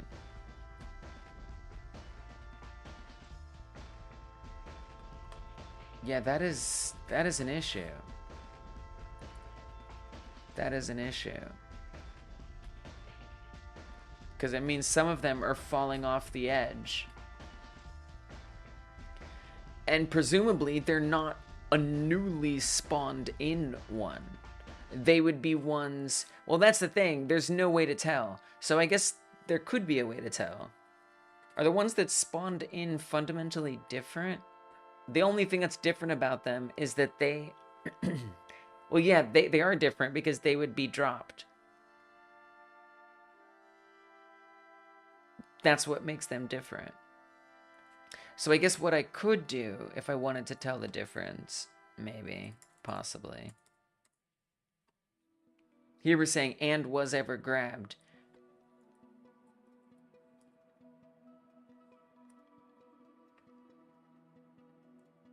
I could say within this, if was ever grabbed, say,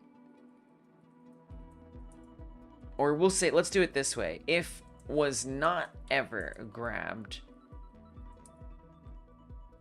print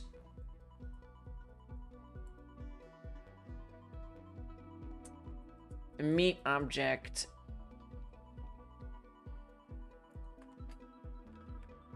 I'll say dropped meet object deleted by Y.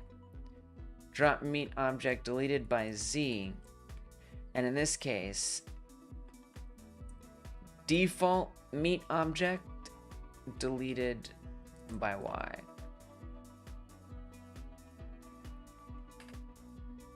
In theory, just to make things even more confusing,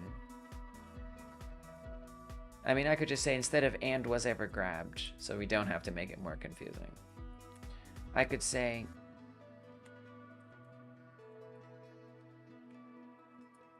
if...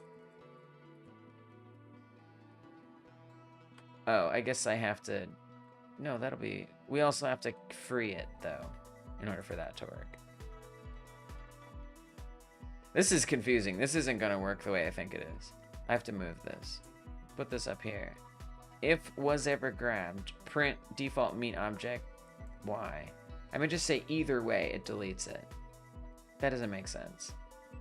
Lise, I think what you have to do is... I'm sorry, I'm getting a little confused. I think they fell down from the collector. Just don't know why. Maybe the pause mode. I don't know. Yeah, maybe. Okay, I got really messy in here.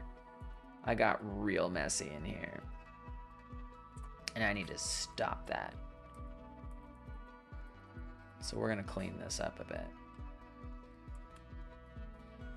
If the global position Z is set greater than 2,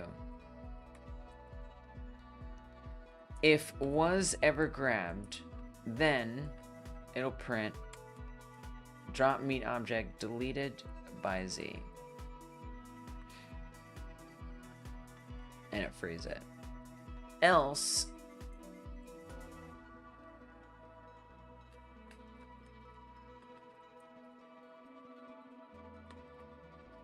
default. I know there's like some cool, you can use BB code in these now.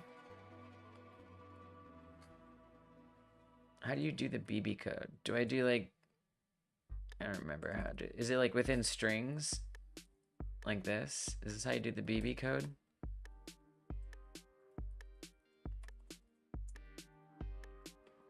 default meet object deleted by Z. So we'll just do the same thing over here.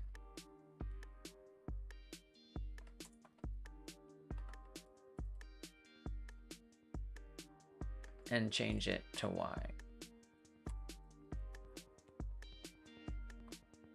Okay. So that should give us a little more information. That is not how you do the BB code. However you do the BB code, that is not it. Also, why are they all being deleted immediately? Oh.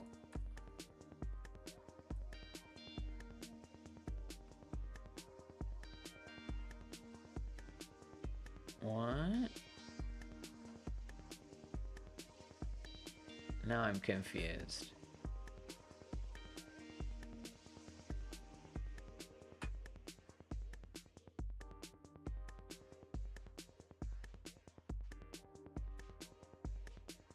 I guess we don't want to check this. We do want to make sure this... Okay, alright. Just kidding. We don't want to check this. This is a mistake. Yeah, so forget that. Never mind. Sorry. That was silly. So we're not checking the Z thing for the default ones. That would be not useful. Alright. And actually, we could expedite this a bit. For funsies. For funsies. I'm gonna come to... I don't remember exactly where.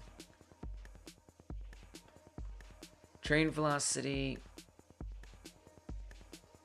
If we press up and train slowness falls, train velocity equals move toward terrain controller. Oh, move toward. I forgot I need to use that more.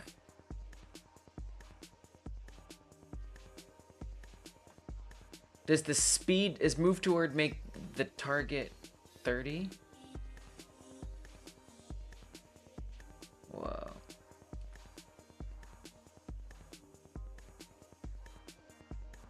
One is the speed. So what if I make this 100? That's a magic numbery if I've ever seen it. Yeah, let's make it go super fast. I just want to be able to test this quicker. So I'm just speeding up the run considerably. Oh, default meet object deleted by Y. Only one though. For some reason that I don't understand.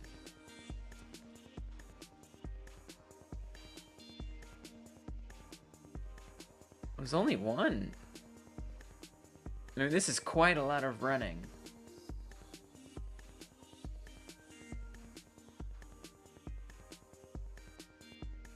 Drop meet object deleted by Z. How odd.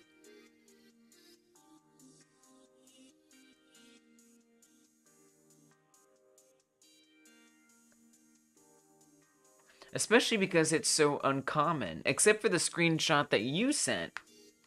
It seemed quite common.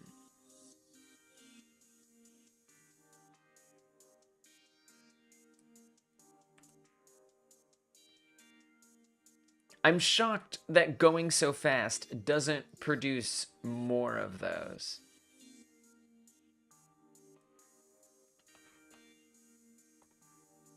There was 40 in a second? Right, in that one, in the, right, in what you were showing me, you're saying. Right. Right. Maybe that was like it happened near the beginning?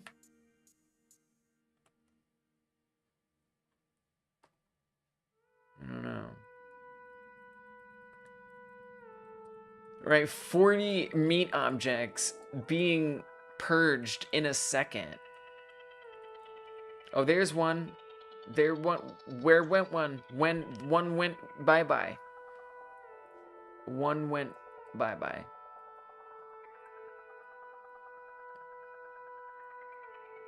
It does make me wonder if there isn't like some other reason. But like what reason?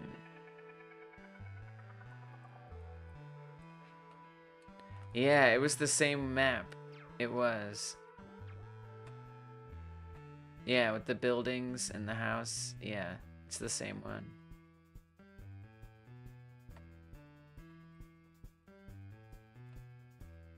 Strange. Excellent catch. I mean, it might just be something to keep an eye on, you know, and then deal with it as it becomes obvious what... Oh, there it went. There it did it. It just did 40 in a second.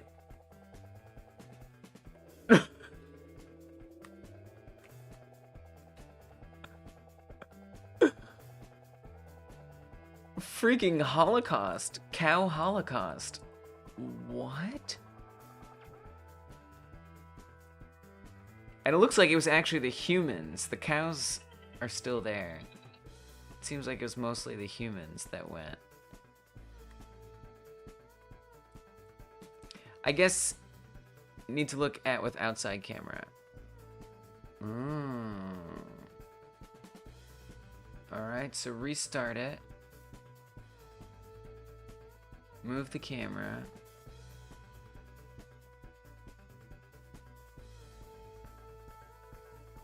Oh, this is already interesting that there's overlap momentarily right there. That already concerns me. Maybe the collector just needs to be moved back further.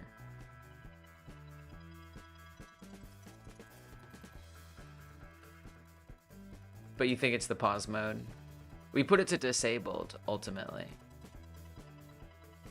Also.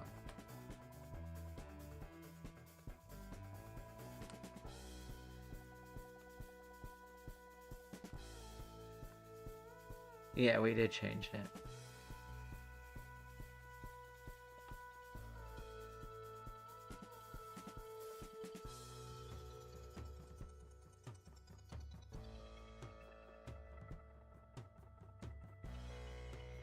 Like that, this right here is very messed up looking. Oh, and actually, interestingly enough, I mean, whatever, whoops, for whatever that's worth, this is grayed out. That's cool. Never saw that before. Reset it. Reload this. But something else is happening. Like, these shouldn't be overlapping like that. That's a mistake.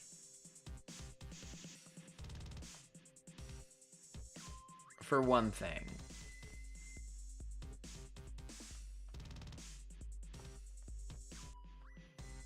I've also now returned the mode back to inherit.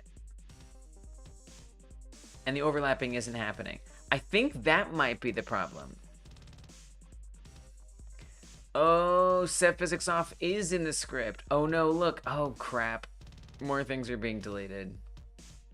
I didn't see what happened. You're right, it is in the script. I forgot about that. I forgot about that.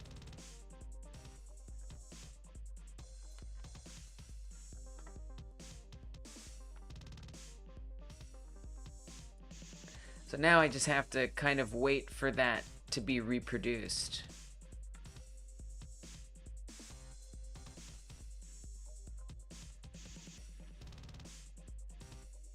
Oh god, it's so much harder to dodge things when I can't see. I should make sure, oops, sorry for not, whoops, forgot about the zoom. I should really make sure there's nothing in the center. Okay, cows are on this one. Nothing weird happened. It's not overlapped now. That's right. But I still saw the issue earlier.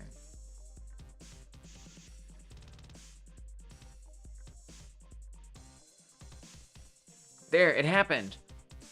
It's not what you're talking about. Look, it's not the changes that we did. The script doesn't have physics set to off, and we didn't change the mode to anything different. and we just got 4 meat objects randomly deleted by Y.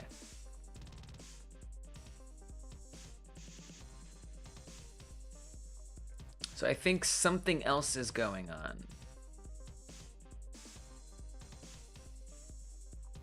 Something very strange.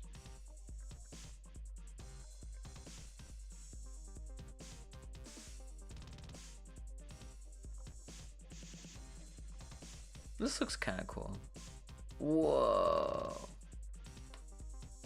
What happened? Invalid index collider on base dictionary? What?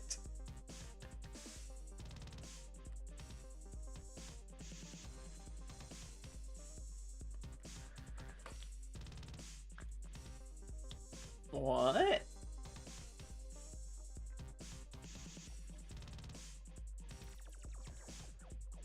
Why would that happen? Yeah, I would say an unexpected error. Yes. Will be fixed in version 1.2. Oh my god. Honestly, running through like a ton of tiles is a great little experiment. There they go. There they go. They're gone. Bye-bye. So, Thoughtsy, it wasn't what you suggested that made this happen. It's probably something that I did somewhere along the line. There's another possibility that we haven't talked about here, actually. And I don't know that it's it. But it could be that I haven't actually set up the replenish script on those terrain blocks. It'll be a little harder to test because we'll be testing on many fewer blocks.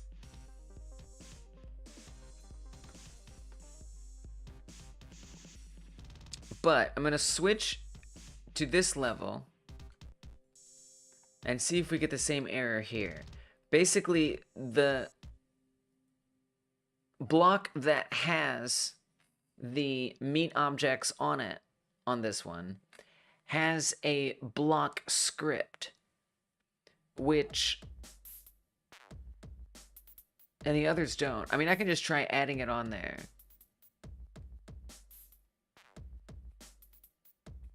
And that will pretty much answer that question if that's the issue. But now I'm just very curious about this. It's like a super fast treadmill.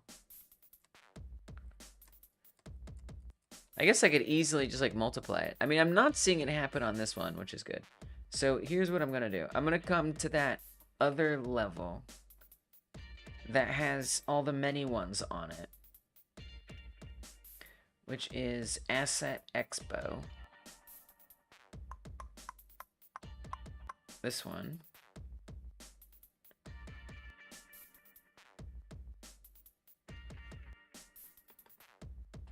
This one. So on here, I'm gonna add a script to the top, the block script. Load it in. All it does is it runs spawn me. That's the only thing it does. Nothing else.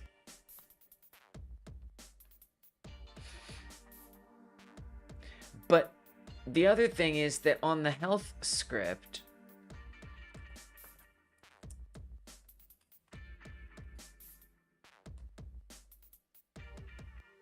spawn me is run if it isn't spawned yet. And it starts out not spawned. So I wonder if what's happening is the collision. Yeah. Wait. Well, I'm wondering if what's happening is... But it's weird that it only happens like briefly or like once. But if like the timing of it the collision getting set to be false is lining up in a weird way with when it gets sent to the collector, that it falls through the ground before it gets the chance to be set to true or something. I don't know. Doesn't really make sense. Because this is only value 4, not value 1. And value 1 is the ground. So this is weird. That shouldn't matter. That shouldn't matter. Because it's 1 that is what keeps it on the ground. The ground is on layer 1. And this is mask 1. And we're not ever changing that. So actually, that probably wouldn't be it. Well, in any case, we're trying it anyway. So then the one with all the humans on it is this one. So I'm gonna add the block script.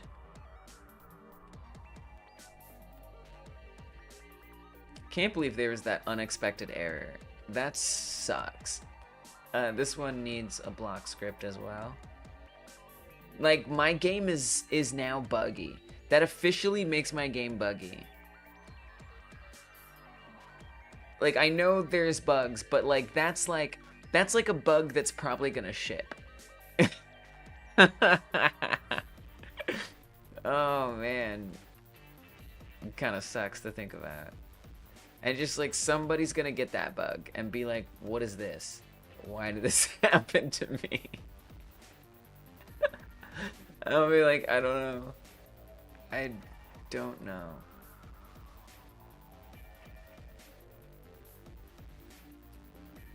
Okay, so I think all of the ones that have animals or meat objects on it now have that script. Maybe this will matter. It's very possible that it won't. But I'm gonna try it. I'm gonna try it.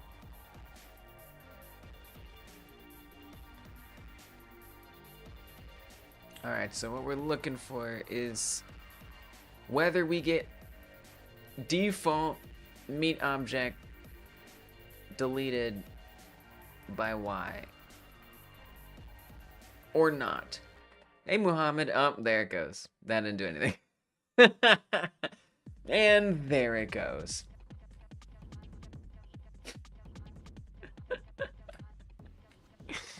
It happened very quickly, right away.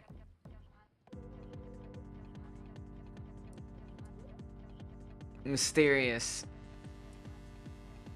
That's a tough one. I think I'm just gonna have to log that bug and fix it another day. I think that's the most reasonable option. Hey, get collider function in Godot 4 is non-existent. What happened to it? It is? I don't know the answer to that question. I never used Godot 3.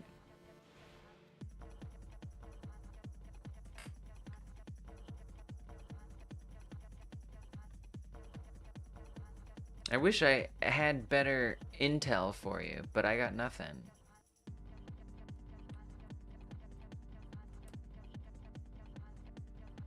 But I've been using something a little different. Hey, Frank. What's up, Frank?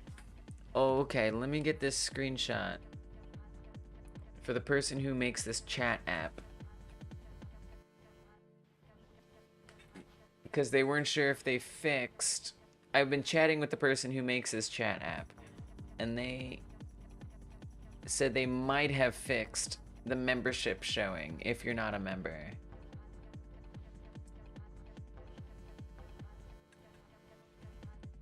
But it's not.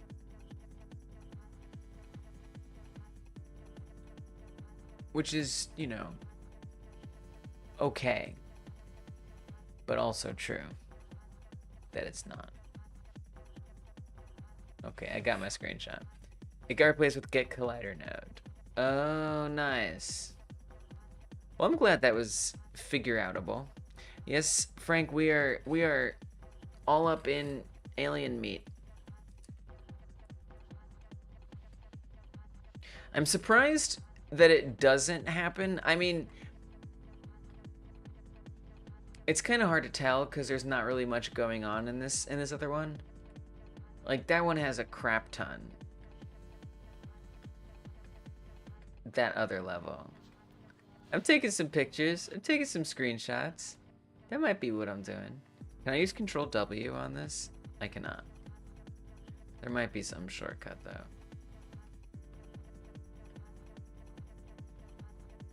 So I'm just curious, if I just like duplicate the crap out of these, if we notice it more or not.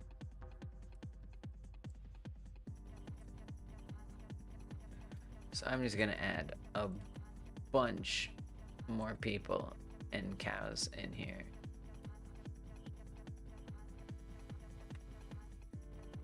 Just to test it a bit more effectively.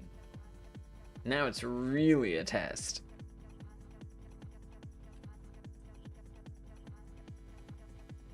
I mean, we could probably even do more.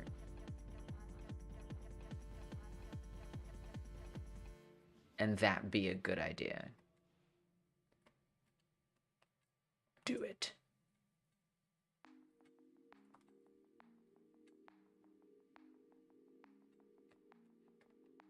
So many meat objects. Alright, let's see if we get the same thing here. Probably? Maybe? Oh, there they go. Immediately gone. And what I'd like to see too is if they all go away. 219! Wait, I think they're all gone. I think that was all of them. They all got deleted.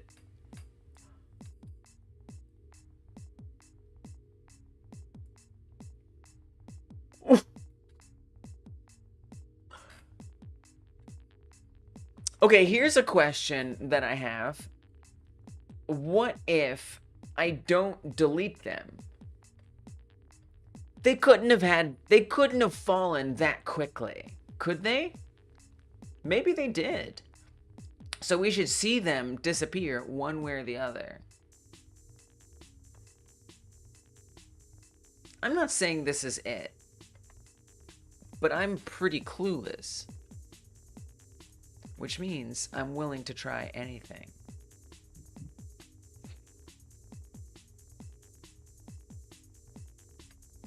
So what if no more queue freeing on deletion? No more queue freeing. Doesn't happen. Do we see them disappear or not?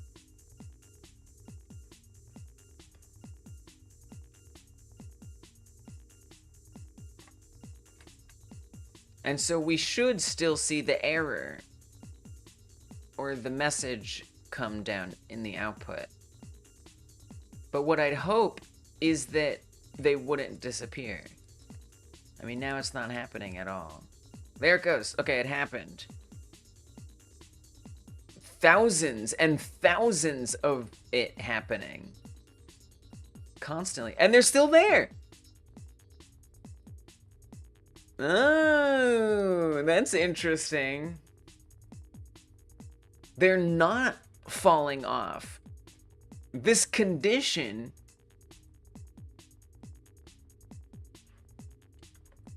is printing in the thousands. But this condition is not actually representative of whether or not they're falling. They're not actually falling. They're right there.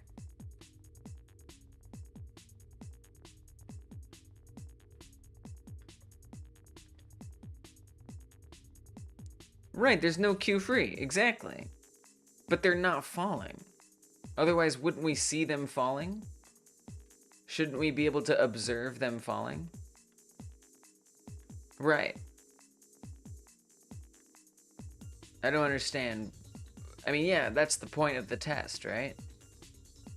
If self-global position y less than or equal to the fall distance, which, by the way, is negative 50.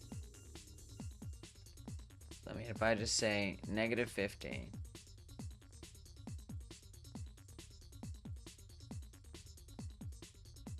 And we know that it's the ones that weren't ever grabbed printed. So it's not just printing it. It's thinking that they're below this point that they shouldn't be below unless they are below it. What about the spawn place? It's at y negative 2. That's nowhere.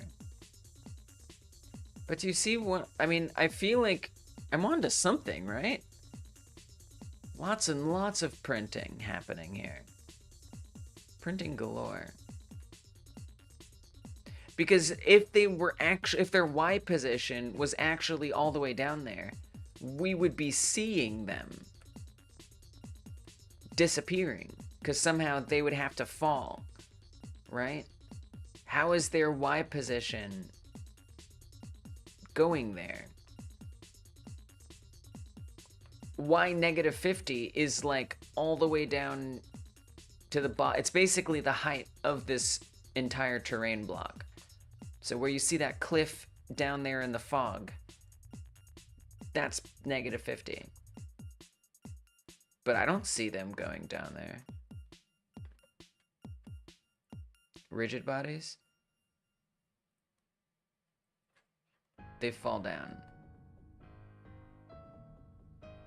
But it's not falling.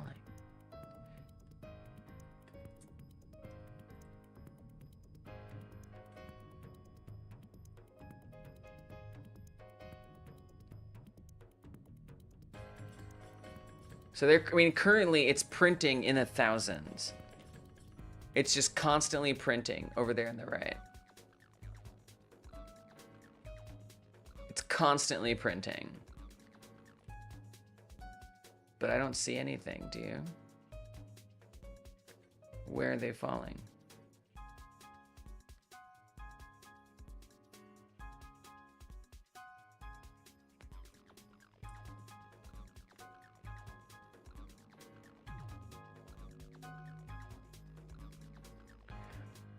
If one is falling, it will be printing constantly if it's not deleted.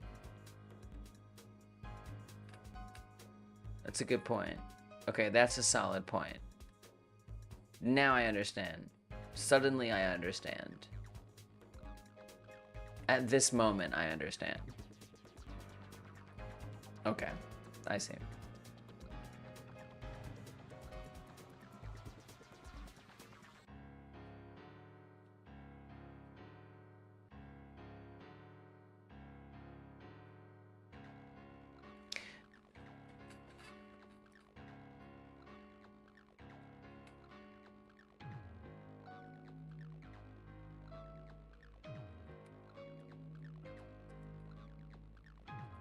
I'm gonna make a variable. It's just for figuring this out.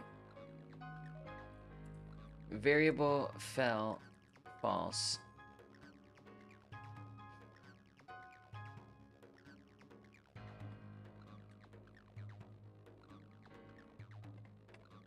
If fell is false,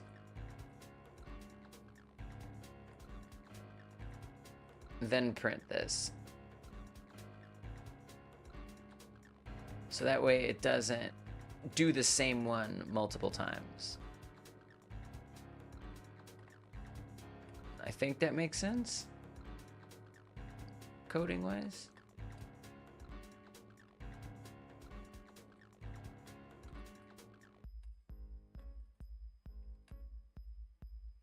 So if it happens again, I'm not sure where the best place to look is gonna be. Oh, that was Z. Dropped me. Apparently, I picked one up. This is not an error we need to worry about. Probably.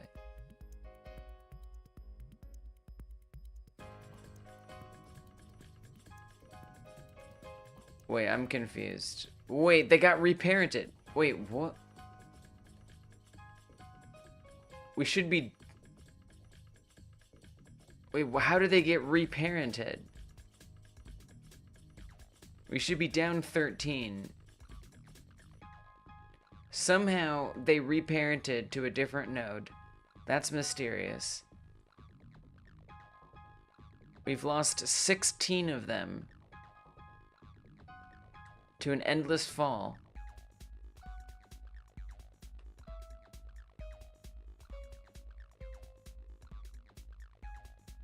I guess if I wanted to, I guess I could stack them all on top of each other. That way they're easier to see if we see them falling.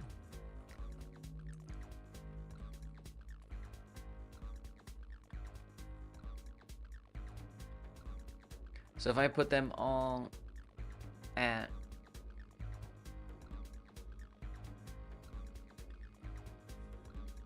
the origin, so they're just all right on top of each other. Scale them? Let's go.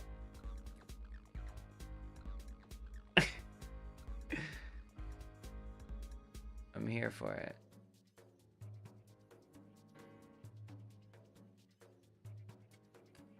This is kind of hilarious.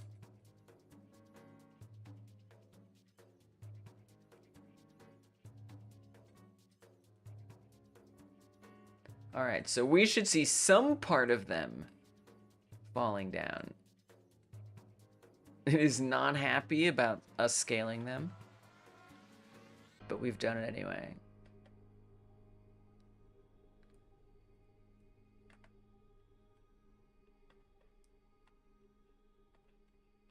A lot of rigid bodies on the same spot is a little bit hard.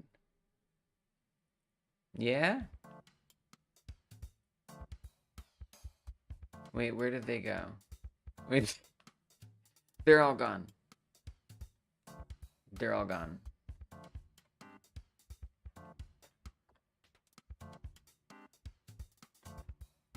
Fixed engine can shoot them.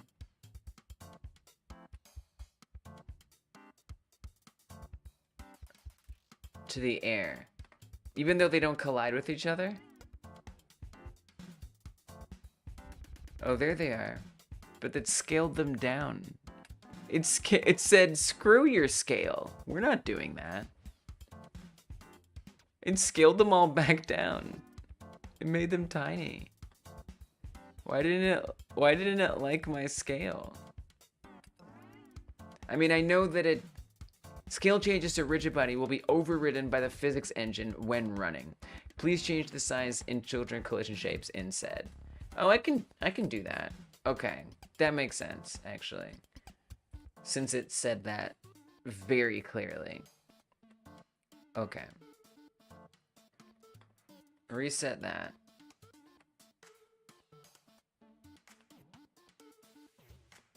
Yeah, they don't collide with each other. They do not, but I can make it super big right in here.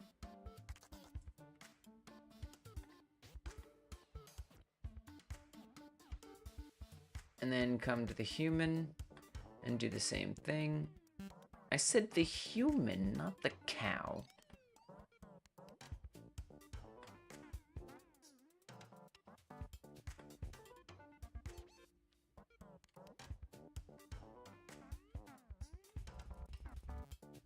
And scale it much larger.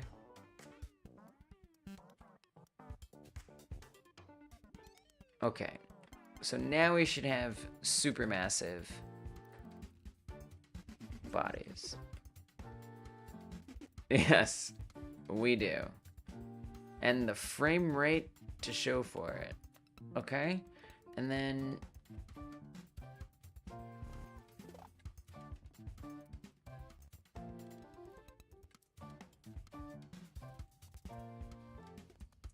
so this should be pretty apparent.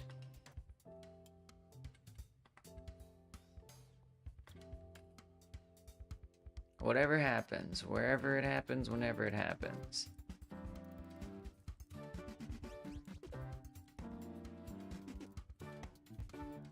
Human gonna zoom out a little further. We haven't lost any yet.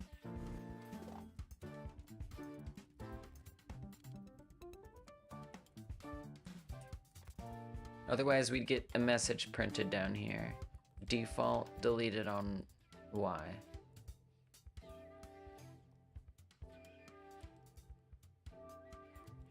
It may be that they have a greater chance of falling if they are scattered on the terrain as they were originally. Whoa.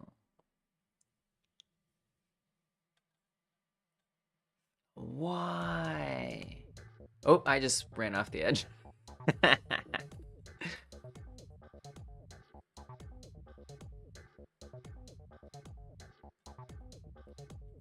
I suppose that sounds plausible.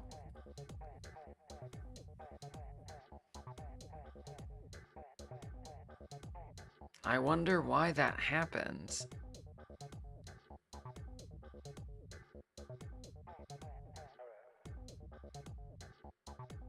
Yeah, I mean, it's just not happening now. Like, we were able to get it in the first try, pretty much, before.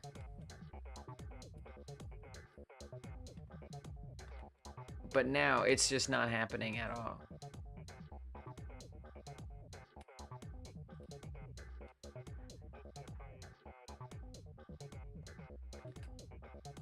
What in Godot collision?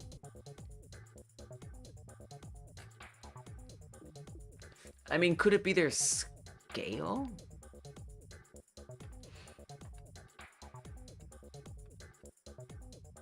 I think I could pretty easily spread them out again. Maybe. Oh no, I can't. I was hoping I could Control Z them back to being spread out. That's a negative. So I just have to reduplicate them all.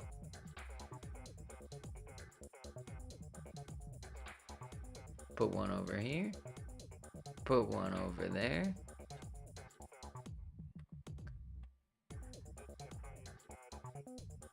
Put a cow there. Put a cow there.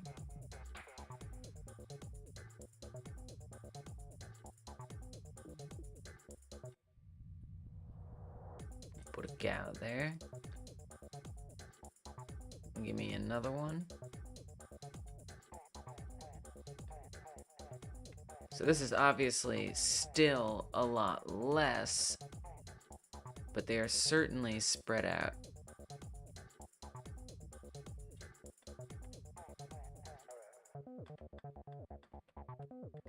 To say about only the least. Make a lot? Okay.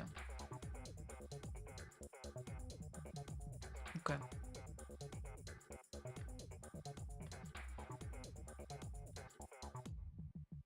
How many is a lot? We could do a lot. We could do a lot. Make a lot of humans here.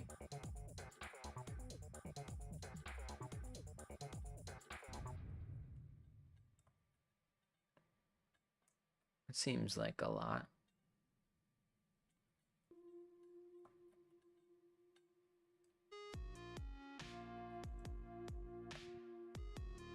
Some more cows in there for good measure.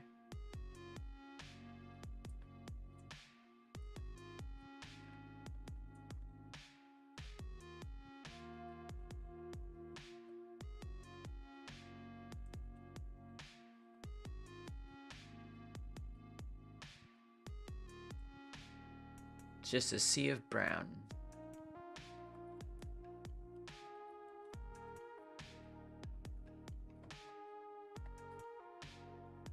Let's see what happens.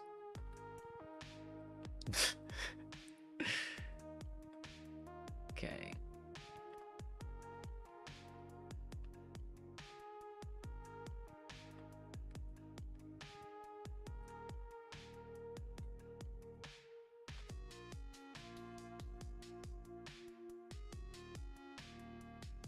I wonder if it also, if it could be in combo with how small they were. But that doesn't make sense because I didn't know. I didn't make their collisions bigger. It's just their shapes that are bigger. Their collisions are actually the same size. It's just the shapes that are bigger. So maybe I just didn't make enough or something.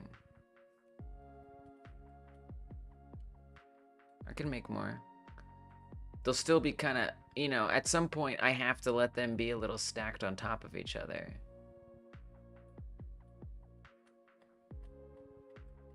Or they're gonna start going off of the thing in general, which kind of defeats the whole test.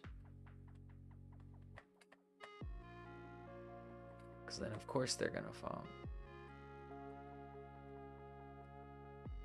I duplicated many more.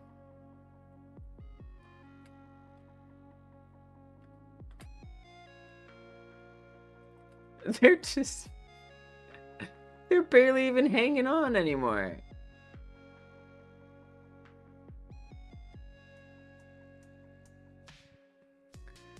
None are falling. Not a one.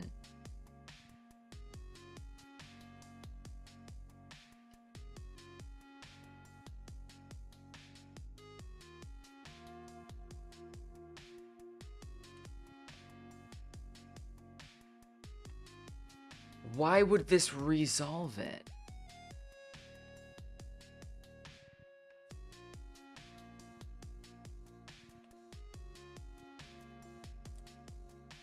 Like, have I still not made enough?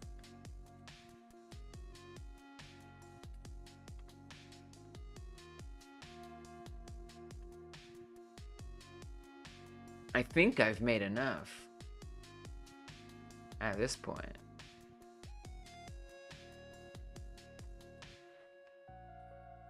And I'll even do it on this one. Oh, it happened! Okay. Lesser spot where these objects are. It happened on this map. Oh god, of course I wasn't looking when it finally happened. I think I see what you're saying though. Oops, I ran off the edge.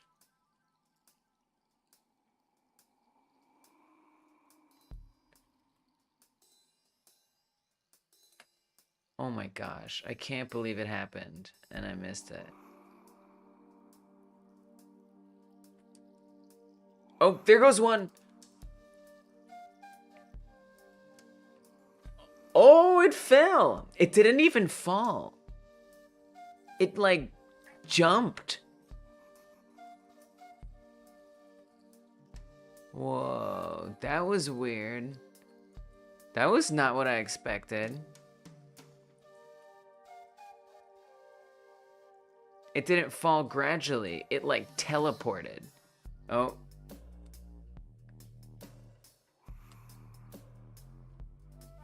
There's our unexpected error. Invalid get index collider on base dictionary. Okay.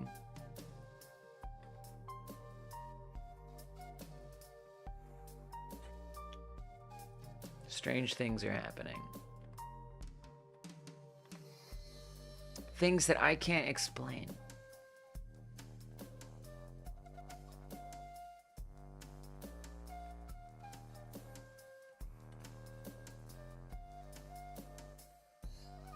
One, oh, there goes one. Oh, there it goes. I saw it. It was falling gradually.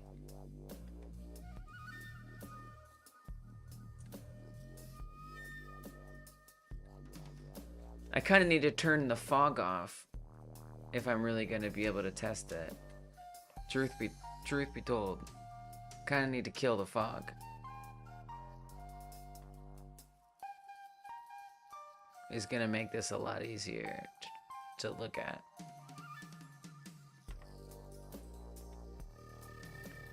There's the error again. I wonder if that's because it's falling too far. Because we're not... Probably not. but maybe because we're not queue freeing it.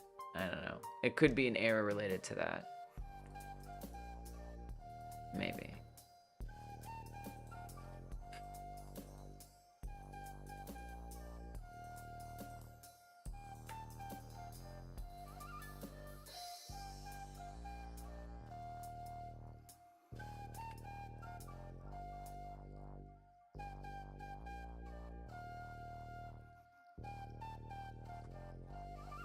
Oh, one just fell. But I didn't see it. I missed it. And I'm looking for it. Maybe this angle isn't good.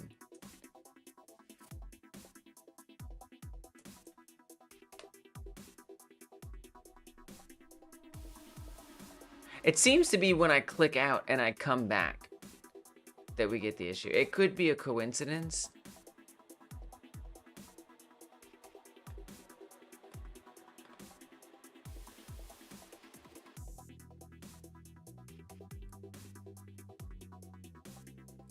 Gotta make sure I don't go too far over that I run off the edge. But I gotta go far enough that I don't bump into things. Oh, there goes one. You see it? There goes another one. There goes another one. There's another one. They're also not deleting, but they are falling off. I wonder if that message that I set up doesn't work like I thought it would. Somehow. Well, I don't know what to really make of it. I mean, I see it happening.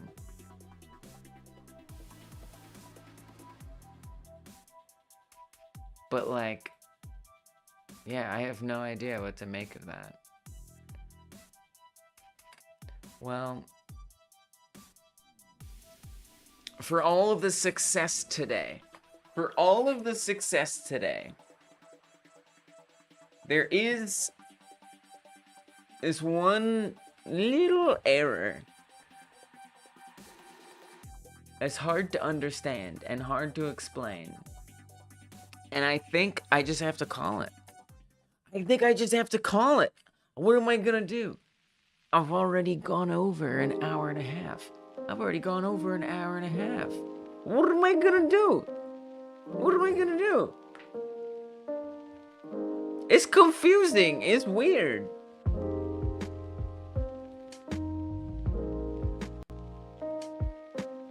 And now we got a bunch of weird looking oversized meat objects, and that's just the way it has to be. As long as we're testing this. Don't know what else to do.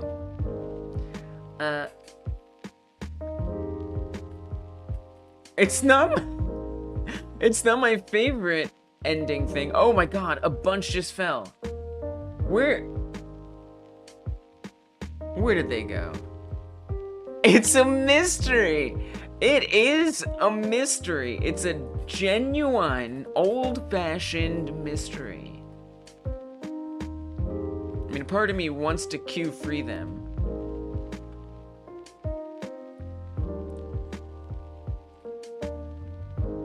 Yeah, I'm disappointed. It's certainly a version of, oh, there one goes. There it went. And it deleted this time instead of being eternal. Where are they going? Why are they going there?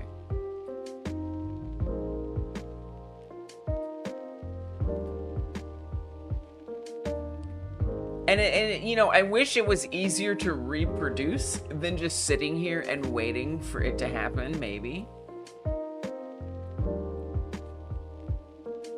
Because, you know, if I try things, like how long do I sit here to find out that, oh yeah, that worked? Yep, we recreated it.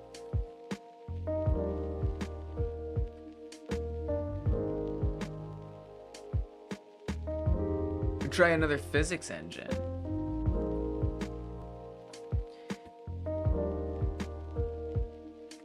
See, look, it said 42 in 1 second, but we didn't see any fall.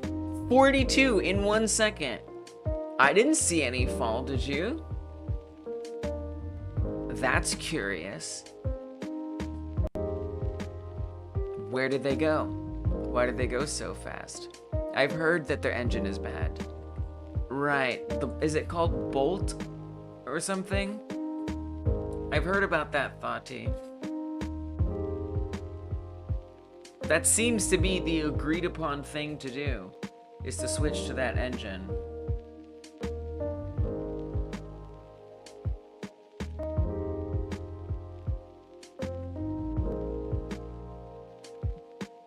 I mean, also, we could just make our own physics. I mean, if I think about it, you know, like, really, I don't need them to be rigid bodies anymore. I mean, since I'm not even grabbing them. I mean, the only value right now that them being physical bodies has is for picking them up and dropping them so they fall and hit the ground. That's it. That's like the only specific value that it has. And while it would be cool to add some kind of physics features later on,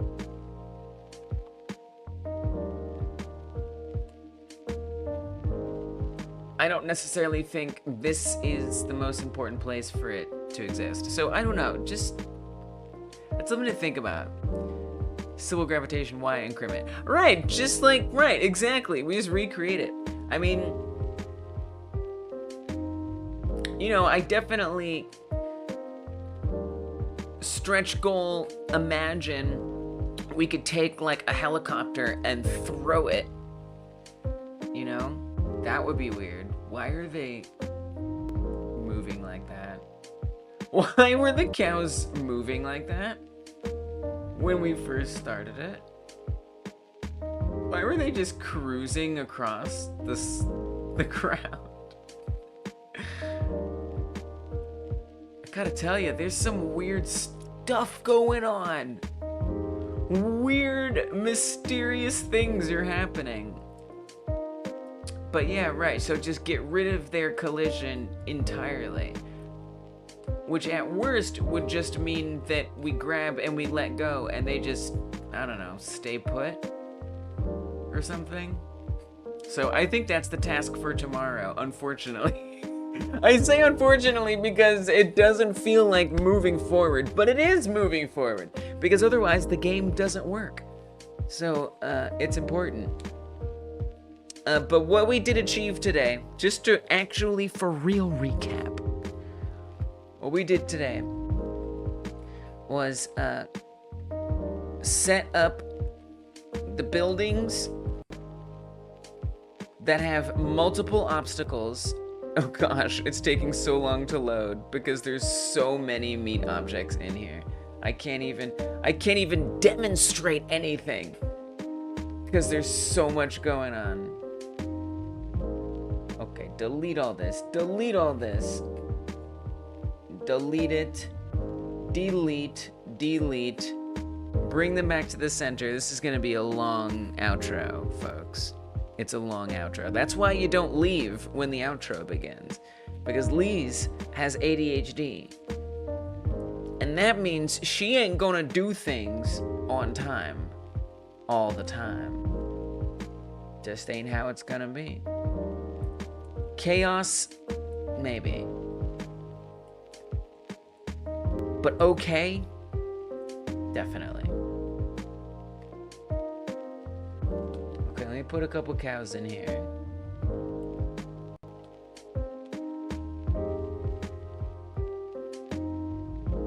So I can see a little bit of what was achieved today. Kinda, sorta, maybe. These buildings can be torn apart into pieces and replenish when they come back. I need to turn volumetric fog back on. The cows are all gone. Wait, they all deleted? Wait, they didn't. Where are they? Why are none of them appearing?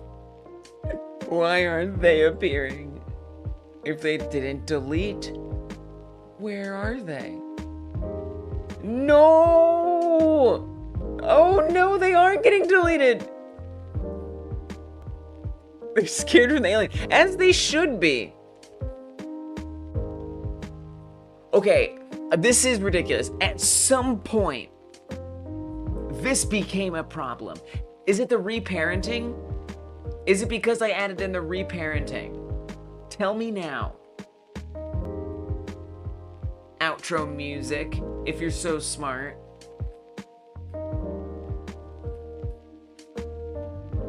Is it the reparenting? Outro music.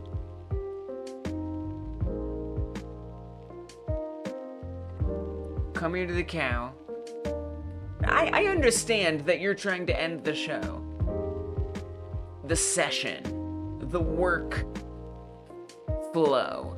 You want to interrupt what's going on here. I get that. Outro.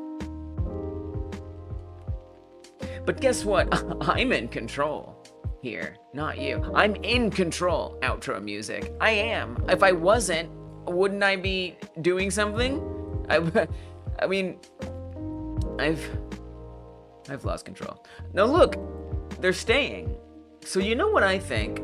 I think it has to do with the reparenting via the raycast. So now when I pick it up and drop it, it's 20 minutes long, so it does end. So now when I drop it, it doesn't reparent. So I think that reparenting has something to do with it, which means, what if it just falls through the ground and that's it. It just falls through the ground when we drop it. It doesn't get its collision back.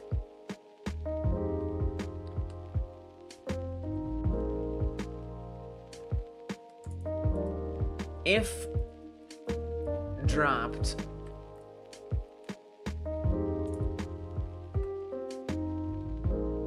set collision, mask 1 false.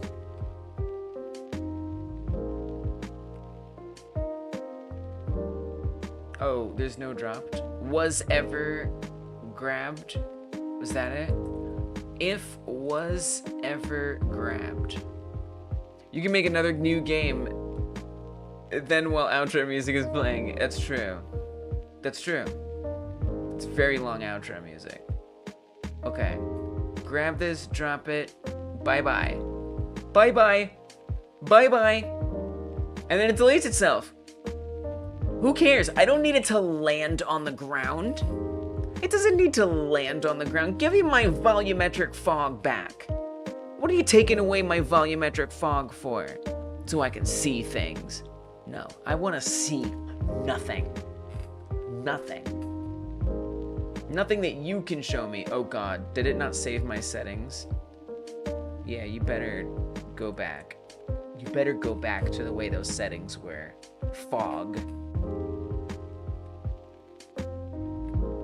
We're fine. Nothing falls off now. We lose nothing. And look, now we got super speed. It's very exciting. Problem solved. An hour of work of debugging has resulted in forget trying to use the reparenting. It's too messy. And now it just looks like it falls. Who cares? It doesn't matter. And then deletes itself. Done. So now I will tell you what we achieved today. These creatures right here, there's 3 humans and there's 3 cows. A coin flip occurs whenever that scene loads in. Just to make that not be so unpleasant to look at. You know what I did? I turned off the raycast that checks to see if the thing needs to reparent. So that reparenting logic just doesn't do anything now. It's just there doing nothing. And that's the way it's gonna be. That's the way it's gonna be. So that way, because I think that's something to do with that raycast checking the ground to see if it should reparent itself. That seems to be part of the problem. And you know what? I don't need that feature. I don't need that feature to exist. I just don't. I've decided it doesn't need to exist. How much longer is the outro? Are we almost out of outro? Nope. So 10-minute outro, baby. No problem.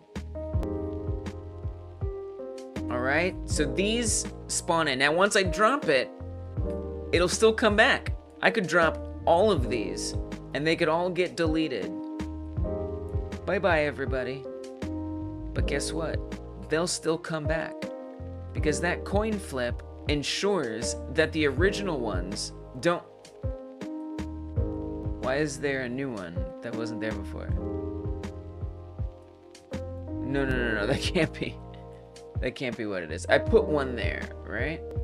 I did. Nope, I put one there. We're good. Yep. So it's all good. They don't disappear. We have an infinite number of them that will spawn, but they will delete themselves once they reach a certain position. I'm not unhinged. I'm sleepy. But I really want my game to be decent. So it might be 6 of them that spawn. It might just be 1. It might be none. But we can now grab them and they will replenish every single time. That was the big goal that I wanted to achieve. And you know what? We got it. Thoughty has been helping me so much today. Thank you for all your help. I really appreciate it. It's been a pleasure, an honor. And, you know, I'm glad we got some of those debugging things sorted out, because it was a great learning experience. And then, of course, finally, like I said, we can destroy this building, and it will also replenish. So I'm really, really happy with these results. Tomorrow, I am not going to figure out how to get the physics engine to work. We're just gonna let go of that because it doesn't matter. I don't know what we're gonna do tomorrow, but it's gonna be fun, it's gonna be cool, and it's gonna make the game look better and feel better. I promise. Because that's what I wanna do. Thank you everybody for supporting this channel in the ways that you do. It means a lot. If you are interested, you can head over to patreon.com/hypergamedev to support there. That's where you get the most behind the scenes content about this channel. I'll tell you about the things that I'm setting up for my YouTube videos. I'll tell you about really anything you're interested in. I'll show you tours. I'll do things where I'm setting up stuff sometimes. All of that happens, especially if you're a patron. But you also get many of the same perks that you get if you're a YouTube member. YouTube members also get a lot of perks, including emotes, and this goes for patrons as well, a full live stream on Mondays. And here's the thing, you can get gifted memberships like Edward. Edward got gifted a YouTube membership. Make sure you turn on your gift membership receivings. You're not gonna show up here, get that because you're gift membership. Those are people who actually paid with real money, not gift memberships. So unfortunately, you're not gonna show up there. I'm sorry, that's for real money payments. But yes, good night everybody. Thank you so much for supporting. You can also join the Patreon for free too. That's already there. Have fun. I appreciate you all. If you're watching it after the live stream, hello. Oh my gosh, you made it this far. Wow. we have been through a lot together, or you skip to the end, and that's cool too. Make sure you subscribe. Make sure you hit that subscribe button if you haven't yet, and if you are that person who's watching it after the live stream, that is to say, this will not work if you're watching it live. Only if you're watching it after the live stream. Tap or click in the bottom left to see the last live devlog that I did. Tap or click in the bottom right to see the next one. I need some sleep. I'm gonna get some sleep right now. Oh my gosh, I'm tired. What? I love this game, and I love working on this game, and I appreciate all the people who help me. I do. It means the world. And that doesn't mean that it's always going to be easy. Sometimes it's